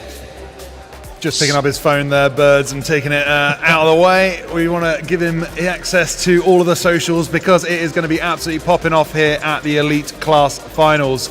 Get it shared out wide, like and subscribe, all that jazz, because this will be the fastest Tiny Whip racing England has ever seen. I think it will. I'm not even going to contest that fact because we have some absolutely insane pilots here for the Elite Class Final. We've just seen a taste of what these pilots can do, and I don't think they're going to be slowing down. They're going to be increasing the speed, because if -1 and Lightsail are flying like that, then some of the other pilots, I think I've got to turn it up a notch. They've got to kick it into 6th gear, I think. Yeah, 6th, 7th, 8th gear, as many as they can. They're going to have to go fast. We've got -1. He was the TQ knocked off. You saw him laying it down there. He was really laying it down. Really laying it down. We know he's going to be a quick one. So race 1 done. We're looking to get confirmation of those positions before we move on. Next up, though, we have Small Yuki, ReeFPV, Ferris, and Joe FPV. Joe FPV. Getting a thumbs up from Yuki there, just jamming to the music in the background. He has got a 6 a.m. flight tomorrow. Has he got a 6 a.m. flight tomorrow? They've decided they are sleeping in the airport that they are going to, so they don't have to get a hotel. Man, they are going hard. They're going to be hugging at their Torvalds tonight, potentially with a trophy in there. Yes, exactly. And realistically, we have not made a hand luggage friendly trophy here. Does it deconstruct? Can they take it to bits? Maybe you have to ship it to him. I think shipping to Japan is quite expensive though. But I don't know if you've seen the trophies up close. This is what the elite pilots are going for. This beautiful trophy printed by our own race director, Blueprint 3D. It has a little 3D printed drone on the front there. There it is. Beautiful trophy with a little 3D printed drone on the top that you can pop off. I'm going to break it now. Ooh, careful. There we go. You can pop off the temporary drone and pop on your winning drone onto your trophy. There is a little 3D print you can do that will hook into, very nice. and then you'll be able to immortalize your whoop on the trophy that you won. Flown again. No, it will get immortalized. But we're looking at the next group up. We have race 2. It's going to be Small Yuki, ReeFPV, Joe FPV, and Ferris competing. They are all plugged in. Predictions for this race? Oh, I mean, Small Yuki is going to dominate. He's quick, but we don't know that. He might crash out. He was saying he was nervous just backstage just then while I was organising a few things. He said he was a little nervous, but on the tone we've seen what he's able to do. Let's see if he's able to do it again.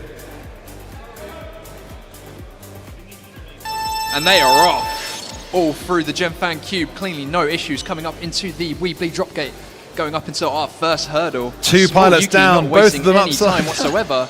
Joe and ReeFPV looking like they're having some issues Oh there. no, ReeFPV, you're getting stuck on your roof. That is not where you want to be. Joe on the floor again, but Small Yuki off to the races. He is flying smooth and consistent. That dive by him is so beautifully done. It seems like Small Yuki is listening to our commentating because I think he knows what position he's in, and Yeah, he knows he does not need to send it. He just needs to keep it He's nice dialed and it back. consistent.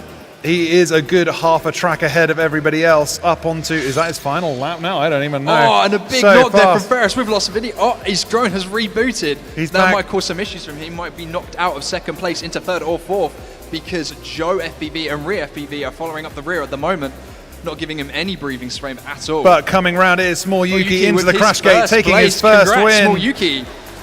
Coming up now into our second place is... Oh, Who's they've it still got a gonna lap be? to go. Ree had spent so much time on his head, but he got back in the running. Who's going to be next? We've got Ferris flying, we've got Joe flying, we've got Ree flying. Who's going to move through? Who's going to keep their self alive in the winner's bracket? It looks like it might be Joe. I don't think he's crashed as much as the others. Is he coming And he's through coming in. That's our into second place. the- Joe FPV from Italy, making it Fantastic. work after that small issue at the start. Well done, Joe. Ferris is... Ree's got blank screen. Ferris is in the crash gate. Let's look at them send it home. Here he comes.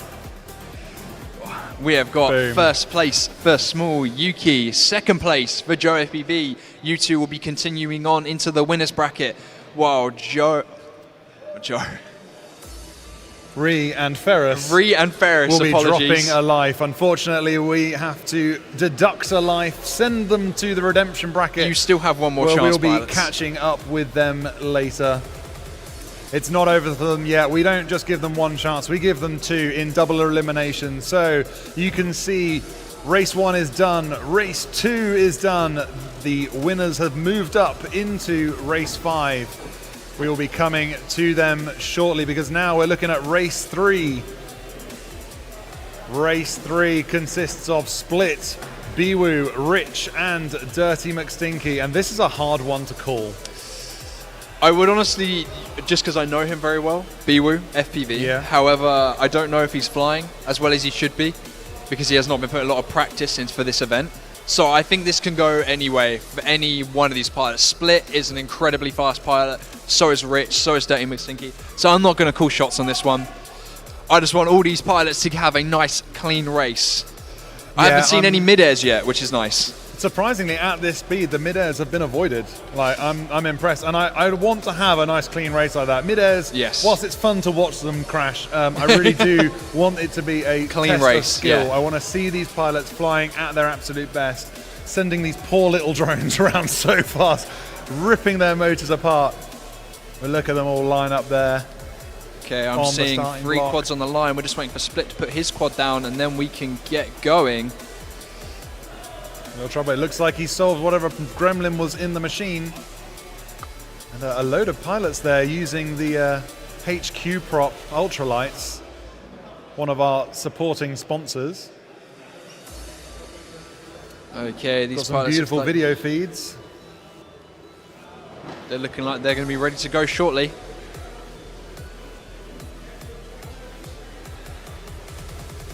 Seems like we've got no objections. Oh, a slight video issue for Biwu potentially.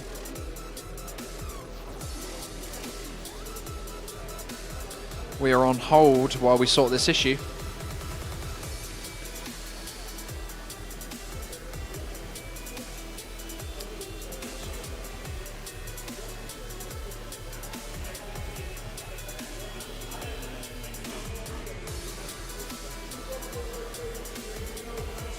Okay, looks like they should... Well, we have another issue, it looks like. Keeping it interesting here for our elite class pilots, keeping us commentators on our toes. I'm seeing 4 goggles. I don't think... I'm seeing 4 video signals at the moment. Starting on the Okay, turn we in have... less than 5. Looks like we're good to go. Good luck, pilots. And they are off. Oh, slight little, potentially mid-air there for our Latvian pilot.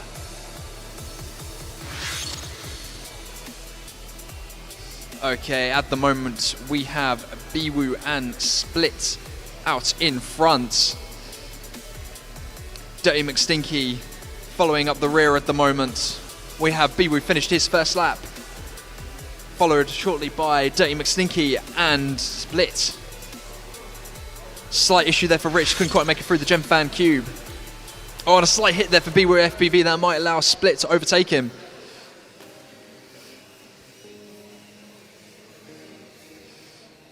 Biwu coming up to fit onto his second lap. He has one more to go.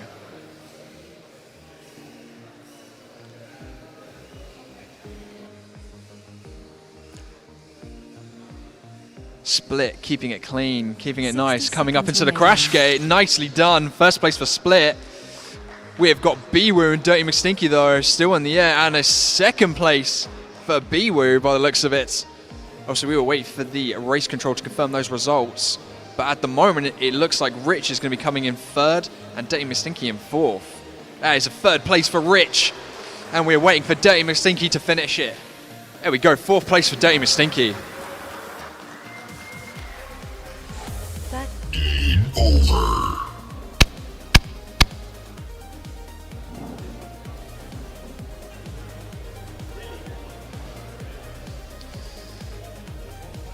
Well, that was an incredible race as well. The heat getting turned up at the elite level racing here at Bird 2026. Things are getting faster. They are getting faster. That one was not as interesting as I'd like it to be honest. Not as many crashes as I thought there was going to be. No, but that's what fine. we want. We want skill of the pilots to demonstrate who is the fastest. We do. We don't want any mid-airs because that's not necessarily always a pilot. Well, if I get mid-aired by someone, and I've been mid-aired by Dan Buster many a time, it's always his fault. It's never my fault. Okay, I'm seeing King Joshi, Raycon, Dan Carpy. Next up, we're going to be looking at race number 4. King Joshi, the Red Matty, Dan Carpy, and Recon. A mainly Brit-dominated round, it seems. Again, we're not biased. Brit-dominated round, yeah, I mean, maybe, you know, surrounded by Brits, but he's here for a reason. The Red Matty is not one to be underestimated. He is not a slow boy, he is very quick, so maybe he'll show the Brit pilots what he is about and take that first place. While we're having a little wait for the pilots to, while waiting for race control to just confirm those last ones, I just want an announcement to the room that if you want some food, your last chance is now. Food, get it in you because you're going to want to finish eating before the finals is up. So the food truck will be heading out shortly, so last orders are in at the food truck before they leave. However, at home, you're going to have to order it in or McDonald's? Pop in Wingstop? at McDonald's, yeah, get your orders in. Hey, look at Drone Circle there being represented by Oven Ready Dan Carpy. Look at that plug. What does it say on your t-shirt, I was Dan going to Carpy? say, I've been told your t-shirt is something special. We couldn't decide what to wear, so just got these t-shirts. That's so low effort. You should have put the mollusk thing from Les Cargo. That would have been a good little excerpt on it. I'm surprised you didn't take the name Penny for a Pound and bring it back into anger. Or should we'll do that in Italy maybe later, yeah. Oh, you've not used that name since Italy, have you? No, we're going to have to go back again. I got a message from my wife just recently, check that out. The live stream is looking really amazing. If you're a fruit, you'd be a pineapple. Would also like to add that you're looking pretty damn fine. She's sent me a gift saying if you were a fruit, you'd be a fine apple. Thanks, babe. That is some 30s plus humor. I am sorry. Yeah, it is old school. I love my wife. Thanks very much, babe. Okay, I think we're just waiting for some DVR reviews to be done by Race Control before we confirm the last race results. Yeah, waiting for those to come in. But in the meantime, let's take a moment to thank some of our sponsors, specifically our silver level sponsors. You can see them dotted around us here on the background. We've got Happy Model, putting together the only AIO HD0 Whoop board you can get. It is being represented here. I don't believe it is the only one. Yeah. It is, unless you buy the old version, which is 2 boards technically. Oh yeah, we don't want to do that. We want lightweight racing. Happy Model's the only one you can get, all in one HD0. They produce it. Quality bit of kit. Every single HD video you're seeing come out of the racing today is because of Happy Model and the advancements they are making in collaboration with HD0.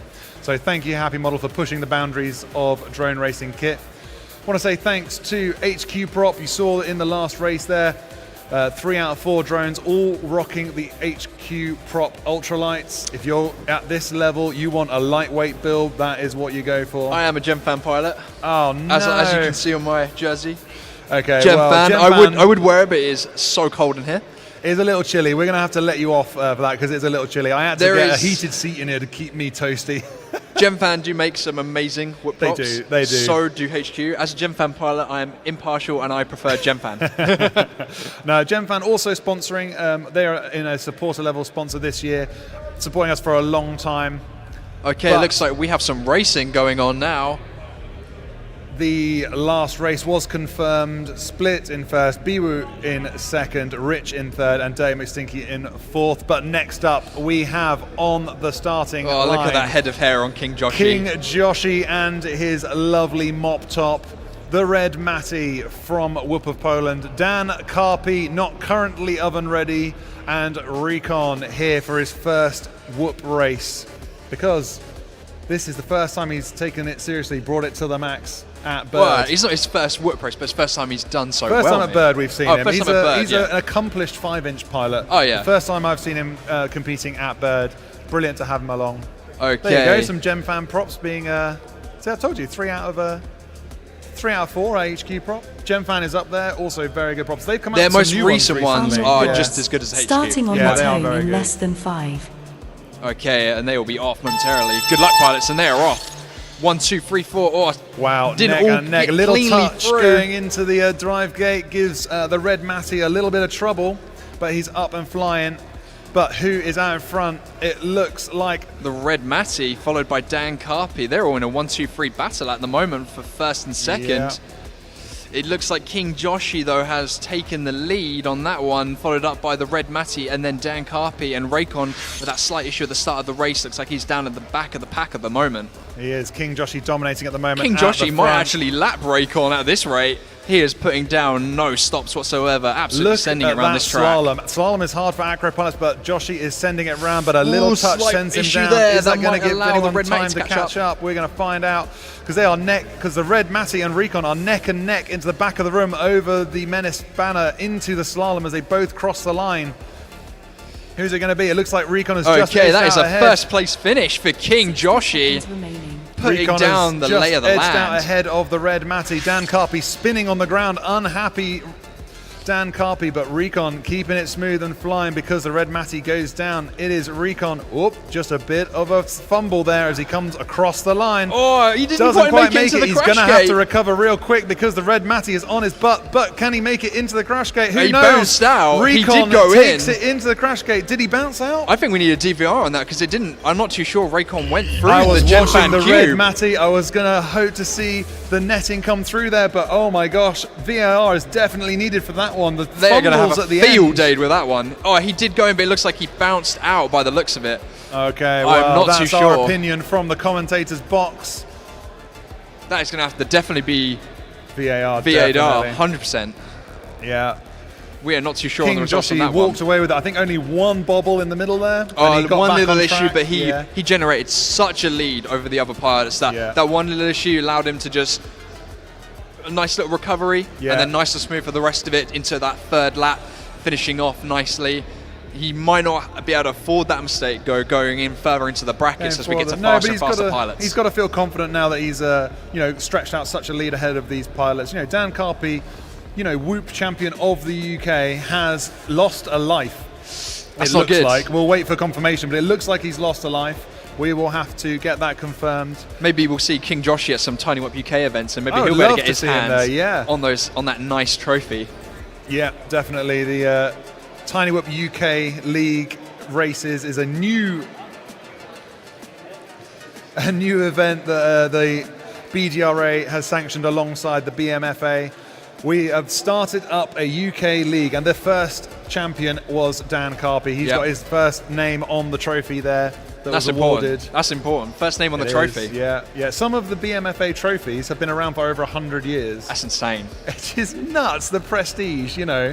These aren't just like 3D printed things. We do, you know, we plow our money into giving you, the pilots and you guys at home, an experience. The trophies are a nice thing to have on your thing, Oh, but the that is- BMFA yeah. trophies are chef's kiss. They're Chalices. They are chalice. It's amazing. They're so good. And yeah, we've tried to do our best to bring our trophy to the front for drone racing, and specifically micro-ducted classes, which is what we're racing here.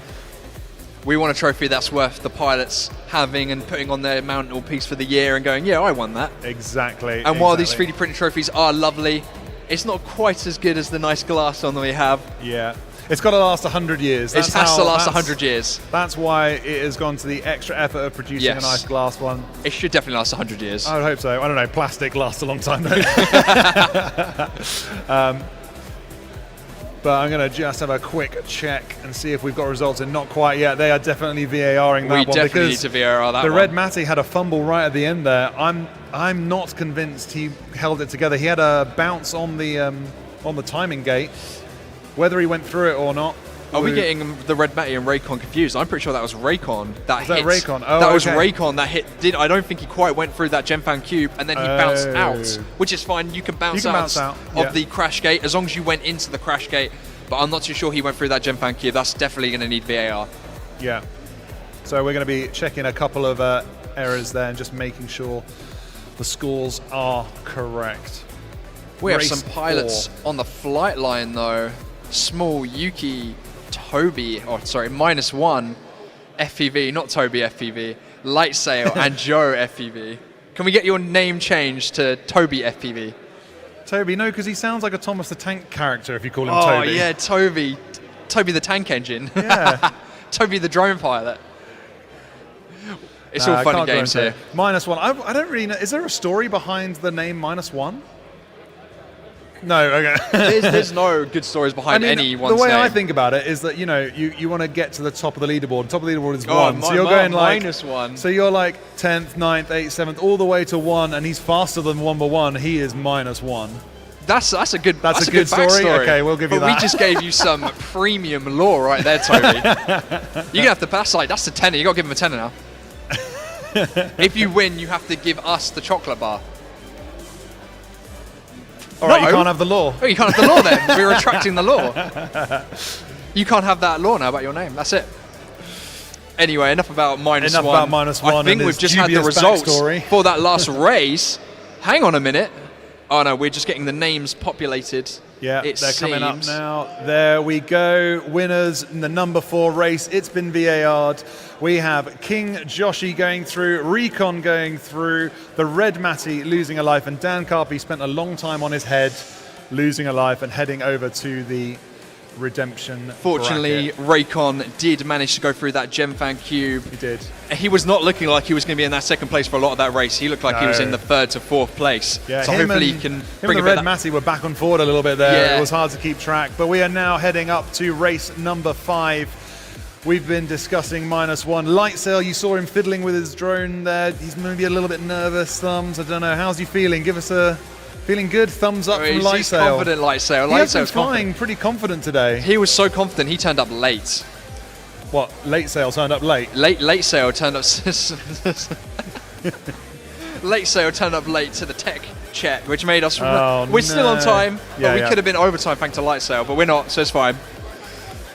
Not throwing any shade, but he is flying smooth. He's flying good. He's Yeah. really flying good. He's been turning up to a lot of the BTW club whoop nights, practicing, laying down some fast times. He is a quick pilot. He is a one quick to boy, watch. isn't he? He does Yeah. not wait around for anyone. No, he does a lot of 5-inch during the summer, and in the winter he switched over to whoops, and he's taking it seriously this year at Bird 2026. But he's going up against some stiff competition, namely -1, Small Yuki, and Joe.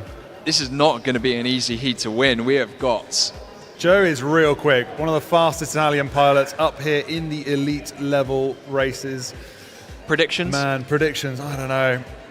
I think there's going to be a battle between -1 and Small Yuki, and if, I don't know, they ever touch or they take each other out, Lightsail and Joe might sneak through. I don't want that to happen. I really don't want that to happen. I don't want it to happen, but at the same time, I really want it to happen. Kind of do, that yeah, would be such an for the upturn. drama. And we love an upturn in the commentary booth because that just makes commentating that much more interesting. Yeah. But I'm seeing 4 feeds at the moment. 4 pilots are sat in 4 chairs with 4 goggles on their face. They're locked in and ready to go. Goggles down. We're just waiting to get the funds up from all the pilots before we get started. There we go. Joe doing a little poof poof into the hands. He's ready and raring to go. Arm your quads. Starting on the tone in less than 5. And they are off. 1, 2, 3, 4, all the way through the Gem Fan Cube, all the way clean through. There's neck and neck at the moment. Oh, slight little bubble there from -1. That'll put him back in the back of the pack.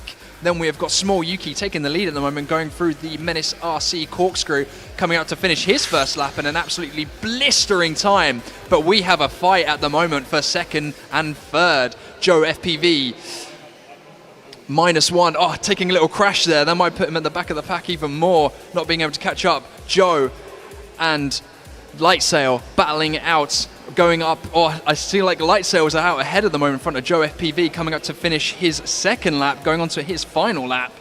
Small Yuki, though, absolute breeze at this. He is way out in front of the other pilots, taking it at a leisurely pace by his standards. No issue at all from the small Japanese man, and he is done with a first place finish.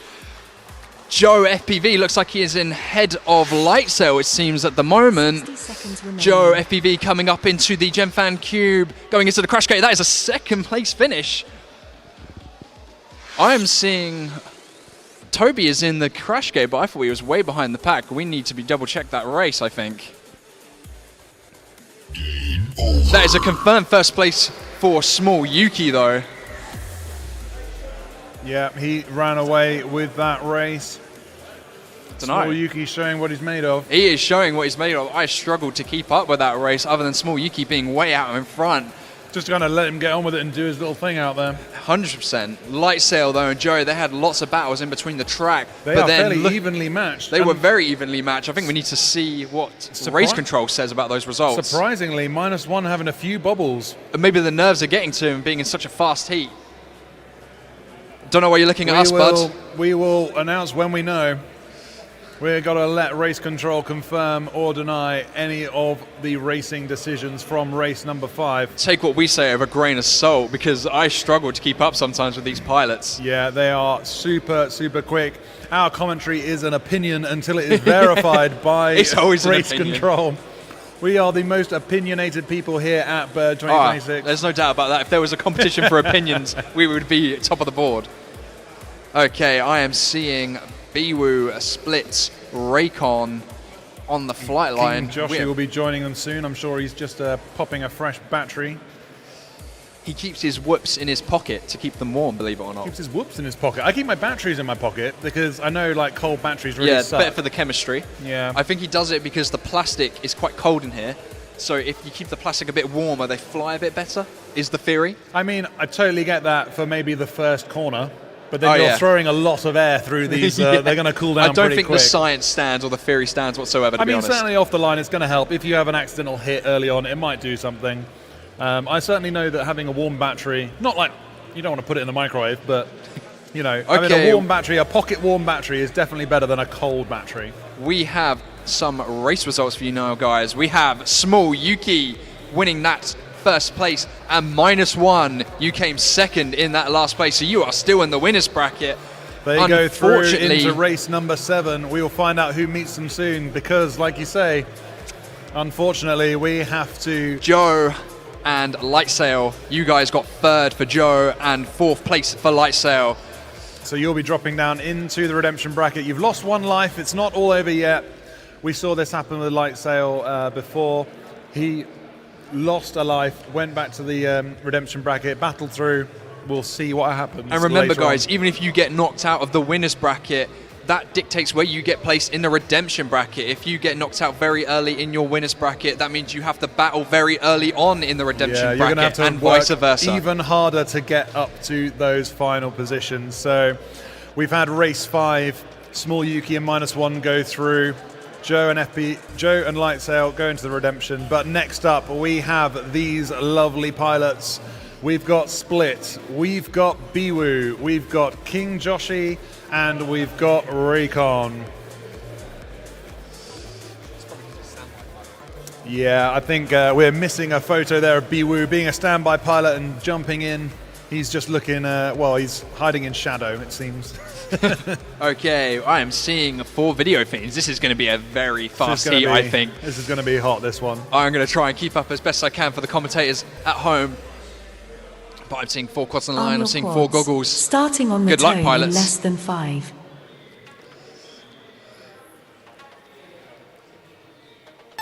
And they are off. 1, 2, 3, 4, all clean through the Gem Fan gate, coming up into the Weebly drop gate. They're all through cleanly. It looks like King Joshi's got the lead at the moment. Some video issues for Raycon FPV, it seems. Oh, and a slight bobble there for Biwu. So that leaves King Joshi and Split out in first and second at the moment. They are both done their first lap, coming up onto their second, going up into the Weebly drop gate, coming into the Gem, into the Menace RC beautiful hurdle. Dive there. Split just redoing his approach to that catch gate because he wasn't happy with it, but that has let King Joshi get a bit of a lead. He is smooth at the moment. I think he knows where he is in terms of position, and he is not pushing at the moment. He is just keeping a smooth pace. Recon, unfortunately, his video looks terrible. I think he's done down for this and out, race. I think.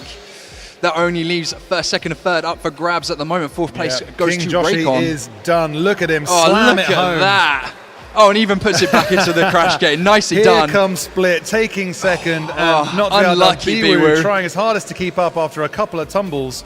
I wouldn't count him out yet because he's a quick pilot, but damn, Joshi, one of the cleanest flights of the event. That was for sure. such a clean flight. That is so uncharacteristic for Do King that Joshi. again. Keep doing that, Keep doing buddy. that, and you could be seeing a first Well place done, finish. Biwu, bringing it home. Round of applause for our pilots. King Joshi in first. And then we have Split in second place. That was just Recon amazing flying. losing his video and not being able to continue, and Biwu bringing it up in third. Shame to see those guys lose a life, but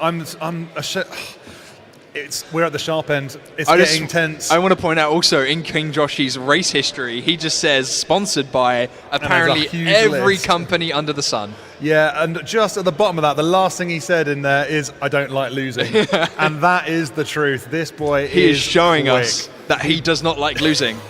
So that was some amazing flight. putting- I'd like to see what the time was for that race. I don't think we can get that information. I don't have access to that information on my little heads-up display here, but the race directors will be able to have that information. They'll be looking at it.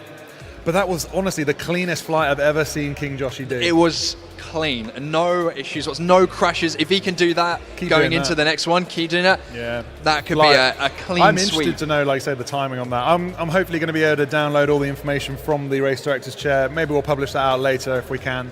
Potentially a new TQ, maybe. We'll see. We will see. Well, qualifying's done, isn't it? But it's nice to know what the fastest this track could be done. 100%.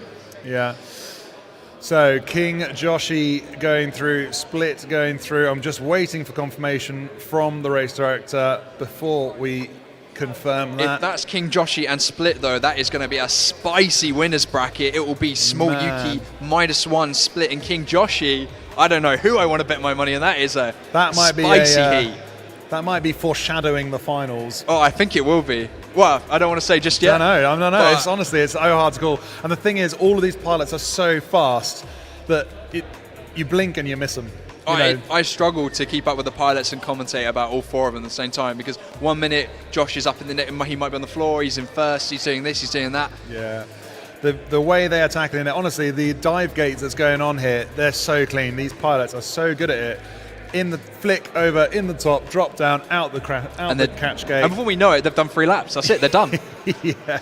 We have confirmation though. Small Yuki, -1, King Joshi, and Split are in our winners Group 7 race. That's it. So we are soon to find out who the first 2 pilots are to make it to the elite finals. Race number 7 coming up next. This one is going to be quick. Is this going to be a foreshadow of the finals? Will we see these guys meet again? At least 2 of them will be in the finals. 2 of them are going to continue, and 2 of them have got to do a few more races for us in Redemption 13. Yeah. But we will see. It's going to be intense. I don't know who to put my money on. This is going to be such a fast heat, and I think it's purely going to come down to who handles the pressure best.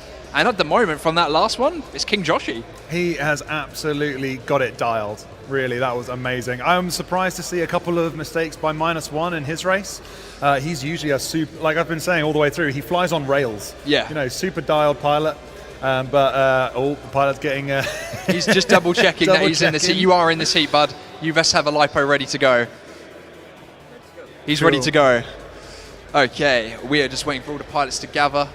Yeah, it potentially looks some like pilots on the line. I think some VAR is going on for Raycon. Raycon lost video in that last one. Yeah, it was a shame to see him out of video. I'm not sure what happened to him. I'm wondering if we just lost video and he had video. I don't know. I felt like we would have the better video. Obviously, we've got a much higher sensitivity system than he will have on his goggles, potentially. So I might be talking absolute rubbish there. I probably am talking absolute rubbish there. That's all right. But it looks like he was having some sort of issue because he is getting race control to check his flight from that previous round. So we will be waiting just a little bit longer before we can get going with the next race. What's the story here, Matt? The Pokeball. Yeah, that. I've just been sat here and I'm like, I need to ask, what's going on? The Pokeball is a prop for the Hanworth Tiny Whip clubs that are all dressed up as Pokemon for the team racing competition. Oh, okay. Am I going to be able to throw this at someone? Yeah, no, I mean it's probably hurt quite a bit. It's quite big. Can I but throw the this at interesting bit someone? is that it's a really cool print. It's a money box. They've got a little slot on the top there and a little thing to undo at the bottom. The problem is the guy that printed it hasn't watched Pokemon and he printed it that way around. Oh, no. And that's wrong. It should be. He almost put all the effort I in. know. We got 50-50 to get it right. So I've been putting it that way, which is an upside down money box. But yeah, so there's a little bit of a pilot huddle going on around the... Potentially a little bit of drama for our pilots. Marshal. We'll have to get an update from the pilot line. Okay, we will see what happens. I think everyone is getting wanded. We might have some of an overpowered VTX. Naughty boy. We'll find out who it is and their quad will be swiftly destroyed. We do not tolerate overpowered VTX. It does not make for fair racing. So their quad will either have to meet the 25 milliwatt requirement or they will not be able to fly that tiny whip going forward.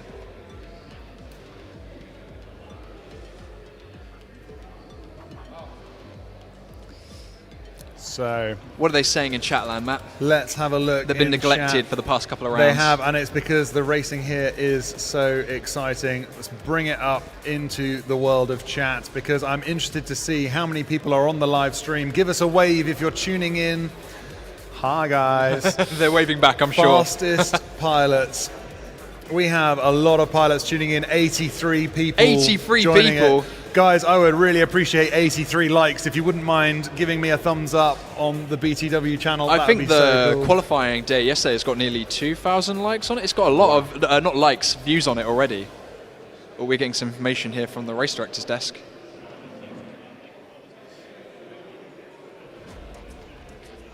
I'm still seeing some pilots arguing over in the corner. Okay, some live information from the race director's desk. Recon is claiming someone plugged in on him during that race. So we are reviewing his DVR.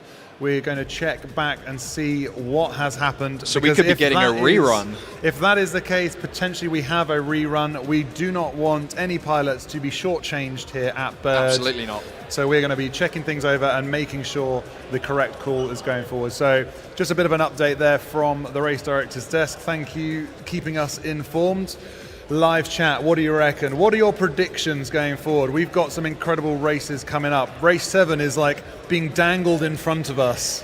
We have this cool heat. We want to see a race, but we need to make sure we get these technical issues ironed out before we continue, because it is very important that these pilots get a fair race. It is not fair on them. If someone is plugged on them in the heat, it is not their fault. So we will make sure the race directing team will get it sorted momentarily, I'm sure. We've got some love from Jesus, the silly goose.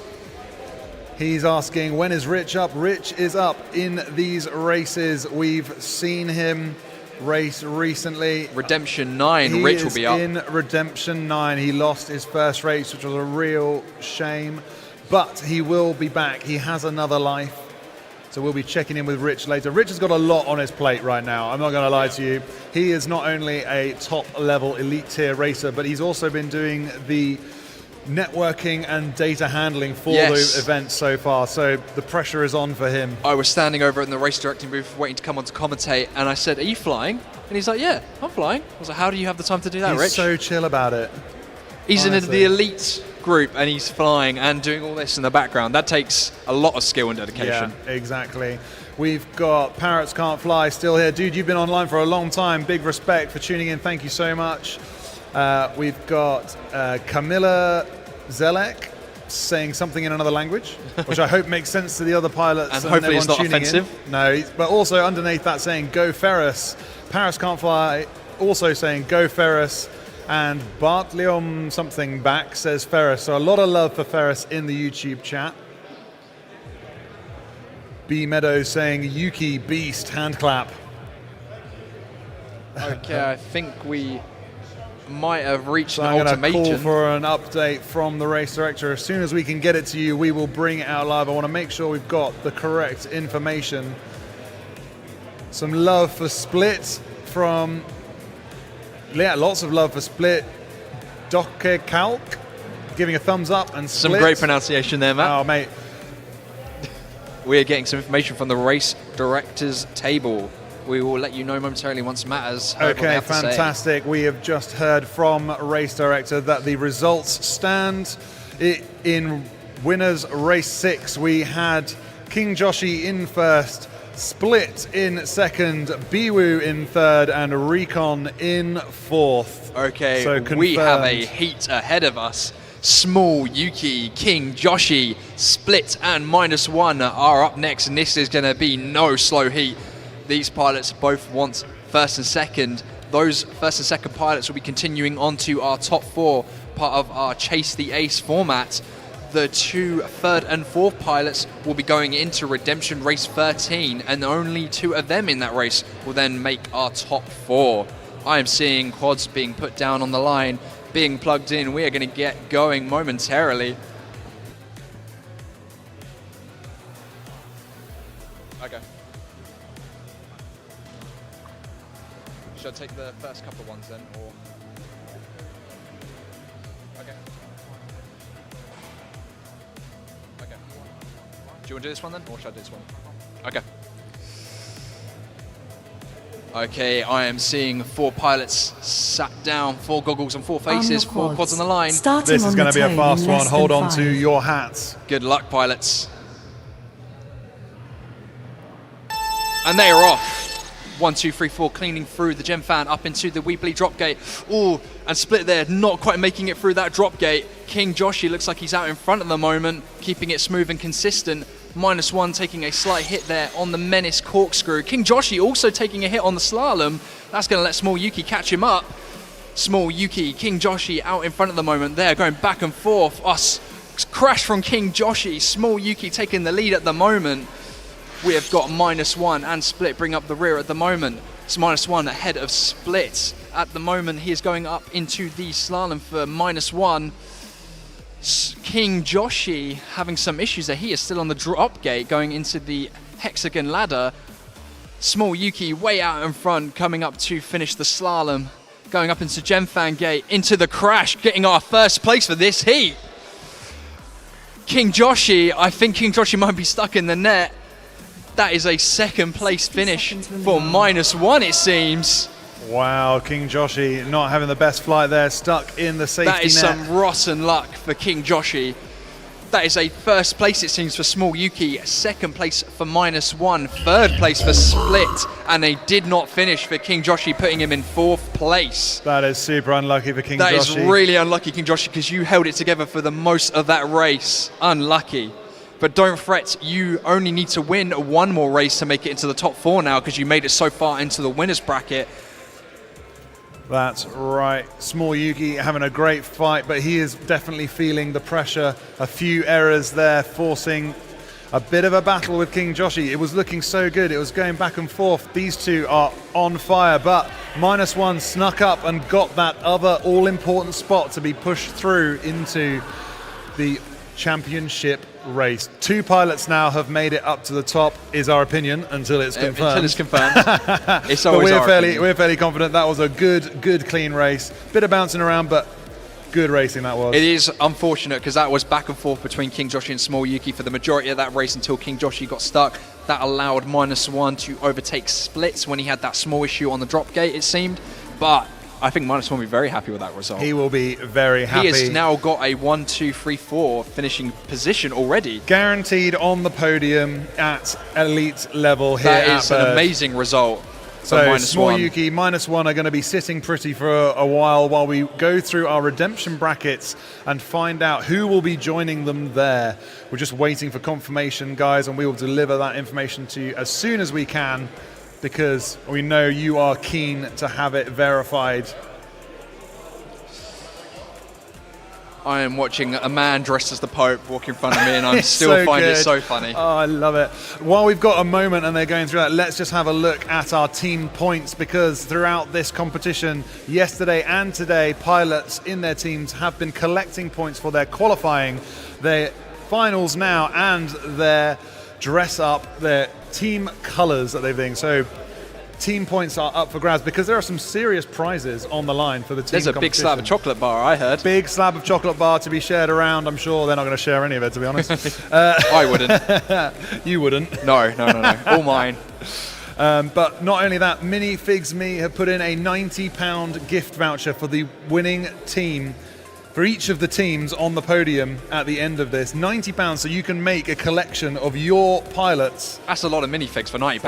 A lot of minifigs, so it's all to play for. That and a bunch of prizes from our wonderful sponsors, Menace RC, Minifigs Me, and everyone else contributing to Bird 2026. All to play for. Even if you are in the lower brackets, all of your points will contribute to your team's score. So you don't have to be up in elite to contribute to that prize. All of them, everyone here. Everyone's a winner at Bird. Everyone's a winner at Bird, yeah. Okay, I am seeing some activity on the flight line. I think we're just waiting for pilots to get together for the first redemption race. These are the pilots that didn't quite make the cut in the winners bracket and came 3rd or 4th, and unfortunately got dropped into the redemption bracket. So first up, I believe we have Redemption Race 8, which contains Pan Drone, Barracks, ReeFPV, and Ferris. Yeah, Ree having a bit of rotten luck there, losing his first race and ending up in the redemption. He's lost a life, but I'm sure he's going to be working hard to come back an elite level pilot if there ever was one. He proved his worth last year and was just pipped to the post by Nightwing, and so he's keen for a 1-2-3 Latvian win across the board. It is 1-2 at the moment, isn't it? Yeah, hobbyist class was won by Little Ed, the little FPV pilot that could. Your hot pick for the hobbyist class. Ed taking the win in hobbyist there, Latvian pilot. Then we went all the way through the advanced pilot. I can see the team coach looking very smug at these results, standing up there with Ree. He's very, very happy with the chaps here. We have a winner in hobbyist, they have a winner in advanced, and Ree is now going to be working hard to make it a 1-2-3 all the way through Bird. The coach is hoping. He's hoping it'll be a 1-2-3, but we'll see what happens. Ree needs to make it either 1st or 2nd in Redemption Race 8 if he wants to continue. And then even then, he needs to win Redemption 10, 12, and 13. So he has got a battle ahead of him if he wants to win. We've just seen the results confirmed on screen in front of you. We've got the winners of Race 7 confirmed. Yuki in 1st, -1 in 2nd, Split in 3rd, and King Joshi in 4th. We'll be seeing Split and King Joshi again. They've made it so far. They've just popped across into Race 13. We'll be coming back to them shortly, but sitting pretty up at the top of the elite table, Small Yuki and -1 are your first podium pilots, waiting to see who joins them. I didn't expect -1 to be up there, if I'm truly honest. Really? Ever since he laid down that TQ time, I was like, damn, this boy quick. He's quick, but I didn't expect him to be up there. His flying style, I can't give any other description than it's like he's flying on rails. Honestly, going around those corners, he's very consistent. So very consistent. Yeah. And so, honestly, I'm not surprised to see him at the top end of Elite. I'm not surprised in the top end. I'm just very surprised he didn't have to do a redemption race. Yes, to go all the way through to championships without a single loss is an impressive feat, and he definitely deserves to be there. The flying he's been pulling out has been incredible. It might end up that -1 is our only UK pilot in the top 4. It could end up that way. Could end up like that. We've got Split, who is, I can't remember. Oh God, Czech Republic. That's it. Split's from Czech Republic, Small Yuki from Japan, and we've got a whole load of redemption bracket pilots from 9 different countries, all competing here at Bird. So we will see who ends up in the finals. Over the course of history of Bird, it has gone back and forward between UK pilots and foreign pilots. The gauntlet was laid down back in 2020 by the German pilots when they said, we've beaten everyone in Germany. We want to come over and beat you guys in the UK. And we were like, hell no, we're going to put on a race. Turns out, yep, they beat us. They are quick. So the first Bird trophy went to Spezilover from Germany. Then coming back in 2022, we had a fantastic race with Dan Carpy from the UK winning it in 2022. Then in 23, when Jesse was over, it was won by a Polish pilot, Phobos. In 2024, it was yourself, Carb, and now 25, Ree. But the next race has just about to get started. Ree from Latvia, Pandrone from the Czech. Is that right? Czech Republic.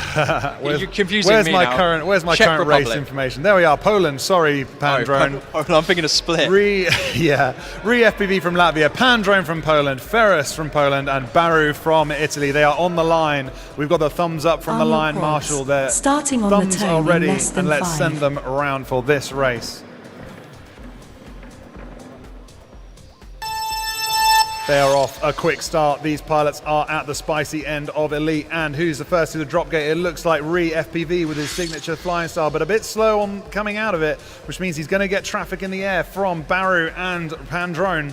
But he's across to the back of the hall first. Ree out in front with Pandrone on him, but who's going to be across the line? It is Ree, followed by Pandrone in second. Up to the drop gate, Ree gets a rejection. Pandrone is through, he takes it into first. Ree is now chasing for second position. Into the Mexican section he goes, but Pandrone out in front, making it look easy as he goes into the slalom, coming around to finish his second lap, onto his third and final lap, but Ree is on him. He's not letting up the pressure at all, trying to force a mistake from Pandrone. I can see his lights in Ree's view. He knows he's out there. Into the Mexican section, side by side they go. Pandrone just ahead with a bit of traffic there with the other pilots, but it's all about Ree and Pandrone. Pandrone across the line into the thing. It is Pandrone in 1, Ree in second, but it's not over yet because Ferris is coming around to take his next lap with Baru also out on course. Who is going to be able to take the bragging rights for third here? Who's it going to be? We've got Baru in the Mexican section to the back of the course, fighting for bragging rights. Baru coming round across the line into the crash gate. His video is terrible, but he makes it home safely with Poland rounding out his laps. Into the crash gate he goes. Good job to all pilots there. ReeFPV coming in second, I believe that was. And Pandrone coming in first. We will wait to get that confirmed by the race directing desk. Pandrone and Ree backwards and forwards. The pressure was clearly on. You could see for a while Pandrone in Ree's video. He was chasing him. They were following such similar lines. There was a lot of traffic towards the end of this course. They had lapped those pilots at that point. So fast, and I think that's just the pressure of this level of competition with Ferris and Baru having a few mistakes.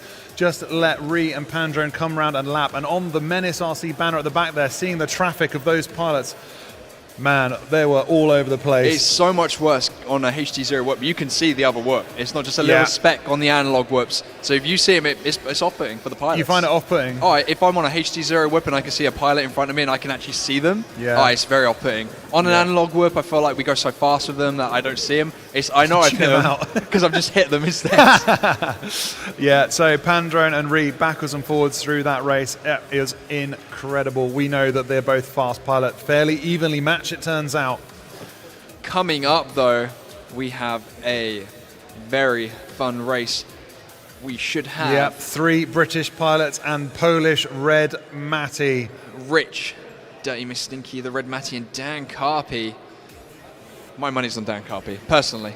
All biased. Dan Carpy has a fantastically fast start. Yes. All the races I've seen him at the Tiny Whip League, he always launches off the line and absolutely sends it for a good 2 solid laps. And then, I don't know what it is, maybe a bit of saggy He just doesn't like the number 3. No, he doesn't like the number 3. The third lap is a bit tricky He for just Dan doesn't Carpy. do odd numbers. I'm wondering if that is to do with battery or power management. I don't know what it is. I feel like, with Tiny Whips especially, towards the top end of my pack, I'm not as consistent towards the end of my pack because I have so much more push, and you feel battery sag a lot more with Tiny Whip batteries than you do with your 5-inch battery because they're a lot smaller. But I feel like I'm more consistent at the lower end of my throttle just because when I push the throttle, I don't get as much as a reaction as I would at the top end of my battery. You get a little bit of give in the battery further into the flight, and it kind of evens out some of the twitchiness maybe. That's how I feel about it. I'm certainly better. I get my, if you notice on my YouTube channel, there's a lot of FPV flights there from our local club. Most of the flights, you'll see my battery is like down at like 3.8. It's because I've had a couple of, spicy batteries when they're like fresh, and then when I get them down a little bit, the sagginess works in my favor, in my opinion, I think. It plays to your strengths. Yeah. So just waiting for the last race to be confirmed. We also we've got 4 pilots on the pipeline, so once we have those last race results confirmed, we can then move on to the next race. That's right. And while we are waiting, let's give a shout out to our supporting sponsors, putting in loads and loads of prizes to our pool here. We want to say thank you to T-Motor Hobby, HGLRC, the BMFA, Blueprint 3D, Speedy Pizza Drone, VCI, Drone Soccer, and Cadex FPV. And then we have Fellowship, GemFan, Newbie Drone, Bet Your FPV, and the BDRA. Thank you for the support you give to Bird 2026. This event is not possible without you. And it's been confirmed, Redemption Bracket 8, Pandrone in 1, ReeFPV in 2nd, Baru in 3rd, and Ferris in 4th. So we are Pandrone and Ree go through. Baru and Ferris get knocked out. That is the end of your Bird.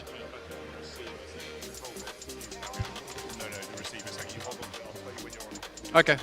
So goodbye to Baru and Ferris. That is your Bird race complete. Pandrone and Ree go through. Ree moving up, one of the top pilots there, working his way back up through the Redemption Bracket. He's got a long way to go. The downside of losing one of your early races is you have a long slog ahead of you. It's not just a couple of races to get back up to the championships. You've got to battle through a load, and that gives you more chances to make mistakes, more chances to lose against all these other top-level pilots. But we are going to see Rich, Dirty Miss Stinky, the Red Matty, Dan Carpy, a Brit and one Poland pilot-dominated race coming up. There we have it. Dan Carpy, one of the organisers with the hand of Drone Circle. If you're around Manchester area or Macclesfield, that is where you want to go. Okay, I'm seeing 4 quads on the line, 4 pilots in 4 chairs. We've got 4 spotters. I think we're almost ready to go. We're just waiting for a couple of pilots to get seated and get their goggles on and get comfortable. This is a very important race for these pilots. You need to come first or second to continue. And third and fourth, we will be saying goodbye to you for Bird 2026. Good luck, pilots.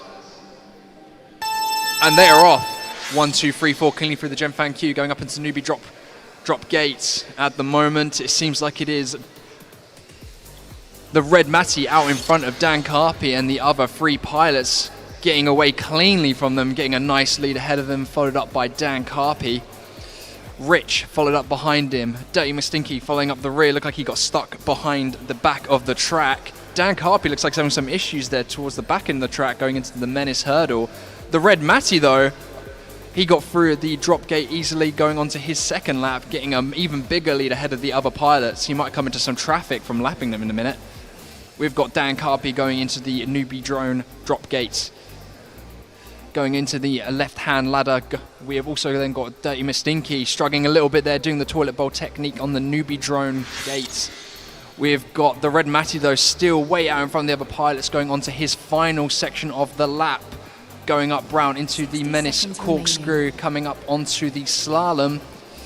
Dan Carpy going on to his final lap now, but the Red Matty is done, going in first place. Congratulations, the Red Matty. Dan Carpy, though, looks like he is stuck on top of the newbie drone drop gate. Oh no, Dan Carpy, come on, turtle flip, my man, all the way to the he's floor. done it. Okay, that is in the first meantime, and Rich second. finishes his lap. The Red Matty's in the crash gate. He's sitting pretty. Rich comes in second. Dan Carpy calling it there. I don't think he's happy with that. That looked like he had a lot of bad luck in that one. A lot of crashes. He looked like he was struggling to get off the floor. I think he's thrown in the towel, so I'm not sure he's finished that lap. He's disqualified himself. Dirty McStinky finishing off his lap. It looks like he's flying from the bottom of a Coke can. Not sure what's going on with his video there, but straight into the crash gate goes pilots. Dirty McStinky. That is a first place for the Red Matty. He dominated that round, way out ahead of the other pilots. No issue at all for the Poland pilots. The Red Matty showing us what Poland has to offer. Boom. Do you notice there, and that replay, as he was coming into the crash gate, he's like, oh, there's a camera there. I'll just pull up and to the right a little bit, avoid hitting that. That is the level of the elite pilots. They're able to make decisions like that within the distance of the crash gates to avoid this hitting is something. The elite group after all, and these pilots have a high level of skill. That's for damn sure. It's for damn sure. Is it Weebleed or Noob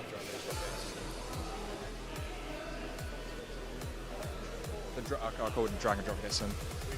A sponsor us. So. Oh, okay. Okay, we're just waiting for the race results to be confirmed, and then let those be confirmed, and we'll check back in with the YouTube chat because things are heating up here at the race, and I know you guys out there in Chatland will be tuning in. 77 people live on stream at the moment. Incredible amount of support from across the world. Pesky Jerkins saying, Carpy, go! Jesus saying, let's go, Rich. Abad on BL. Woo, Matty. Parrots can't fly. Straight to finals. We need Pandrone and Matty in finals from Matty FPV. Are you bigging yourself up there, Matty? Or is that just a super fan that's called their YouTube handle after you? Is Matty supporting himself in the chat? I mean, there's no rule against I it. mean, you can if you want to. It's a little bit sad, I think, but... No, I just think he has a super fan out there. Oh, okay. Someone that's named their YouTube channel after him. Super fan. Matty Wright saying, let's go, Dan Carpy, buddy. We have results from that previous round. The Red Matty and Rich, you will be moving forward into Redemption 11, but unfortunately we are saying goodbye to Dirty Mastinky and Dan Carpy. Your Bird 2026 journey is over, I'm afraid. What a shocker. Dan Carpy, UK Tiny Whoop champion, has been eliminated. 2 races and he's out. That is a shocking result. You have to hand back your trophy now, Dan. Please email info@bdra.uk. Dirty McStinky going home with him. These 2 pilots, very competitive between them. They met up at the Blackpool Luminaire event. If you want to check that out on our YouTube channel, that's also a fantastic event supported by Fellow Productions, raising the standard of drone racing in the UK. And the standard has been raised. I think the production level at this event is tenfold what it was last year, and it just goes to show that we've got a big number of people in chat. With the right number of sponsors and the support of you guys out in Chatland, with likes and subscribes and plenty of shares, we can get big sponsors on board and produce bigger and better races for you guys to watch. This is not the end of the developments that will be going on in this live stream. We know that things that we can do to make it even better, and we are already working on some of them. So, you know, stay tuned, like and subscribe, pew pew pew pew, and we will bring you even more drone racing in the future. Coming up, though, the Red Matty and Rich go through. We've got the Red Matty, Rich, Biwu, and hang on. We're not onto that race yet. As we're on to exciting race as it would be. Sorry, guys. We're on to race Redemption 10, Pan Drone, ReeFPV, Joe FPV, and Lightsail. Here they are getting their goggles and their drones ready. Lovely lit up whoops on the starting block, and pilots taking their seats. So as they get their goggles down and their thumbs on sticks, their bums in chairs and their batteries in their quads, Arm your it's time quads. to race. Starting on the tone in less than 5. Good luck, pilots.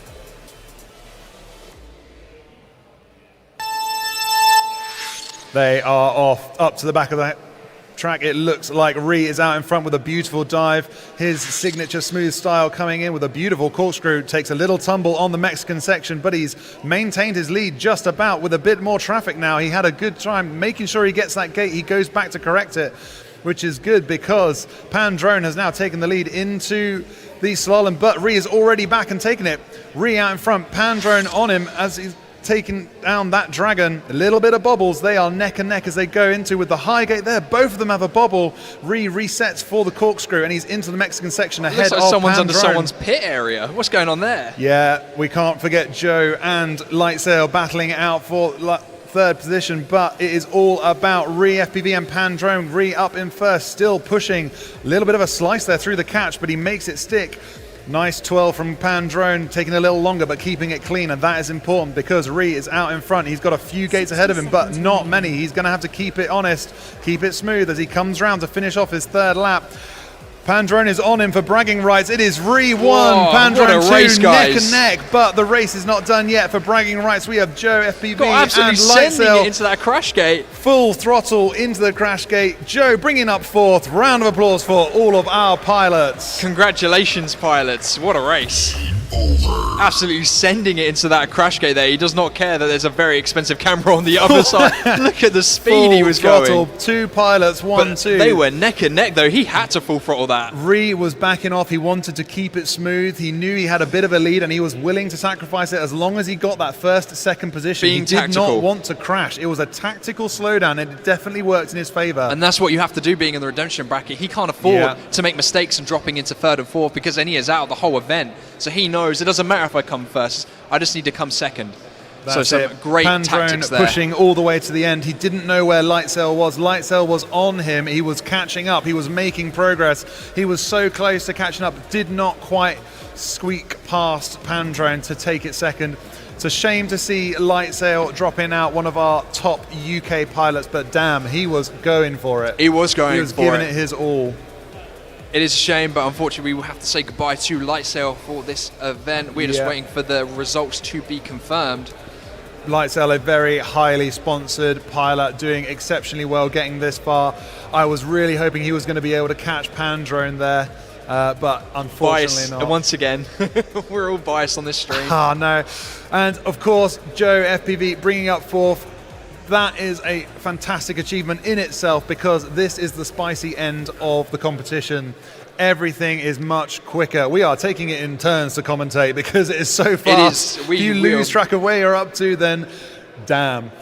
We're talking over each other. It's going so fast. We need to potentially have a Red Bull before we get to that top 4 group because... what you can't see slightly off stage here is some very highly sugared apple juice I've got down here to keep my energy high because, man, the energy is pumping in here. We've got pilots pressing their noses up against our safety netting, looking at these elite level pilots racing here today at the Lisos High School Invictus Education Trust. Thank you so much for hosting us for the second year in a row here. We really appreciate you letting us use your hall because it is one of the most perfect venues. If I could ask for one thing, it's to turn up the heating a little bit. But other than that, we have lights, we have camera, we've got racing, we've got Give It a Go sessions, we've got sponsors, LEDs, pilots, everything is here for the most fantastic drone race the UK has ever seen. Bird 2026. A little bit, self-promotion's all right, right? You can't have everything, Matt. You can't have a warm hall and have all that as well. No, it's one or the other. Yeah, and one of the best things that you won't really have seen at home there is they've split the hall in half with a massive safety netting for us, which makes it possible for all of our spectators to be right up close, literally 2 meters from the crash gate at all times in complete safety while these pilots are zipping around our track at high speed. So thank you so much, Lisos High School. We love being here. This venue is fantastic. We are just waiting for some potential final checks to be done and we can see what that happened on the last race and where that puts us for the race coming up. Yeah, we want to make sure everything is correct before we proceed. Let's have a check back in with chat. I want some predictions in chat, guys. Everybody in chat, we've got 93 people tuning in. People want to see the elite class pilots. Yeah, man, this is where it's at. This is the spicy end of the competition. We've got a few predictions coming in. Nesca saying Pandrone. A lot of support for Pandrone, it seems. A lot of support from Pandrone. Yeah. Yeah, okay, you've got a huge... Have you just, like, got your whole family to go on YouTube and be like, just spam the chat? Pandrone. He's doing exceptionally well, though, so we could see him in that top 4. Yeah, I would not be surprised to see him there at all. He's incredibly quick. Lots of love for Pandrone. Who else? Have we got any predictions in chat? Shout them out now, because we're approaching the spicy end. We're getting ever closer to that elite finals I know everybody here wants to see. I think we should be having some racing going soon, guys. We're just waiting for some final VAR to be completed by the race directing booth. A lot of VAR going on. We want to make sure it's correct. Yeah, there's a little break in between each one, so thank you so much for bearing with us. And it's not just the family I'm getting from Matty. You've roped in your neighbours, you've got the dog watching his iPhone. Everybody's got a smartphone dog, these cat, days. hamster. Pelagal says Ree, I hope. Yeah, Ree really is a top level pilot. He was just pips to the win last year. He's back again. He's working his way up through the redemption brackets. We'd like to see him on a podium. He certainly has what it takes. Evit Carclins, that's Ree's mum, says ReeFPV. I would be surprised if she voted for anybody else. She might vote for Pandrone. There's so much support for Pandrone. There is. Maybe she's an insider agent. She's actually a Pandrone fan. Yeah. Says Parrots Can't Fly, says, mate, you don't know Polish racing community. Yeah, you guys have a fantastic community over there. Mate, you managed to get 90-something pilots to come to one of their races at the Cathedral. That looked like a spectacular race. We've got to get out there and race with those guys, because, man, that was an amazing race. If you've not seen it, any of our other guys watching on the chat, the Whoop of Poland guys do some fantastic races, a huge team of pilots and organisers out there. Check out Whoop of Poland, they've got some incredible races. I think we should be getting going soon, guys, so don't go anywhere. Some final VAR is taking place, it seems. I can hear them arguing about it in the background right now. And for some reason, EXO is hanging out over here. Maybe he's coaching a pilot. I know some of these pilots, certainly when I'm racing, I like to have someone to tell me, right, it's time to go in the crash gate, because I'm so focused on what I'm doing. What we might find in that top 4 chase the ace format is that a lot of these pilots might have someone sitting next to them, watching, not on the goggles or a screen, watching in real life, so they can see where they are position-wise. Because if I am small Yuki and all the other pilots are crashed out, then why would I push? I might crash out myself. I need to know position-wise where I am. If you've got someone hot on your tail, if you know you're spotting the blue drone and the red drone is catching up on you, you want someone to tell you, right, it's time to push, because if you don't, you're going to lose that position, and that might mean getting knocked out, and that is not what you want. There is no rear view mirror on these drones. You can't, I mean, I suppose you could put them on the little ducts at the front there. I'm not sure. Maybe an HD0. That's maybe you could add a camera on the back of the drone, flip a momentary switch, and then it cuts to the back. Yeah. You reckon you could do that? It's like flashing someone with your car, but you check the back of the... You flash the rear view camera. It's possible. That would be a heavy weight penalty. Oh, a very heavy weight penalty. Although I suppose a mirror wouldn't be bad. It wouldn't be that bad. But these pilots don't... I wonder what technology you could use to see if someone was getting close to you at the back there. You could add maybe... LiDAR would be too heavy. You'd need some sort of bounce system. I'm wondering if you could have another connection to your drone and just have a little thing flash up on screen to say, hey, there's someone behind you. Someone like your coach could push the button and something could flash up in your OSD. Oh, in your OSD, definitely you could do that. You could just set up get another radio set up without stick input, set up a mixer on Betaflight for it, and then you could just have an OSD setting for it, custom OSD setting in Betaflight. Yes, because you can have multiple drones connected to one controller. I'm presuming that means you can have multiple controllers connected to one drone. I don't particularly know how it works with multiple stick inputs, but you can have multiple, I believe. Anyone in the chat, if you know if that's a possible thing, I'm wondering if we've just invented a new way of coaching we need to patent pilots. Patent it quick before no one else designs one. Yeah, everyone's now just like, I know for certain the Whoop of Poland guys, they have got a lot of programmers on their organization team. They have done some incredible programming. If you check out their stream, don't go away from this one. We're not done yet. Over 102 people watching the stream right now. But later, you know, if you haven't quite got your fix of FPV racing, check out Whoop of Poland. They have designed one of those gantries that goes over the racetrack, like at Formula One. Yep. And they've made it out of little screens, so they can have videos playing to start the races going. They have a nice, beautiful, colourful countdown. It goes 3, 2, 1, and then they get a bright green go, and that sets them off racing, tied into their timing system. I believe incredible. it is Ferris as well has designed his own race timing system because he didn't like Rotor Hazard. Yeah. He said he doesn't like it, I'm just going to design my own. And I mean, they have the skills to do it. I can see Eldronado there giving me a little wave. Yeah, one of the organisers. They do some incredible work over at Whoop of Poland. So check them out. And I'm wondering if that's possible. Eldronado, do you think that's possible with a little on-screen display flashing up saying someone is catching you so you know when to push? Do you think that's possible? Everything is possible. Everything is okay, possible. well, there you go. We'll take your word for that. Maybe we've accidentally stumbled across something nobody's thought of. Or maybe they have thought of it and we just haven't spotted it in their OSD. We don't know. There's a lot of VAR going on because there were a few crashes in that race, you know. It looked pretty clean to me, to be honest with you. I didn't see anything immediate. You know, I don't know. I'm getting overwhelmed with the number of races and the speed of them that obviously we'll have to see. We want to make sure everything's correct before we move forward because that could cause issues later for pilots. But they look concentrated on that screen at the moment. I'm sure our lovely race director Kai is only going to be seeing numbers for the next couple of days. Oh yeah, I'm going to be walking around with a quad split plastered over my eyeballs, burned into my retinas. But I think we have some race results. Ree winning that last one and Pandrone going into redemption number 12. So unfortunately we are saying goodbye to Lightsail and Joe FPV. That's right. Shame to see them go. Now all the checking has been done. We want to make sure it's correct. So goodbye to those pilots. However, Lightsail was pushing because he knows even though he's getting knocked out, getting third is better than getting fourth. That is true, but his journey here at Bird 2026 is over, I'm afraid. We love Lightsail, but he is done for today.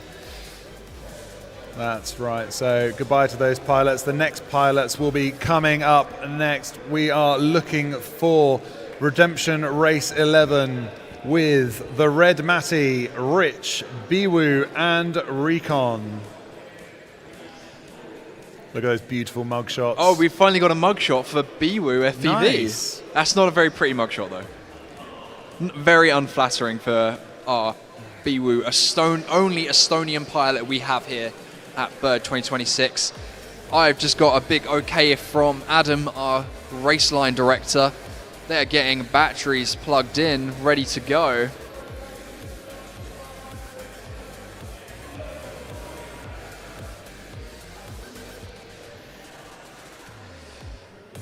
Seeing 4 pilots there. Raycon, Biwu, FPV, Rich, the Red Matty. My personal money is on Raycon and Biwu FPV continuing to that first and second place, but I'm sure anything can happen. And like I said, I'm a very biased commentator. Man, I mean, they are fast. Biwu, yeah, one of your bum chums. You really want him to go through, but Rich is fast, and the Red Matty is fast too. Red Matty, I think, one of the top qualifying Polish pilots here at Bird. My money is on Rich. He is super quick. If anybody's seen him on the simulators, they know just how fast he is. The Red Matty, show us what he can do. But Raycon, all the way from a UK club called South Gloucestershire Drone Racing Club, one of the biggest in the UK. Starting but we're going on to the get tone racing. in less than 5. Good luck, pilots. And they are off. 1, 2, 3, 4, cleanly through the Gemfan queue, coming up into the Dragon Drop Gate, we've started to call it. coming up round into the Menace RC corkscrew. Raycon cleanly through. Looked like he's in first at the moment, going up through the Mexican ladder. No issues from Raycon FPV. He's keeping it smooth. Biwu taking a slight issue there on the drop gate, going round into the Menace RC corkscrew, followed up closely behind Rich. And we're seeing some really bad video for the Red Matty at the moment. That is not looking too clean for him. Hopefully it doesn't hinder his flight. But Raycon way out in front at the moment, but Biwu FPV, he's catching up, and he has just overtaken Rich, it seems, on the Menace RC corkscrew. Raycon, though, coming up into his final lap, missing the Gemfan cube there ever so slightly. Slight issue on the Dragon drop gate, though, but he takes the toilet bowl technique down into the Menace RC corkscrew, keeping it nice and smooth and consistent. Oh, it looks like Biwu is stuck. Oh, and he gets out free. 60 seconds remaining. Making it work. Getting stuck under the Dragon's Den there. The Dragon's Den, I like that one. And that is a first place finish for Raycon. But who is going to come work in second? Who is going to take it? Because there's been a lot of bouncing around. Is it going to be Rich? Is it going to be Biwu? Raycon sitting pretty. It looks like it is Biwu at the moment, though, as he goes around the Menace RC corkscrew, going into the slalom, coming up to Gemfan corkscrew. And that is a second place finish for Biwu FPV after getting stuck in the Dragon's Den, we're calling it, taking several knocks on the drop gate. He made it work. You called it, Raycon and Biwu. I know my pilots. Never going to doubt you again. I called it with Ed. I called it, well, I wasn't commenting Zumi, but I was looking and I think it was Zumi. So I'm just going to say I know. You called it. That was fantastic racing. Raycon showing what all of his years of 5-inch racing can do when it's applied to whoops. He's an experienced pilot bringing his A game to the elite finals. I wouldn't be surprised if that was faster than his qualifying time. Because he got through absolutely clean. on point there. That he was the very on fastest point. I think he's been going. But the Red Matty and Rich having some real troubles out on track, bouncing around. I think all three of those pilots had loads of issues. Biwu getting caught in a lot of areas, Rich having some bad luck there, and so did the Red Matty. So unfortunately, we are saying goodbye to Rich and the Red Matty. Obviously, we'll wait for the race director. That is a real shame to say goodbye to Rich, although it does mean that he's able to concentrate on the other jobs he's got going on today. So I'm not surprised if he's feeling a little overwhelmed and may not be performing at his best because he's been backstage here at Bird 2026. I mean, to do the backstage and to race and get this far is very impressive. That's just incredible. I'm so impressed with Rich. Every time he flies, it's just an education. And then on top of that, he's doing all of the data pumping in the background. So big kudos to Rich. And of course, the Red Matty, one of the fastest Polish pilots out there, having a little trouble out on track, and I think that is what tipped the scales for him. There is a lot of pressure in the redemption. You know you don't have another life, so it gets to pilots. It does get to pilots, but Biwu, even though he had, we should have counted how many crashes he did. Oh man. And still he got second place, so he made it work. The pressure is on and it's forcing mistakes now. We are at the pointy end of of elite level pilot racing. I think we're going to start to see more and more crashes. Yeah. Because we are waiting for those results to be confirmed, and that will seed our Redemption 12 race. Off the top of my head, I believe it will be ReeFPV, Pan Drone, Biwu FPV, and Raycon. Only 2 of those pilots will then continue into Redemption Race 13, and then only 2 of those pilots will make it into our elite top 4 list. And once you're elite top 4, you're podium already. Yeah, that Half is a the work's podium. done. It's just an argument about who lifts the snazzy trophy. Sitting in front of us just here, the snazziest of all Bird trophies we've ever produced by none other than our race director, Blueprint 3D. Man of many talents. Man, he's putting a lot of graft on the back end, all of our volunteers. Really pulling all the stops out. I've just pointed out, is that Pickle Rick on the front? That is Little Pickle's sign, God. yeah. I'm going to light up the BTW there. Pickle, he's been the standby pilot. He had a couple of packs earlier in the day, and he is one of those pilots. He's only just started. He discovered FPV drones about 6 months ago, mostly doing freestyle stuff in one of the simulators, and then in real life. He got himself a whoop and then realized that there is a club called btwclub.co.uk. Check it out.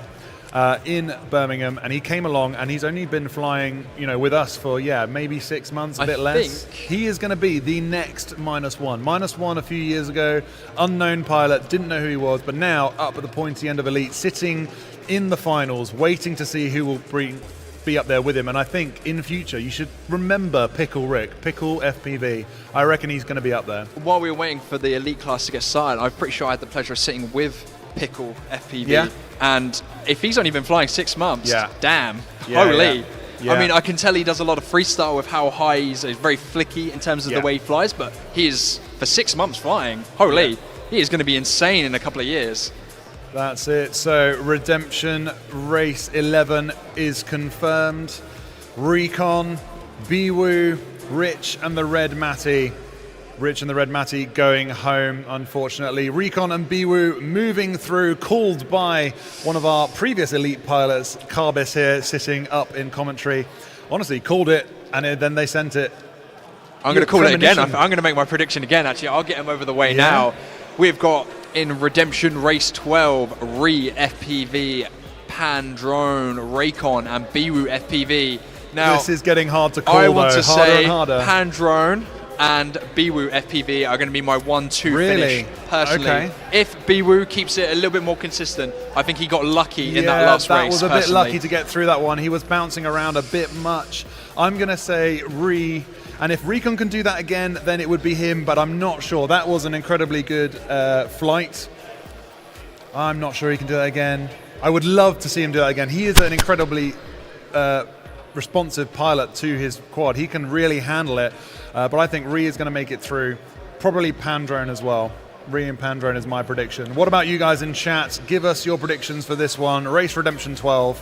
How many people we got in chat at the moment? We have 106 people 106 live people. online. Guys, please give us a wave. Pew pew. Like and subscribe. Pew, pew, pew, pew. I cringe every time. Oh mate, I'm leaning into the cringe. I'm old now. Please, I can't be like cool. and subscribe. I can't be cool, so I'm going to go like and subscribe, you guys. You can still be cool.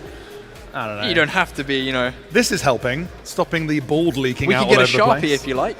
What, and write I am cool on it? No, we can cover up the spots. I'm sure that'll be me in a couple of years. No, keep your hair long and curly, you'll be fine. Yeah. Okay, I'm hearing some shouting from the race directing booth, so I think we are going to get going in a minute. This is going to be a very important flight for these pilots.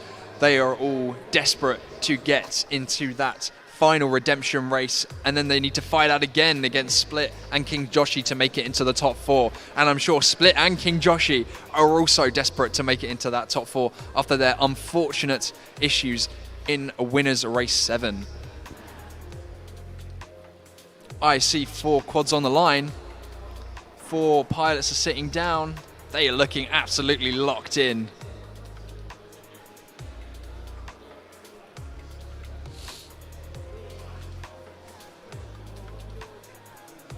Just go get some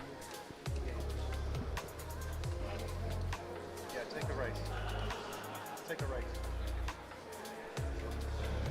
So these pilots all plugged in, goggles are down, thumbs are on sticks, and here they starting go. on the tone in less than 5.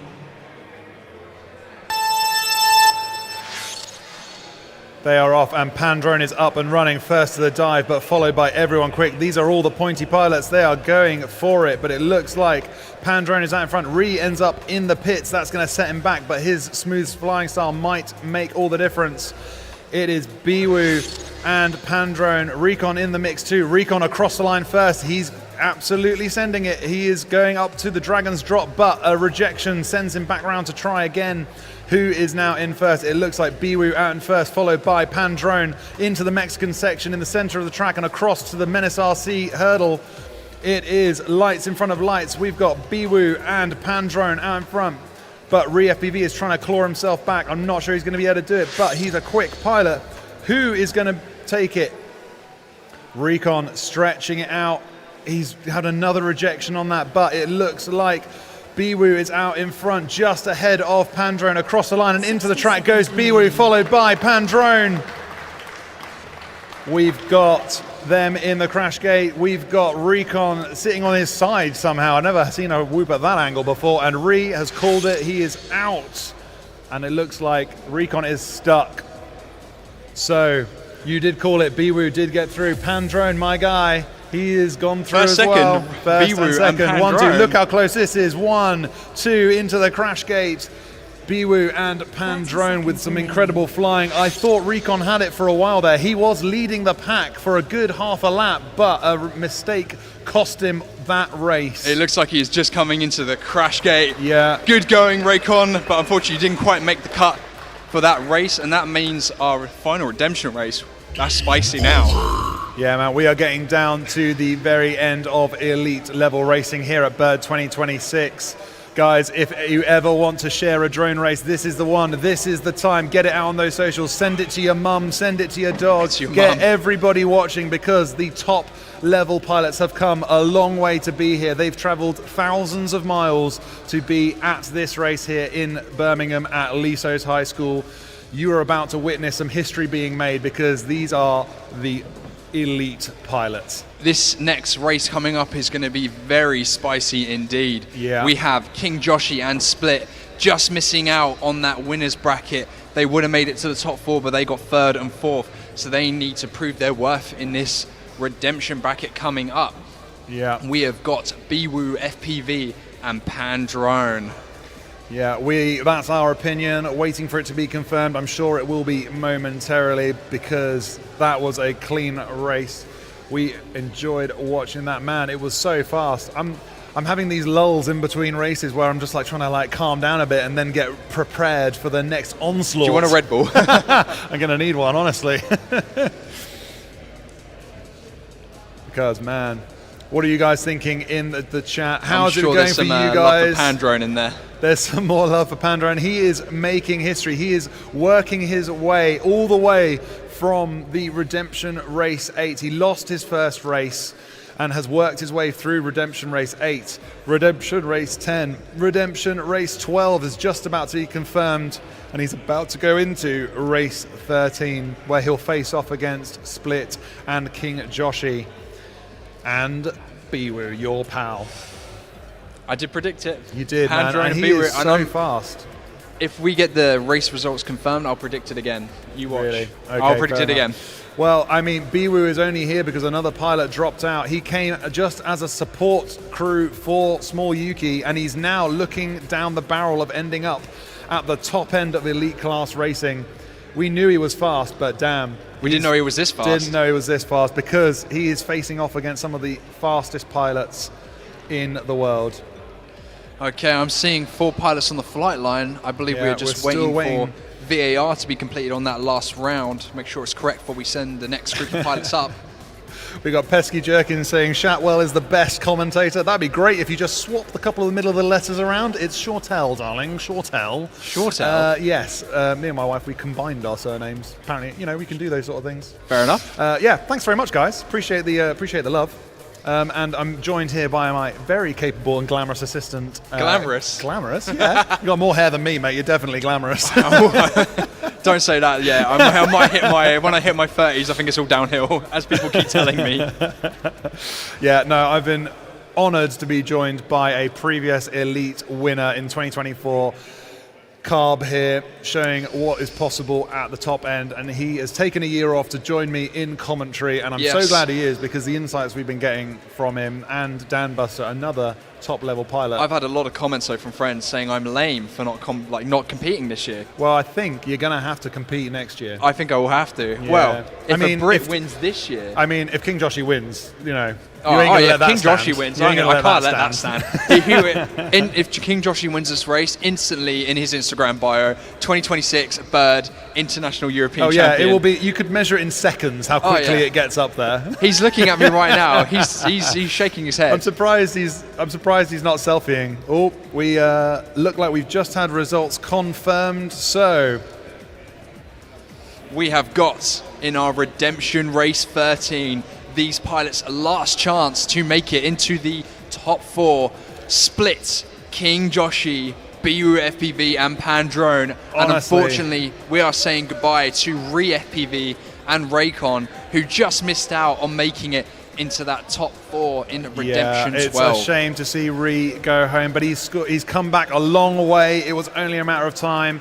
You know, only so many mistakes can be tolerated at this level of racing, but this next Redemption bracket, 2 pilots are going to be going home. They are battling for 5th and 6th position. That is what they're fighting for. If you go out now, 5th and 6th is what you can hope for. We're going to have to say goodbye to 2 of them.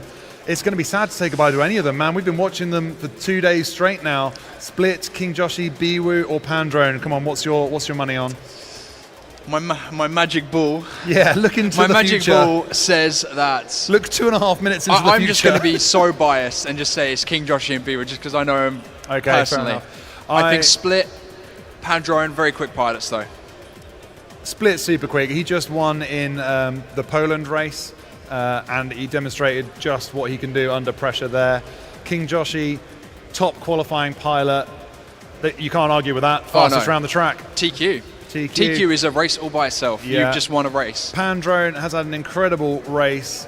But and Biwu surprising me and really pushing the limits of what is possible. So I don't know who to call. I'm going to go for Pandrone, and I want to say King Joshi. He's got it in him. He's got it in him, but we're about to get racing going. Starting on Good the luck, tone pilots. in less than 5. In less than 5. And they are off. 1, 2, 3, 4, all cleaning through the gem fan. Oh, a mid-air, it seems, just before the drop gate. Biwu looked like he got mid-aired by someone, but at the moment, Pandrone out in front, going up to the hexagon ladder, coming up to the Menace RC corkscrew, going into the slalom. He'll just be just about finished on his first lap, going into his second. We have got Split, King Joshi, Bo, and Biwu all battling it out for that second place at the moment, going into the drop gate all simultaneously, it seems. Split just pushing out in front of the pack, it seems, though, but it is absolutely neck and neck. It could go to anyone at the moment. But Pandrone way out in front, coming up onto his final lap. He has generated a huge lead in front of the other pilots. It is anyone's game at the moment between Split, King Joshi, and Biwu. They both desperately want to make it into that second place. Oh, and a slight bobble there from King Joshi. He might just not make it into second place, and that is a first place for Pandrone. And then a second place, it seems, for Split. I need to confirm that, though. I'm not too sure if that was Split or Biwu. Split, and then I think it was then Biwu, and then King Joshi. Man, Pandrone that was absolutely a race. Sent it. I saw him back off in the middle there, but then he saw the pilot's LEDs coming up behind him as he turned it around. I saw what Pandrone saw. He knew someone was coming for him over that first Menace RC barrier. He knew he had to push, and towards the end there, he was full send. That was some absolutely close racing, and we are going to have to wait for the VAR team to do their magic before we confirm who got that second place there. To us, it looked like it could have been Split, but honestly, Split and Biwu were so close together, it could have gone to either one of them. But 100% Pandrone, what a pilot. He generated such a lead so early on, no crashes. There was a slight mid-air then, that might have been Pandrone and Biwu because they were all neck and neck going into that drop gate. But wow, Pandrone. He is absolutely cooking, like Jesus is saying, the silly goose in the chat. He is absolutely cooking. You are right, my friend. Parrots can't fly, cooking. Let's go, Split, says Pavel. Man, we're going to have to go to VAR for that. It was real close coming in. Pandrone definitely got in first, but it was real close because he was pushing at the end there. Split and Biwu, super close. I mean, I can't call it. Looking on the crash gate, they were both absolutely neck and neck, so we need to wait for race directors to make the decision. We're definitely going to need help calling that one. Oh, 100%. They're going to have to look through that. Unfortunately, frame by frame. I think King Joshi did come in fourth, which is a real shame. As much as I don't want to say it, because King Joshi is aware pilots, I believe he came fourth. He had way too many crashes early on, did not quite get the flow he might have wanted, but he couldn't take a slow pace in that race, or else he was going to get overtaken. You would have to push, and you have to risk it for a biscuit to get up into the elite finals, because that is what they're battling for. They want to go up into that elite position at the top of the tree and battle -1 and Small Yuki, who have been having a coffee for the last half hour. Yeah, they've been having a nice little chillax. I can see him off in the distance now, getting ready to race. But I think even if King Joshi did not make it to that make it to second, which we're pretty sure he didn't, he still got TQ, which is a feat TQ is all by incredible. itself. That managing to knock, 4 hundredths of a second off. That's a great achievement. Small Yuki's time was incredible. Watching that, it was honestly an education on how to fly. He has it in him, and unfortunately, I think a bit of race pressure, a little bit of nerves maybe going into this high stakes race just might have cost him a few errors that pushed him over the edge. I know Joshy very well at this point, and I know even though he might be knocked out of the race so far, he'll be very happy just that he got TQ on himself. And I know on the Instagram post he'll make later, he'll say 2026 TQ. Yeah, I'm interested to see what the elite pilots are pushing out in terms of times around this track now. Yeah, we need to see. Because they've had, 2 full days of flying on this track. I'm interested to see what times are going to come out of the computer at the end. Once you've crunched all the numbers and everyone's gone home and had once Matt's done a bit of sleep. spreadsheet. Oh, mate, I'm gonna have to do some little spreadsheet wizardry and see. Your wife's not going to see you for days. You're just going to be. Yeah, I'm going to definitely spend time with her after this. No, we are going to have a day to recover and pack down and get rid of all this stuff out of my van, and then we're going to look into the stats because we also have something that everybody can take part in, not just the guys here, but you guys at home as well. We have a competition that runs from today onwards. It is the vlog competition. That's right. If you've enjoyed your time at Bird, you are going to be able to take part in this competition with a fantastic stack of prizes. There is so much going on there. There is about £500 worth of prizes, including whoops, controllers, full FPV kits. You can get involved and submit a video composition of Bird 2026. Your experiences here, how you've enjoyed watching it. I'd love to see a viewer online doing one of how they're cracking open beers and sitting with it on a big screen or something. That'd be amazing. Yeah, watching Bird and how you've been having fun. Hopefully you've been enjoying it back at home. So get involved with the vlog competition. Full rules are on our Facebook page, Birmingham Tiny Whoopers. Check it out there. We will be looking through all of the vlogs, putting them out to the world to be voted on. So it's not coming up against a panel. Make a good video, send it out into the world, share it with all your friends, spread it far and wide, get the most votes, and they will win the huge stack of prizes that's going to be going out for that video. Yeah, I mean, everyone can take part. Everyone. We're putting the international again back into Bird International. Exactly. I want to Day. get as many people across the world enjoying FPV How many people racing. in chat right now? How many potential vlogs can How you many get? potential vlogs? I want to see one from every single one of you guys. Every single of If you're watching right now, get to work. Because if I don't see one... Yeah, you're not coming. You're not coming next year. I'm not going to give you the code to access the live stream next year. You're on the ban list. Yeah.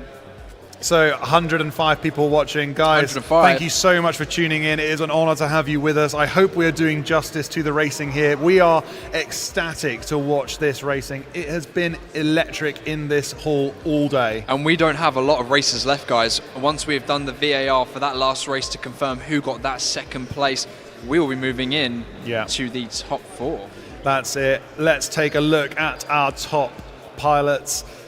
Up there, we're going to be running a Chase the Ace format. Well, we can't confirm who it is yet. Let's just wait until we do that. But the finals will be Chase the Ace. If you are only tuning in, let's come out of there because we don't know who is up in Elite yet. We want to make sure that gets confirmed before we discuss the Elite Finals. But the Elite Finals will be a Chase the Ace format. What that means is we will run race after race until one pilot has won twice. They need 2 wins to walk away with this championship. One race is not enough. We want to see them battle to the bitter end. We need you to prove that you are worthy to be first place at the Birmingham International Race Day 2026. And you need to win 2 rounds and get first place twice in order to get 2 aces to win overall. They don't need to be consecutive. We saw in the advanced pilots that we had 2 pilots getting an ace before finally Zumi walked away with the win and his second ace there. So stick around because it is going to be fast and furious. It is going to be fast and furious. We already have Small Yuki and -1 are 2 currently confirmed pilots. We are just waiting to see if it is Split Biwu who'll be joining Pan Drone in the top 4. Oh man, I can't wait to find out. We're going to get it confirmed. I don't know who it's going to be. Yeah. So there is a lot of... Will it be Split? Will it be Biwu? Biwu on his little on his little bio that he sent in, his comment was, I'm sometimes decent at drones. Possibly the most understated comment he could have made about his progress here, because he's all the way up at the pointy end of racing. And you can check Biwu out on his Instagram at BiwuFPV. Yeah, he's got some great videos up on there, so check in with him. Of course, Split, we're looking to get confirmed whether these two are going through, but if you want to check him out on Instagram as well, split.fpv, I know he's got some good flight footage up on there. Go and check him out. He is only 18 years old and studying in secondary school, so a young pilot coming down and throwing down the challenge here at Bird. If the small Yuki wins the first place elite class, will he be the youngest first place elite pilot that Bird has ever had? Probably, yeah, because he's 14, I believe. 14, 13 years old? Something like that, yeah. I think that he will be the youngest Bird elite winner we've ever had. Sure, we have the youngest ever. Youngest ever is Ed, yep, at 9 years old, hobbyist winner, which is incredible. Man, that little guy, he is going to be one to watch in the future. It was so great to watch him win that race. He was so ecstatic. He was so excited, jumping afterwards. up and down. I can see him running around the hall right now, full of energy. Still on high, yeah. He's battling Zumi for a little ball on the floor at the moment. He had a great. He's such a great little kid, and you know he's already been competing internationally on the 5-inch scene, and now he's traveling with the Robo Pilots team internationally for Whoops. And honestly, the sky is the limit for that little guy. I see big things in his future. In maybe 3 years, maybe 3-4 years, and when he's grown up a bit, he will be probably maybe just as quick as the highest level pilots in the world that we get at some of the biggest international competitions. So we are still waiting for the VAR team to confirm who is in our second and third place positions.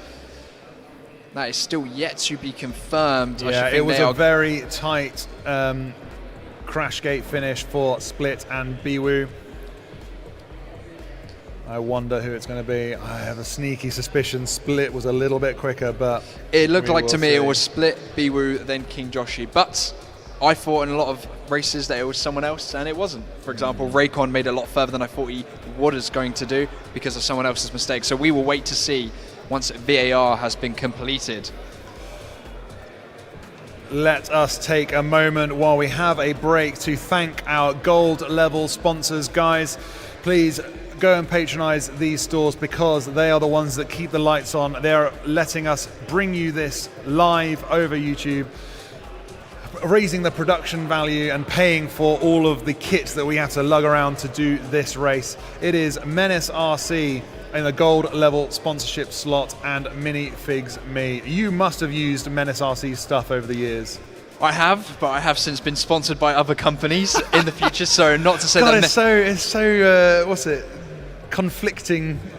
I am a sponsored pilot and I am very loyal to my sponsors. Menace RC do make great products, and when I was starting out in racing, I used their antennas, and I know that a lot of elite pilots here have used their antennas going forward, but I have to stay true to my sponsors. That is fair enough. Yeah, and you get some good sponsorship products out there, but Menace RC keeping the lights on here at Bird 2026. I don't know all the different sponsors you've got, man. You're an elite pilot of 2024. Like you got your own. A lot of the pilots in our lower list of sponsors I am part of: a Newbie Drone, T Hobby, GemFan, just to name a few. And I suppose is the BDRA a sponsor of mine? I suppose so. Yeah, they sent me to international events before. Yeah, we sent you out to the World Cup, wasn't it? The World Cup in 2024, China. Yes. What an event! I'm sure a lot of the pilots here will be attending the next World Cup. Well, the World Championship that's happening this year. The location for that is yet to be confirmed, though. According to whispers in the clouds, it's meant to be hosted in Riyadh this year. Oh, interesting. But I don't know. Interesting. Let's hope they have the HD0 Pro. Yes, system. They will definitely have the HD0 Pro system. It's funny because ever since that system has come into place, all these big ticket events like the World Games have been no video issues whatsoever, and it's now being deployed in events like Multi-GP Championship, so they can do events now in much bigger, not so RF friendly environments. Yeah, and still develop really good video. So it's a great system by HD0, another shameless plug. Well, no, fair enough. They are leading the way in terms of pilot visibility. So we have them here working with Happy Model, one of our silver level sponsors, delivering excellent kit. Radio Master, of course, a silver level sponsor. Vifly, every Whoop racer knows Vifly. Yeah, they're the only one S charger on the block that people actually use, and it is good. Yeah, and of course HQ Prop, you'll see them on the starting line. Ultralights, they are very, very good prop that a lot of pilots have been choosing. So thank you to all of our sponsors, guys. Really appreciate it. I know I keep badgering on about it, but I really want to express that without these sponsors, without people stepping up, volunteering time, sponsoring products, donating things to the cause, their time, their expertise, their willingness to get involved, we can't do it without you. So thank you so much. Honestly, this started as a bloke in a pub with a timer on his phone, and it has just grown arms and legs. I remember when it was like that. It's simpler times. The track setup was a lot easier. Yeah. I remember I turned up and you were doing the live time with the Immersion RC puck. Yeah. And you were recording everything in a spreadsheet. You were still a big fan of your spreadsheets back then. Oh yeah, this is still a spreadsheet. Sheets. I think we have an update though of who's going forward. We have confirmed moving into the top 4 bracket. Unfortunately, Biwu FPV and King Joshi have just missed out on that top 4 spot, leaving Pandrone, Split, -1, and Small Yuki are top 4 elite level pilots.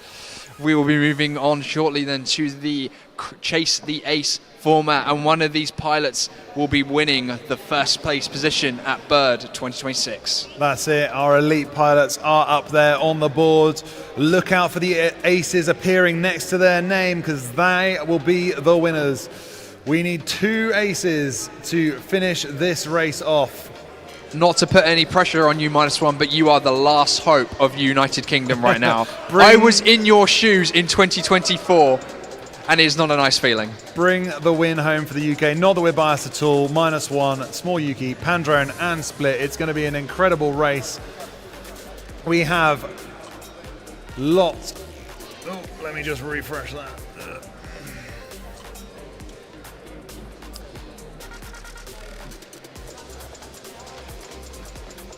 We're just having some slight technical issues with Matt's spreadsheet, but yeah, not to ignore worry. my spreadsheet for the moment. It'll update in a moment. -1, Small Yuki, Split. Oh, so many pilots. I don't know who to pick. Man, call it now. Come on. Top predictions. Bang them in the chat, guys. Oh, I don't know. I don't know. I want to be biased again because I want the UK guys to win. Because we have to win, right? To get the 1-2 between the international pilots and then the national pilots. Yeah, so bring it back to the UK would be fantastic, but Pandrone though, he is a good contender. He is he's confident. Absolutely sending it. He had battled his way up into this top 4 position. Fastest Polish pilot here. He is in the championship finals. I'm looking in the chat and there's a lot of love for Pandrone. He has got the mum, dad, dog, cat. Yeah, all of grandparents, neighbours logged into YouTube right now to give him support in chat. You are arguably the most loved pilot at the moment, Pandrone. Whether that helps your nerves or not, I'm not too sure. I think he's just zoning us out right now. He is in the zone. He They is are here all for in the one zone. thing and one thing only, and that is to win this race. So we'll be kicking off any moment. They are getting ready to do the first round of Chase the Ace. This could all be over in just 2 rounds. Pandrone could get 2 wins here. Toby could get 2 wins here. Small Yuki or Split could get 2 wins. It is all to play for at the moment, guys. They are placing their quads down on the start line and getting ready to go. I'm excited and I want to know what is going to happen.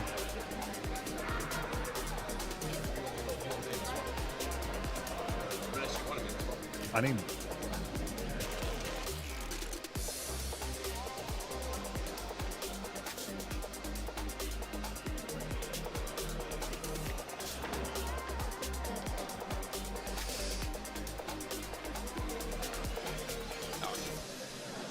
That's not the correct pilots. They look like they are ready to go, though. I see 4 pilots. They are absolutely locked in.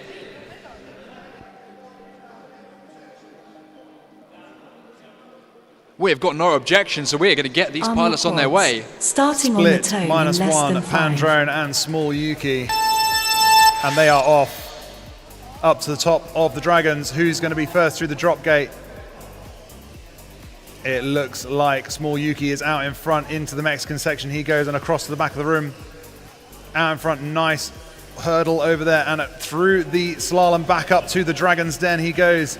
Nice dive catching through there, but he has got heat. All of these pilots want it. Small Yuki eking out a lead, -1 on his tail, chasing down. Man, I can't keep up. Small Yuki is coming out at the moment. He is in that first position coming onto his final lap, going up to the Lex Hessen gate. He has got a big lead in front of the other pilots at the moment. -1 Split and Pandrone. They need to play catch up because it looks like Small Yuki is taking the first win of our Chase the Ace format.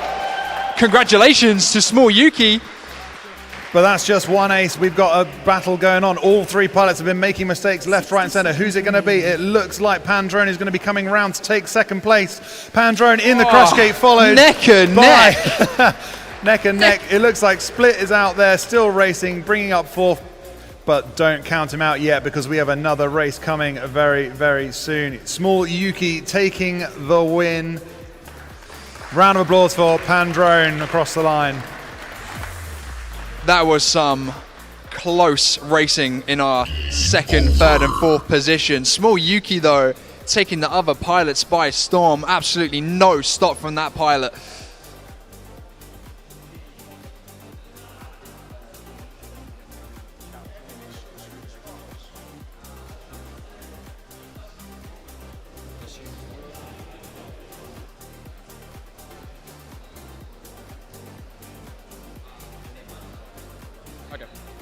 We have got one more race to go for these four pilots though. Yuki currently with the ace. We need one of the other three pilots. -1 Split. Pandrone, you've got a tall order ahead of you right now, pilots. You need to steal that ace away from Small Yuki. He is an absolutely insane pilot. All the way from Japan. Give us a wave, Yuki. Ah, look at him. He is excited. He is only one win away. Such a chill guy. He is such a chill guy. He only needs that one more win, and we need one of the other pilots if we are going to get a third round of Chase the Ace. We've only seen 3 rounds max at the moment in the advanced class to get Chase the Ace. -1 Pandrone, looking like they're locked in. They're ready to go. They want to steal this win from Small Yuki. I can sense it.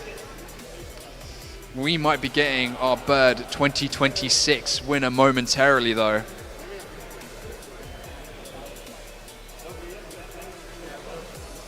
So just waiting. They're getting ready. They really are itching to get started. We're just confirming some video because there were a few bouncing around there. A lot of crashes going on. The pressure is so high. Mistakes are being made. Small Yuki seemed to walk away with it, but the rest of them battling out. There are some serious looking faces on the flight line. Split, Pandrone, -1. Those are some locked in looking faces. Small Yuki though, unfazed, just enjoying himself. We're just waiting for his result to be confirmed and then we can move on to potentially our final race for Bird 2026. Yeah, guys, the finals is going on now, but as soon as we have a winner, don't go anywhere because we have something incredible for every pilot here to get involved with. That's right. If you are in the crowd and you have lipos to use after the elite pilots have raced, you need to get a battery ready for the line of sight endurance challenge. Every pilot needs to get a battery ready because we're going to send up every single pilot here with a whoop into the sky. There are some incredible prizes on offer for the last whoop standing. So get your battery ready. Make sure you can celebrate the win, but then we're going to have a mass flight to celebrate the fantastic racing we've been having at Bird with some absolutely pandemonium going on track. Will you be flying? I will not be flying up. My drone is packed away. I can't do that and commentate at the same time. Honestly, at the moment, I don't think I can think straight. All the speed of these pilots is going on. That was an insane, but the consistency from Small Yuki, the fact that he's staying at this pace, no issues whatsoever. I mean, I don't know if he's got a little... I think Dan Buster might be spotting for him, so he knows what positions he's in. Yeah, that is a wise move, having someone to tell you when to push and when to chill. I'll see, all these pilots are welcome to have another spotter to give them their position. That is completely up to them if they would like that. Obviously, Small Yuki opting for that. I think he's had that for every single round he's done in the Elite Final. Yeah. Obviously working out for him because he is taking this race by storm currently. And we have 113 people in the chat. Guys, thank you for joining us. We hope we're doing justice to this because the racing level here is absolutely popping off. A lot of love for Pandrone and Split in the chat. Mr. Drone by Grox just absolutely spamming us with flags. Here are our pilots. Okay, so it is confirmed that Small Yuki won that last Chase the Ace. So we potentially only have one more. Then we had a -1 in third, Pandrone second, and Split in fourth. So sitting pretty with an ace. Small Yuki there might have a little bit, the pressure's off a little bit. It'd be great to do. I think the pressure's on, not off. It is on for Small Yuki. He wants to win, no doubt. He's got one more, but even if he doesn't come first this time, he's got another chance. So we've just heard pilots have plugged in. We have got the wrong names, unfortunately, showing on the board, so please ignore those. Technical gremlins, we're pushing the limits of what's possible. Technical gremlins to the last race. We'll get there eventually, pilots. But we have Small Yuki, Pandrone, -1, and Split. Yuki with that ace. Will he better keep it together? I've also seen that Small Yuki has changed his link quality to F500 for this race. Interesting choice of strategy there. A lot faster of a link quality, a lot less latency. They're going to be off. He's going to need it. And they are off. Oh, and an upset immediately before the Gem Fan Cube from Small Yuki. What a terrible situation for him. He's stuck in the netting. Can he get free? It looks like he can. Let's hope he can catch up. That might be the end for him. Who is going to be leading now? It looks like -1 out in front, already into the slalom as he crosses the line and heads up to the Dragon on his second lap. -1 out in front, but chasing him is Split. Split is chasing him down, but with a mistake. For Split. He is taken down and rolling around on the ground, giving -1 some clean air. The pressure is off for -1 out in front, starting his third lap. Small Yuki really having a bad start there. This might be the end of it for him, but don't count out Pandrone because the pressure is being on for -1. He's coming around the last couple of features, finishing the slalom, and into the crash gate goes. Good job, -1. Battling for second place though, Pandrone coming round the slalom across the line. Into the crash gate goes Pandrone. And now it is between Small Yuki and Split. It looks like Small Yuki had an upset.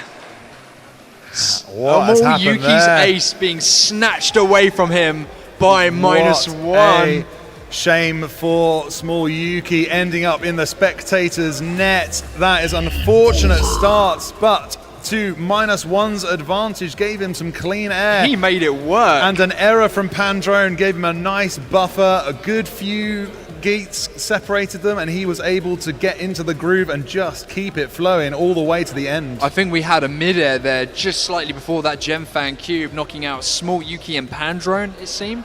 That gave -1 a bit of breathing room. Potentially. Pandrone managed to recover very quickly. Unfortunately, Small Yuki got caught up in the netting. That is real unfortunate, but he did his best to come back. He is such a fast pilot. He isn't going to let that stand. That's what I mean. He's not going to let that stand. He had a little bit of a safety net there, and he needed it in that race. So he's not out yet. We have had a win from Small Yuki. We have had a win from -1. We will get that confirmed for you. But as from our opinion, from the commentary box, it looks like -1 is coming out hot.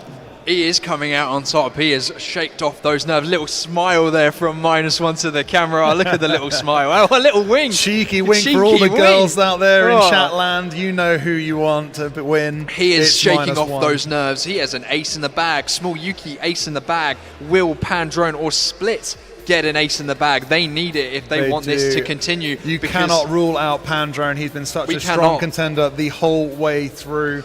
We're going to have a small pause while these results are confirmed. I'm just going to go and look at the journey Pandrone has been on to get here, because he, having lost his first race in double eliminations, he battled his way up. In race 1, he lost and was kicked over into the redemption brackets. from Redemption Race 8. He won. Then he had a second place in Redemption 10. Moving up to Redemption 12, he had a second place, pushing him through again into Redemption 13, where he got first, landing him in the elite finals. So I am not ruling out Pandrone. He is an exceptional pilot. He has battled long and hard to be here, and he is certainly worthy of a win. He is very worthy of a win.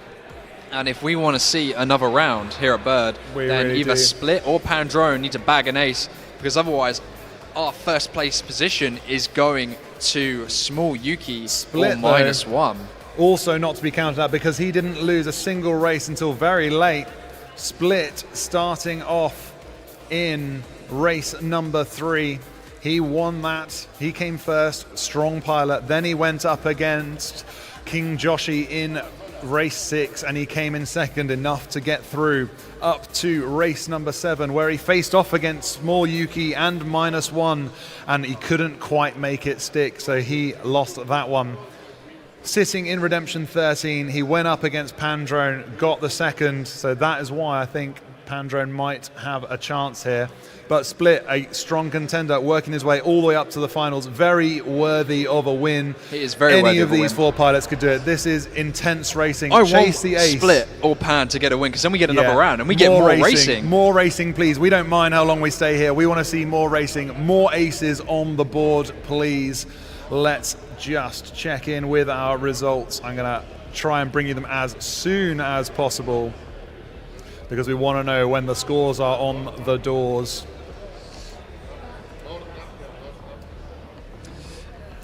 We will have a full results for you later, but when we get these confirmed, we will then move on to our next race. I'm on tender hooks, man. Tender hooks. I'm Who do you itching. think? Do you think Small Yuki and -1? I feel like if we have another upset maybe at the start of the race, I think that will either give... One mistake is all it costs. Oh, it is really just one mistake Yeah. at the start of the race, and then if that pilot doesn't make their mistake, that is it. That's That it, you are not yeah. catching them up. At this level, you're at elite level. You can't afford a mistake. You need the cleanest run of your life to get around this track. No mistakes are allowed. No. You can't call yourself the elite winner if you're making mistakes on the finals. That's the only way to win. Small Yuki laid down, well, -1 laid down the TQ early on yesterday. Small Yuki snatched it from him. King Joshi stole it. Unfortunately, he got knocked out. But 2 TQ pilots up here, and Pandrone and Split. Oh, chat, what do we think? It's Let's get some absolutely popping predictions. off. It's probably just all Pandrone in the chat at the moment, though. Look at the spam coming through on the chat. There's a lot of love for Pandrone. We are covering things as widely as possible here on the live stream. We want some DVR. For the next races, we are going to show DVR only. We're not going to cut to any other shots. We agree. We want to see the live feeds from the pilot. So once we get racing, let's keep it on the DVR so we can see who is going to win, because if we go away from it, we're not going to see. We want to see them cross the line. Who is it going to be? Put your predictions in the chat, guys. Put it in the chat. Who's it going to be? Pandrone? Is it going to be Small Yuki? Is it going to be -1? Is it going to be Split? We want more racing, personally. I want more racing. I think Split or Pandrone, if they get this... If it went to 5 races, that would be amazing. If it came down to points, or even better, it goes to points, but we have an even further upset, we have a tie-break. We have rules to deal with the tie breaks. I'll explain those while we're sitting here. So to win the elite races, it's the first pilot to 2 aces. They will secure first place, there's no doubt. You get 2 aces, you are the first, but points decide the second, third, and fourth. So it is like golf, lowest points. You get 1 point coming in first, 2 points coming in second, 3 points for coming in third, and 4 points for coming in fourth. Low points will win you. So lowest points then win. If we have a tie on points, it will be the last race that has been run. So if you get a tie points, the last race will determine Your which position. one wins. Yeah. Ooh, okay, we might make it to 5 rounds then, but we are 5 rounds relying would be on fantastic. Pandrone and Split to make that happen for us, and we are getting some results in from the race director's table. There we go. It has been confirmed. We can go to our leaderboard because we have 2 aces up there. Small Yuki, -1. So, -1 took first place in that last race. Pandrone came in second, Small Yuki in third, and Split in fourth. I don't know. You might be interested to know, chat, that we're looking at the back end. We can tell you there are 3 pilots all on the same points. Oh, there are 3 pilots all on the same point. That keeps it interesting. Small Yuki, -1, and Pandrone currently all have 4 points. Split has had 2 fourth position finishes. He's got 8 points. We are getting drones plugged in though and put on the flight line. We will not be cutting to any cameras during this race though, and we will be showing flight footage only just because these pilots go so fast.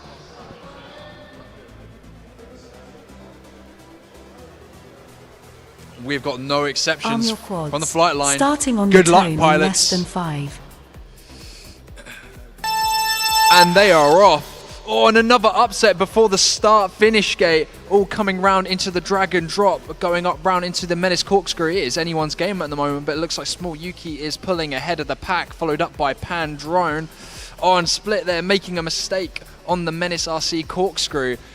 Small Yuki -1 leading the pack though. They are neck and neck, but will -1 be able to take the ace away from Small Yuki? Small Yuki looking very clean, going around the Menace RC into the slalom, coming up to his final lap. We could be seeing a winner here, folks, going around into the drop gate, coming up to the Menace RC. Taking first position at elite level. That was an incredible flight. He did what needed to be done, getting the smoothest race at elite level, sending it home and claiming the second ace and the winning flight of Bird 2026. We need to wait for that race to be confirmed though, but from our screen that was a clean race from Small Yuki. We are very confident in that. We'll definitely get it confirmed before we move on to any sort of prize giving. But guys, on the live stream, you've seen the answers to the race. Stick around because we're going to have a mass flight coming up shortly. And after that, we have, of course, the prize giving, where we get to celebrate all of these pilots' incredible achievements across the entire race. So if we want to come and join us on the live stream, Yuki, hand the microphone over. I'm sorry, Carb. We're going to bring in the winner of Bird 2026 elite level pilot. You will soon be lifting the Champions Trophy. How are you feeling right now? Ecstatic, I imagine. This is the first time international tiny whoop race, and this is the first time that I got first place in international race. Well, I'm so happy that you're possible to do that here. Yuki, your flying style is incredibly smooth. How do you do that? It's like you're flying on rails. Thank you so much. Yeah, well, I practiced a lot for this competition. You know, yeah, I'm just really happy, and I'm just surprising that I got first place in this competition. Well, I'm not surprised at all after you came out and knocked -1 off. Man, when you were looking down the barrel of this finals with all these competitors, -1, Pandrone and Split, did you think you would win? Because they are strong competitors. That's right. Yeah, I'm just, but I could, make really good time in qualifying. So, yeah, I believe myself, and I thought I can win. Yeah, and that definitely made all the difference. The winning pilot here on the elite level, man, it was an absolute education to watch you fly. I know a lot of people are going to be looking back over that video, analyzing the lines you've been taking. Tell me, on this track here, how have you found it? Have you enjoyed flying here? Yeah, I pretty enjoy the flight, and the track is really different from Japanese, Japanese track. It has a lot of heights, and the gates are really small. But I practice a lot with a lot of small gates and video. So yeah, I used to this situation.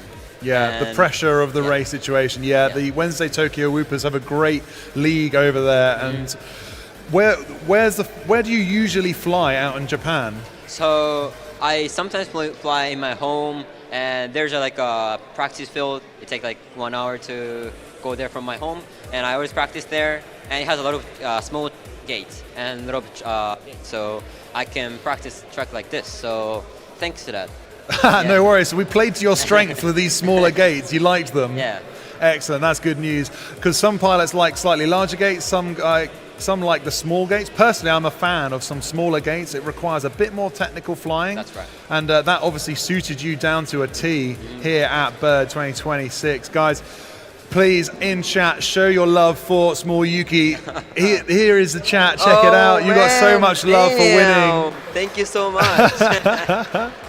Wow. A lot of people commenting for me. Wow, thank you. Yeah, Yuki, thank you so much for coming here. We really appreciate it. If you want to say anything to your fans back home, please crack on in Japanese. I've been trying to learn Japanese a little bit, and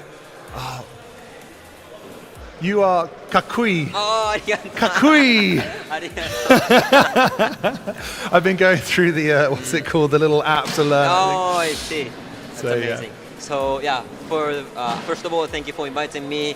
I'm really glad that I could come here and get first place thanks to you. And the people who watching who can speak Japanese, let me speak in English. So a lot of people commenting for me. Thank you so much. And I'm just really glad that I could get first place in international competition. So I appreciate you guys. Thank you for rooting for me. And if there's somebody watching me who can speak Japanese, 見ててくれてありがとうございます。1位になることができました。次も頑張ります。Yeah, I say the same thing in Japanese. ございます。ありがとうございます。Thank you so much for traveling so much to be here and racing with us. We really appreciate your races. The results are in for the races. We can announce who has come in the first. So as we say goodbye to Small Yuki, we will see you on the podium very shortly. Small Yuki there with the two aces, -1, getting 1, Pandrone and Split. Which order did they come in? Everybody wants to know. Small Yuki obviously taking first. In second place, I can announce Pandrone taking second place at Bird 2026 on points, followed by -1 in third and Split in fourth. So guys, thank you so much for taking part. We are going to have we're going to go out to all of our drone pilots in the room where everyone is going to go and get a drone, attach a streamer to it, bang in a LiPo, and we're going to do a mass line of sight race. So if you want to take part, go and grab a battery now. Got it. And we will go and do a live flight and have a bit of a pandemonium flight. And then we will be cracking on with the prize giving once the stage is set up, because we want to make sure you guys get to celebrate with us here at Bird 2026. So let us go to the track now and focus on the craziness. Yeah. We'll see you up there soon. Well done again. Thank you so much. And thank you so much.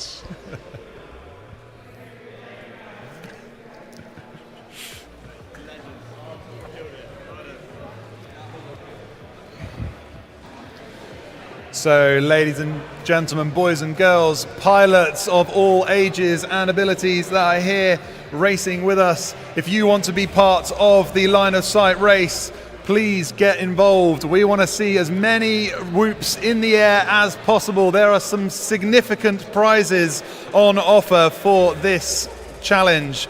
It is not just about looking pretty, it is about winning some prizes. So, if you want to win, please come on out to the track. The prizes on offer is a Minifigs voucher, a Menace RC t-shirt, and a Cadex Protoss digital FPV drone kit. It's an incredible prize to win to round off this race. So, how many pilots have we got?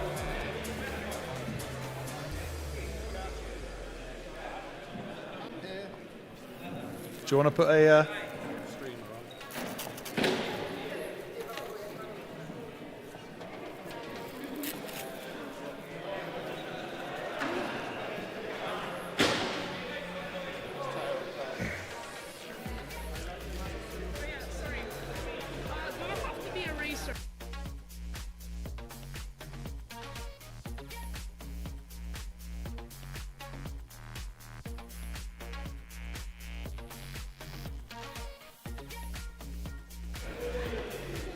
Pilots, get a LiPo in your whoops. Come over and attach a streamer. We want to have a line of sight pandemonium race.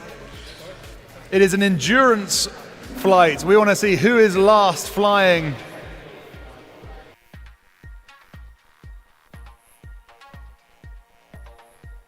To the bitter end.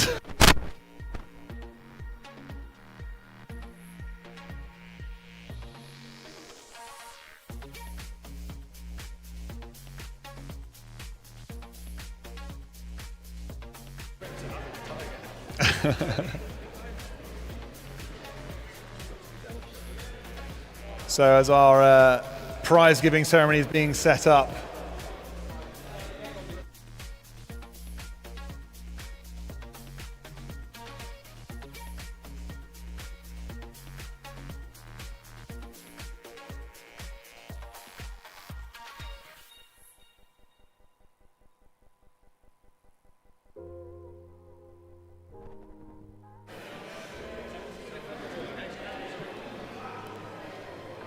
pilots, get your whoops ready. We've got several here. They're all going to be competing for the fantastic prizes on offer. We've got at least, I think, 10 or so pilots here.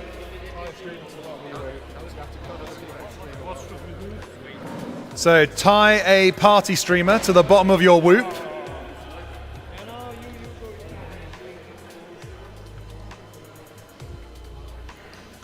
Let me explain to the camera what is happening next, because coming up now we have an endurance race. That's right, we're going to be flying these drones to the bitter end, and the last competition of the Bird 2026. This is the Party Streamer Deathmatch. It is where every single pilot is able to take part. They are all grabbing batteries back there. They are going to be attaching little party streamers onto their drones and flying them line of sight around our track here. That means we're going to see who can stay in the air the longest. Are they going to be attacking each other, or are they going to go for the distance? Because we've got some incredible prizes put up by our sponsors. Minifigs Me, a voucher for £30 to get a customized minifig printed to their design. They can do anything you like on a minifig. Menace RC, our other gold level sponsor, they have dropped into the pot a fantastic bit of merch, a t-shirt there for Menace RC, looking very cool. And Cadex laying it down. Cadex FPV donating an entire Protoss digital FPV drone kit. That's right, over £280 worth of kit there on their brand new drone kit. It's going to be a fantastic prize to win, and a gigantic chocolate bar from my dad, because he likes making sure everyone gets a bit of chocolate in them. So we've got pilots all getting their drones ready in the background there, all getting a streamer attached to it, and we're going to have a fantastic mess of drones in the sky just before the prize giving. So as we check in with our pilots, let's go and see how they're getting on over here.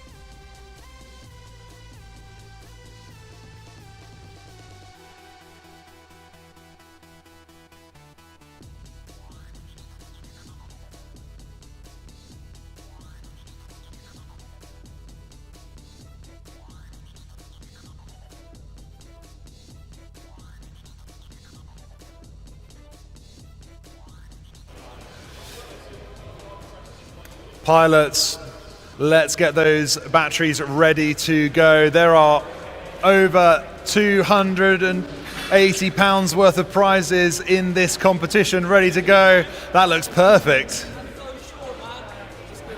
That looks great. That looks great. Is it fine? That is beautiful. Tell you what, hold that up for the camera, because that is what I want all drones to look like in future. Check out this drone here. It is a beautiful example of what LEDs should look like on a drone. Wonderful. I'm losing my battery now. No, yeah, it's tactical. It's tactical. So, pardon? You need to stay in the air as long as possible. It looks cool. Everybody knows the longer the better. As long as you like, as long as you like. It's just you got to have something. Because when you're flying around line of sight, you're going to be crashing into each other. Some people will get taken down by streamers, some people won't. Guys, if you've got your batteries ready, if you've got your streamers attached, stay there. Let me get back a little bit because we're going to call this one. So, tell you what, we're going to do the same as last year, and I'm going to grab a barrier. Let me grab that. Sorry, can I grab that? Whoop.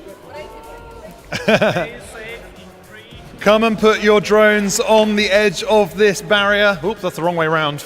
That way around. There we go.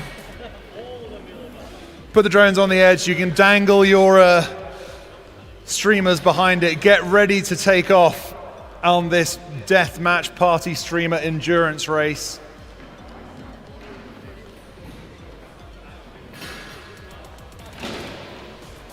So, with everybody getting ready, let's plug those drones in and get this started.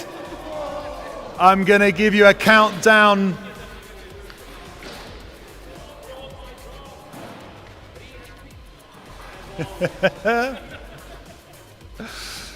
Okay, looks like everyone's getting plugged in. We're going to count you down from 10, 9, 8, 7, 6, 5, 4, 3, 2, 1, and they are off. Let's go now. And this is the Endurance Challenge at Bird 2026. We've got probably, I don't know, at least 20 or so drones in the air at once. Who is going to stay in the air the longest? Who is going to be attacking each other and trying to send each other down? Oh, we got one down. That's it. Stay down. If you touch the floor, you are out. A little bit of battling going on there, trying to cut each other's death streamers. Oh, we got another pilot down. This one can't even lift off. It's not got enough power for his streamer. Don't touch the ground. You touch the ground, you are out. But I tell you what, that Phobos Poland one, the white and red drone, is looking very happy. Hi there. We can only do this line of sight. There is no way to do this many pilots in the air at once with all the video because nobody would see, oh, there's a drone down. If you touch the floor, that is it, you're out. We've still got a good 10, 15 drones in the air. Who's it going to be? Batteries are going to be going on. We've had probably a minute now, but the Polish drone is down. That's it. Party streamer took him down. We've got drones going all over the place. Who's going to be attacking each other? Come on, guys. Let's get some action going. One of them has lost all of his streamer and he's just freestyling it line of sight. That's pretty impressive.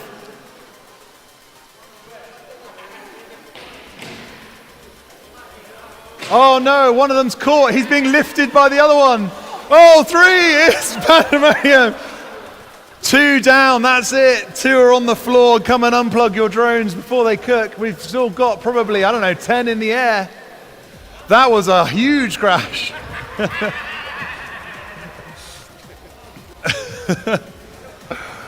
So as the battery starts, like, oh, one of them's crashed into the race director. You are down and out. You probably lost direction. I don't know how the fixed wing pilots do it. They manage to know which way they're facing at all times. With whoops, it's a little bit tricky. Yeah, in the race director's booth, the purple drone has gone down. You are out for the count.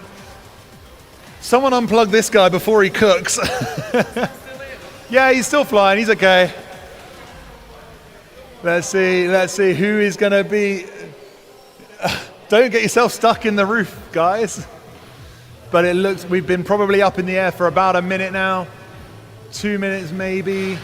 Batteries are going to start getting saggy. Who is it? No, solo, no. Solo. You touch the floor, out. Very good, thank you for participating. Oh, there's another battle going on. These streamers, you can go above people and battle and send your opponents down, but you might get caught up in their props. Oh no, self-harming, he's down. Oh, 2 pilots down. We've got 1, 2, 3, 4, 5, 6 still in the air. 6 pilots. 6 pilots still flying. Who's going to make it? It looks like that really long streamer. Hi. Donk. That really long streamer has not got off the ground. Have they got enough power to lift that streamer?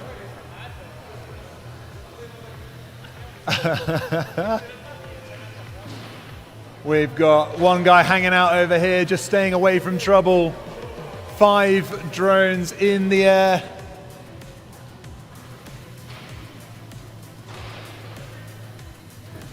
Oh, one's failed, they're out. Run out of battery. This is where it starts getting spicy.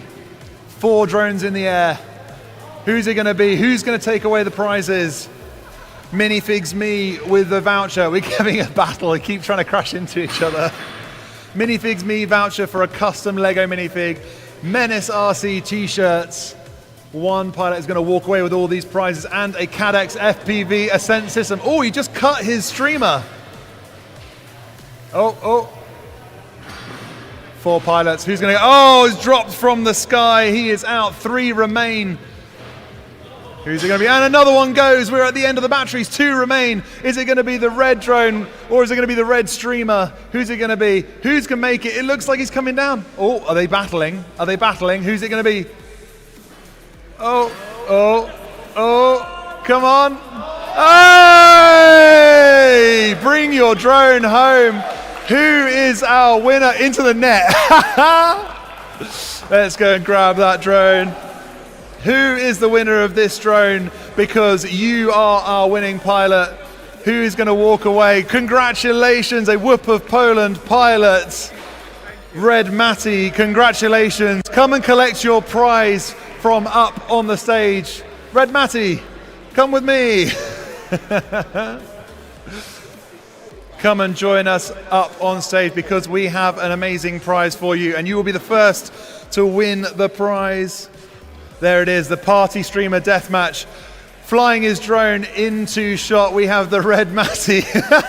Congratulations, you walk away with a Cadex Protoss FPV kit, a load of prizes from all of our sponsors, including Menace RC and Minifigs. So congratulations, face the camera there and just say the Red Matty, the winner of Bird 2026 Party Streamer Deathmatch. Congratulations. Well done, guys.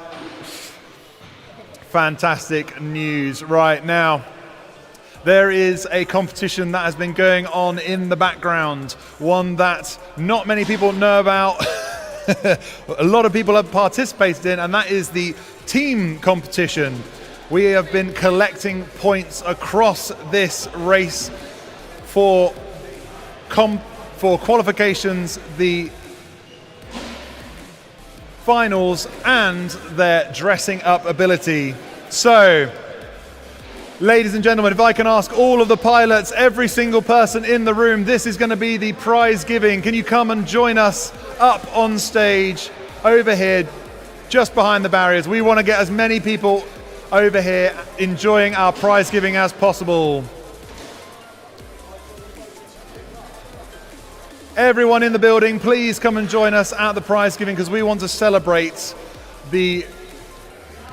everyone on track, please. Thank you very much. We're just going to round up everyone who has been, everyone's just jumped in. Like there's so many volunteers that have helped making this possible. They've all started packing down because we have to get out of Liso's high school this evening. They have school on Monday and we have to get out before that happens. So I'm just going to bring up the results on my phone. So I've got them to hand. You guys can see them at home, but I don't want to keep looking over there. There we go.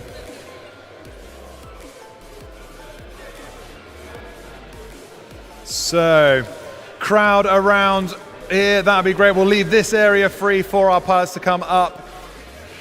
Everyone come on over to the prize giving, that'd be fantastic.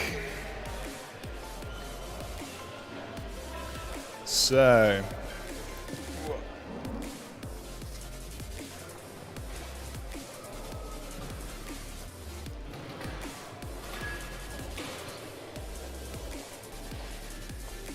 Excellent stuff. Thank you so much. Everyone come over because we're going to start the prize giving now. Thank you on YouTube for staying on board. We really appreciate you being here to celebrate with us. It's important that we celebrate the wins in life and enjoy the fun that we've had at drone racing here at Bird 2026. This is the time we can all celebrate together. So thanks for coming on over. We will pack up after the prize giving. Now, the goal of Bird is ever just to get together and have fun with international pilots.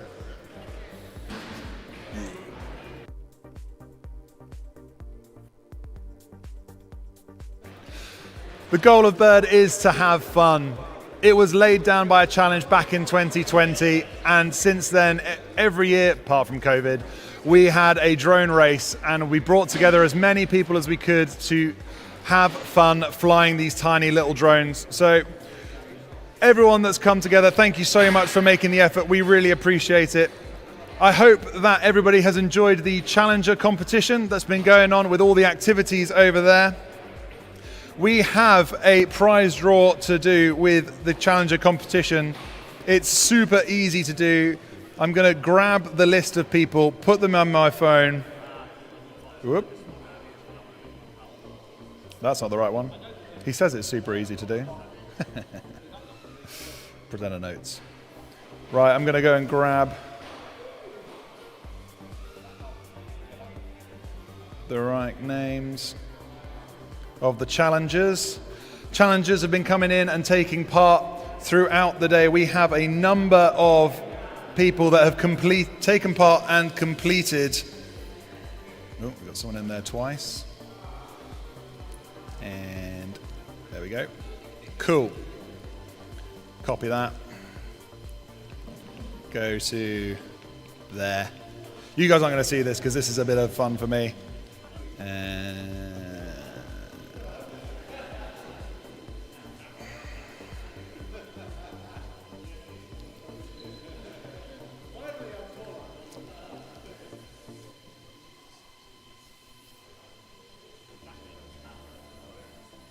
Right. Right, we've done it. Okay, I'm going to shuffle those names. I've put them into a spinner on my phone. You guys aren't going to be able to see it. This is something we couldn't do until the very end of the event. This is the Challenger competition. I've stuck the names of the people that have completed our Challenger competition into this spinner, and we're going to spin it in a moment and see who walks away with the prizes. They'll be walking away with a Minifigs Me voucher. Give us a cheer. A Menace RC t-shirt, HGLRC takeoff pad, and a Newbie Drone VR Drone FPV kit. That's right, anybody that came along here are going to get a full FPV kit. So I'm going to spin it now and see who wins. Here we go. Ooh, it looks like it's landed on Cameron. Winner is Cameron. Round of applause for Cameron. If you are in the building and you completed, please come up and take your prize. If not, we do have your ticket number. We will be able to post that out to you. So take a note of that. We will get that out to you. This is the prize you will be winning. The VR drone kit from Newbie Drone and a whole bunch of prizes from our sponsor. So well done, Cameron. Round of applause for you winning the Challenger competition.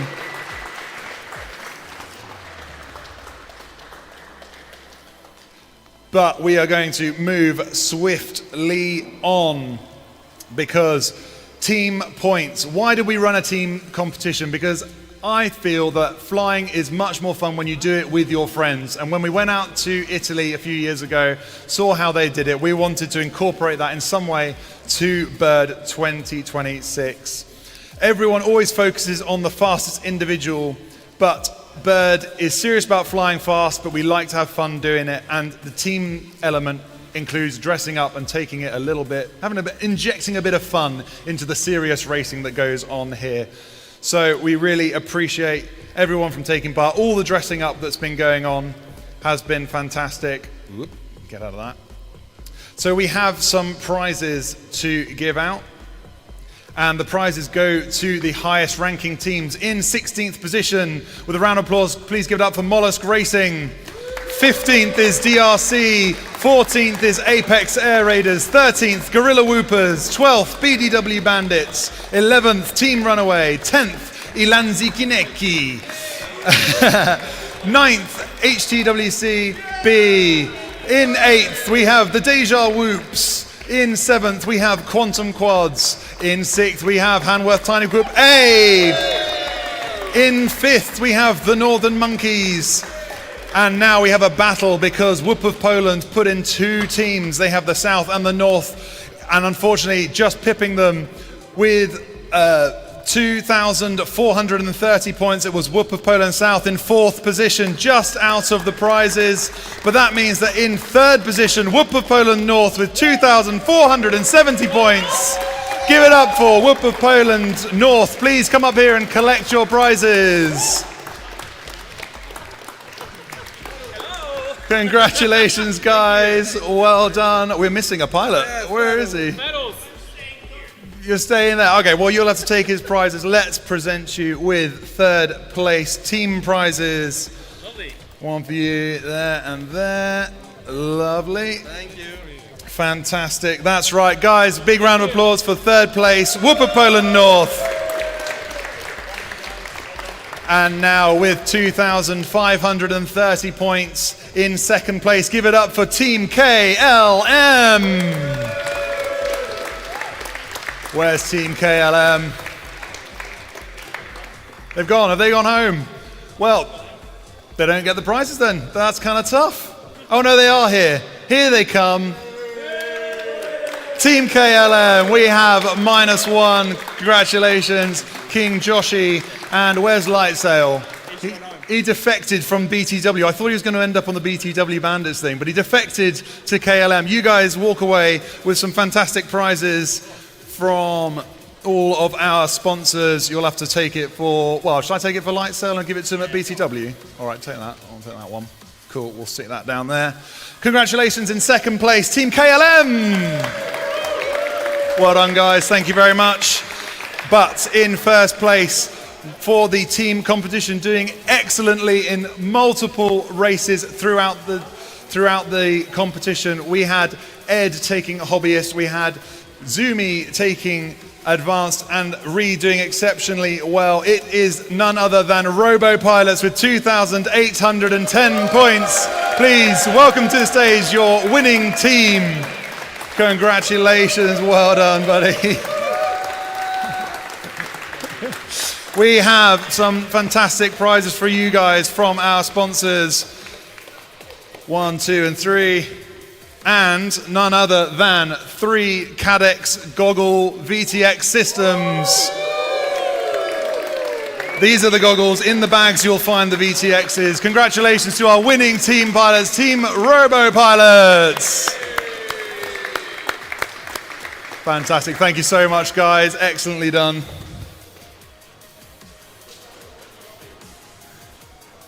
Right. Yeah, I want to see how much fun you guys had, so get those vlogs in and let's get cooking. And last, just pop that to the side for the moment. And last but not least, we need to give a big shout out to our gold sponsors. They are putting down hard currency money, paying for the venue and all of the kit that you've been racing around and enjoying today. Please give a huge round of applause and a cheer for Minifigs Me. Nick couldn't be with us today, but man, you're so generous, raising money for charity and donating to our event here. It's just so heartwarming that someone's willing to pop down money and make this possible, so thank you so much. And alongside him, Greg and Katie of Menace RC. Big cheer please for Menace RC! But no more delays. You all want to see the elite pilots on the podium. Let's start running through these pilots because the racing has been frenetic all day. We are going to go from 16th position. We have Ferris. In 15th, we have Dan Carpy. 14th is Baru. 13th, Dirty McStinky. 12th, The Red Matty. 11th, Joe FPV. 10th is Rich. 9th is Lightsail. 8th is Recon. 7th is Ree. King Joshi, our TQ, comes in at 6th. Biwoo, coming in as a standby pilot, is in 5th. But first to receive a trophy is number 4, Split. Please give it up for Split. Congratulations, man. Please raise your trophy to your adoring fans, because you had so much love coming in from the on the chat on socials. Split in 4th. Now, the UK's highest ranked pilot at Bird 2026, sitting in 3rd position. Please raise the roof one more time for -1.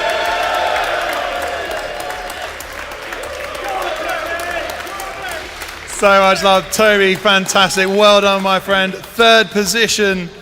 Here is your trophy. Here are your prizes. Raise it to the crowd and claim 3rd for Bird 2026. But the racing was fanatic. We had back and forth. 3 aces were won in the elite finals, and just getting pipped to the post, we had none other sitting in 2nd position. Please go wild for the one, the only, Mr. Pandron. Well done, my man. Here are your, there's your trophy up on top and some prizes. Toby, if I can ask you just stand a little bit further that way for me. We'll have Mr. Pandron here. Here is your Radio Master pocket. And please raise the roof for Pandron in 2nd. But the result of the day, it is about this man. He traveled across the globe to be here at his first international Whoop race. Give it up for the one, the only, the Small Yuki! Well done, man. Here is your elite trophy. Jump up on the podium and lift it to the sky. Small Yuki wins Birds 2026.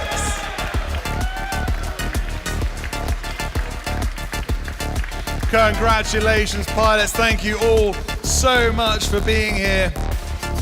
We really want to shout out and say thanks to all of our international pilots. I know it's a massive journey to be here. Wow, what a weekend we have had. Your winners are up on stage. I have been Mini Rolls Rule of BTW Club. Please check out our website and our Facebook group. Ping all the socials.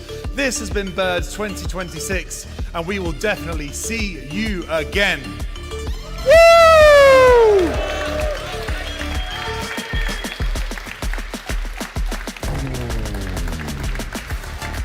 Well done, guys. I'm going to come down here and be like, hey!